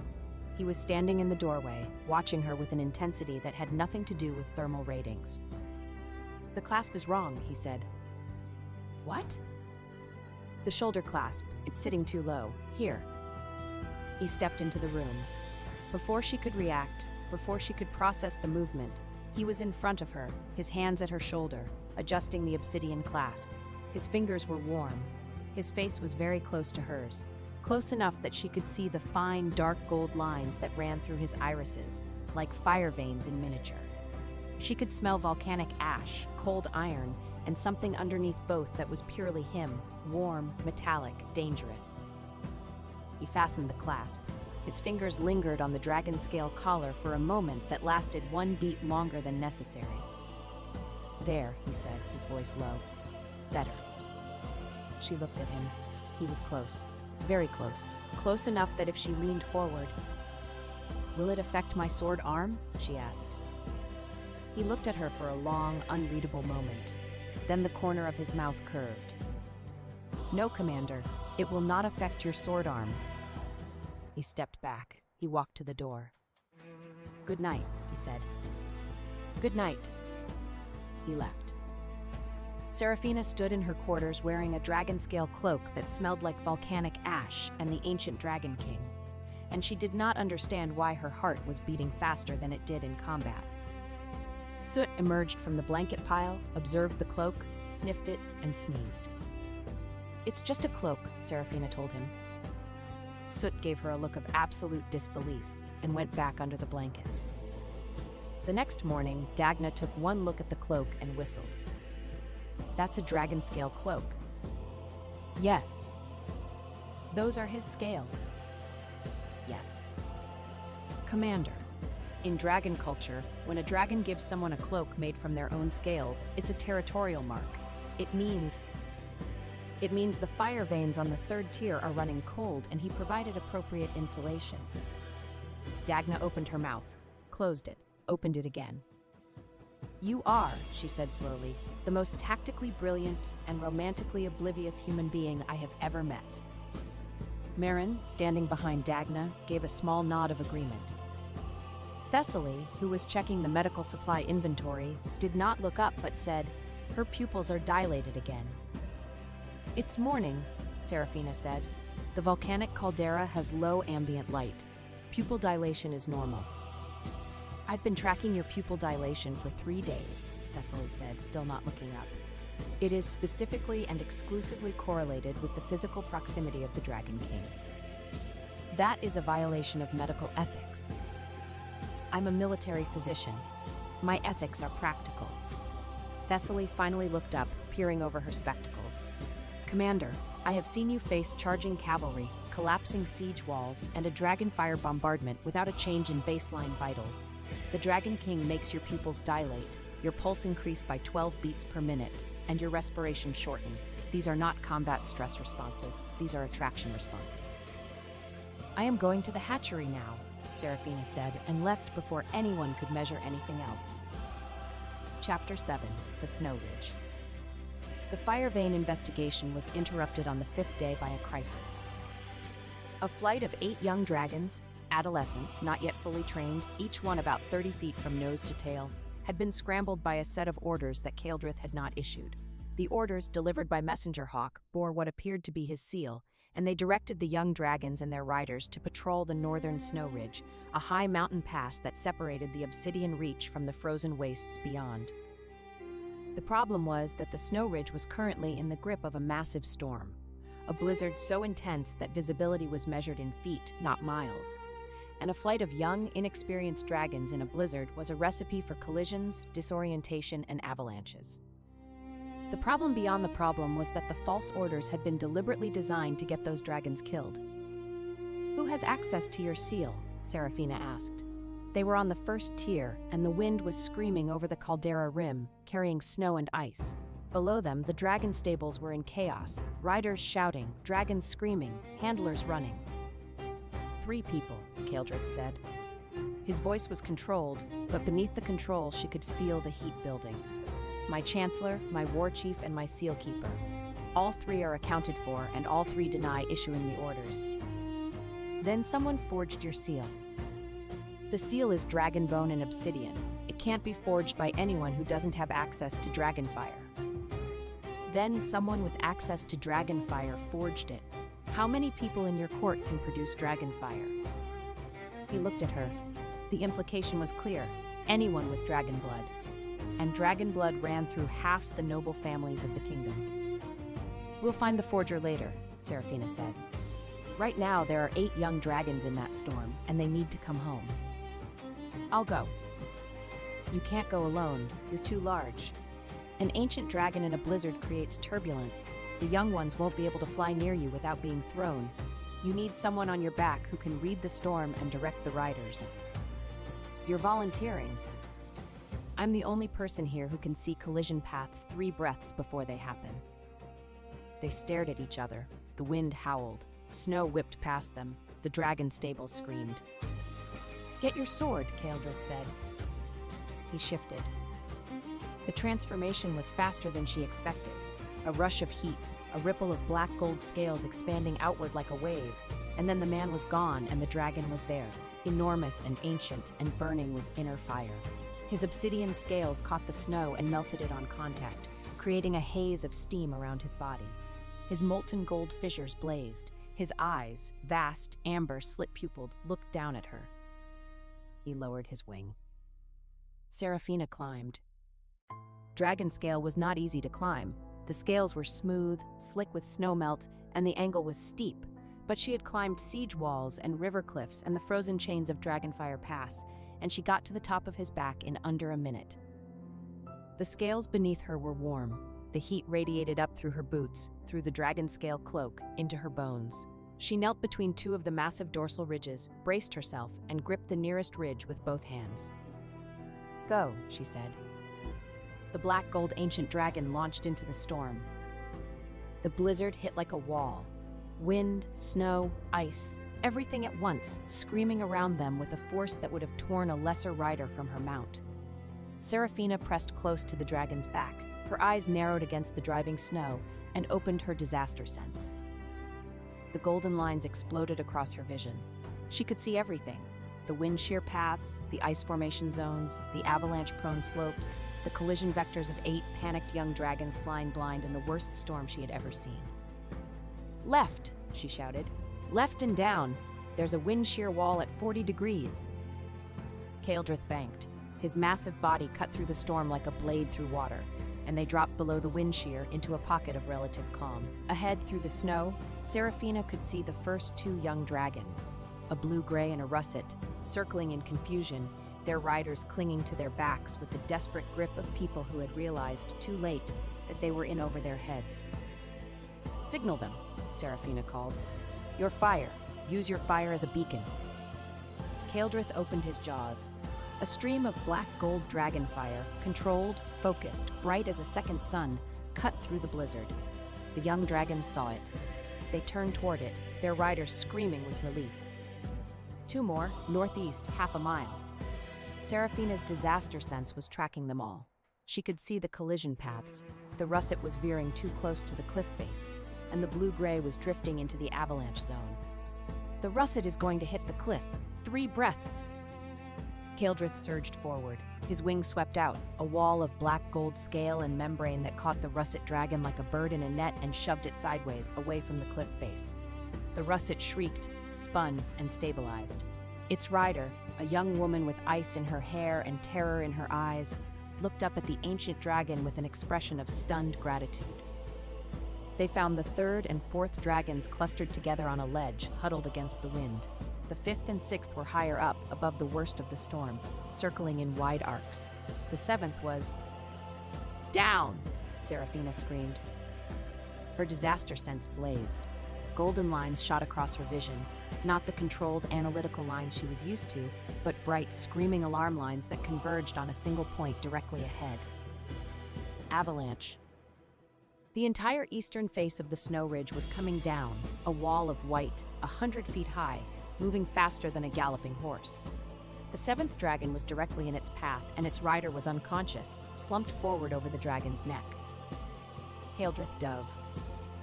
The ancient dragon plunged through the storm with a speed that should have been impossible for something his size. The wind screamed. The snow blinded. Serafina felt the gravity shift, felt her body lift from the dragon's back, and she grabbed the dorsal ridge with everything she had. They reached the 7th dragon 3 seconds before the avalanche. Kaeldrith's wings swept out again, this time not pushing but shielding, a canopy of black gold scale that covered the young dragon and its unconscious rider. The avalanche hit.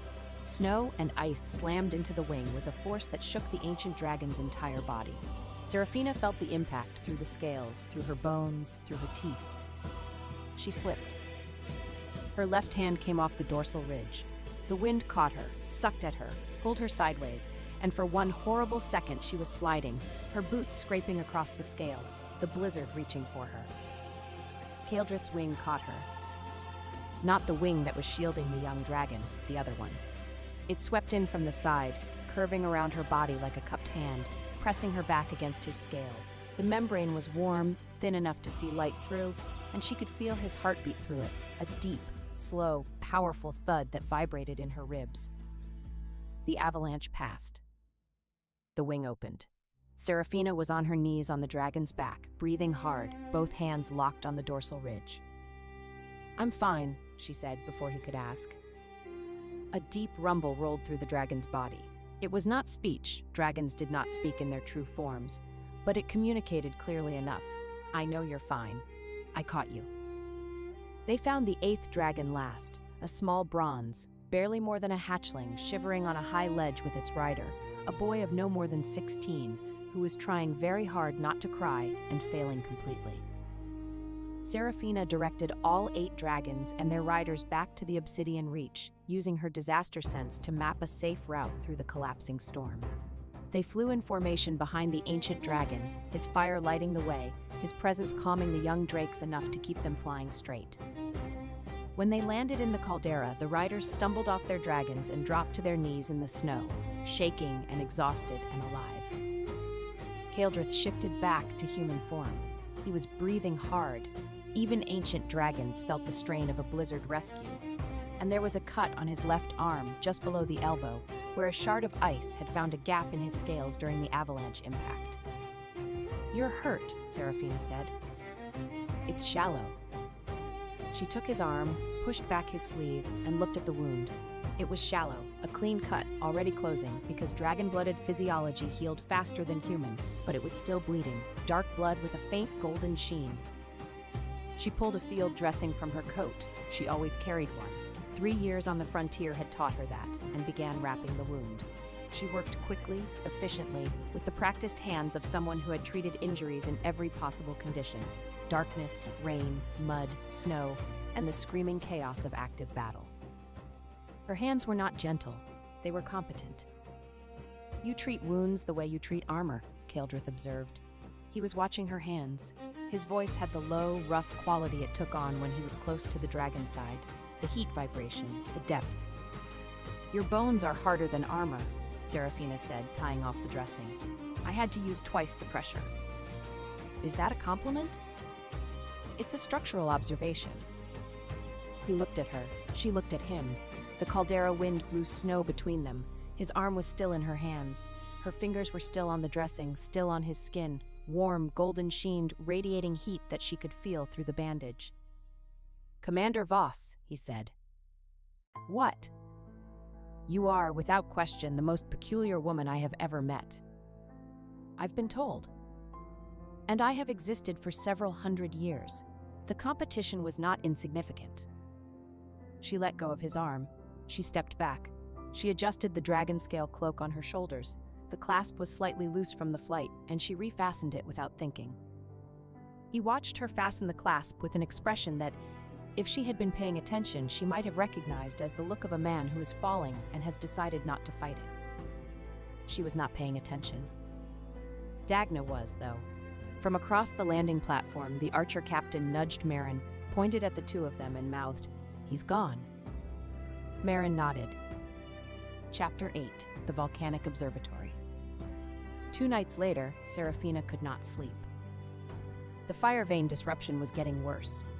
Her disaster sense had been prickling all day, not the sharp alarm of imminent danger, but the low, persistent itch of something building, something growing, something that was not yet critical, but would be soon if they did not find and destroy the artificial channel. She got up, dressed, buckled on her sword, and went to the 6th-tier fire vein access point. She had been studying the vein maps for 3 days, and had identified a potential observation point, a natural chamber where several major fire veins converged, which would give her the best angle for tracing the artificial channel to its source. She had planned to go there tomorrow during a scheduled session with Kaeldrith. But she could not sleep, and the itch would not stop, and she was a frontier soldier who had long ago learned that when her instincts said go, she went. The 6th tier was deserted at this hour. The corridors were dark, lit only by the amber glow of fire veins running through the walls. The air was hot and dry, tasting of sulfur and ancient stone. She found the chamber. It was larger than she expected. A natural cavern, roughly circular, with a domed ceiling of smooth black stone. The floor was glass smooth and warm. Fire veins ran through it in concentric rings, pulsing with slow amber light. But the chamber was not empty. Kaeldrith was already there. He was sitting on a stone bench carved into the far wall, one leg extended, one arm resting on his knee. The fire vein light played across his face, painting it in amber and gold. He was not wearing his coat. He was in a simple black shirt, sleeves pushed back, and the obsidian pendant at his throat caught the light and threw dark sparks across the stone. He looked up when she entered. His eyes glowed in the fire vein light. "Commander Voss," he said. "It's after midnight." "I couldn't sleep. The fire veins are getting worse." She looked around the chamber. The fire vein pattern was different from what the maps had shown, more complex, more beautiful, with rings within rings that formed patterns she did not recognize. "This isn't the observation point I planned to visit." "No," he agreed. "This is a different observation point." "What's it for?" A pause. The fire veins pulsed. "In dragon culture," Kaeldrith said, This chamber is called the Eye of the Nest. It's where the fire veins converge to their deepest and most stable point. The patterns you see on the floor are nesting patterns, the flow signatures of every dragon who has ever bred in this volcano, going back 1,200 years. It's a breeding observatory. It's a mating observatory. Silence. This is where dragon mates come, he continued, his voice very even, to read the fire veins together and determine whether the nest is stable enough for a new clutch. Serafina looked at the chamber. She looked at the fire vein patterns. She looked at the stone bench. She looked at Kaldrith. I came here to inspect defensive lines, she said. I know. I was going to trace the artificial channel. I know. I did not know this was a mating observatory. I know that too. She stared at him. The fire vein light was very warm. The chamber was very private. He was sitting on a bench that was designed for two. Do you often invite military officers to inspect your mating observatory after midnight? She asked. I have never in my life invited anyone to this chamber, he said. I was here alone. You walked in. On a direct route from the 6th tier access point. Which happens to pass through this chamber, yes. A route that was on the map you gave me. The map I gave you showed all accessible chambers on the 6th tier. This is an accessible chamber on the 6th tier. Kaldrith. Commander. Did you put this chamber on my map because you knew I would come here? He looked at her for a long moment. The fire veins pulsed. His dark gold eyes held hers. I put this chamber on your map, he said, because you deserve to see the most beautiful part of my home. Whether you came at midnight or midday, alone or accompanied, for military inspection or personal curiosity, was entirely your choice. I came for military inspection. I see that. Your sword is buckled, your posture is operational, and you have not looked at the nesting patterns once, which suggests that you are in fact here for defensive assessment and not for the romantic ambiance of volcanic light on ancient dragon mating grounds. He was teasing her. The ancient dragon king of the northern volcanic nest was sitting in his own mating observatory after midnight, teasing her. I do not understand romantic ambiance, Serafina said. I've noticed. I understand defensive positioning, fire vein flow assessment, and the tactical implications of a convergence point. I've also noticed that. If you wanted to show me something romantic, you should have told me it was romantic. I would have adjusted my expectations. And what would adjusted expectations look like, Commander? She thought about it, genuinely, seriously, with the careful consideration she gave to every tactical problem. I would have left my sword in my quarters, she said. Something shifted in his expression. The teasing edge softened. The dark gold eyes warmed. Not with fire vein light, but with something internal. Something that had nothing to do with volcanoes and everything to do with the fact that she had just told him, in her own blunt, literal, completely unromantic way, that she would have come unarmed if she had known he was waiting. Next time, he said, I'll tell you. Good. Would you like to sit down? She sat down on the stone bench beside him. It was, as she had noted, designed for two. Their shoulders were not quite touching. The fire vein patterns glowed on the floor in front of them, slow and beautiful and ancient. Tell me about the nesting patterns, she said. You want to discuss fire vein flow on a mating bench. I want to understand your home. The fire veins are your home. If I'm going to fix them, I need to understand how they work when they're healthy. He looked at her. She looked at him. You are extraordinary, he said very quietly. I'm practical. That's what makes you extraordinary. He began to explain the nesting patterns. She listened, asked questions, and did not notice that over the course of the conversation, their shoulders had started touching. Dagna, who had followed Serafina out of concern for her insomnia and was now crouched behind a corridor pillar with an excellent view of the chamber entrance, put both hands over her mouth and silently screamed. Chapter 9. Sparring. Serafina dealt with feelings the same way she dealt with everything else, by hitting something.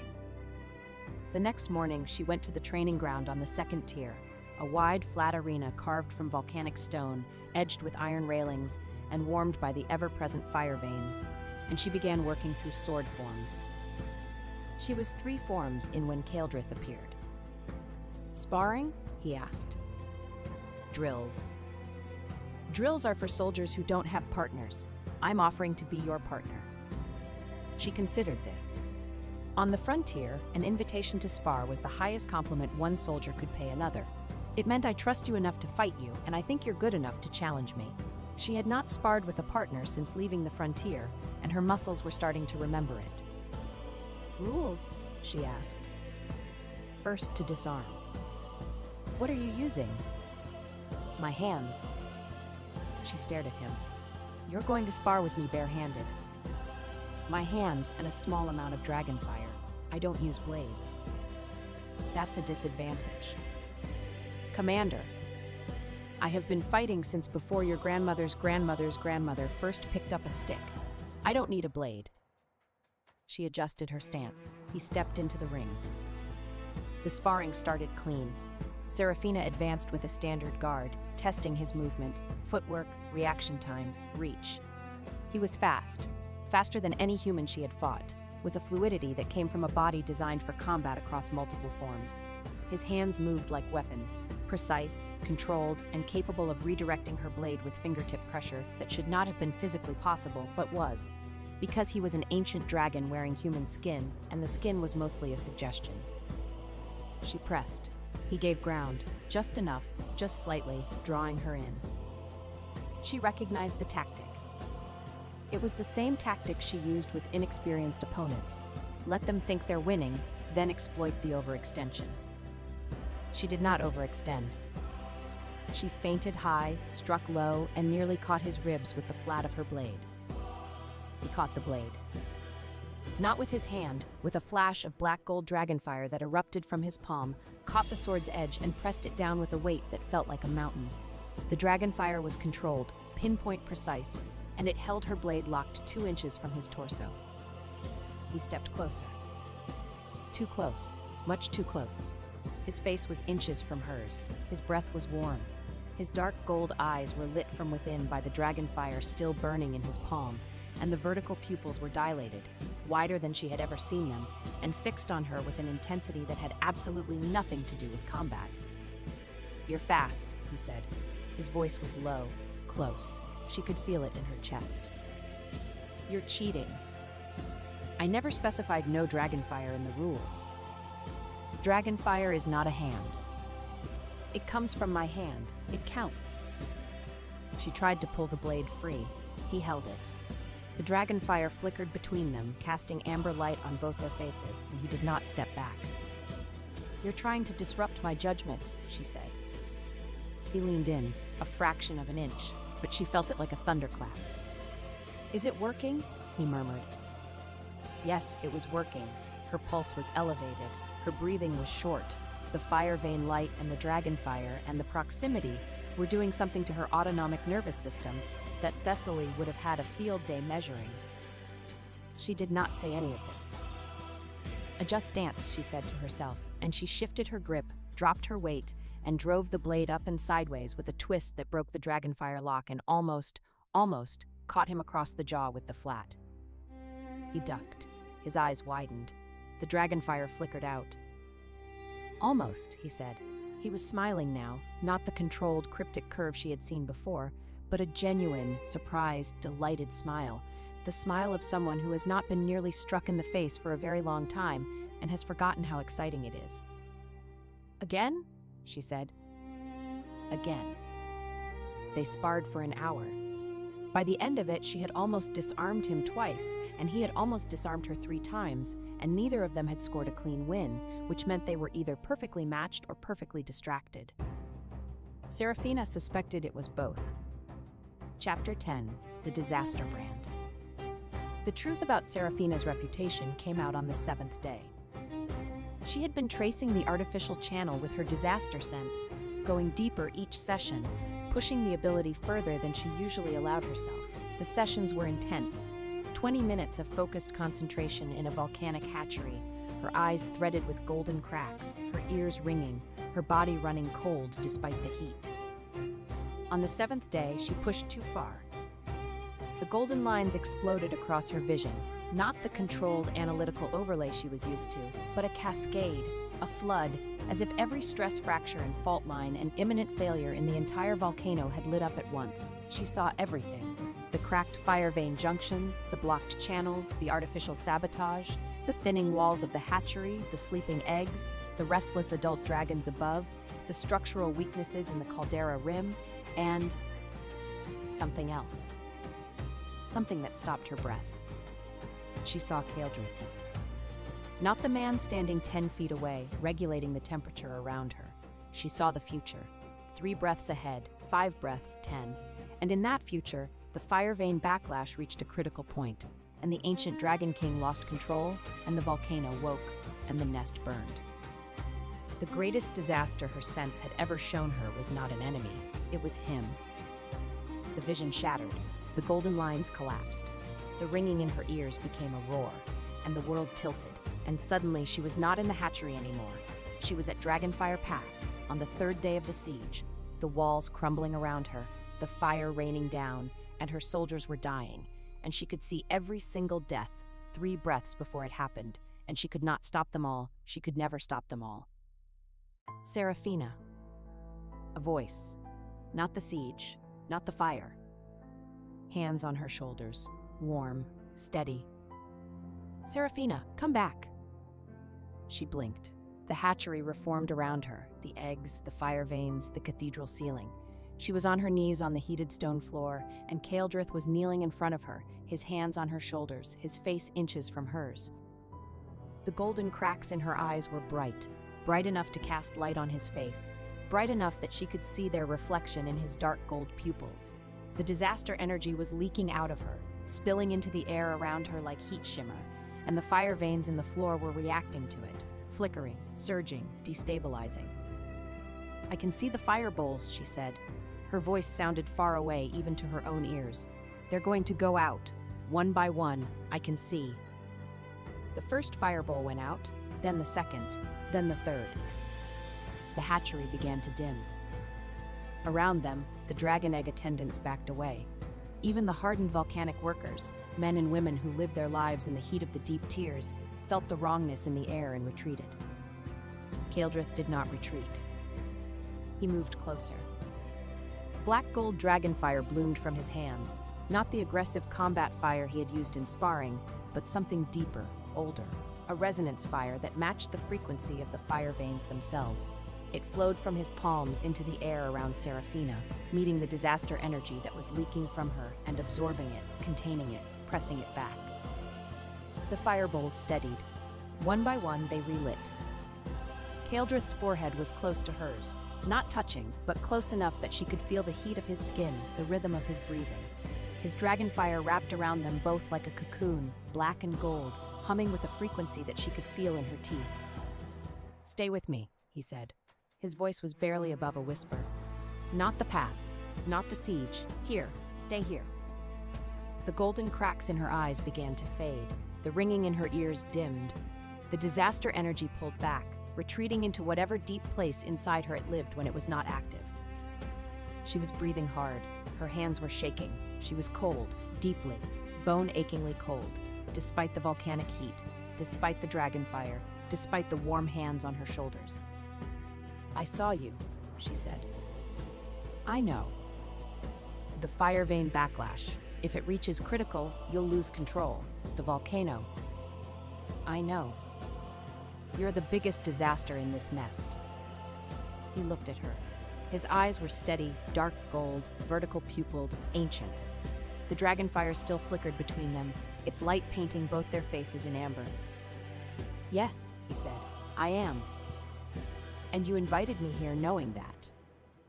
I invited you here because you are the only person alive who can see the disaster before it happens and do something about it." He paused. "Including the disaster that is me." They knelt on the hatchery floor, forehead to forehead, wrapped in dragonfire, and for one moment, one held breathless, impossible moment, neither of them moved. A dragon egg pulsed. They both turned. The emerald egg, the first one Seraphina had touched 7 days ago, had pulsed. A single, faint throb of life, visible as a brief glow of green light through the shell. One heartbeat, then silence. But it had been there. The eggs were not dead. Serafina pulled back. The moment broke. The dragonfire faded. "We need to find the channel and destroy it," she said. Her voice was steady again, the commander's voice, the frontier voice, the voice that had held Dragonfire Pass.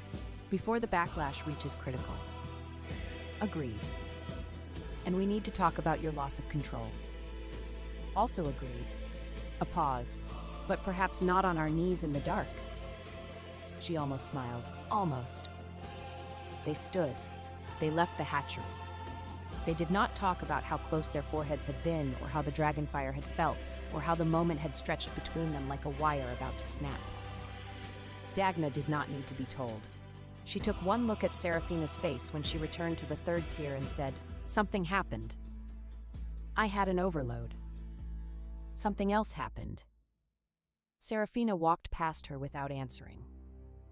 That night, she sat in her quarters with soot on her lap and the fire vein map spread across her desk, and she thought about the disaster she had seen. The ancient Dragon King burning his own nest. Not because he wanted to, not because he chose to, because the fire vein sabotage was destabilizing the volcanic system that he was connected to at a fundamental biological level. And when the system went critical, it would take him with it, dragging his ancient dragon fire out of his control and turning him into a weapon aimed at his own home. He was not just the powerful protector, he was also the danger. And she was the only person who could see it coming. "I'm going to fix this," she told Soot. Soot, who was lying on his back in her lap with all four paws in the air, made a sound that might have been agreement or might have been a request for belly rubs. She rubbed his belly. He purred. "I'm going to fix all of it." The next day, she began asking questions about the disaster brand. It was a name she had heard before, in the southern courts, in the whispered conversations that stopped when she entered rooms, in the letters that Aldrich had received from his noble allies. Disaster bringer, Doomwalker, the woman who calls the storm. The southern nobles believed that Serafina's disaster sense caused the disasters she predicted. They pointed to the evidence. She had warned about the Greyvale Bridge failure, and the bridge failed. She had warned about the Thornwall siege, and the siege happened. She had warned about the fire at Dragonfire Pass, and the fire came. She was not the cause, she was the warning. But warnings that went unheeded looked to the powerful men who had ignored them like prophecies. And prophecies that came true were easier to blame on the prophet than on the men who had failed to act. Kaeldrith found the records. He had access to military archives that the southern authorities did not know existed. Dragon Nest archives, maintained for centuries, that tracked every military action, every frontier dispatch, every warning issued, and every response given. The records were thorough, precise, and damning. "The Greyvale Bridge," he said. They were in his study, a high, circular chamber on the 5th tier, lined with shelves of volcanic glass and scrolls, warmed by fire veins that ran through the walls in elegant spirals. "You filed a warning with the Southern Military Authority 48 hours before the collapse. You identified the structural fault. You recommended evacuation." "The recommendation was rejected," Serafina said. "Lord Marin's household overruled it. They said the bridge was fine, and I was a hysterical woman with a dangerous reputation. Yes, I have Lord Marin's reply here." He held up a scroll. He used the word hysterical 3 times in one paragraph. Impressive commitment to a limited vocabulary. 32 people died on that bridge. 32 people died because a nobleman decided that his bridge was more important than a soldier's warning. Kaeldrith set the scroll down. "Thornwall, you filed a dispatch warning of the enemy approach, 7 days before the attack. The dispatch was intercepted." "Not intercepted, suppressed. Lord Harath's intelligence office received it. They chose not to forward it to the garrison commander because," he read from another scroll, "because the source has a known tendency toward excessive alarm and the intelligence is assessed as unreliable." "The source," Serafina said flatly, "meaning me." "Meaning you. 86 soldiers died at Thornwall. They died because your warning was buried by the same man who stole your medals and tried to take your cavalry." The room was very quiet. Aldrich suppressed my warnings, Serafina said. She had known. She had suspected at least. The timing had always been wrong.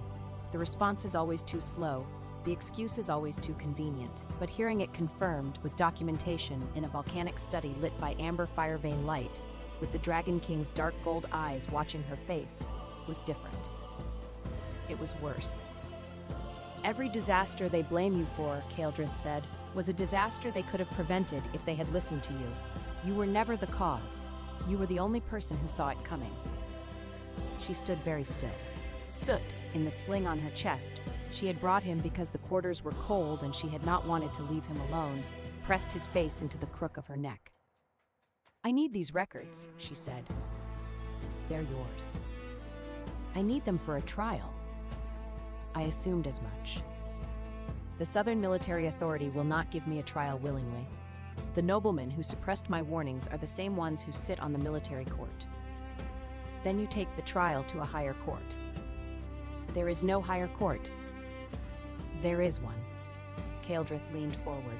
The fire vein light caught the obsidian pendant at his throat. The Dragonbone Throne, the oldest court on the continent. It predates the Southern Kingdoms, the military authority, and every noble house that currently claims power.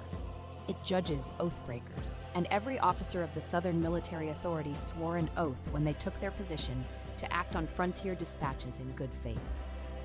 You're offering me the Dragonbone Throne. I'm telling you it exists and that you have grounds to petition it. The decision to petition is yours. She looked at him, the ancient Dragon King sitting in his volcanic study, offering her the most powerful judicial tool on the continent as casually as if he were offering her a cup of tea. Why are you helping me? She asked. The question seemed to surprise him, not because it was unexpected, but because the answer was obvious to him and he had not realized it was not obvious to her. Because you are right, he said, and they are wrong, and I have existed long enough to find the combination of courage and injustice to be personally offensive. That's very noble. I'm not noble. I'm a dragon. We don't do noble. We do territorial, possessive, and occasionally vindictive. He paused. In this case, I am being vindictive on your behalf, which is a distinction I am choosing to view as growth. She looked at him.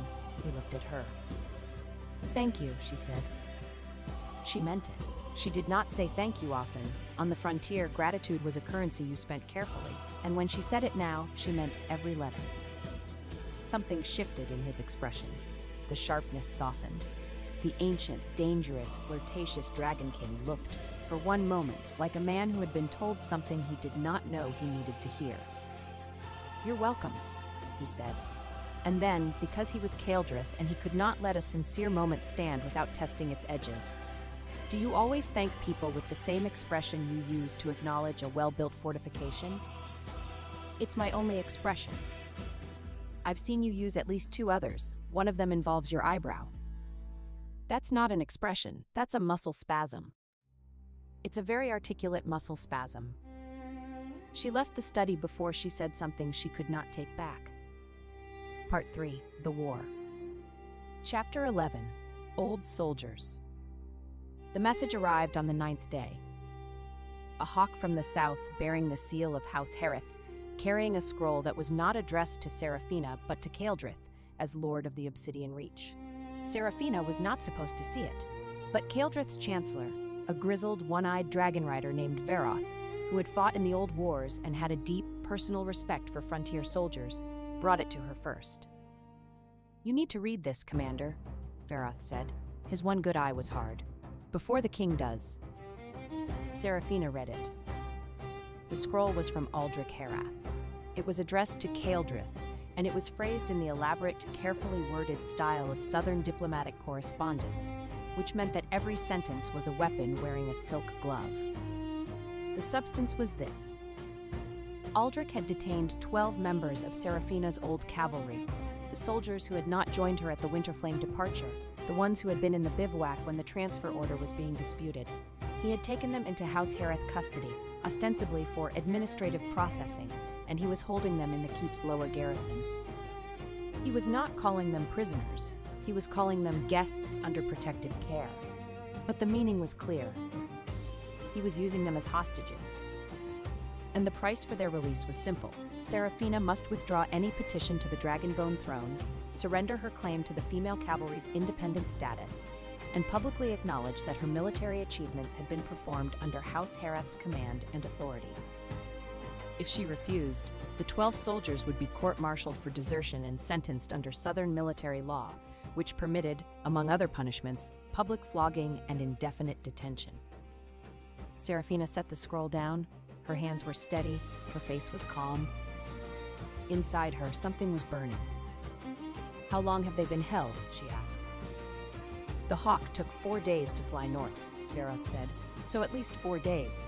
Possibly longer if Herath waited before sending the message." "Who are the 12? Varoth named them. Seraphina knew everyone. Corporal Annis, who had taught new recruits how to ride in formation. Sergeant Bray, who had organized the grain supply at Thornwall. Private Kesley, who was 19 years old and had joined the cavalry because her mother had been killed by raiders, and Seraphina had found her hiding in a burned village and promised her she would never have to hide again. 19 years old. Seraphina stood up. She walked to the window of the guest chamber where Varoth had found her, and she looked out at the volcanic caldera, the tiers, the bridges, the steam vents, the dragons on the upper ledges. "He's forcing a choice," she said. "My trial or my soldiers. That's the intent. If I withdraw the petition, they go free. But the truth about the suppressed warnings stays buried. The disaster brand stays on my record, and the cavalry becomes his permanently. Yes. If I continue the petition, he courts-martial them. 12 soldiers punished for my choices." "Commander, how is the trial date set?" "The Dragonbone throne convenes in 14 days. Petition must be filed 7 days before. That gives you 1 week to decide." 1 week. 1 week to choose between her innocence and her soldiers' safety, between truth and loyalty, between the justice she deserved and the people she had sworn to protect. Seraphina Voss looked at the volcanic sky and made her choice in 4 seconds. "I'm going to do both," she said. She went to Kaeldrith. She found him in the treasure chamber, a vast underground vault on the 4th tier where the Dragon King kept his hoard. Seraphina had not been in the treasure chamber before, and her first thought upon entering was that it looked less like a vault and more like a museum that had been organized by someone with very specific tastes and absolutely no sense of moderation. Gold coins were stacked in precise towers along the walls. Gemstones, rubies, sapphires, emeralds, diamonds the size of eggs, were sorted by color and cut in shallow stone trays. Ancient crowns sat on velvet-lined shelves, each one labeled with a small obsidian tag that identified its origin and age. Battle banners, some of them centuries old, hung from the ceiling in protected glass cases. Dragon-scale armor from every era of Dragon Rider warfare was displayed on mannequins carved from volcanic stone. And in the center of the room, on a raised platform of polished obsidian, was a pile of molten gold treasures, objects that had been partially melted by dragonfire and then cooled into new shapes, creating abstract sculptures of frozen metal that caught the fire vein light and glowed. Kaeldrith was sitting on the platform beside the molten gold pile, looking at it with the expression of a man who is trying to figure out what has changed and cannot quite identify the problem. "Someone has reorganized my treasure chamber," he said, without looking up. "What?" "The gold coins. They were arranged by age and origin. Now they are arranged by denomination and weight." He pointed at the gemstone trays. "The gems were sorted by color. Now they are sorted by hardness and military utility, which gemstones can be used in dragon-scale armor and which cannot." He pointed at the battle banners. "The banners were arranged chronologically. Now they are arranged by tactical significance." Seraphina looked at the room. She looked at the organizational system. She recognized it. "Marin," she said. "Your shield commander reorganized my treasure chamber." "She reorganizes everything. She once sorted an entire captured enemy camp by tactical priority while the battle was still happening. She has sorted my hoard like a military supply depot." Kaeldrith looked at the molten gold pile with the expression of a man who has woken up to find his living room rearranged by a very efficient stranger. "I feel as though my nest has been conquered. I'll talk to her." "Don't. It's..." He paused, searching for the word. "Impressive? unsettling, but impressive. Keldrith. Something in her voice made him look up. The humor left his face. What happened? He asked. She told him. She showed him the scroll. She laid out the situation, the hostages, the demand, the timeline, the court-martial threat. She presented it the way she presented every tactical briefing, clearly, completely, without emotion. She did not need to add emotion. The facts were enough. Keldrith read the scroll twice. The second time, the air temperature in the treasure chamber rose by 5 degrees. He is using your soldiers as leverage, Keldrith said. His voice was controlled, but beneath the control, the dragon was very close to the surface. To force you to abandon a legitimate petition, to silence you. Yes. And if you refuse, he'll have them flogged. Yes. No, Keldrith said. The word was flat, cold, and absolute. No, he will not. He stood. The fire vein light caught his eyes and turned them to molten gold. I will go south and retrieve your soldiers myself. No. He stopped. No? If you go south in your true form and take the soldiers by force, it's an act of war.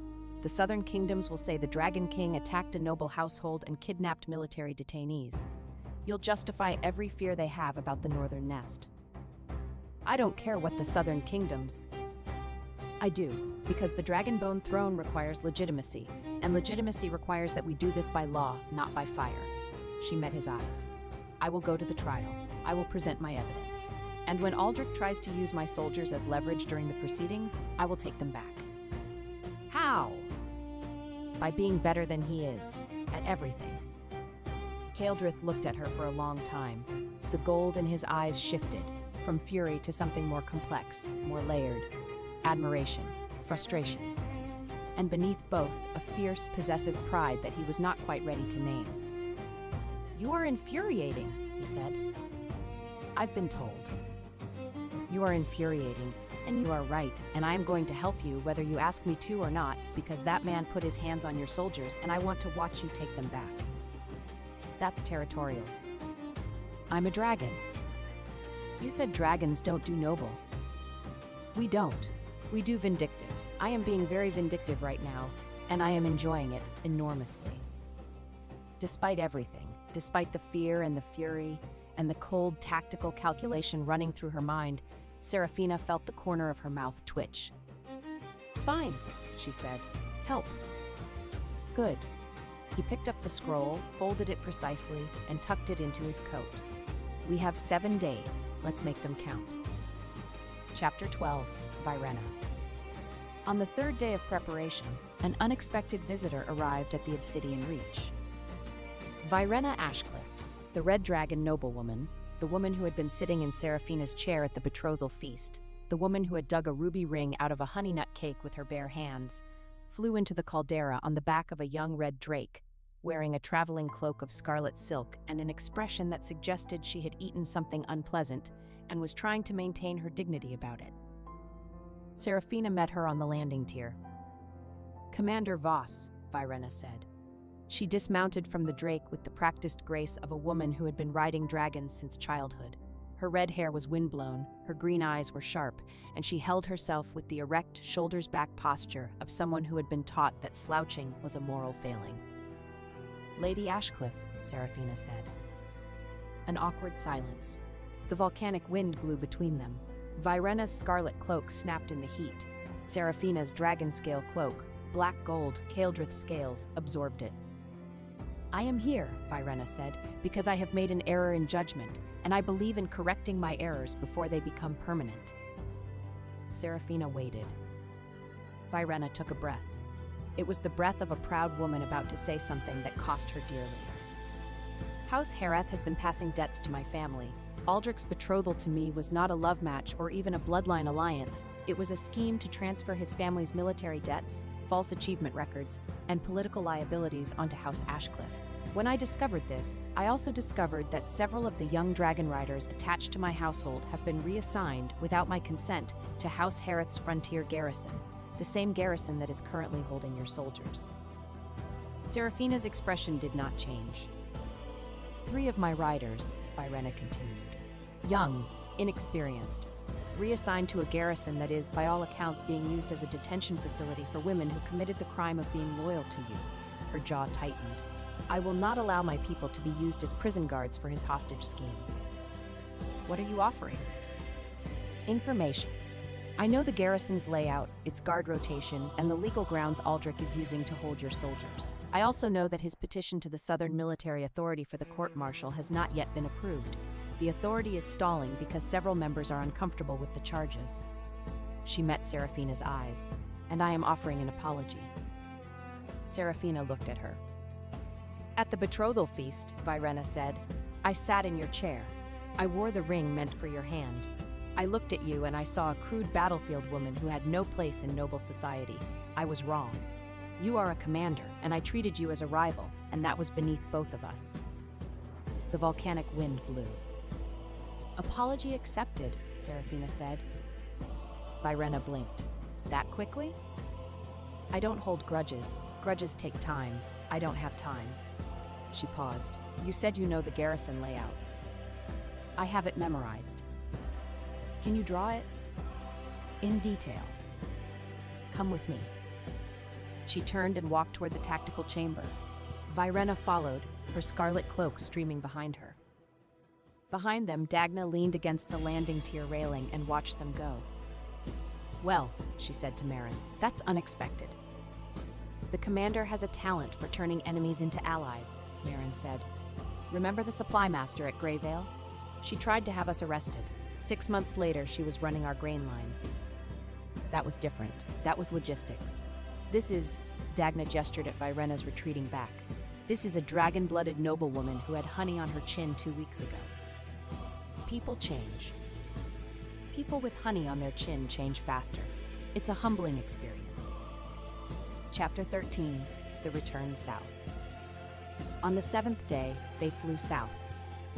The formation was unusual. The black-gold ancient dragon at the head, carrying Serafina, Dagna, and Marin on his back. Behind him, Virena on her red drake. Behind Virena, 7 soldiers of the female cavalry, mounted on sturdy northern horses that had been trained to march through volcanic terrain and were therefore unfazed by almost everything. Thessaly rode with the cavalry, her medical kit strapped to her saddle, her spectacles firmly in place, and her expression suggesting that she expected to have patience before the day was over. Soot rode in his sling on Serafina's chest. He had adjusted to dragonback travel with the adaptability of a cat who has decided that if his human is going to do ridiculous things, he might as well be comfortable during them. They reached the southern court in 2 days. The Dragonbone throne was not located in Ashenmere Keep. It was housed in a separate structure, an ancient stone amphitheater built into a hillside overlooking the Amber Coast, where the Dragon Rider packs had first been sworn centuries ago. The throne itself was carved from the bones of a great dragon who had died in the founding wars. A massive, white-boned chair that sat at the center of the amphitheater, radiating a cold, ancient authority that made even the most powerful nobles uncomfortable. The southern court gathered. Lords, ladies, military officers, dragon riders, and their attendants filled the amphitheater's stone benches. It was the largest judicial assembly in living memory, and everyone knew why.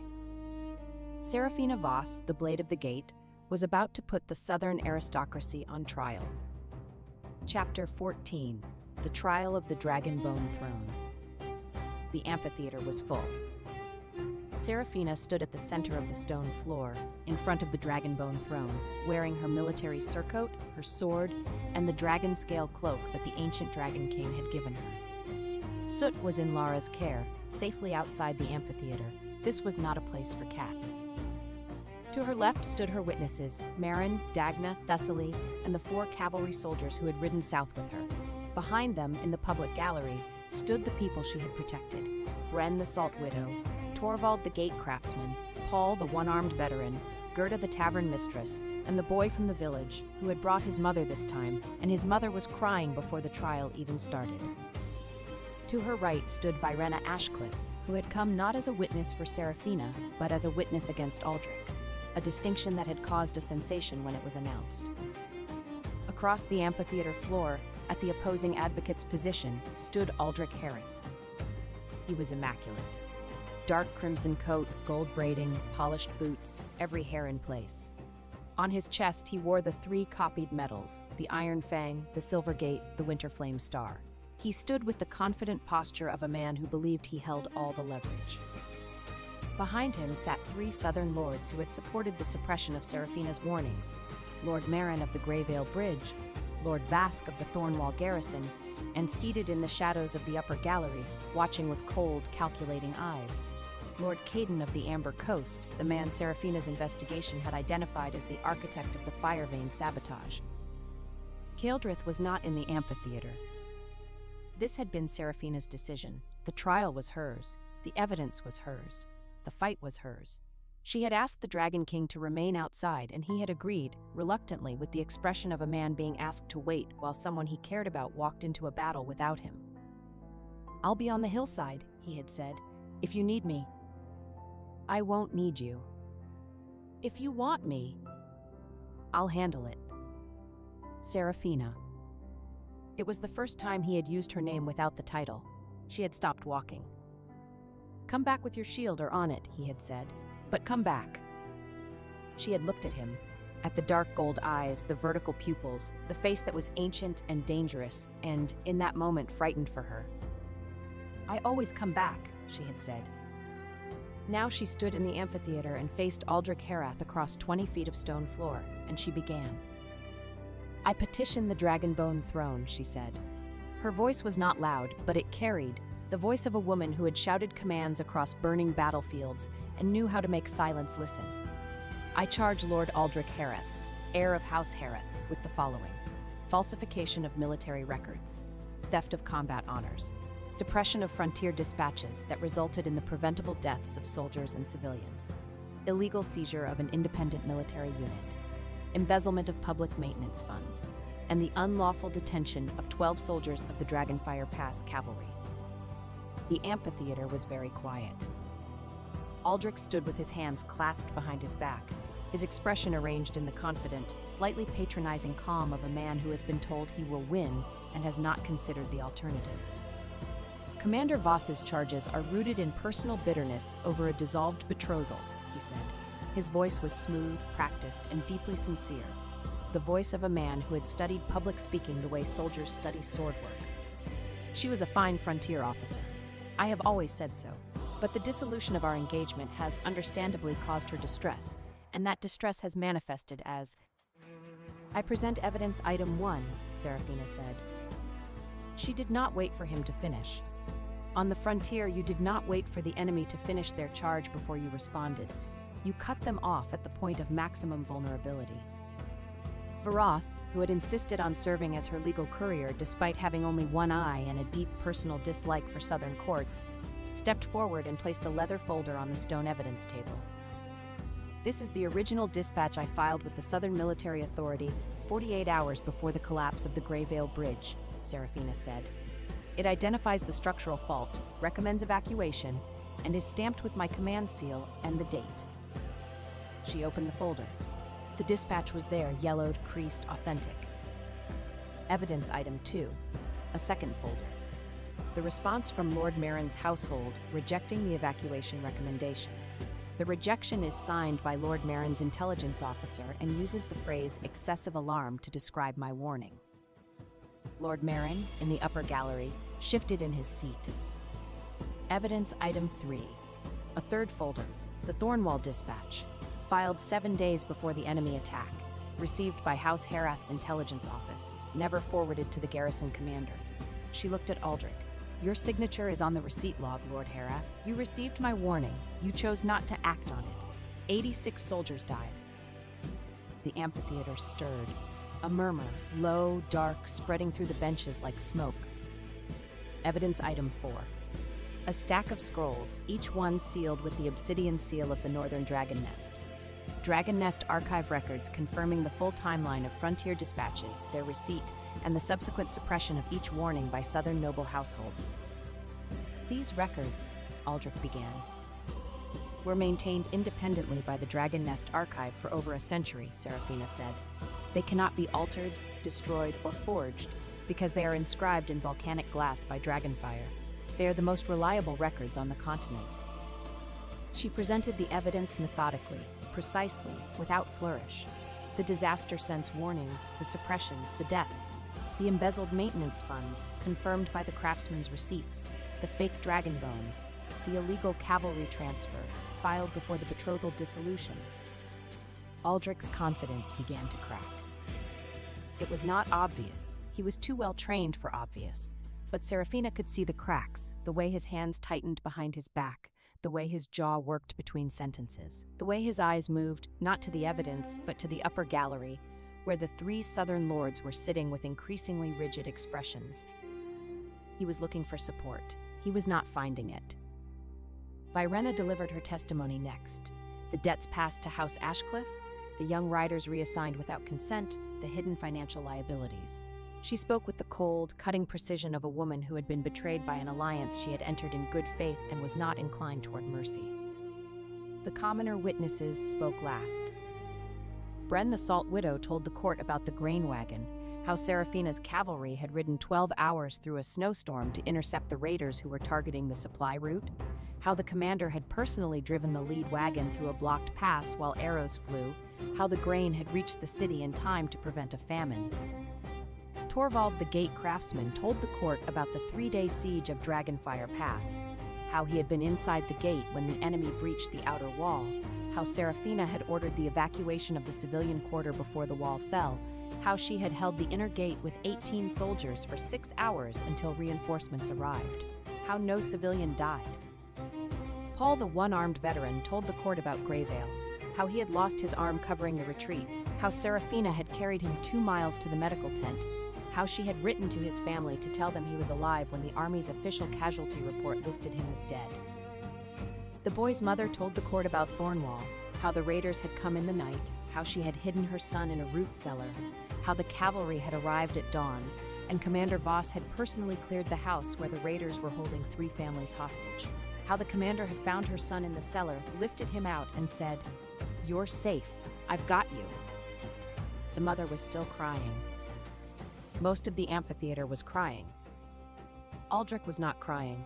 Aldrich was standing very straight, his face white, his hands clenched behind his back, and his eyes fixed on a point somewhere above the Dragonbone throne, as though he could make this stop by not looking at it. Then he played his last card. "The 12 soldiers of the Dragonfire Pass Cavalry," he said, his voice careful, "are currently in House Herath's custody. If Commander Voss continues this petition, if she insists on pursuing these charges, I will have no choice but to proceed with the court-martial. Desertion charges, under Southern military law." The amphitheater went silent. Aldrich looked at Serafina. For the first time since the trial began, he looked directly at her. Not at her evidence, not at her witnesses, but at her. And in his eyes, she saw something that she had not expected.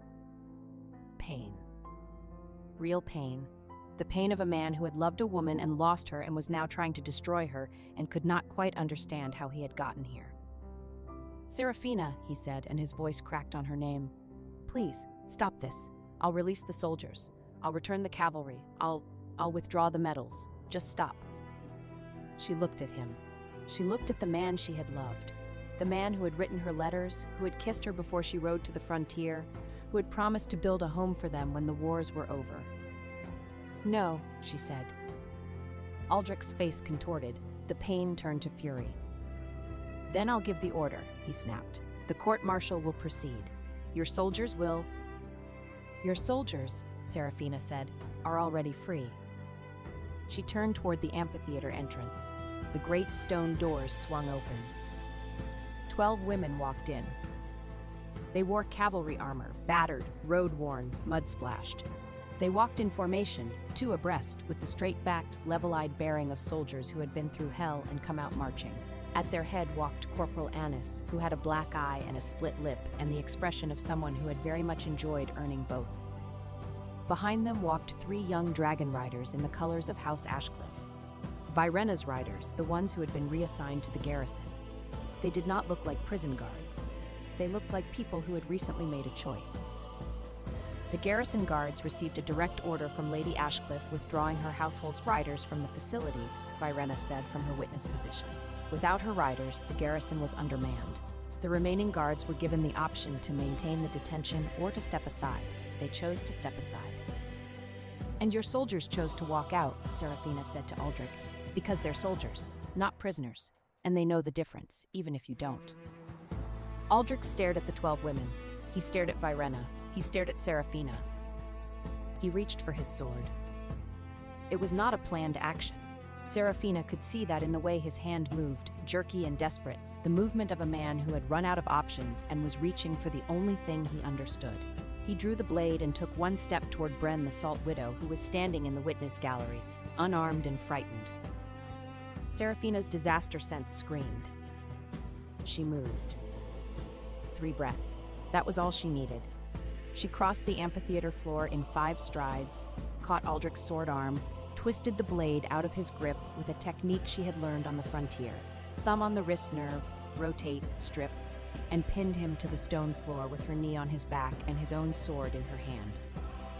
The entire movement took less than 2 seconds. The amphitheater erupted. Serafina held Aldrich down. She did not hurt him. She applied exactly enough pressure to immobilize him and not a grain more, because she was a professional, and professionals did not use excessive force, even when the person beneath their knee was a man who had tried to steal everything she had built and then threatened to harm a defenseless widow. "Yield," she said. He struggled. She pressed harder. "Yield, Aldrich." He went still. "I yield," he whispered. She stood up. She kept his sword. She looked at the dragon-bone throne. The throne was not empty. She had not noticed before. In the heat of the trial, in the chaos of evidence and testimony and combat, but the throne had been occupied throughout the proceedings by a presence that was not entirely visible. An ancient spirit, a resonance of the dragon whose bones formed the chair, a judgment force that had been watching and weighing and waiting. Now the throne spoke. Its voice was the sound of old bones grinding, of volcanic stone settling, of centuries of oath and consequence compressed into words. The petition is heard, the evidence is weighed, the oath-breakers are named. The amphitheater fell silent. Lord Aldrich Hareth, falsification of records, theft of honors, suppression of dispatches, unlawful detention. The judgment is forfeiture of all false military achievements, return of all stolen honors, loss of noble military command. Aldrich, still on the stone floor, closed his eyes. Lord Marin of Greyville, rejection of a valid dispatch, negligence resulting in preventable death. The judgment is public acknowledgement of the failure and restitution to the families of the fallen. Lord Marin, in the upper gallery, gripped the stone bench with both hands. Lord Caden of the Amber Coast. The amphitheater's attention turned to the shadowed figure in the upper gallery.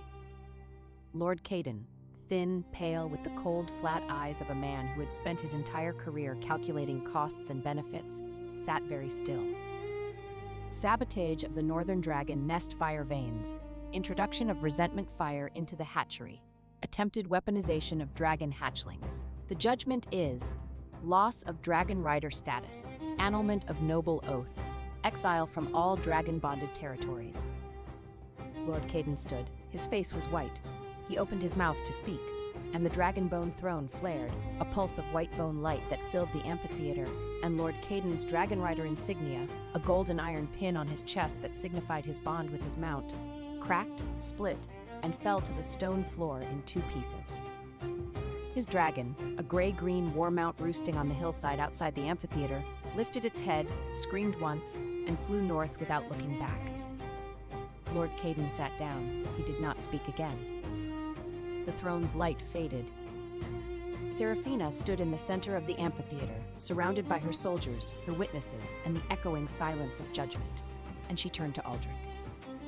He was standing now, slowly, painfully, with the careful movements of a man who has been knocked down in front of everyone he has ever known and is trying to find his feet. She looked at his chest, at the 3 medals, the copies, the stolen honors. "Return them," she said. He looked at her. His eyes were red. His jaw was tight. The pain in his face was raw and open and terrible. "Serafina, return them." His hands shook. He reached up and unpinned the first medal, the Iron Fang. He held it for a moment, looking at it, and then he placed it in her outstretched hand. The Silver Gate. He unpinned it slowly, placed it beside the Iron Fang. The Winter Flame Star. This one took longer. His fingers fumbled with the pin.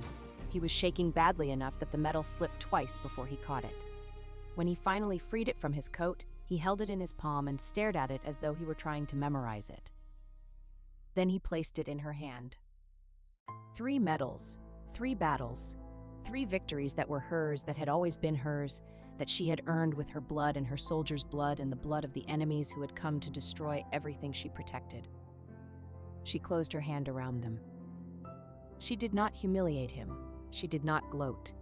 She did not say, "I told you so," or "You should have listened," or "You lost." She simply took what was hers, turned to face her cavalry, and held the medals up. The 12 rescued soldiers saluted. The 7 who had ridden south with her saluted. Marin, Dagna, Thessaly, Lara, Rost, they all saluted, fists to chests, the frontier salute. In the public gallery, Paul, the one-armed veteran, saluted with his remaining arm, tears running down his face. The boy's mother stopped crying, stood straight, and placed her hand on her chest. Serafina pinned the medals to her own coat, where they belonged. Chapter 15. The Steward's Punishment. The trial's secondary judgments were administered the following morning. The steward of House Herath, the head of household, the stocky man with the gray beard who had facilitated the embezzlement of the Dragonbone maintenance funds, was brought before the Dragonbone throne for sentencing. His punishment was practical, uncomfortable, and deeply satisfying to watch. He was fitted with a full set of heavy volcanic fireproof work gear, the kind worn by the lowest-ranking maintenance workers in the Obsidian Reach, consisting of a thick leather suit with iron reinforcements, heat-resistant boots that weighed approximately 8 pounds each, a face shield of darkened glass, and heat-resistant gloves so thick that picking up a cup of water required both hands and significant concentration. He was then assigned to chain repair duty in the volcanic dragon nest for a period of 1 year. Chain repair duty involved descending into the hottest chambers of the volcano, where the fire veins ran just beneath the surface, and manually inspecting, repairing, and replacing the iron chains that supported the hatchery platforms, the fire vein access points, and the temperature regulation gates. It was brutally hot work, physically exhausting, and universally considered the worst job in the Obsidian Reach. The steward, sweating heavily inside his fireproof suit, was escorted out of the amphitheater by 2 of Kaeldrith's guards. As he passed Serafina, she said, "The chains are important. Don't skip the maintenance." He did not respond. The face shield made it hard to tell whether he was glaring or simply trying not to faint from the heat. Chapter 16. The Oath Before the Throne. The amphitheater emptied slowly. The nobles filed out in small, stunned groups, speaking in low voices. The witnesses returned to their lodgings. The cavalry gathered outside, where Private Lara was waiting with Soot, who had spent the entire trial sleeping in a sunbeam on the amphitheater steps and had not contributed to the proceedings in any way. Serafina stood alone in the amphitheater, in front of the Dragonbone throne. The throne was quiet now, its ancient presence faded, its judgment rendered, its light dimmed to a faint glow in the bone-white surface. It was just a chair again. An old, enormous, beautiful chair made from the bones of something that had once been alive and powerful and was now gone. She touched the armrest. The bone was smooth under her fingers, cool despite the southern sun. Footsteps on stone. She turned. Kaeldrith walked into the amphitheater. He had been on the hillside, as he had promised, close enough to hear, far enough to respect her demand that the trial be hers. He was in human form, wearing the black leather and dragon-scale coat, the obsidian pendant at his throat catching the late afternoon light. His hair was wind-tossed from the hillside. His dark gold eyes were fixed on her. He walked across the stone floor, past the evidence table, past the witness positions, past the place where Aldrich had drawn his sword and she had put him on the ground, and he stopped in front of her. They looked at each other. "You won," he said. "I won. You won without me. I told you I would. You told me a lot of things." His voice was low, close, He was close. He was very close. You told me you don't run. You told me you don't beg. You told me you always come back. I told you the truth. You always tell the truth. It's extremely inconvenient. She looked at him. The afternoon light was warm on the stone, on the bone throne, on his face. The wind moved through the amphitheater, carrying the smell of salt from the amber coast and the distant sulfur of the volcanic north. Kaeldrith, she said. Seraphina.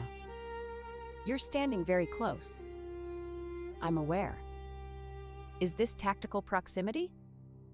No. Is this the kind of proximity where I should lower my guard? He looked at her. The dark gold eyes held hers, ancient, deep, burning with a fire that had nothing to do with volcanoes and everything to do with her. Yes, he said. She did not step back. She did not reach for her sword. She did not evaluate threat levels or calculate escape routes or activate her disaster sense.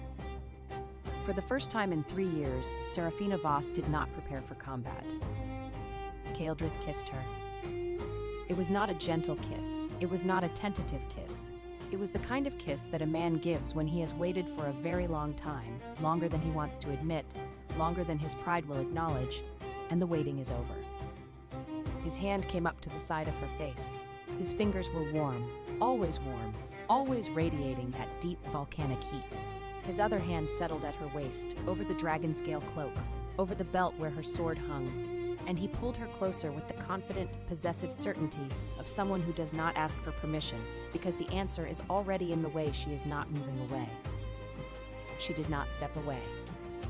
She kissed him the way she did everything, directly, seriously, without hesitation. Her hand came up to the back of his neck.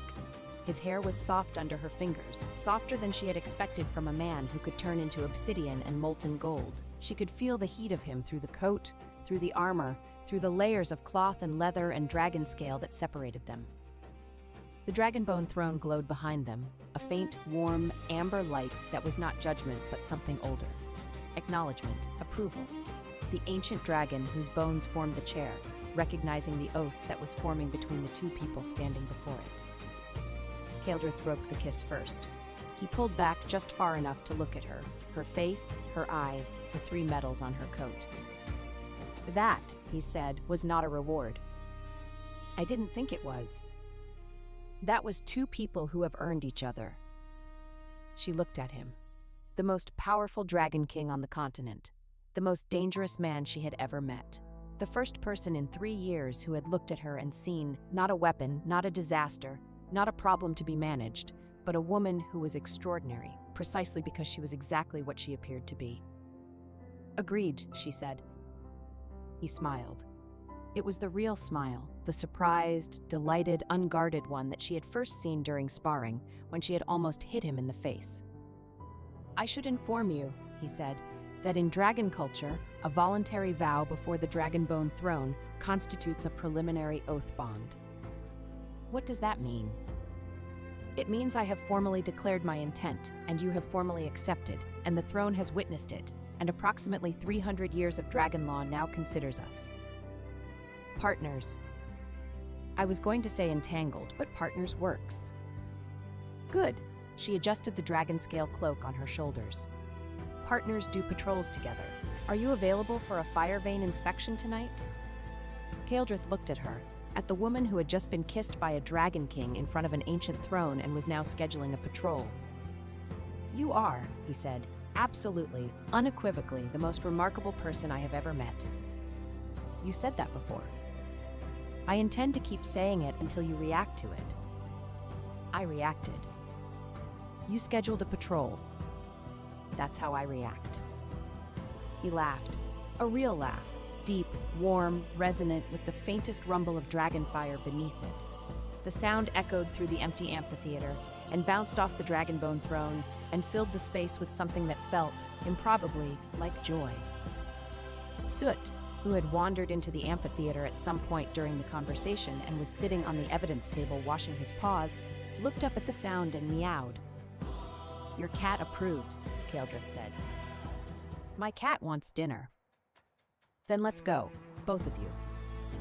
They walked out of the amphitheater together, the Dragon King and the Frontier Commander and the Black Cat, who did not solve mysteries or rescue anyone, but who loved his human with the kind of quiet, unshakable devotion that did not need words or dramatic gestures, just a warm lap and a gentle hand, and the knowledge that he would never be left behind. The cavalry was waiting outside. Marin saluted. Dagna grinned so widely that the gap in her teeth was visible from 50 feet. Thessaly adjusted her spectacles, observed the faint flush on Seraphina's face, and said nothing, which was her way of saying, "I told you so." Private Lara cried, because she cried at everything and was not ashamed of it. Private Rost nodded once. From Rost, this was practically an ovation.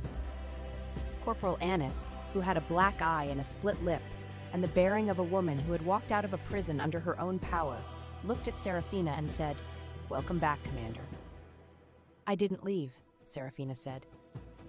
"No," Annis agreed. "You never do." Part 4, The Dragon Nest. Chapter 17, The Fire Vein Restoration.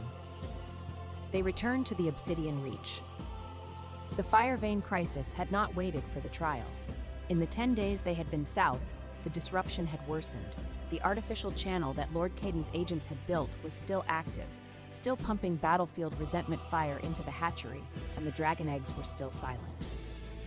Seraphina went down to the hatchery the morning after their return. The heat was worse than before. The fire veins pulsed erratically, surging, dimming, surging again, and the air tasted of ash and copper and something bitter that stuck to the back of her throat. The eggs sat in their stone depressions, dark and still. She knelt beside the emerald egg, the one that had pulsed once 10 days ago. She placed her palm against the shell. Nothing. She opened her disaster sense. The golden lines bloomed across her vision, sharper and more defined than ever. She could see the artificial channel clearly now, a narrow, hidden conduit threaded through the natural fire veins, carrying the dark energy from southern battlefields directly into the hatchery's core. She could see where it entered the chamber, where it branched, where it merged with the natural flow and poisoned it. She could also see the solution. "The channel enters through the west wall, 6 feet below the floor," she said. Kaeldrith was beside her. He was always beside her now. In the hatchery, a warm and watchful presence that kept the temperature regulated and the adult dragons calm. It branches into 3 sub-channels that feed the main convergence point. If we can sever the entry point and redirect the flow, the resentment fire will have nowhere to go, Kaeldrith said. It'll backlash. Into the wall, not into the eggs. The wall may not hold. Then you hold it. He looked at her. "You want me to use my dragon fire to contain a resentment fire backlash inside a volcanic wall while you sever the channel?" "Yes." "If I lose control." "You won't." "Seraphina, you saw the future. You saw what happens if I saw what happens if you're alone." She met his eyes. The golden cracks were bright in her irises. "You're not alone. I'm here. I can see the disaster lines. If the backlash pushes you toward the edge, I'll see it 3 breaths before it happens, and I'll pull you back. By touching me. By whatever it takes." He stared at her. The hatchery pulsed around them, hot, unstable, alive with ancient fire. "You trust me that much," he said. "I trust you with my soldiers, my cat, and my fire vein patrol schedule. Trusting you with a volcanic backlash is just the next step." The corner of his mouth curved. "Your scale of trust is very specific." "I'm a practical person." "Yes, you are." They began. Seraphina descended to the west wall, guided by her disaster sense. The channel entry point was hidden behind a natural rock formation, cleverly disguised, professionally built. Lord Caden's people had known what they were doing. They had spent months constructing this, threading it through the natural faults, timing it to go active after they were safely away. She drew her sword. The blade had been forged on the frontier from iron and dragonscale alloy, strong enough to cut volcanic rock if you hit it at the right angle with enough force. She hit it at the right angle with enough force. The entry point shattered. The channel screamed, a sound that was not physical but psychic, the compressed fury of dead soldiers forced through stone conduits, finally released. The resentment fire erupted from the severed channel like blood from a wound, a gout of dark red-black energy that slammed into the west wall with enough force to crack the stone. "Now!" Seraphina shouted. Kaeldrith stepped forward. Black gold dragon fire erupted from his hands. Not the controlled, precise fire he used in sparring, but the full, ancient, volcanic force of a dragon king unleashing his power inside his own nest. The dragon fire hit the resentment fire and contained it, wrapping around it, pressing it back against the wall, sealing it inside the stone. The wall shook. The fire veins surged, the temperature in the hatchery spiked, hot enough to make Seraphina's armor plates glow at the edges, hot enough to sear the air in her lungs. She watched Kaeldrith through her disaster sense. The golden lines showed her his state, the energy flowing through him, the strain on his control, the edge between mastery and catastrophe. He was close. The resentment fire was fighting him, pushing back, feeding on the volcanic energy that flowed through his body, trying to pull him over the edge into the loss of control she had seen in her vision. 3 breaths. She saw it coming. The golden lines shifted, a cascade failure, a surge, the moment where the resentment fire would overpower his control and the volcano would wake. 2 breaths. She moved. 1 breath. She reached him.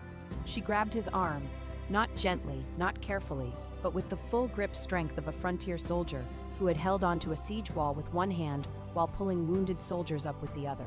The contact broke through the fire. Her disaster sense met his dragon fire, and for one impossible moment, the two energies resonated. Gold on gold, her sight and his fire, human instinct and ancient dragon power, meeting at a frequency that neither of them had known existed. The resentment fire collapsed. It died not with a bang, but with a whimper, the compressed fury of dead soldiers dissolving, releasing, letting go. The dark energy dissipated into the volcanic stone and was absorbed, neutralized, returned to the earth. The fire veins cleared. The flow resumed, smooth, rhythmic, healthy. The amber glow returned to the hatchery floor, pulsing with the steady heartbeat of a living volcano. And the eggs began to beat. One by one, starting with the emerald egg and spreading outward in concentric rings, the dragon eggs pulsed with life. Shells glowed. Heartbeats thudded. Slow, strong, undeniable. The silence that had hung over the hatchery for weeks broke like ice on a spring river, and the chamber filled with the sound of 37 dragon hearts beating in unison. Seraphina and Kaeldrith stood in the center of the chamber, her hand still on his arm, surrounded by the glow of living eggs. "You pulled me back," he said. "I told you I would. You always tell the truth. It's easier than lying. Lying requires creativity. I don't have time for creativity." He looked at her hand on his arm. He covered it with his own. "Thank you," he said. She nodded. She did not say "you're welcome" because the moment did not need more words. The eggs were beating. The fire veins were clear. The Dragon King was standing beside her, unburned, unbroken, held back from the edge by a frontier soldier's grip and a disaster sense that saw 3 breaths into the future. It was enough. Chapter 18. The First Hatching. The first egg cracked 3 days later. Seraphina was asleep when it happened, genuinely asleep, in her bed, in her quarters, with soot curled in the hollow of her neck and one hand resting on the hilt of the sword propped against the bed frame. She slept the way frontier soldiers sleep, lightly, alertly, with one ear always open for the sound of trouble. The sound of trouble, in this case, was Dagna banging on the door at 4 in the morning. "Commander, eggs! Hatching, now!" Seraphina was dressed and armed in under 2 minutes. Soot, who had been dragged awake by the commotion, was stuffed into his sling with the efficiency of a woman who had practiced this exact maneuver under combat conditions. She reached the hatchery at a run. The emerald egg was cracking. Fine lines spread across the shell like frost on glass, each one glowing with green-gold light from within. The shell bulged, contracted, bulged again. Inside, something was moving, something alive, something fighting to be born. Kaeldrith was already there, standing at the edge of the egg circle. He was barefoot, he had come straight from wherever he slept, and wearing only a shirt and trousers, with his hair loose and his eyes burning gold. The adult dragons in the upper chambers were awake and vocal, their calls echoing down through the volcanic tunnels. Not alarm calls, but birth calls, the deep, resonant sounds that dragons made to welcome new life. The emerald egg cracked open. A head emerged, small, wet, green-scaled, with enormous amber eyes and tiny, unfocused pupils. The hatchling blinked at the fire vein light, opened its mouth, and produced a sound that was somehow simultaneously a roar, a hiccup, and a sneeze. It was the most ridiculous and endearing sound Seraphina had ever heard. The hatchling pushed free of the shell, tumbled onto the heated stone platform, and lay there in a puddle of egg fluid, trembling and blinking, and making tiny, confused noises. It was about the size of a large dog, compact, wet, with stubby wings that were still folded against its body, and a tail that curled and uncurled with the spasmodic energy of a creature that did not yet know it had a tail. Seraphina crouched beside the platform. The hatchling turned its head. Its enormous amber eyes found her face.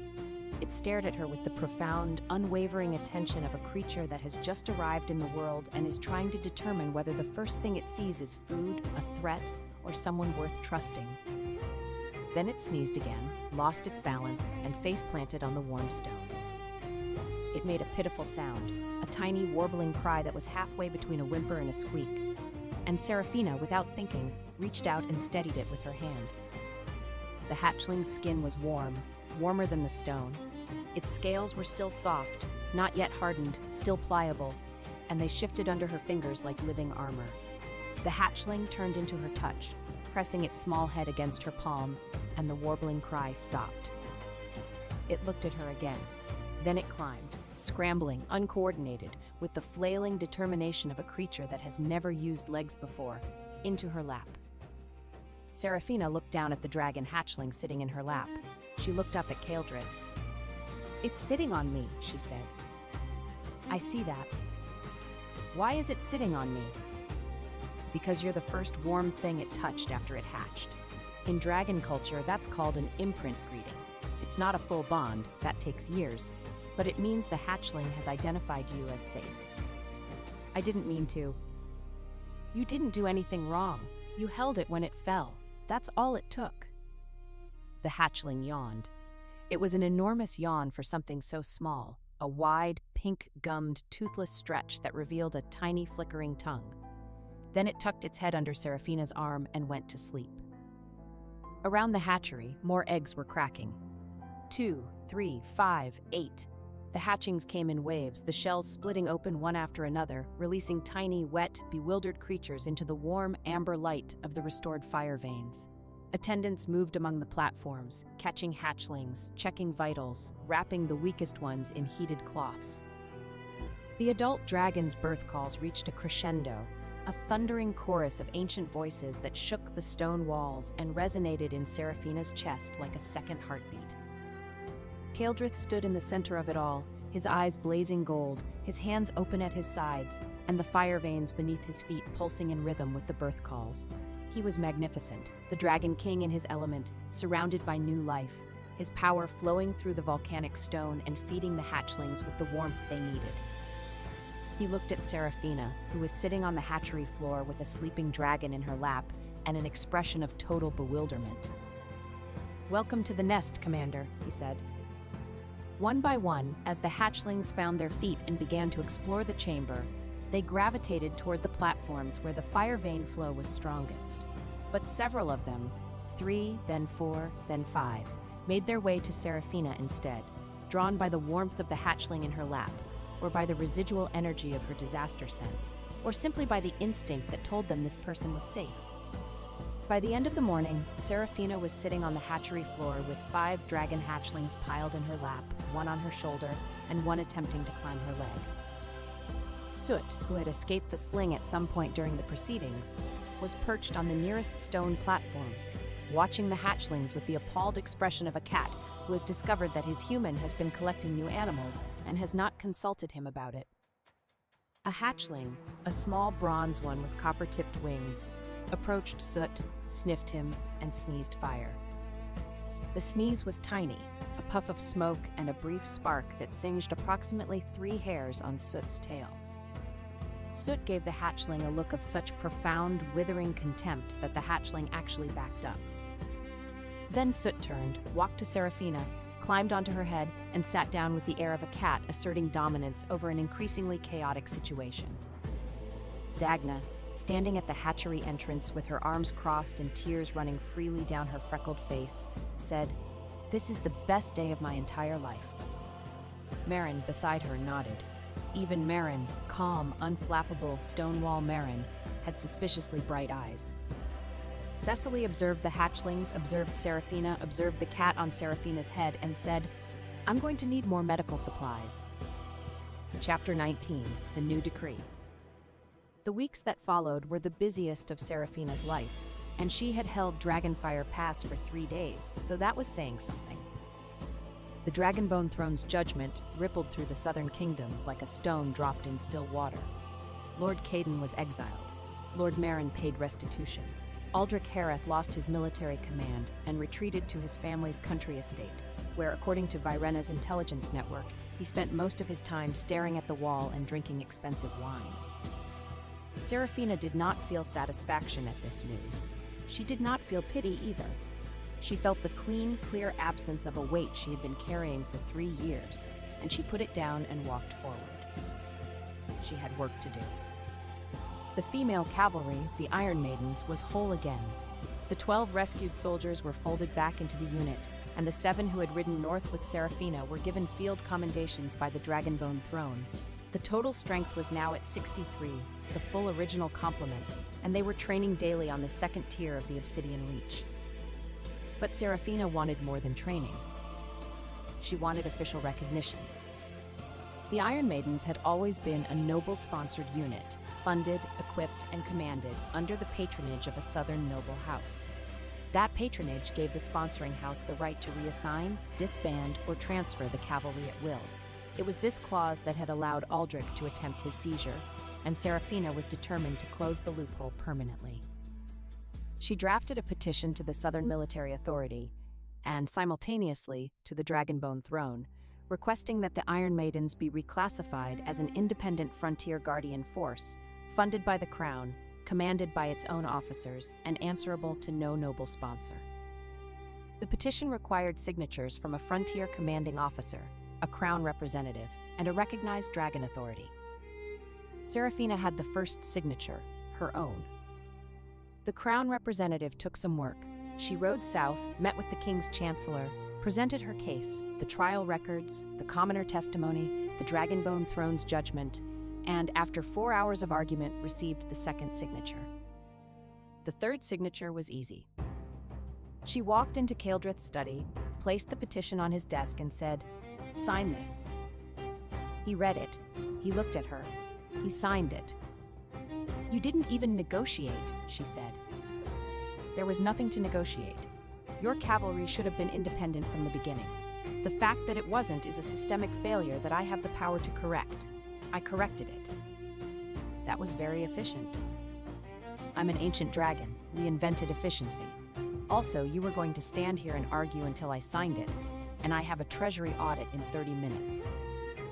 I was not going to argue. Your jaw was set. Your shoulders were squared. You had your command voice ready. That is your argument stance. I have an argument stance? You have several. I've cataloged them. He paused. The most dangerous one involves your left eyebrow. The muscle spasm. The articulate muscle spasm. Yes. She took the signed petition. She held it against her chest the way she held everything precious, firmly, protectively, with the certainty that she would not let go. "Thank you," she said. She meant it the way she always meant it, with every letter.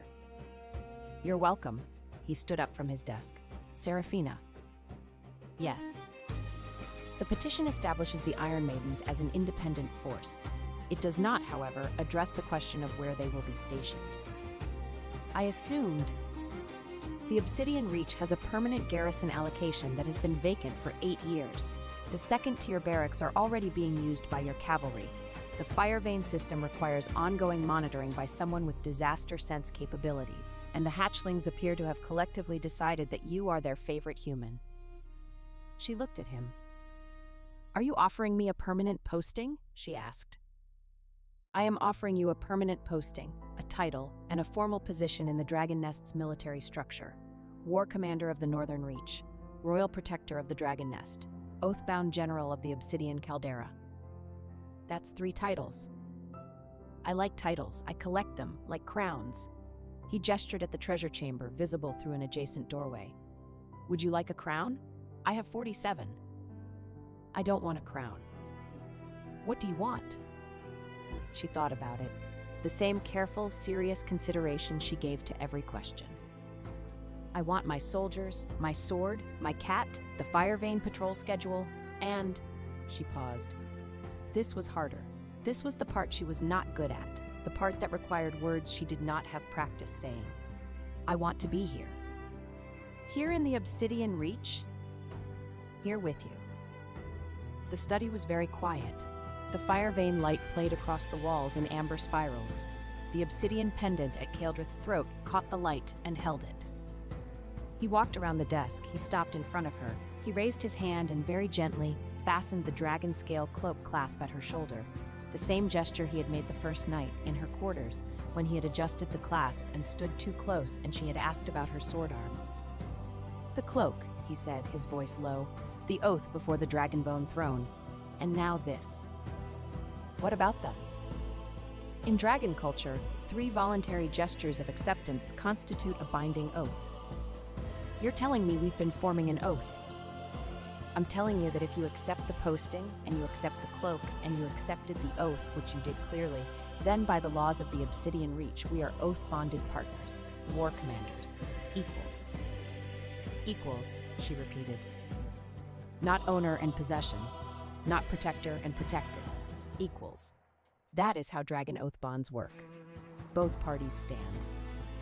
She looked at him, at the dark gold eyes, the dangerous face, the ancient, powerful, fiercely territorial, unexpectedly gentle dragon king who had flown her north in a snowstorm, given her his scales, fought beside her in a volcanic hatchery, and waited on a hillside while she won her own trial. I accept the posting, she said. Good. I accept the cloak. It looks better on you than it would on anyone else. And I accept you. He kissed her again. This time it was slower, less urgency, more certainty. The certainty of 2 people who had fought battles together, who had faced fire together, who had stood on the edge of a volcanic disaster and pulled each other back, and who had decided, clearly and deliberately and without reservation, that this was the beginning of something neither of them intended to let go of. Soot, who had followed Seraphina into the study because he followed Seraphina everywhere, jumped onto the desk, sat beside the ink pot, and demanded supper with the grave seriousness of a royal auditor. Kaeldrith looked at the cat, then at the ink pot still standing upright by a miracle, and said, Your cat is auditing my table manners. He does that. The audit is with the Greyvale Marshes. Is it important? Less important than supper, apparently. Then it's fine. He looked at her. She looked at him. The cat looked at both of them from a puddle of ink, and for one moment, in a volcanic study lit by fire veins and filled with ancient treasures and the smell of spilled ink, everything was exactly as it should be. Chapter 20, The True Name. On the night of the winter solstice, the longest night of the year, when the fire veins in the Obsidian Reach burned brightest, and the dragon herd gathered on the upper ledges to sing the old songs that shook the caldera walls, Kaeldrith spoke his true name. They were on the first tier, overlooking the volcanic city. The sky above the caldera was black and thick with stars. Below them, the fire veins painted the stone tiers in rivers of amber. The dragons sang, a deep, resonant, wordless chorus that vibrated in the stone and the air and the bones of everyone who heard it. Soot was sleeping in the quarters, having been firmly excluded from the ceremony on the grounds that the last time a small animal had been present during a dragon solstice, a squirrel had panicked and set fire to a banner. Seraphina stood at the caldera's edge, wearing the dragon scale cloak, her 3 medals pinned to her coat, her sword at her hip. The dragon song vibrated through her boots, through her legs, through her chest, matching the rhythm of her heartbeat. Kaeldrith stood beside her. He was in formal dragon rider attire, black and dark gold, with the obsidian pendant at his throat and a crown of twisted iron and volcanic glass on his head. It was the only crown she had ever seen him wear, and it looked as though it had been forged in fire and never properly finished, which she suspected was intentional. He was not a man who valued polish. He valued things that worked. In dragon culture, he said, a true name is given once. It is the name that exists beneath all other names, the name that holds the core of what a dragon is. It is not spoken lightly, it is not spoken publicly. It is spoken only to the one person the dragon trusts beyond all others. Serafina looked at him. The stars burned above the caldera. The dragon song hummed in the stone. "You don't have to," she said. "I know." He turned to face her. The crown caught the fire vein light. His dark gold eyes were steady, deep, ancient. The eyes of a being who had watched centuries pass and had never, in all those centuries, found someone he wanted to say this to. "I want to." He took her hand. His fingers were warm. They were always warm. "My true name," he said, "is Cael'tharax vor Ashantide. It means the fire that holds against the dark. It was given to me by my mother, who was the last queen of this nest before me, on the night I hatched, in the same hatchery where your emerald dragon imprinted on you." The name hung in the air between them. It was not just a word, it was a vibration, a frequency, a key that unlocked something deep and fundamental about the being standing in front of her. She could feel it in her disaster sense, the golden lines responding to the name, recognizing it, resonating with it. The fire that holds against the dark. "Cael'tharax vor Ashantide," she said. The syllables felt strange in her mouth, too large, too old, too heavy with meaning, but she said them clearly, precisely, without stumbling. Something happened. The fire veins flared. Not dangerously, not the wild, destabilizing surges of the sabotage, but a clean, bright pulse that ran through the entire caldera, from the deepest hatchery to the highest ledge. The dragon's song shifted in pitch, rising, sharpening, a note of recognition that cut through the night air like a blade. Cael'tharax, closed his eyes. The fire vein pulse ran through him, and she could feel it through their joined hands, the volcanic energy of the nest flowing through its king, and the king accepting it, holding it, letting it burn steady and bright. When he opened his eyes, the vertical pupils were wide, wider than she had ever seen them, and the dark gold was shot through with fine lines of amber that matched the fire veins perfectly. "You said it correctly," he said. There was wonder in his voice, genuine, unguarded wonder. The pronunciation, the resonance. You said it as though you'd been saying it your whole life. "I have a good ear for battle commands." That was not a battle command. It sounded like one, the fire that holds against the dark. That's a defensive position. He laughed. The deep, warm, dragon fire laugh that she had first heard in the amphitheater after the trial. The laugh that came from a place of real joy and was not performed or calculated or careful. "Only you," he said, "would hear a dragon's true name and interpret it as a tactical doctrine. It is a tactical doctrine. Hold the fire, defend the position, don't let the dark through." "And what is your tactical doctrine, Commander?" She thought about it. "Stand in front of things," she said. "That's not a doctrine, that's a personality." "It's both."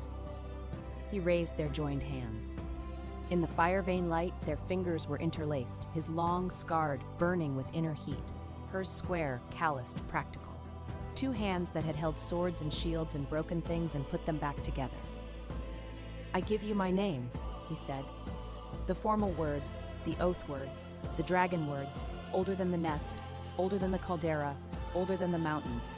"I give you my fire, I give you my hold against the dark, and I ask for nothing in return except what you choose to give." She looked at their hands. She looked at his face. She looked at the stars above the caldera and the fire veins below and the dragons singing on the ledges and the city carved from volcanic stone that had become, in the space of a few weeks, the closest thing to home she had ever known. "I don't have a true name," she said. "I'm not a dragon. I'm a frontier soldier with a disaster sense and a cat. You don't need a dragon name, you need your own. Serafina Voss, commander of the Iron Maidens, Blade of the Gate, war commander of the Northern Reach." She paused. "That's a lot of names. Pick the one that's truest." She thought about it. She thought about all the names she had been given. by the military, by the frontier, by the people she had saved, by the people who had called her a disaster, and the people who had called her a hero.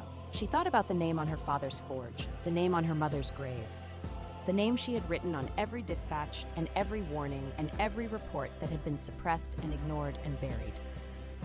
Serafina, she said. Just Serafina, that's the true one. Then I give my name to Serafina, just Serafina, and I ask her to keep it safe, not because it is fragile, but because it is hers. She tightened her grip on his hand. I'll keep it, she said. I keep everything I'm given. Ask my supply officer. Your supply officer reorganized my treasure chamber. She keeps things too. It's a unit trait. The dragon song crested. The fire veins blazed. The stars burned cold and bright above the warm volcanic dark.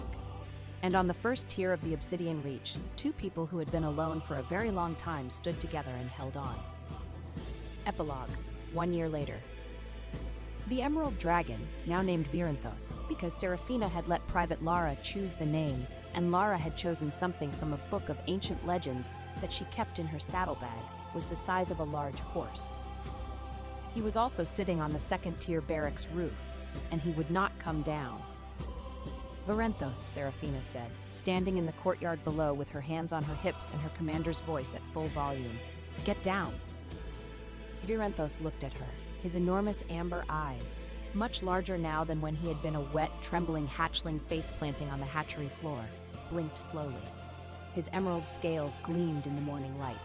His tail, which was draped over the edge of the roof and dangling approximately 6 inches from Dagna's head, twitched. He did not get down. He's testing you, Kaeldrith said. He was leaning against the courtyard wall, arms crossed, watching the proceedings with the expression of a man who has raised approximately 900 young dragons and is enjoying watching someone else deal with it for a change. He's been testing me for 6 months. Young dragons test their bonded humans for the first 3 years. It's how they learn boundaries. He knows the boundaries. He's choosing to ignore them. Also, a dragon trait. We're very good at selective hearing. Serafina gave him a look, the left eyebrow look, the one he had described as an articulate muscle spasm. I was not referring to myself, he said. You ignored my patrol schedule 3 times this week. I modified your patrol schedule. There is a difference. You modified it by removing every patrol that takes me more than an hour away from the nest. I modified it based on current threat assessment and optimal resource allocation. You modified it because you don't like me being gone for more than an hour. A pause. Both things can be true, he said. Viranthos, apparently bored with the conversation, spread his wings, still slightly too large for his body, giving him the awkward, gangly look of a teenager who had not yet grown into his limbs, and glided down from the roof. He landed in the courtyard with a heavy thud, folded his wings, and walked to Serafina with the exaggerated casualness of a creature pretending it had always intended to come down. She scratched the ridge above his left eye. He closed his eyes and made the purring kettle sound that dragon hatchlings made when they were happy. Soot, watching from the courtyard wall, made a sound that was distinctly not a purr.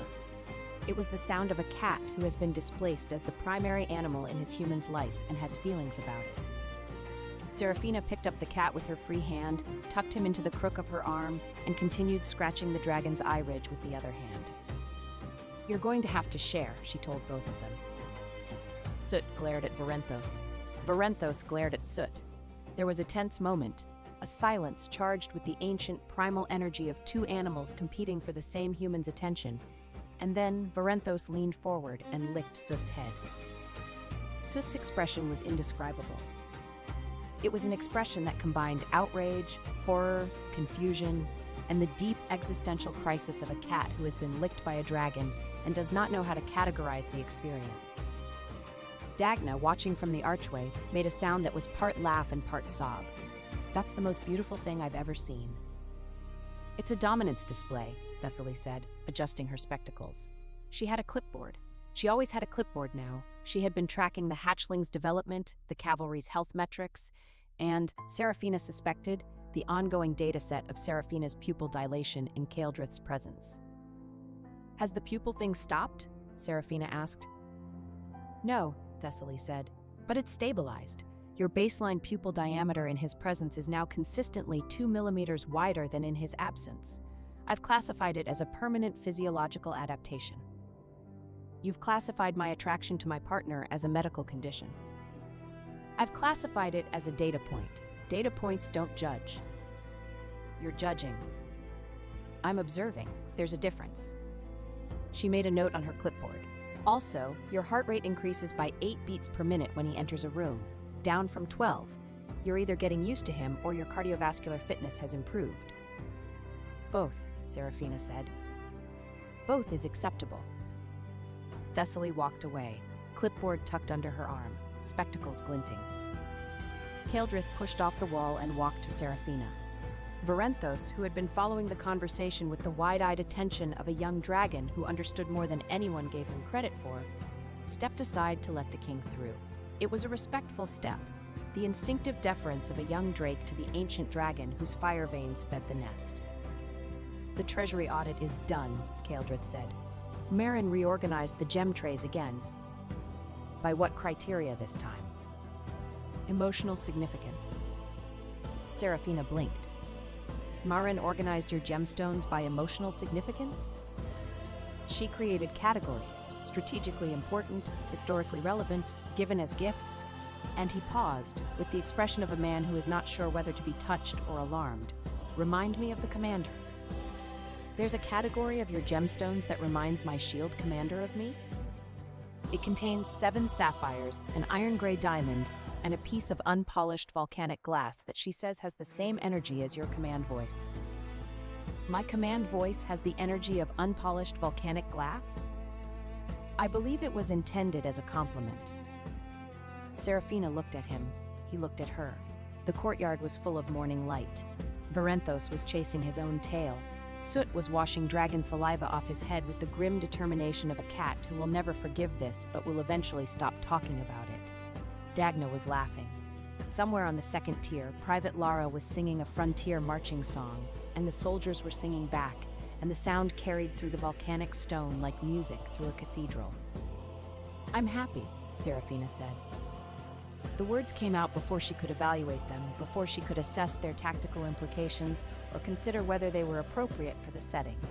They came out the way true things always came out of her, bluntly, directly, without decoration. Kaeldrith's face changed. The ancient, guarded, carefully controlled expression that he wore like armor softened, not into vulnerability because he was still a dragon, and dragons did not do vulnerable, but into something that was as close to undefended as she had ever seen him. Say that again, he said. I'm happy. Again. I'm happy, and I will continue to be happy, and if you ask me to say it a third time, I will schedule it as a recurring item on the patrol report. You would put emotional declarations on a patrol report. I would put everything on a patrol report.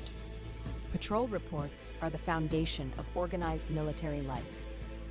He kissed her in the courtyard, in front of the dragon and the cat and the soldiers and the morning light and the volcanic caldera that had become her home.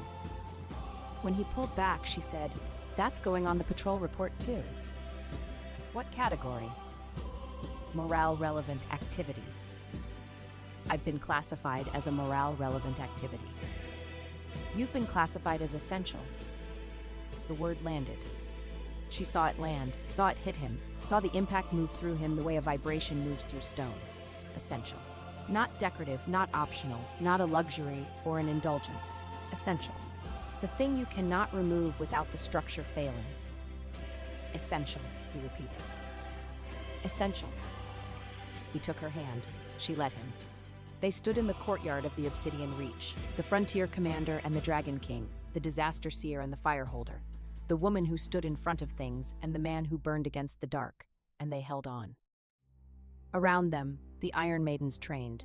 The dragons flew, the fire veins pulsed, the cat washed his face, the hatchling chased his tail.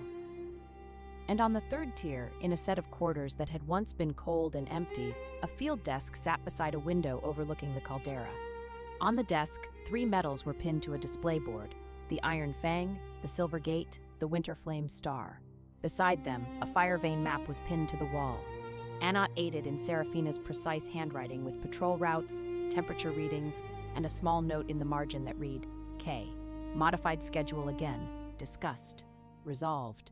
He apologized. Sort of. Beside the desk, a sword leaned against the wall. The frontier blade, dragon scale alloy, battered and resharpened so many times that the original edge was a memory. It was not decorative. It was not retired. It was ready. On the windowsill, a small stone bowl held a collection of objects that did not, at first glance, appear to belong together. A black cat hair, a fragment of emerald eggshell, a piece of volcanic glass, unpolished, the color of smoke, a pressed winter flower from the road to the obsidian reach, and a slip of paper folded very small, on which someone had written, in handwriting that was not Serafina's, in ink that shimmered faintly gold, a single word. Essential. Below the windowsill, in a basket lined with a dragon scale offcut that was worth more than most houses, Soot slept. He slept the way he always slept, curled tight, nose tucked under tail, one ear twitching at sounds only he could hear. He was not a magical cat. He did not have special abilities. He could not speak or solve problems or sense danger. He was just a cat who loved his human. And his human loved him back. And that, in the end, was the whole story. Thank you for listening. Please follow Moonlit Romance Library for more Dragon Reject, Dragon King Regret, and Chosen Love fantasy romances. Welcome to Moonlit Romance Library. Please follow for more stories. After 12 years of guarding King Aurelian, and after he had promised that peace would end with him choosing me before the whole kingdom, I heard him tell his new bride, Tyra is built for a shield, not a crown. I was standing behind a pillar in the side chamber of the Dragon Throne Hall, holding a tray of ceremonial wine no one had asked me to carry. I had carried it anyway.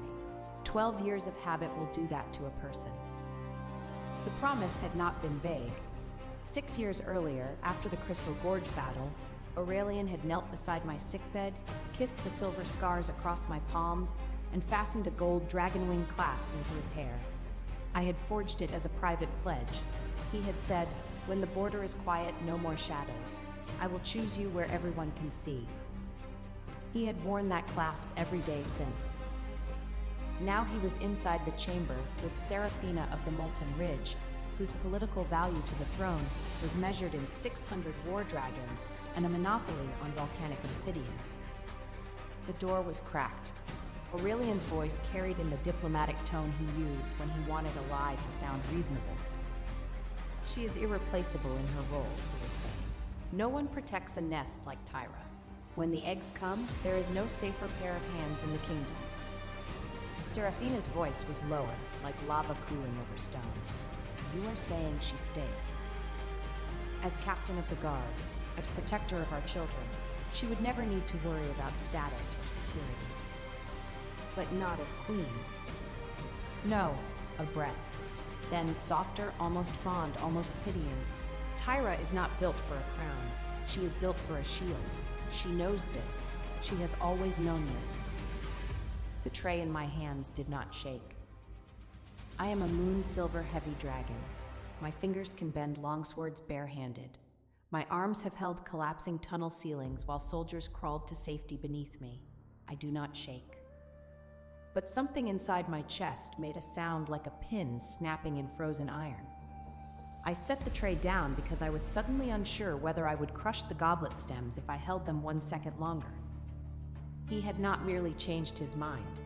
He had taken a promise, buried it in silence, and arranged to keep every useful part of me after giving my future to someone else. Essential, functional, permanently installed. Never chosen. Serafina murmured something I could not catch. Aurelian laughed, warm and easy, with the laugh he had once given me across midnight corridors when he thought our future belonged to us. He was giving it to someone else now, and it cost him nothing.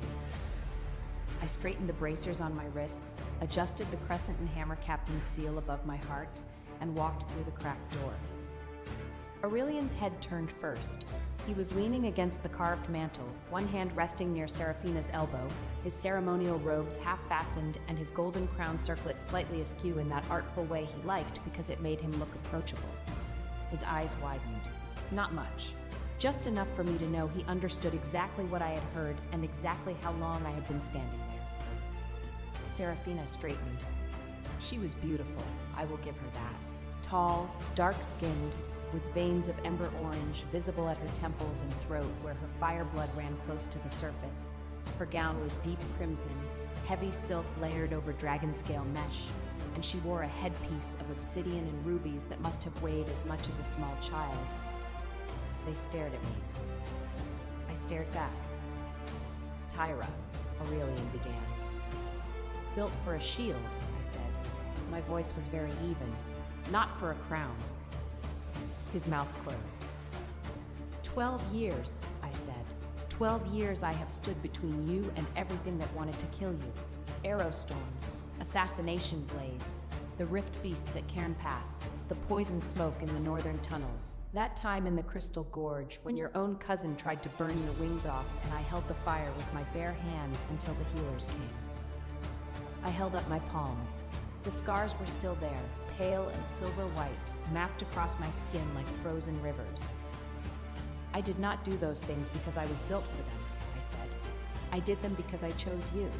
Every single morning for 12 years, I chose you. Serafina's fingers curled around the edge of the mantle. She did not speak. She was watching me the way one watches a boulder that has begun to roll downhill. But you, I stepped closer, and Aurelian stepped back, and I saw the flinch, and I hated it. Hated that he flinched from me when I had never once raised a hand against him. Hated that he thought I might now when I never would. Not physically, not like that. You chose a new shield bearer and forgot to dismiss the old one. You chose a new warmth for your bed and assumed the old one would simply stand outside the door. You chose, my voice cracked, just once. I swallowed it like broken glass. You chose to keep me without choosing me, and you thought I would be grateful. It is not that simple, Aurelian said, and his voice was still smooth, still golden, still the voice of a king who had been told yes his entire life. The kingdom needs the Molten Ridge Alliance. The army, I laughed. It came out brittle.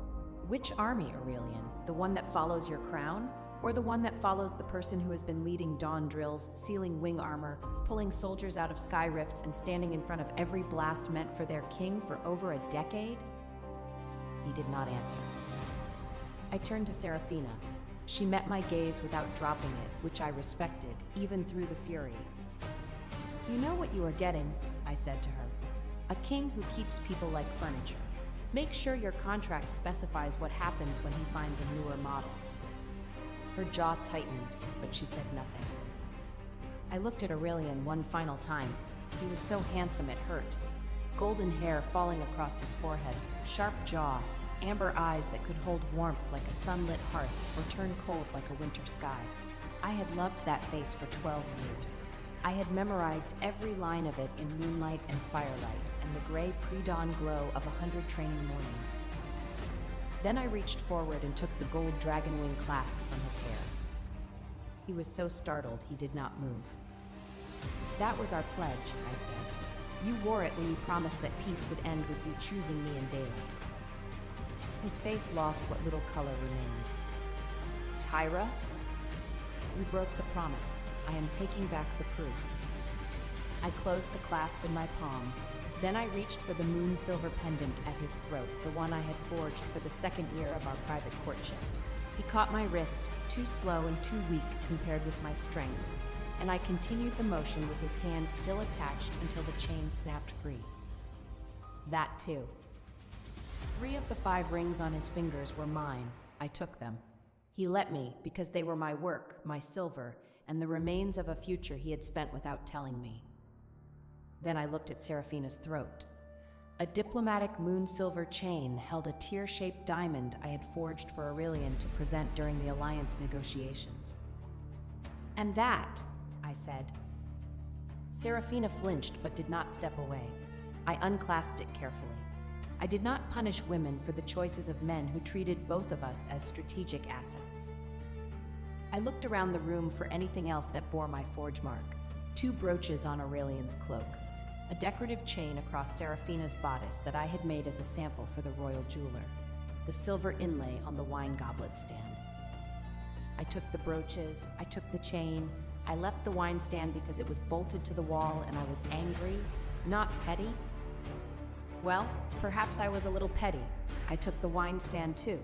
The bolts came out of the stone with a grinding shriek, trailing dust and mortar. I tucked it under my arm.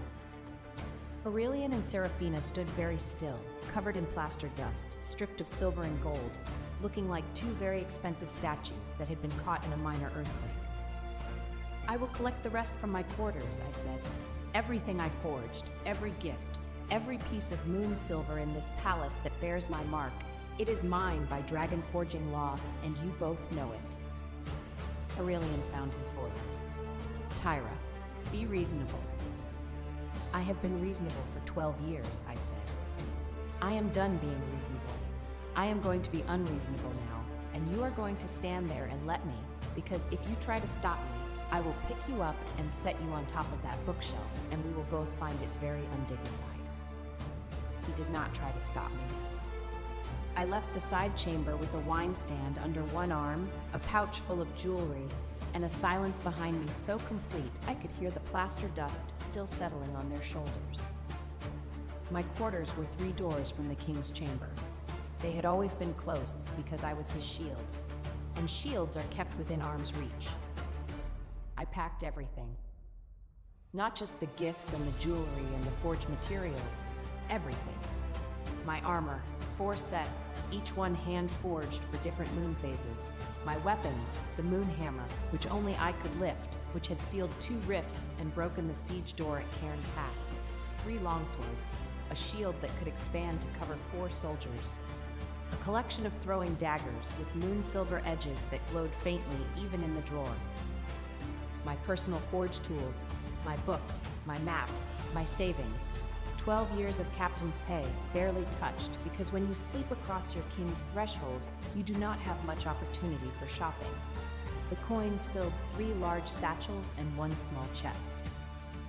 I loaded everything onto a wheeled armor cart, pulled on my heaviest set of plate armor, moon silver and steel, forged under the blood moon of my 7th year, weighing more than most soldiers could carry with both arms, and strapped the moon hammer across my back.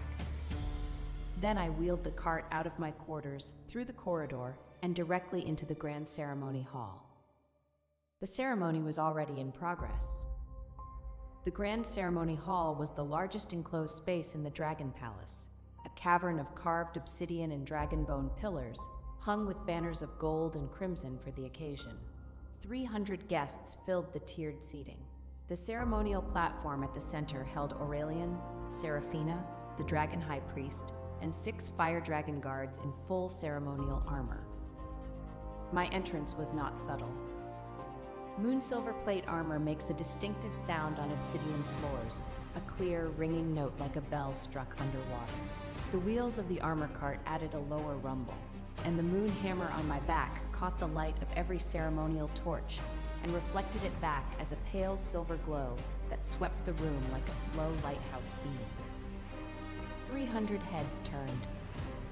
One man in the northern guest tier did not look shocked. He was tall, black-haired, dressed in plain dark armor among lords wrapped in ceremony gold. His eyes caught the torchlight with a cold silver gleam. He watched me, not Aurelian, with the still attention of someone seeing a battlefield reveal its true commander. Aurelian's face went through several colors very quickly, gold to white to something approaching green. Seraphina, to her credit, attempted to continue the ceremony. She turned back to the high priest and said in a perfectly controlled voice, "Please continue with the 3rd invocation." The high priest stared at me, at my armor cart, at the moon hammer, and said, "I, the 3rd." "Continue," Seraphina said through her teeth. The high priest cleared his throat and raised his hands, beginning the invocation in the old tongue. His voice wobbled like a fledgling on its first flight. I walked forward. The armor rang with each step. The cart rumbled behind me. I passed the first row of guests, then the second, then the third. Everyone was watching. No one blinked. Aurelian made a sharp gesture to the ceremonial guards, a flick of his fingers that meant intercept, redirect, remove from view. I had seen that gesture 1,000 times. I had taught half those guards their formations. The 6 fire dragon guards stepped forward, then hesitated. They looked at me, then at Aurelian, then at me again. I stopped walking, looked at the lead guard, Vareth, a good soldier, one I had trained personally, who had flown beside me in 3 sky battles and once carried my spare hammer when my arm was broken. "Vareth," I said calmly.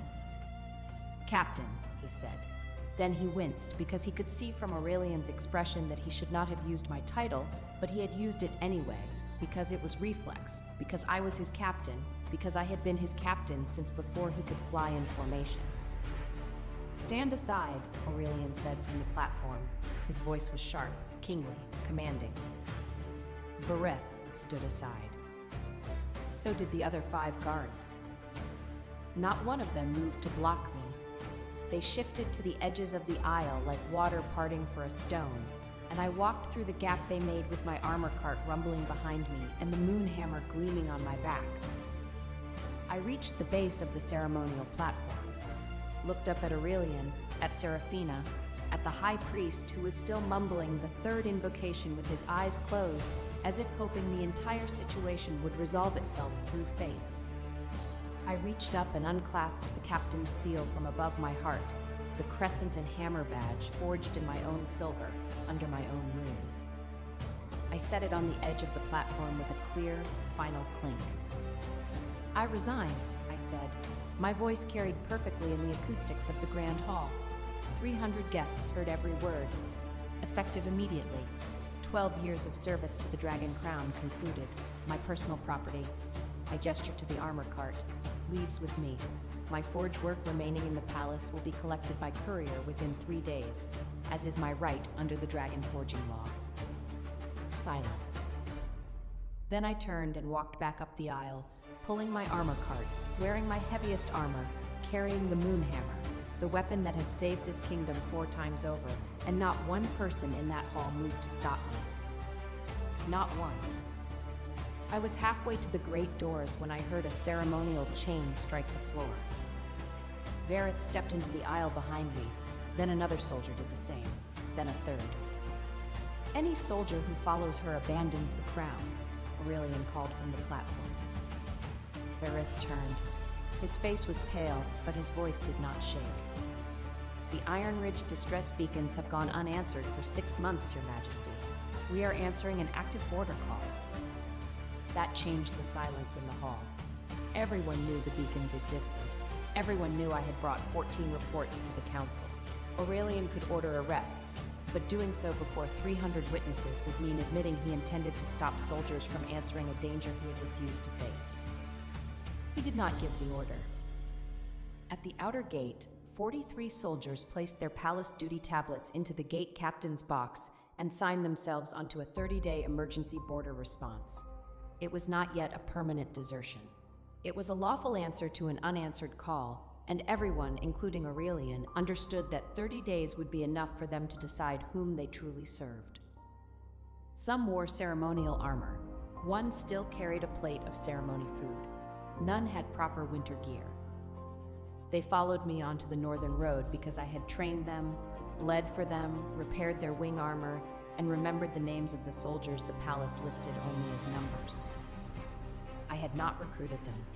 I had simply walked toward the danger. They chose to walk too. The northern road at night was cold. By the 2nd hour, my breath was visible, and the soldiers behind me were huddling into ceremonial cloaks. We made camp in the ruins of an old watchtower at the base of the Iron Ridge Mountains. The main rift was visible from there, a wound in the heavens that pulsed with infected light.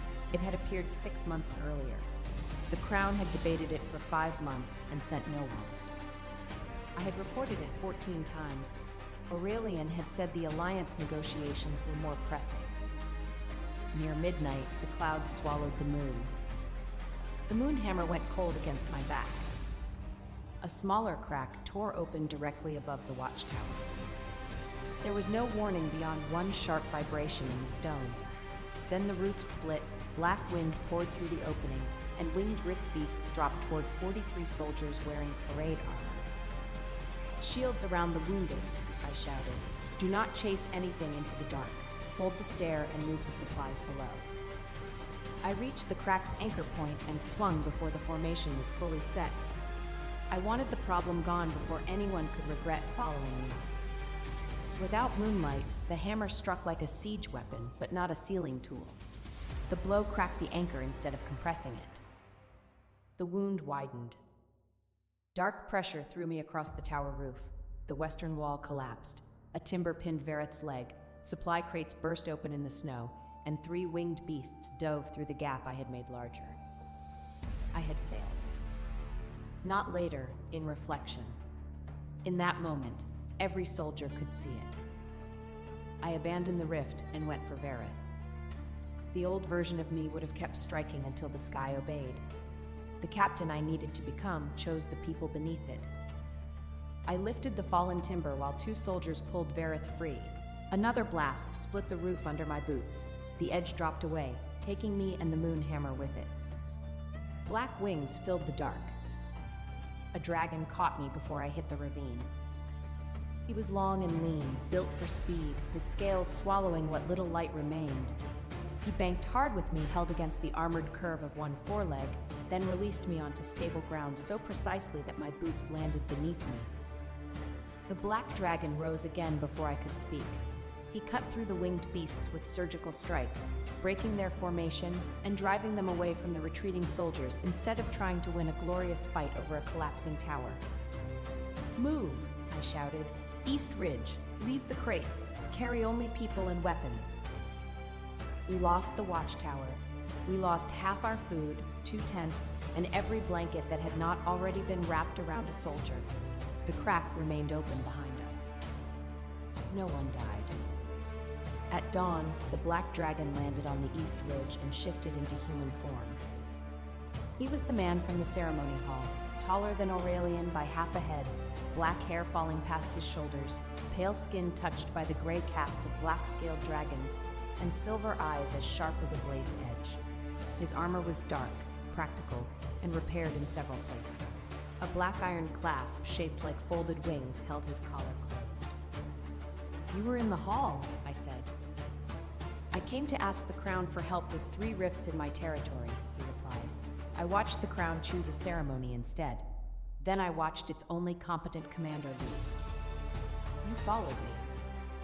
"I followed the unanswered beacon. You happened to be walking toward it."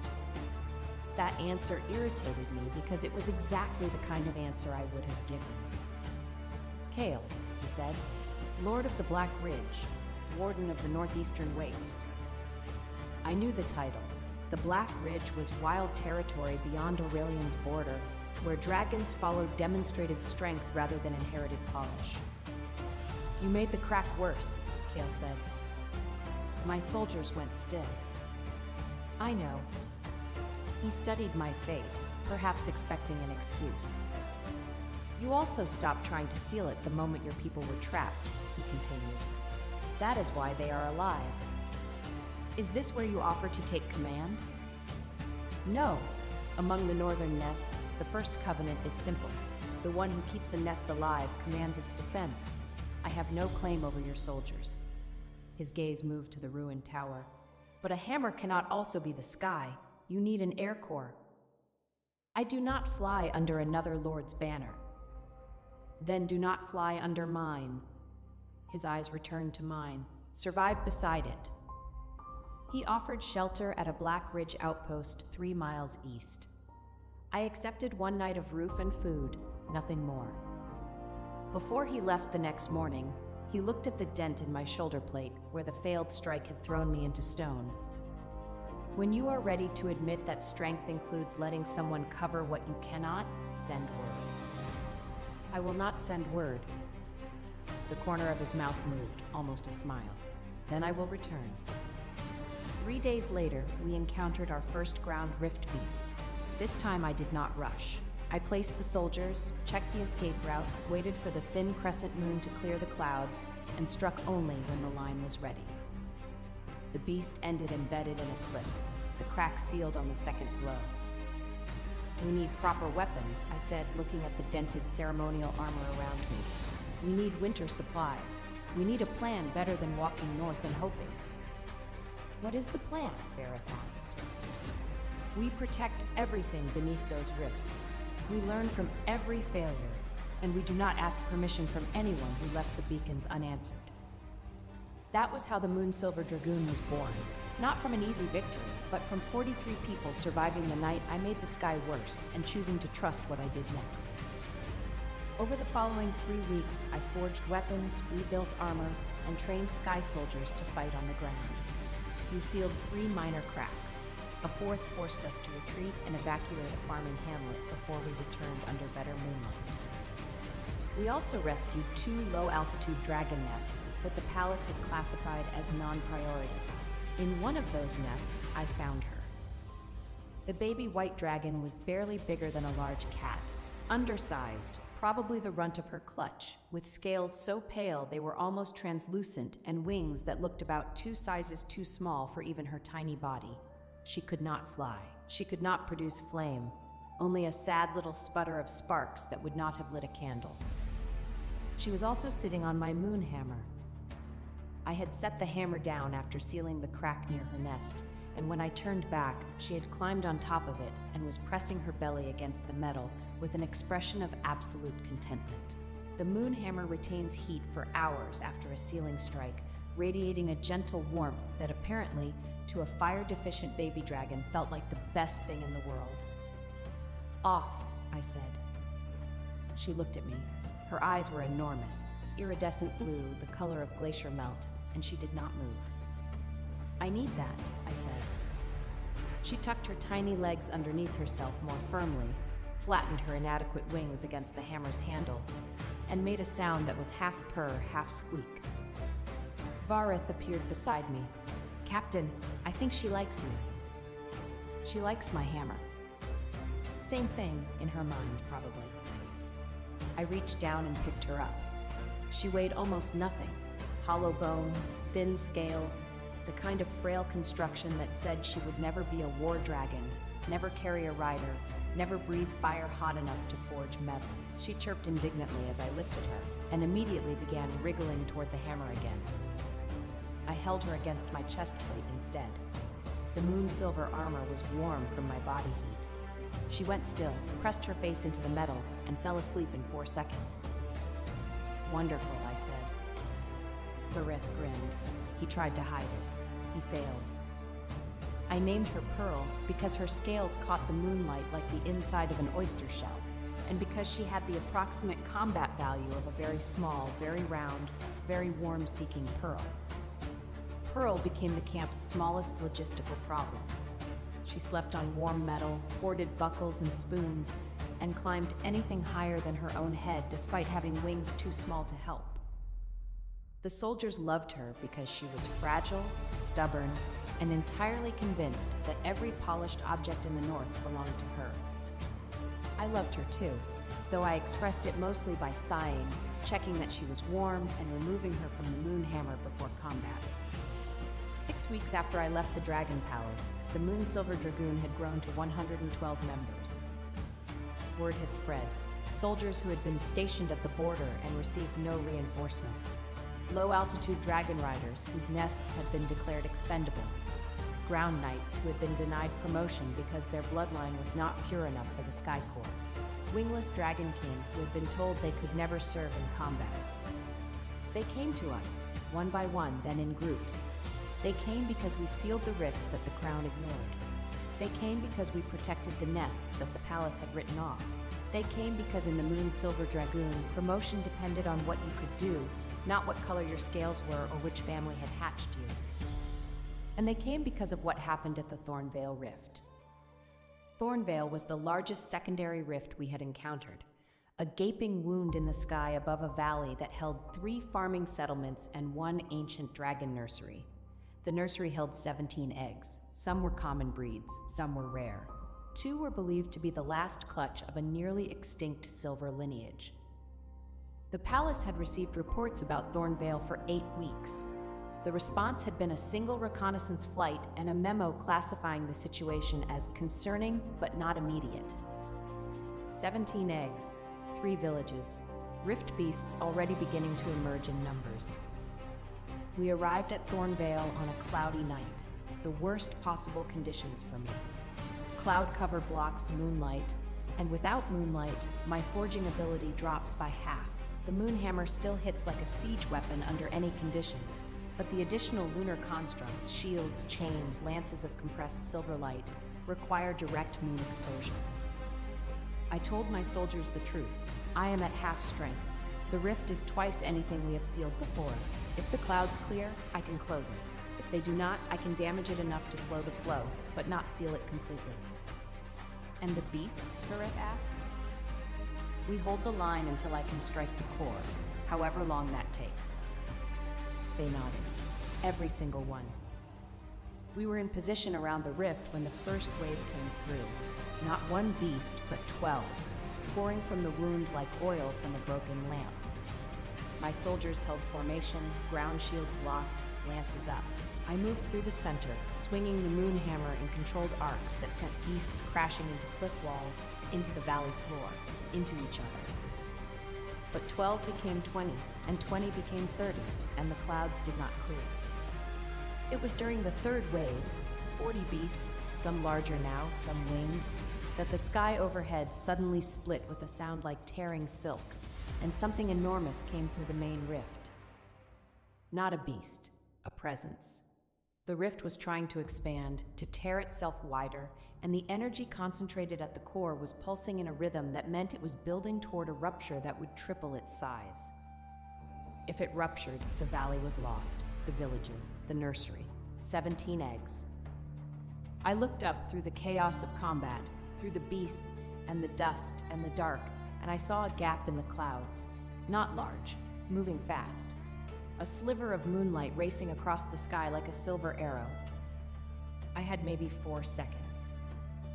I left the ground line, ran through the beast swarm, hammer raised, took a hit from something clawed that raked across my shoulder plate and scored the moon silver deep enough to spark, ignored it. Reached the base of the rift where the energy was densest, where the pulsing was loudest, where the air tasted like metal and wrong. The moonlight hit me. 4 seconds. That was all I had.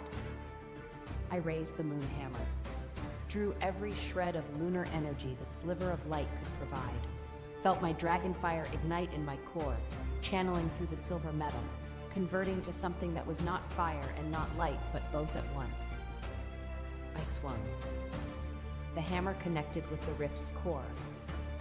The sound was not a sound, it was a pressure, a compression of everything in the air, the ground, the bones of my body, into one single point of absolute impact. The rift cracked, not wider, inward, like ice breaking toward a center, like glass shattering in reverse. The wound in the sky collapsed on itself, folding, shrinking, sealing. The beasts screamed, a unified shriek of disconnection, and dissolved into dark vapor as their anchor point closed. Then the clouds covered the moon again, and I was standing in the dark with the hammer still raised, and my arms shaking and absolute silence around me. 112 soldiers behind me. 17 eggs safe beneath us. 3 villages untouched. The silence lasted 3 breaths. Then someone cheered, then everyone cheered. And somewhere in the dark, a baby white dragon, who had been stuffed inside Vareth's cloak for safety, chirped with delight and accidentally set his collar on fire with one of her pathetic little sparks. It was a very small fire. Vareth put it out with his hand. But it was technically Pearl's first successful flame, and the soldiers celebrated it as if she had just leveled a fortress. News of Thornvale traveled fast. Not because I sent messengers, because the farmers talked, the nursery keepers talked, the low-altitude patrols who had witnessed the rift close talked. And within 2 weeks, every dragon nest, border settlement, and sky route outpost between the palace and the northern waste knew that the Moon Silver Dragoon had done what the Dragon Crown had refused to do. Aurelian sent an emissary on the 3rd week. A formal courier in gold and crimson livery, carrying a scrolled document sealed with the royal fire mark. The document contained several politely worded paragraphs that amounted to, "Return to your post. Your resignation is not officially accepted. The Crown acknowledges your border service and will credit it to your record. Report to the captain's wing within 14 days. I read the document in front of the courier. Then I folded it neatly, used it to prop up the uneven leg of my field desk, and told the courier he was welcome to stay for dinner if he liked venison. He stayed for dinner. He did not go back. The second emissary arrived a week later. This one carried a different message, less polite, more commanding.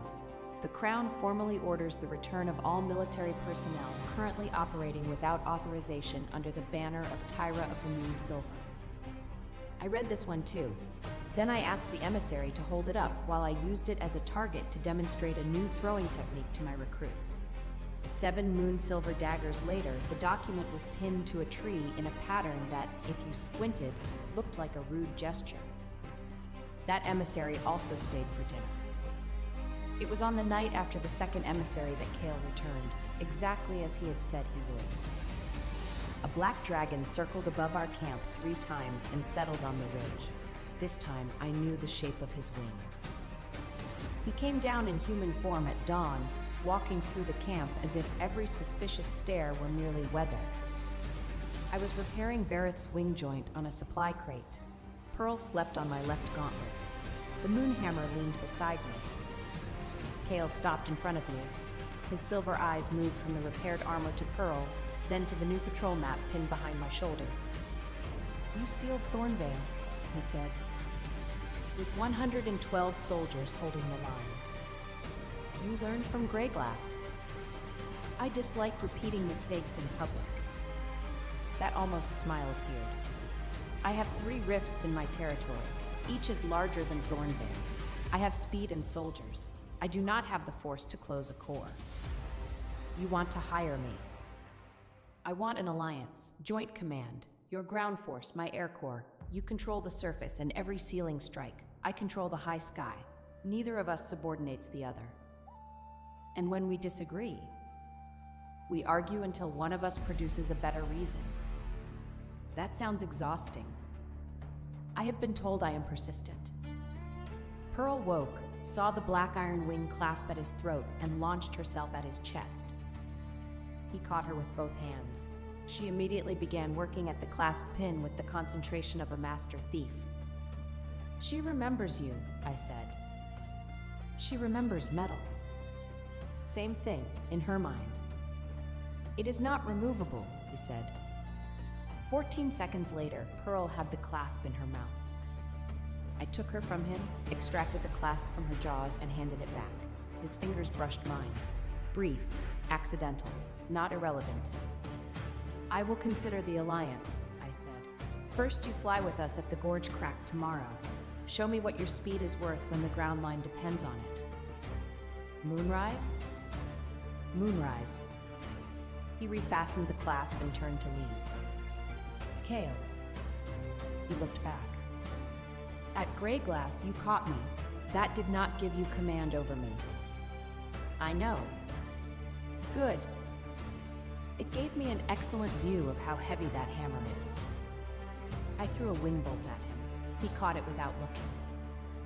Vareth appeared at my elbow after Kale left. "Find out everything about the Black Ridge," I said. "Forces, supply capacity, whether its lord is trustworthy or merely desperate." "Yes, Captain." Vareth paused. "He is very tall." "That is not intelligence." "He is also very handsome." "That is also not intelligence." I am establishing the full tactical picture. I held out my hand. He returned the wing bolt and left before I could throw it again. The next night, Kale proved himself. The gorge engagement was a standard crack seal. Small rift, minor beasts, clean angles. What made it different was the sky above us. 3 rift beasts had emerged with wings, spiraling upward to attack from height, and normally my soldiers would have had to split their formation to address the aerial threat. Kale did not let them. He moved through the air like nothing I had ever seen.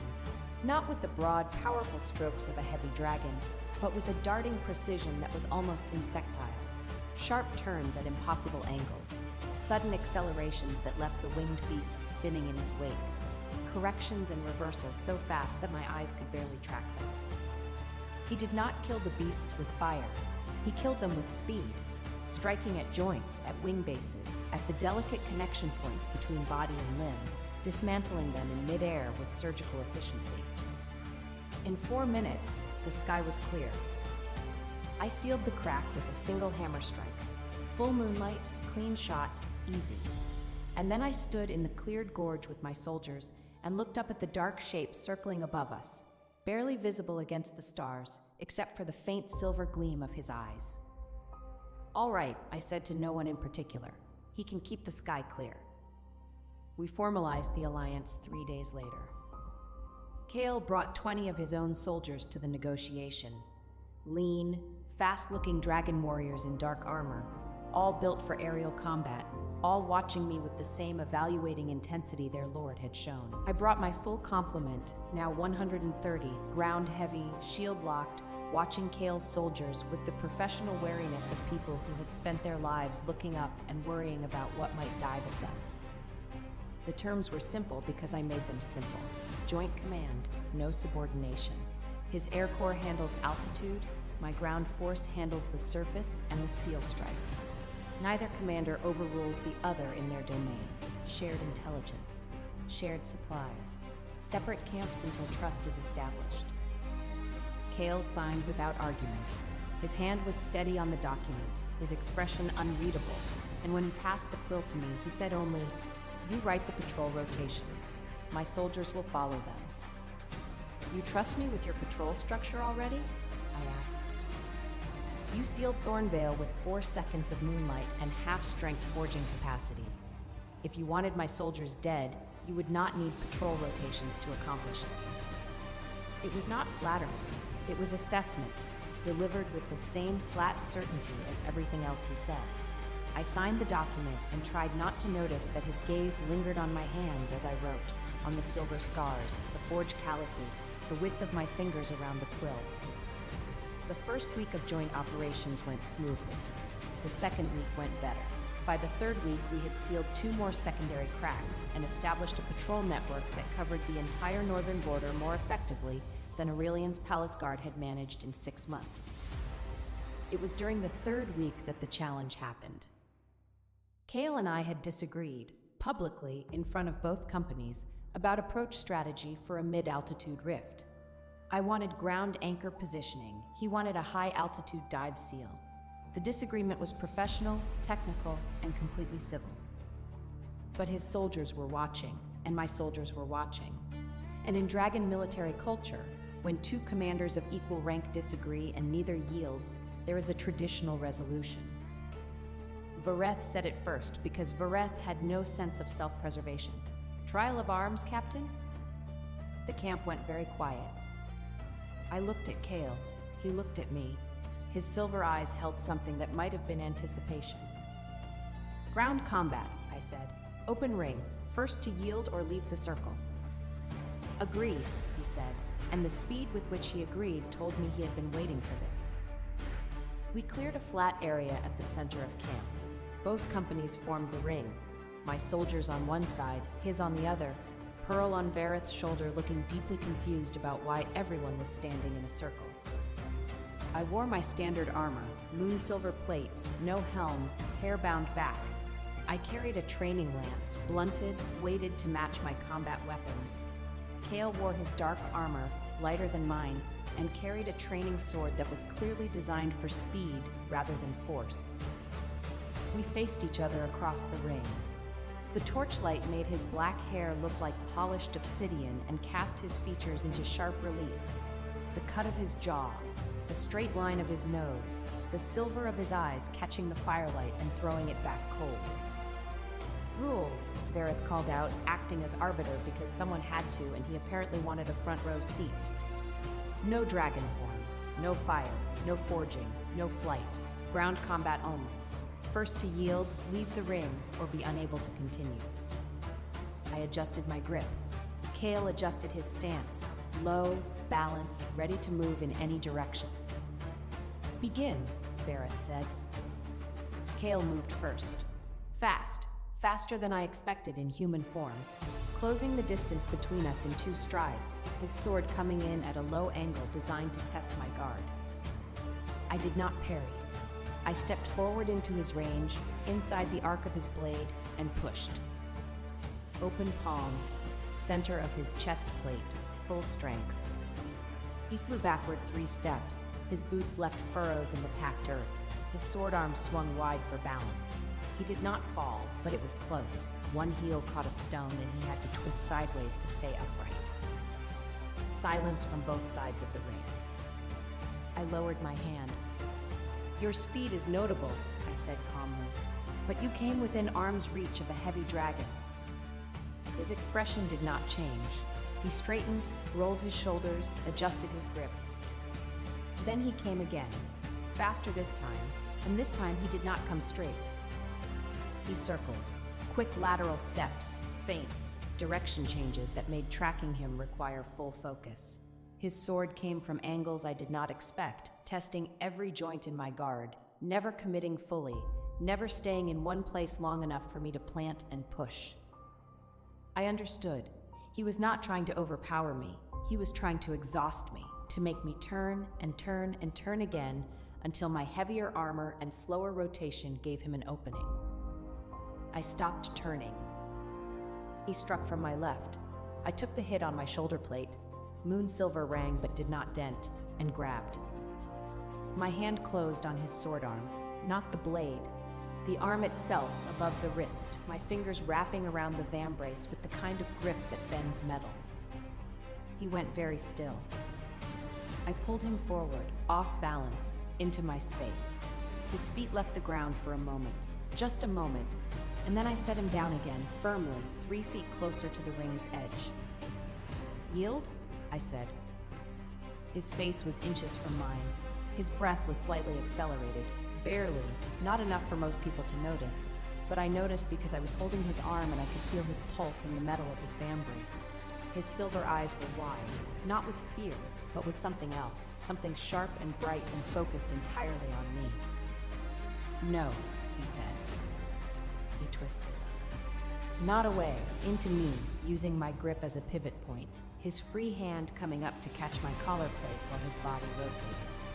It was a grapple technique designed for lighter fighters, using the opponent's own grip as an anchor.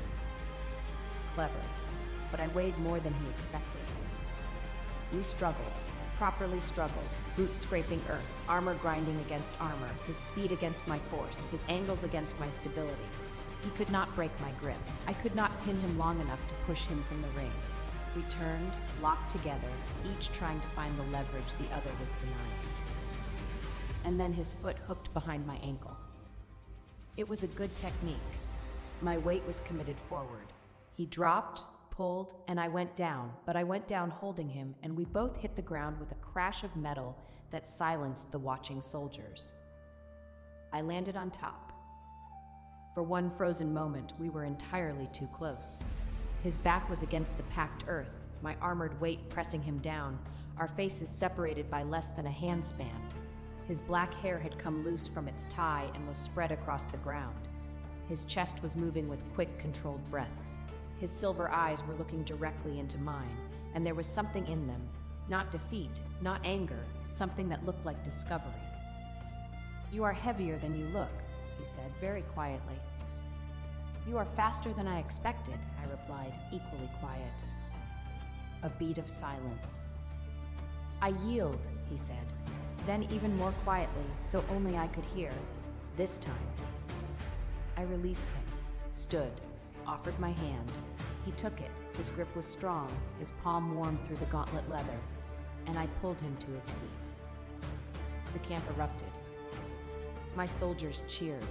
His soldiers looked at each other with expressions ranging from disbelief to grudging respect to something that, on one young soldier's face, was definitely amusement. Kale straightened his armor, brushed dirt from his hair. His expression was perfectly controlled, the same flat calm he always wore, but there was a slight tension in his jaw that might have been irritation or might have been something else entirely. "The ground approach," he said, loud enough for both companies to hear. "We will use the ground approach for the mid-altitude rift." I nodded. And your aerial feint for the secondary cracks above it. Agreed. He extended his hand. A formal shake. Alliance reaffirmed, dispute settled. I shook it. His fingers tightened fractionally on mine, brief, barely perceptible, and then released. That night, I overheard one of his soldiers compiling what they called evidence that the Lord did not actually lose.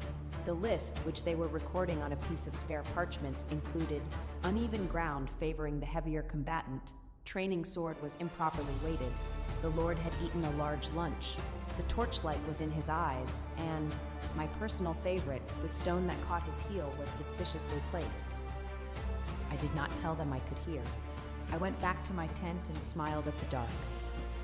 The document appeared 3 days later. Kale's lieutenant, a lean, sharp-faced woman named Riven who flew reconnaissance and had a voice like gravel over glass, delivered it to me with an expression of long-suffering tolerance. He wanted me to tell you, she said, that the wind conditions during your match were suboptimal and created an unfair drag coefficient on his lighter armor. I looked at the document. It was titled, in precise handwriting, Factors Contributing to Anomalous Outcome in Training Exercise 7. Below the title was a detailed paragraph-by-paragraph analysis of wind speed, ground moisture content, ambient temperature, armor weight differential, caloric intake differences, and remarkably, the angle of the moon. The angle of the moon, I said. He spent 2 hours on this, Riven said. I want you to know that. Does he actually believe any of this? She gave me a look that communicated volumes. He is my lord. I serve him faithfully. I am not required to answer that question. I folded the document and put it in my belt pouch. I kept it. I did not examine too closely why I kept it. Later, I learned this was the beginning of what his soldiers internally titled the 47 Reasons the Black-Winged Dragon Lord has never truly lost. By the time of our final campaign together, the list had grown to include reasons such as the enemy moved unexpectedly, his pre-battle meditation was interrupted by a baby dragon stealing his boot buckle, and the captain was wearing her hair differently, and it was distracting in a way that affects combat readiness. The 4th week brought the first real test of our alliance. A major rift, not a crack, not a secondary wound, but a true sky tear, opened directly above the settlement of Ashvale, 30 miles northeast of our patrol border. This was not our territory. It was not Aurelian's territory.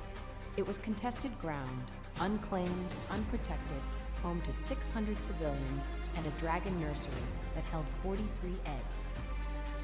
The rift opened at dawn. By midday, beasts were pouring through in numbers we had not seen since Thornvale.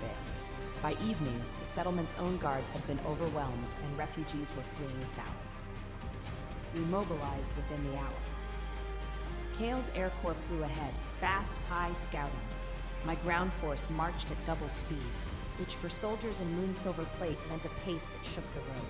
We reached Ashvale by nightfall and found the settlement half abandoned, the remaining civilians barricaded in the stone granary, and the dragon nursery's doors sealed shut with a desperation yell that told me whoever was inside had decided they were not leaving. The rift above was massive, 3 times Thornvale. The energy pouring from it was visible as a dark haze, and the beasts were emerging in waves, 12 to 15 at a time, reforming for another push every 20 minutes. Can you seal it? Kale asked. He was beside me at the settlement's edge, in human form, watching the rift pulse against the stars. His voice was calm, but there was tension in the set of his shoulders. I looked at the moon. 3/4 phase. Good, strong enough for major forging, if the sky stayed clear. Yes, I said, but not from here. I need to be directly beneath the core, which means being in the center of where the beasts emerge. Yes. How long for the strike? 1 full breath, maybe 2. I need to plant, charge, and swing without interruption. He was quiet for a moment. Then, 2 breaths. I can give you 2 breaths. I looked at him. In the dark, his silver eyes were almost luminous, catching starlight, reflecting it back with an intensity that made my chest do something complicated. How? I asked. By being faster than everything else in the sky, he said it simply. Not boasting. Fact. I will draw them. Every beast with wings I will pull to me. You get your 2 breaths. Strike the core. And if they overwhelm you? They will not. Kale. They will not. He looked at me directly, and the certainty in his expression was absolute. Not arrogance. Conviction. 2 breaths. That is all you need. I will give them to you. I held his gaze for a long moment.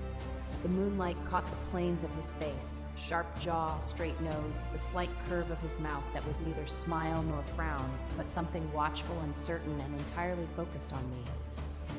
Then we go, I said. Now, before the next wave. He nodded, turned away, then paused, turned back and said very quietly, almost casually, "Do not get hit while I am not watching." And then he shifted. The transformation was fast, faster than any I had seen. One moment, a tall man in dark armor. The next, an enormous black dragon, lean and angular, with wings like cut glass and scales that absorbed the starlight rather than reflecting it. He was built for speed, even in dragon form. Long neck, narrow body, wings proportionally massive, tail thin and rudder-like. He launched upward without sound. No roar, no declaration.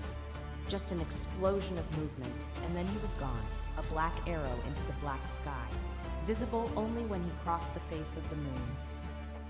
I charged. Ground force behind me, shields locked, lances ready.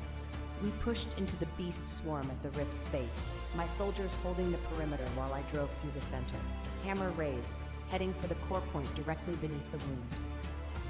Above me, I heard the beasts react, heard their shrieks change from hunger to alarm, heard the whistling of displaced air as something moved through them at impossible speed, cutting, striking, drawing them away from the ground, pulling them into the sky where they could not reach me.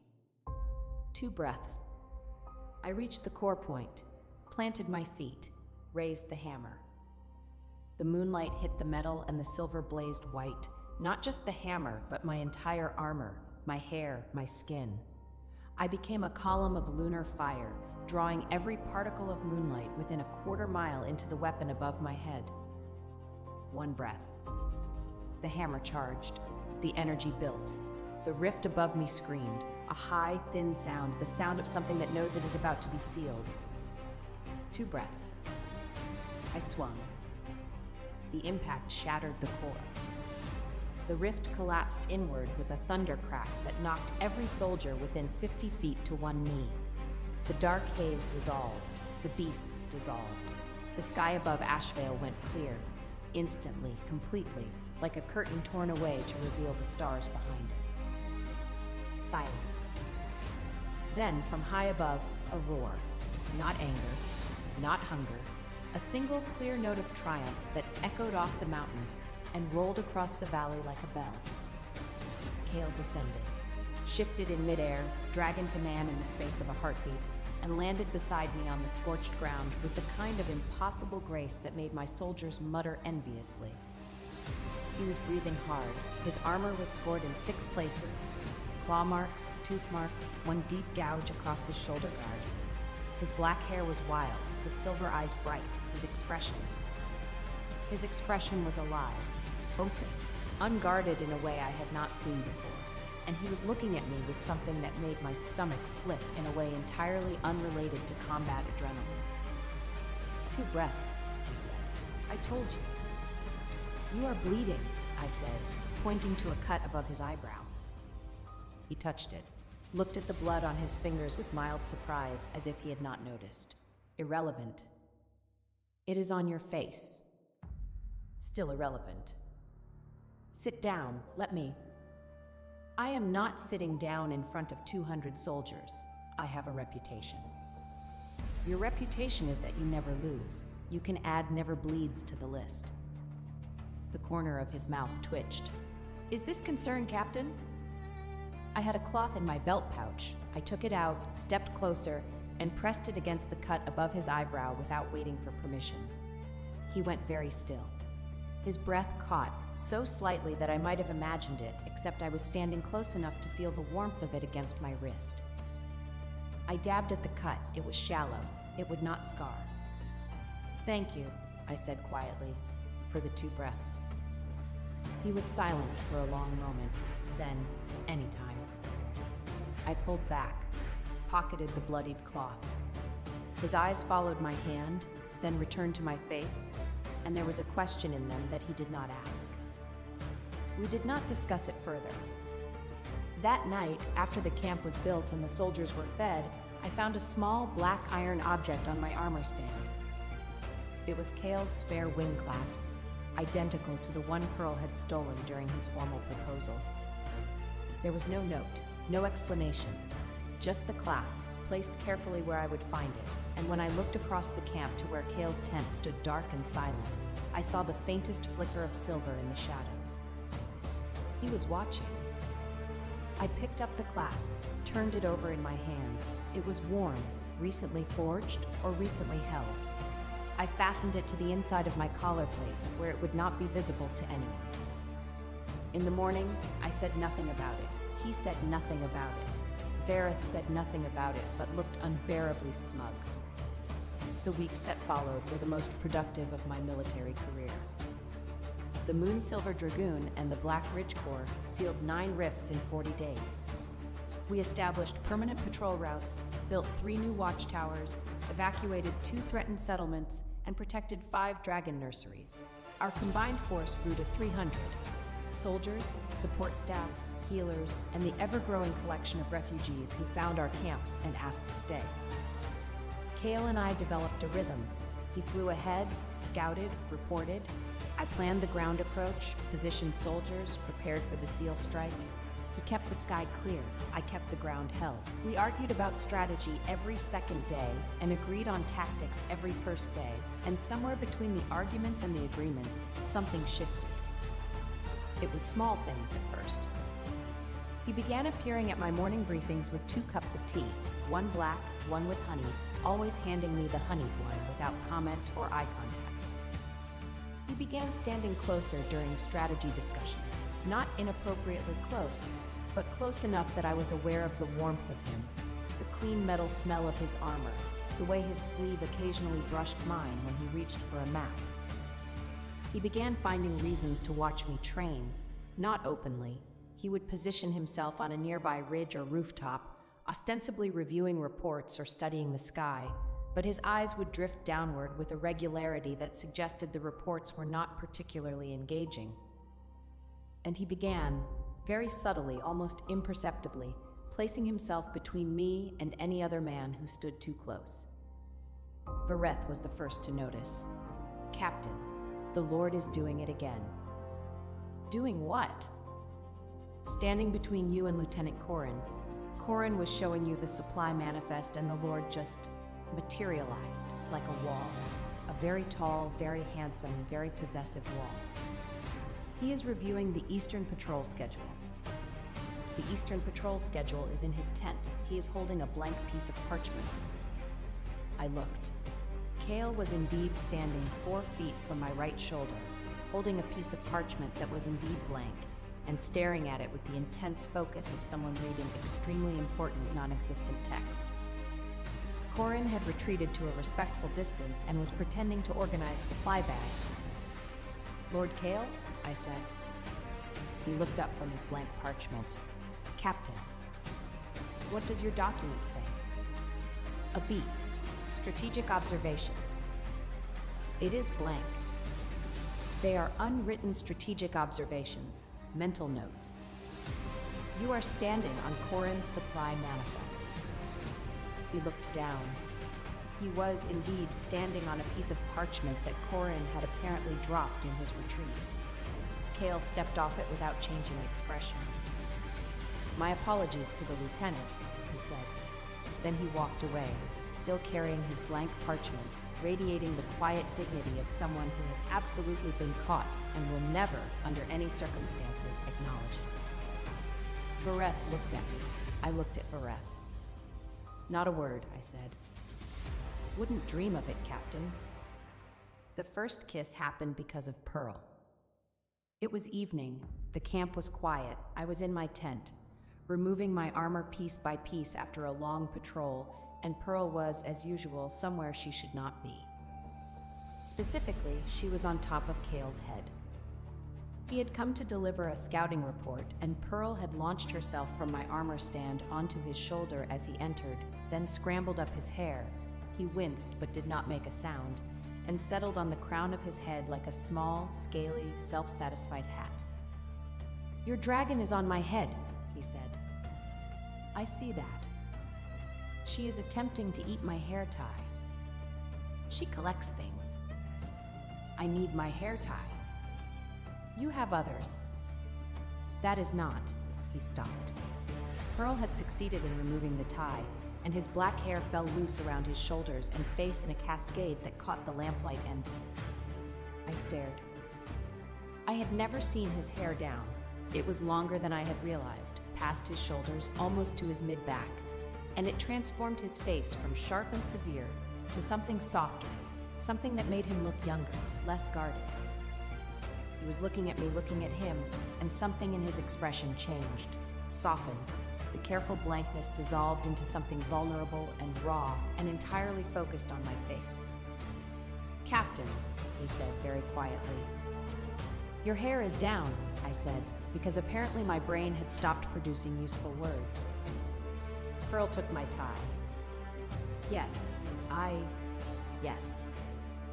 Pearl, oblivious to the moment she had created, chirped happily and began trying to nest in his hair, kneading it with her tiny claws like a cat settling into a blanket. Kale stepped closer.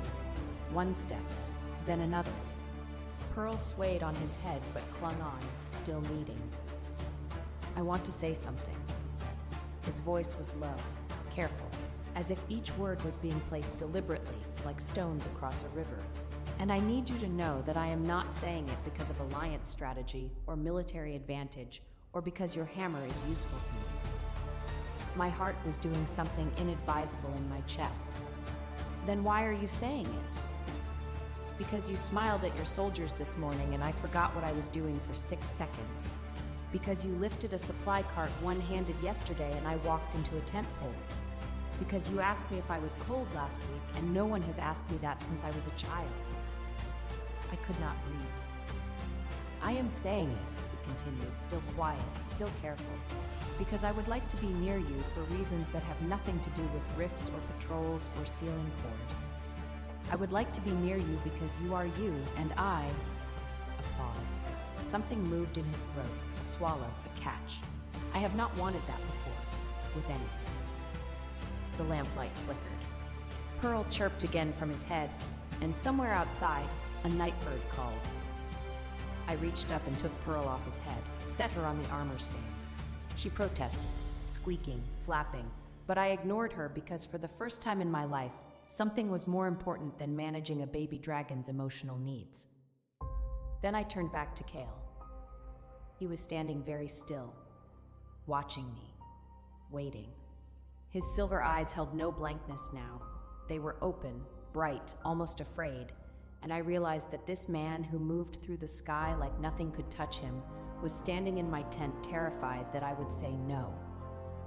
I stepped forward, closed the distance between us, put my hand against his chest, not pushing, not pulling, just resting it there, feeling his heartbeat through the leather of his underarmor. "You walked into a tent pole?" I said. He closed his eyes briefly. "That is the part you are focusing on?" It was a good tentpole moment.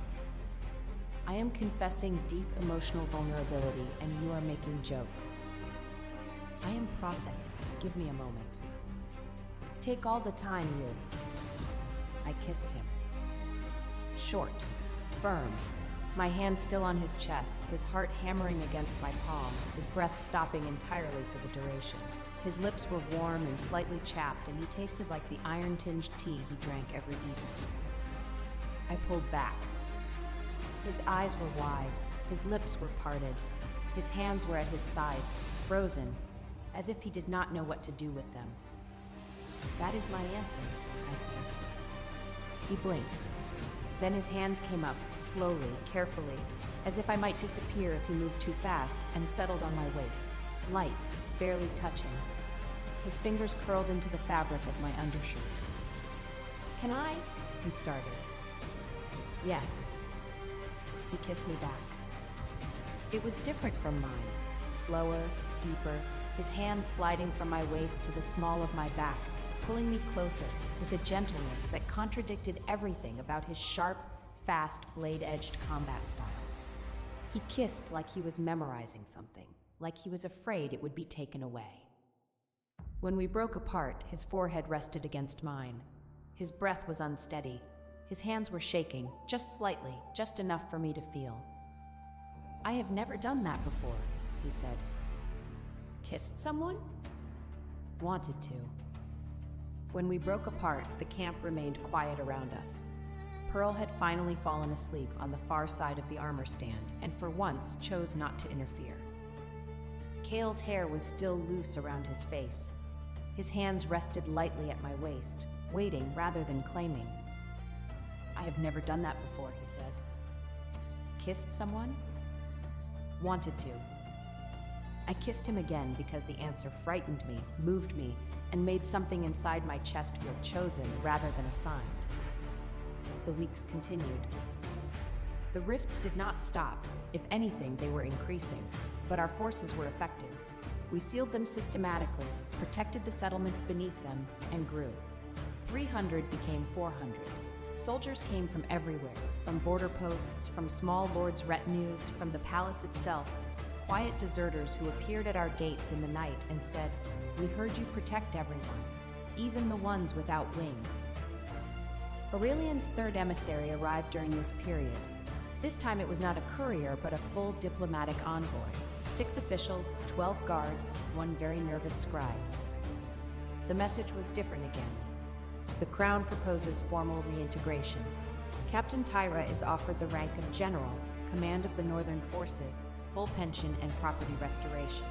Conditions: return to palace jurisdiction, submit patrol plans for royal approval, surrender independent command structure. I read it aloud to my officers.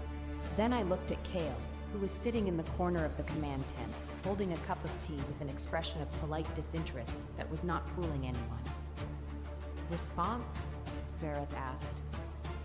"Tell the Crown," I said, "that the Moon's Silver Dragoon answers to the people it protects, not to a palace that forgot those people exist."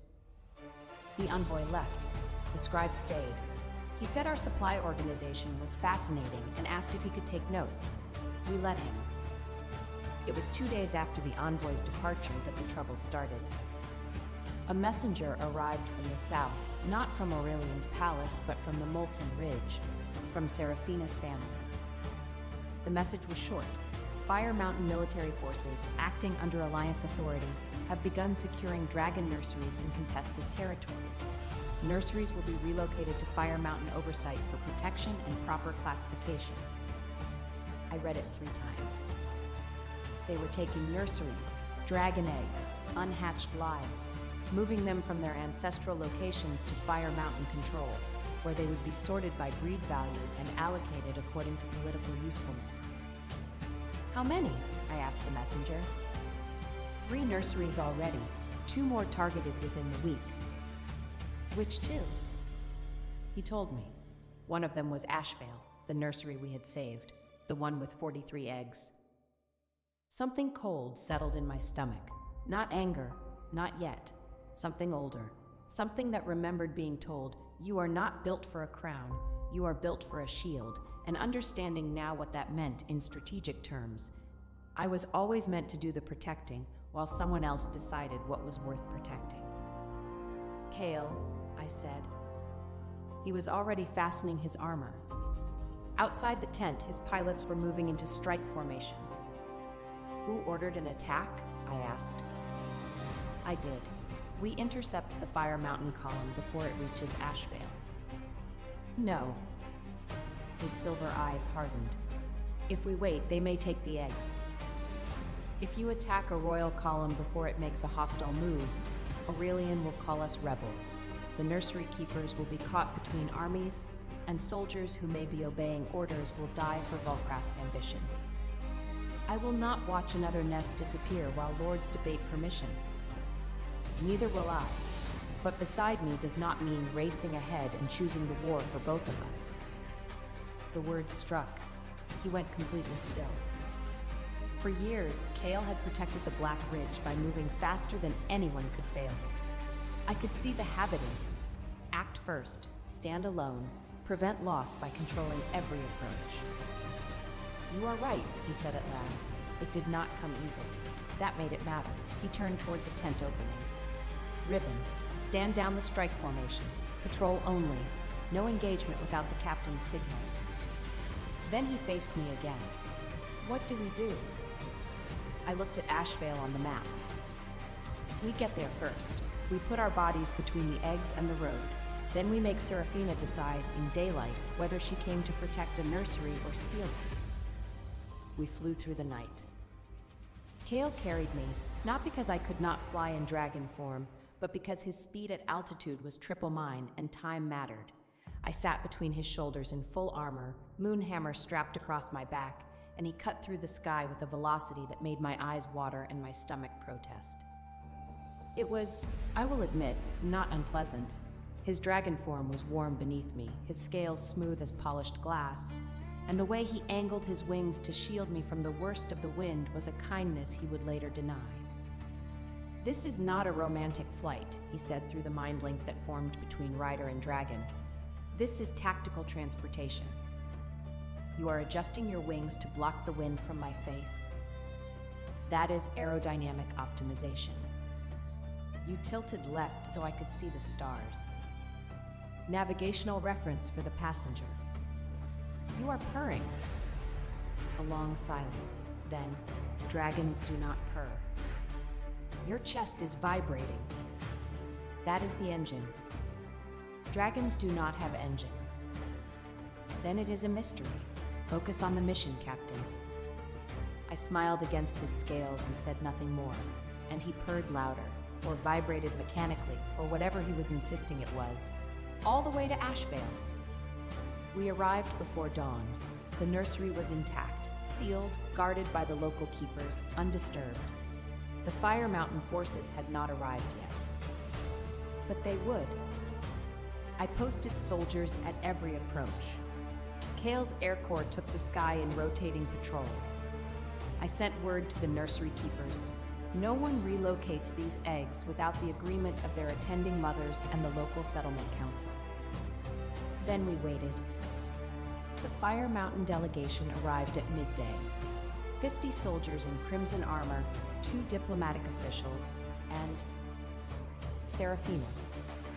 She rode at the head of the column on a fire drake, her obsidian and ruby headpiece catching the sun, her crimson robes flowing like liquid flame.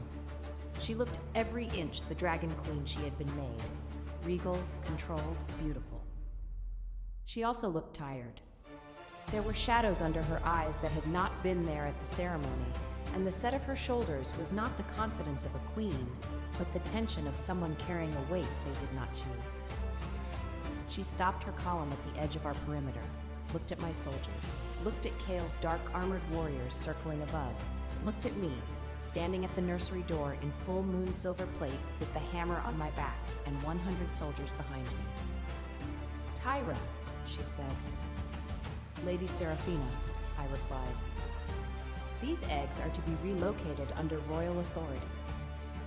These eggs are staying because their mothers and keepers refuse relocation, I said. They asked for our protection, and we answered. The crown supersedes an independent force, Seraphina replied. A crown cannot call confiscation protection while the mothers bar the door. If you intend to take the eggs, you will have to say so in front of them. She was quiet. That was when I understood she had not come because she wanted to. She had come because she had been sent. I looked at her, really looked, past the headpiece and the robes and the political mask. Who ordered this? I asked. You or the Ridge? Her jaw tightened. She did not answer. Your father, I said. He is using Aurelian's seal to legitimize territorial expansion under the guise of egg protection. My father acts in the interest of dragonkind. Your father acts in the interest of your father. How many of the eggs in those 3 relocated nurseries have actually been returned to their mothers? Silence. How many, Serafina? None yet. The classification process takes 6 months, during which the mothers have no access and the eggs are under Fire Mountain military guard. That is not protection. That is confiscation. Her hands tightened on her drake's reins. The tiredness in her face deepened. She looked, for just a moment, like someone who knew exactly what was happening and did not know how to stop it. I have my orders, she said. And I have 100 soldiers and a very large hammer. Your orders do not supersede physics. Another silence. Her officials shifted nervously behind her.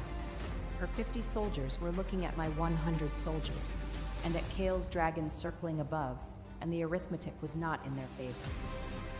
We will withdraw, Serafina said, for now, but this is not resolved. No, I agreed. It is not. She turned her column, rode away. At the last moment, she looked back over her shoulder at me, and there was something in her expression, not hostility, not resentment, something that looked almost like relief. I filed that away for later. The confrontation at Ashvale became the beginning of what the soldiers called the Nursery War, though no battle had yet been fought. Over the following weeks, I sent one simple offer to every threatened nursery. Your eggs remain with their mothers. Your keepers keep authority over care. If armed men attempt removal, we will stand at the door. 14 nurseries accepted. 6 settlements joined their supply routes to ours. Aurelian answered by declaring every settlement under our protection ineligible for crown trade, medicine, storm relief, and emergency reinforcement. He did not strike me. He squeezed the people who had chosen me. He is using civilians as leverage, Vareth said. As hostages, I replied, bloodlessly enough to call it policy. Kale wanted to build an independent trade network. In 6 months, it could have worked. Winter was 6 weeks away. I looked at the royal proclamation and remembered what Kale had told me after Greyglass. The first covenant of dragonkind was older than any throne. The guardian of a nest held authority only while the nest trusted that guardian to keep it alive. The covenant was not a hidden clause. Every dragon child knew it. Crowns had spent centuries pretending it was ceremonial because no king expected 14 nurseries to withdraw their trust at once. I am going to the council, I said. To invoke the covenant? Kale asked. To make the council look at the people Aurelian punished. I am taking the nursery keepers, the mothers, the settlement elders, and the soldiers who answered the beacons. The covenant can recognize their choice after they make it. It will not replace it. The council may refuse to hear them. Then 300 representatives will watch a king silence mothers asking to keep their own eggs. He can win the vote and lose the kingdom.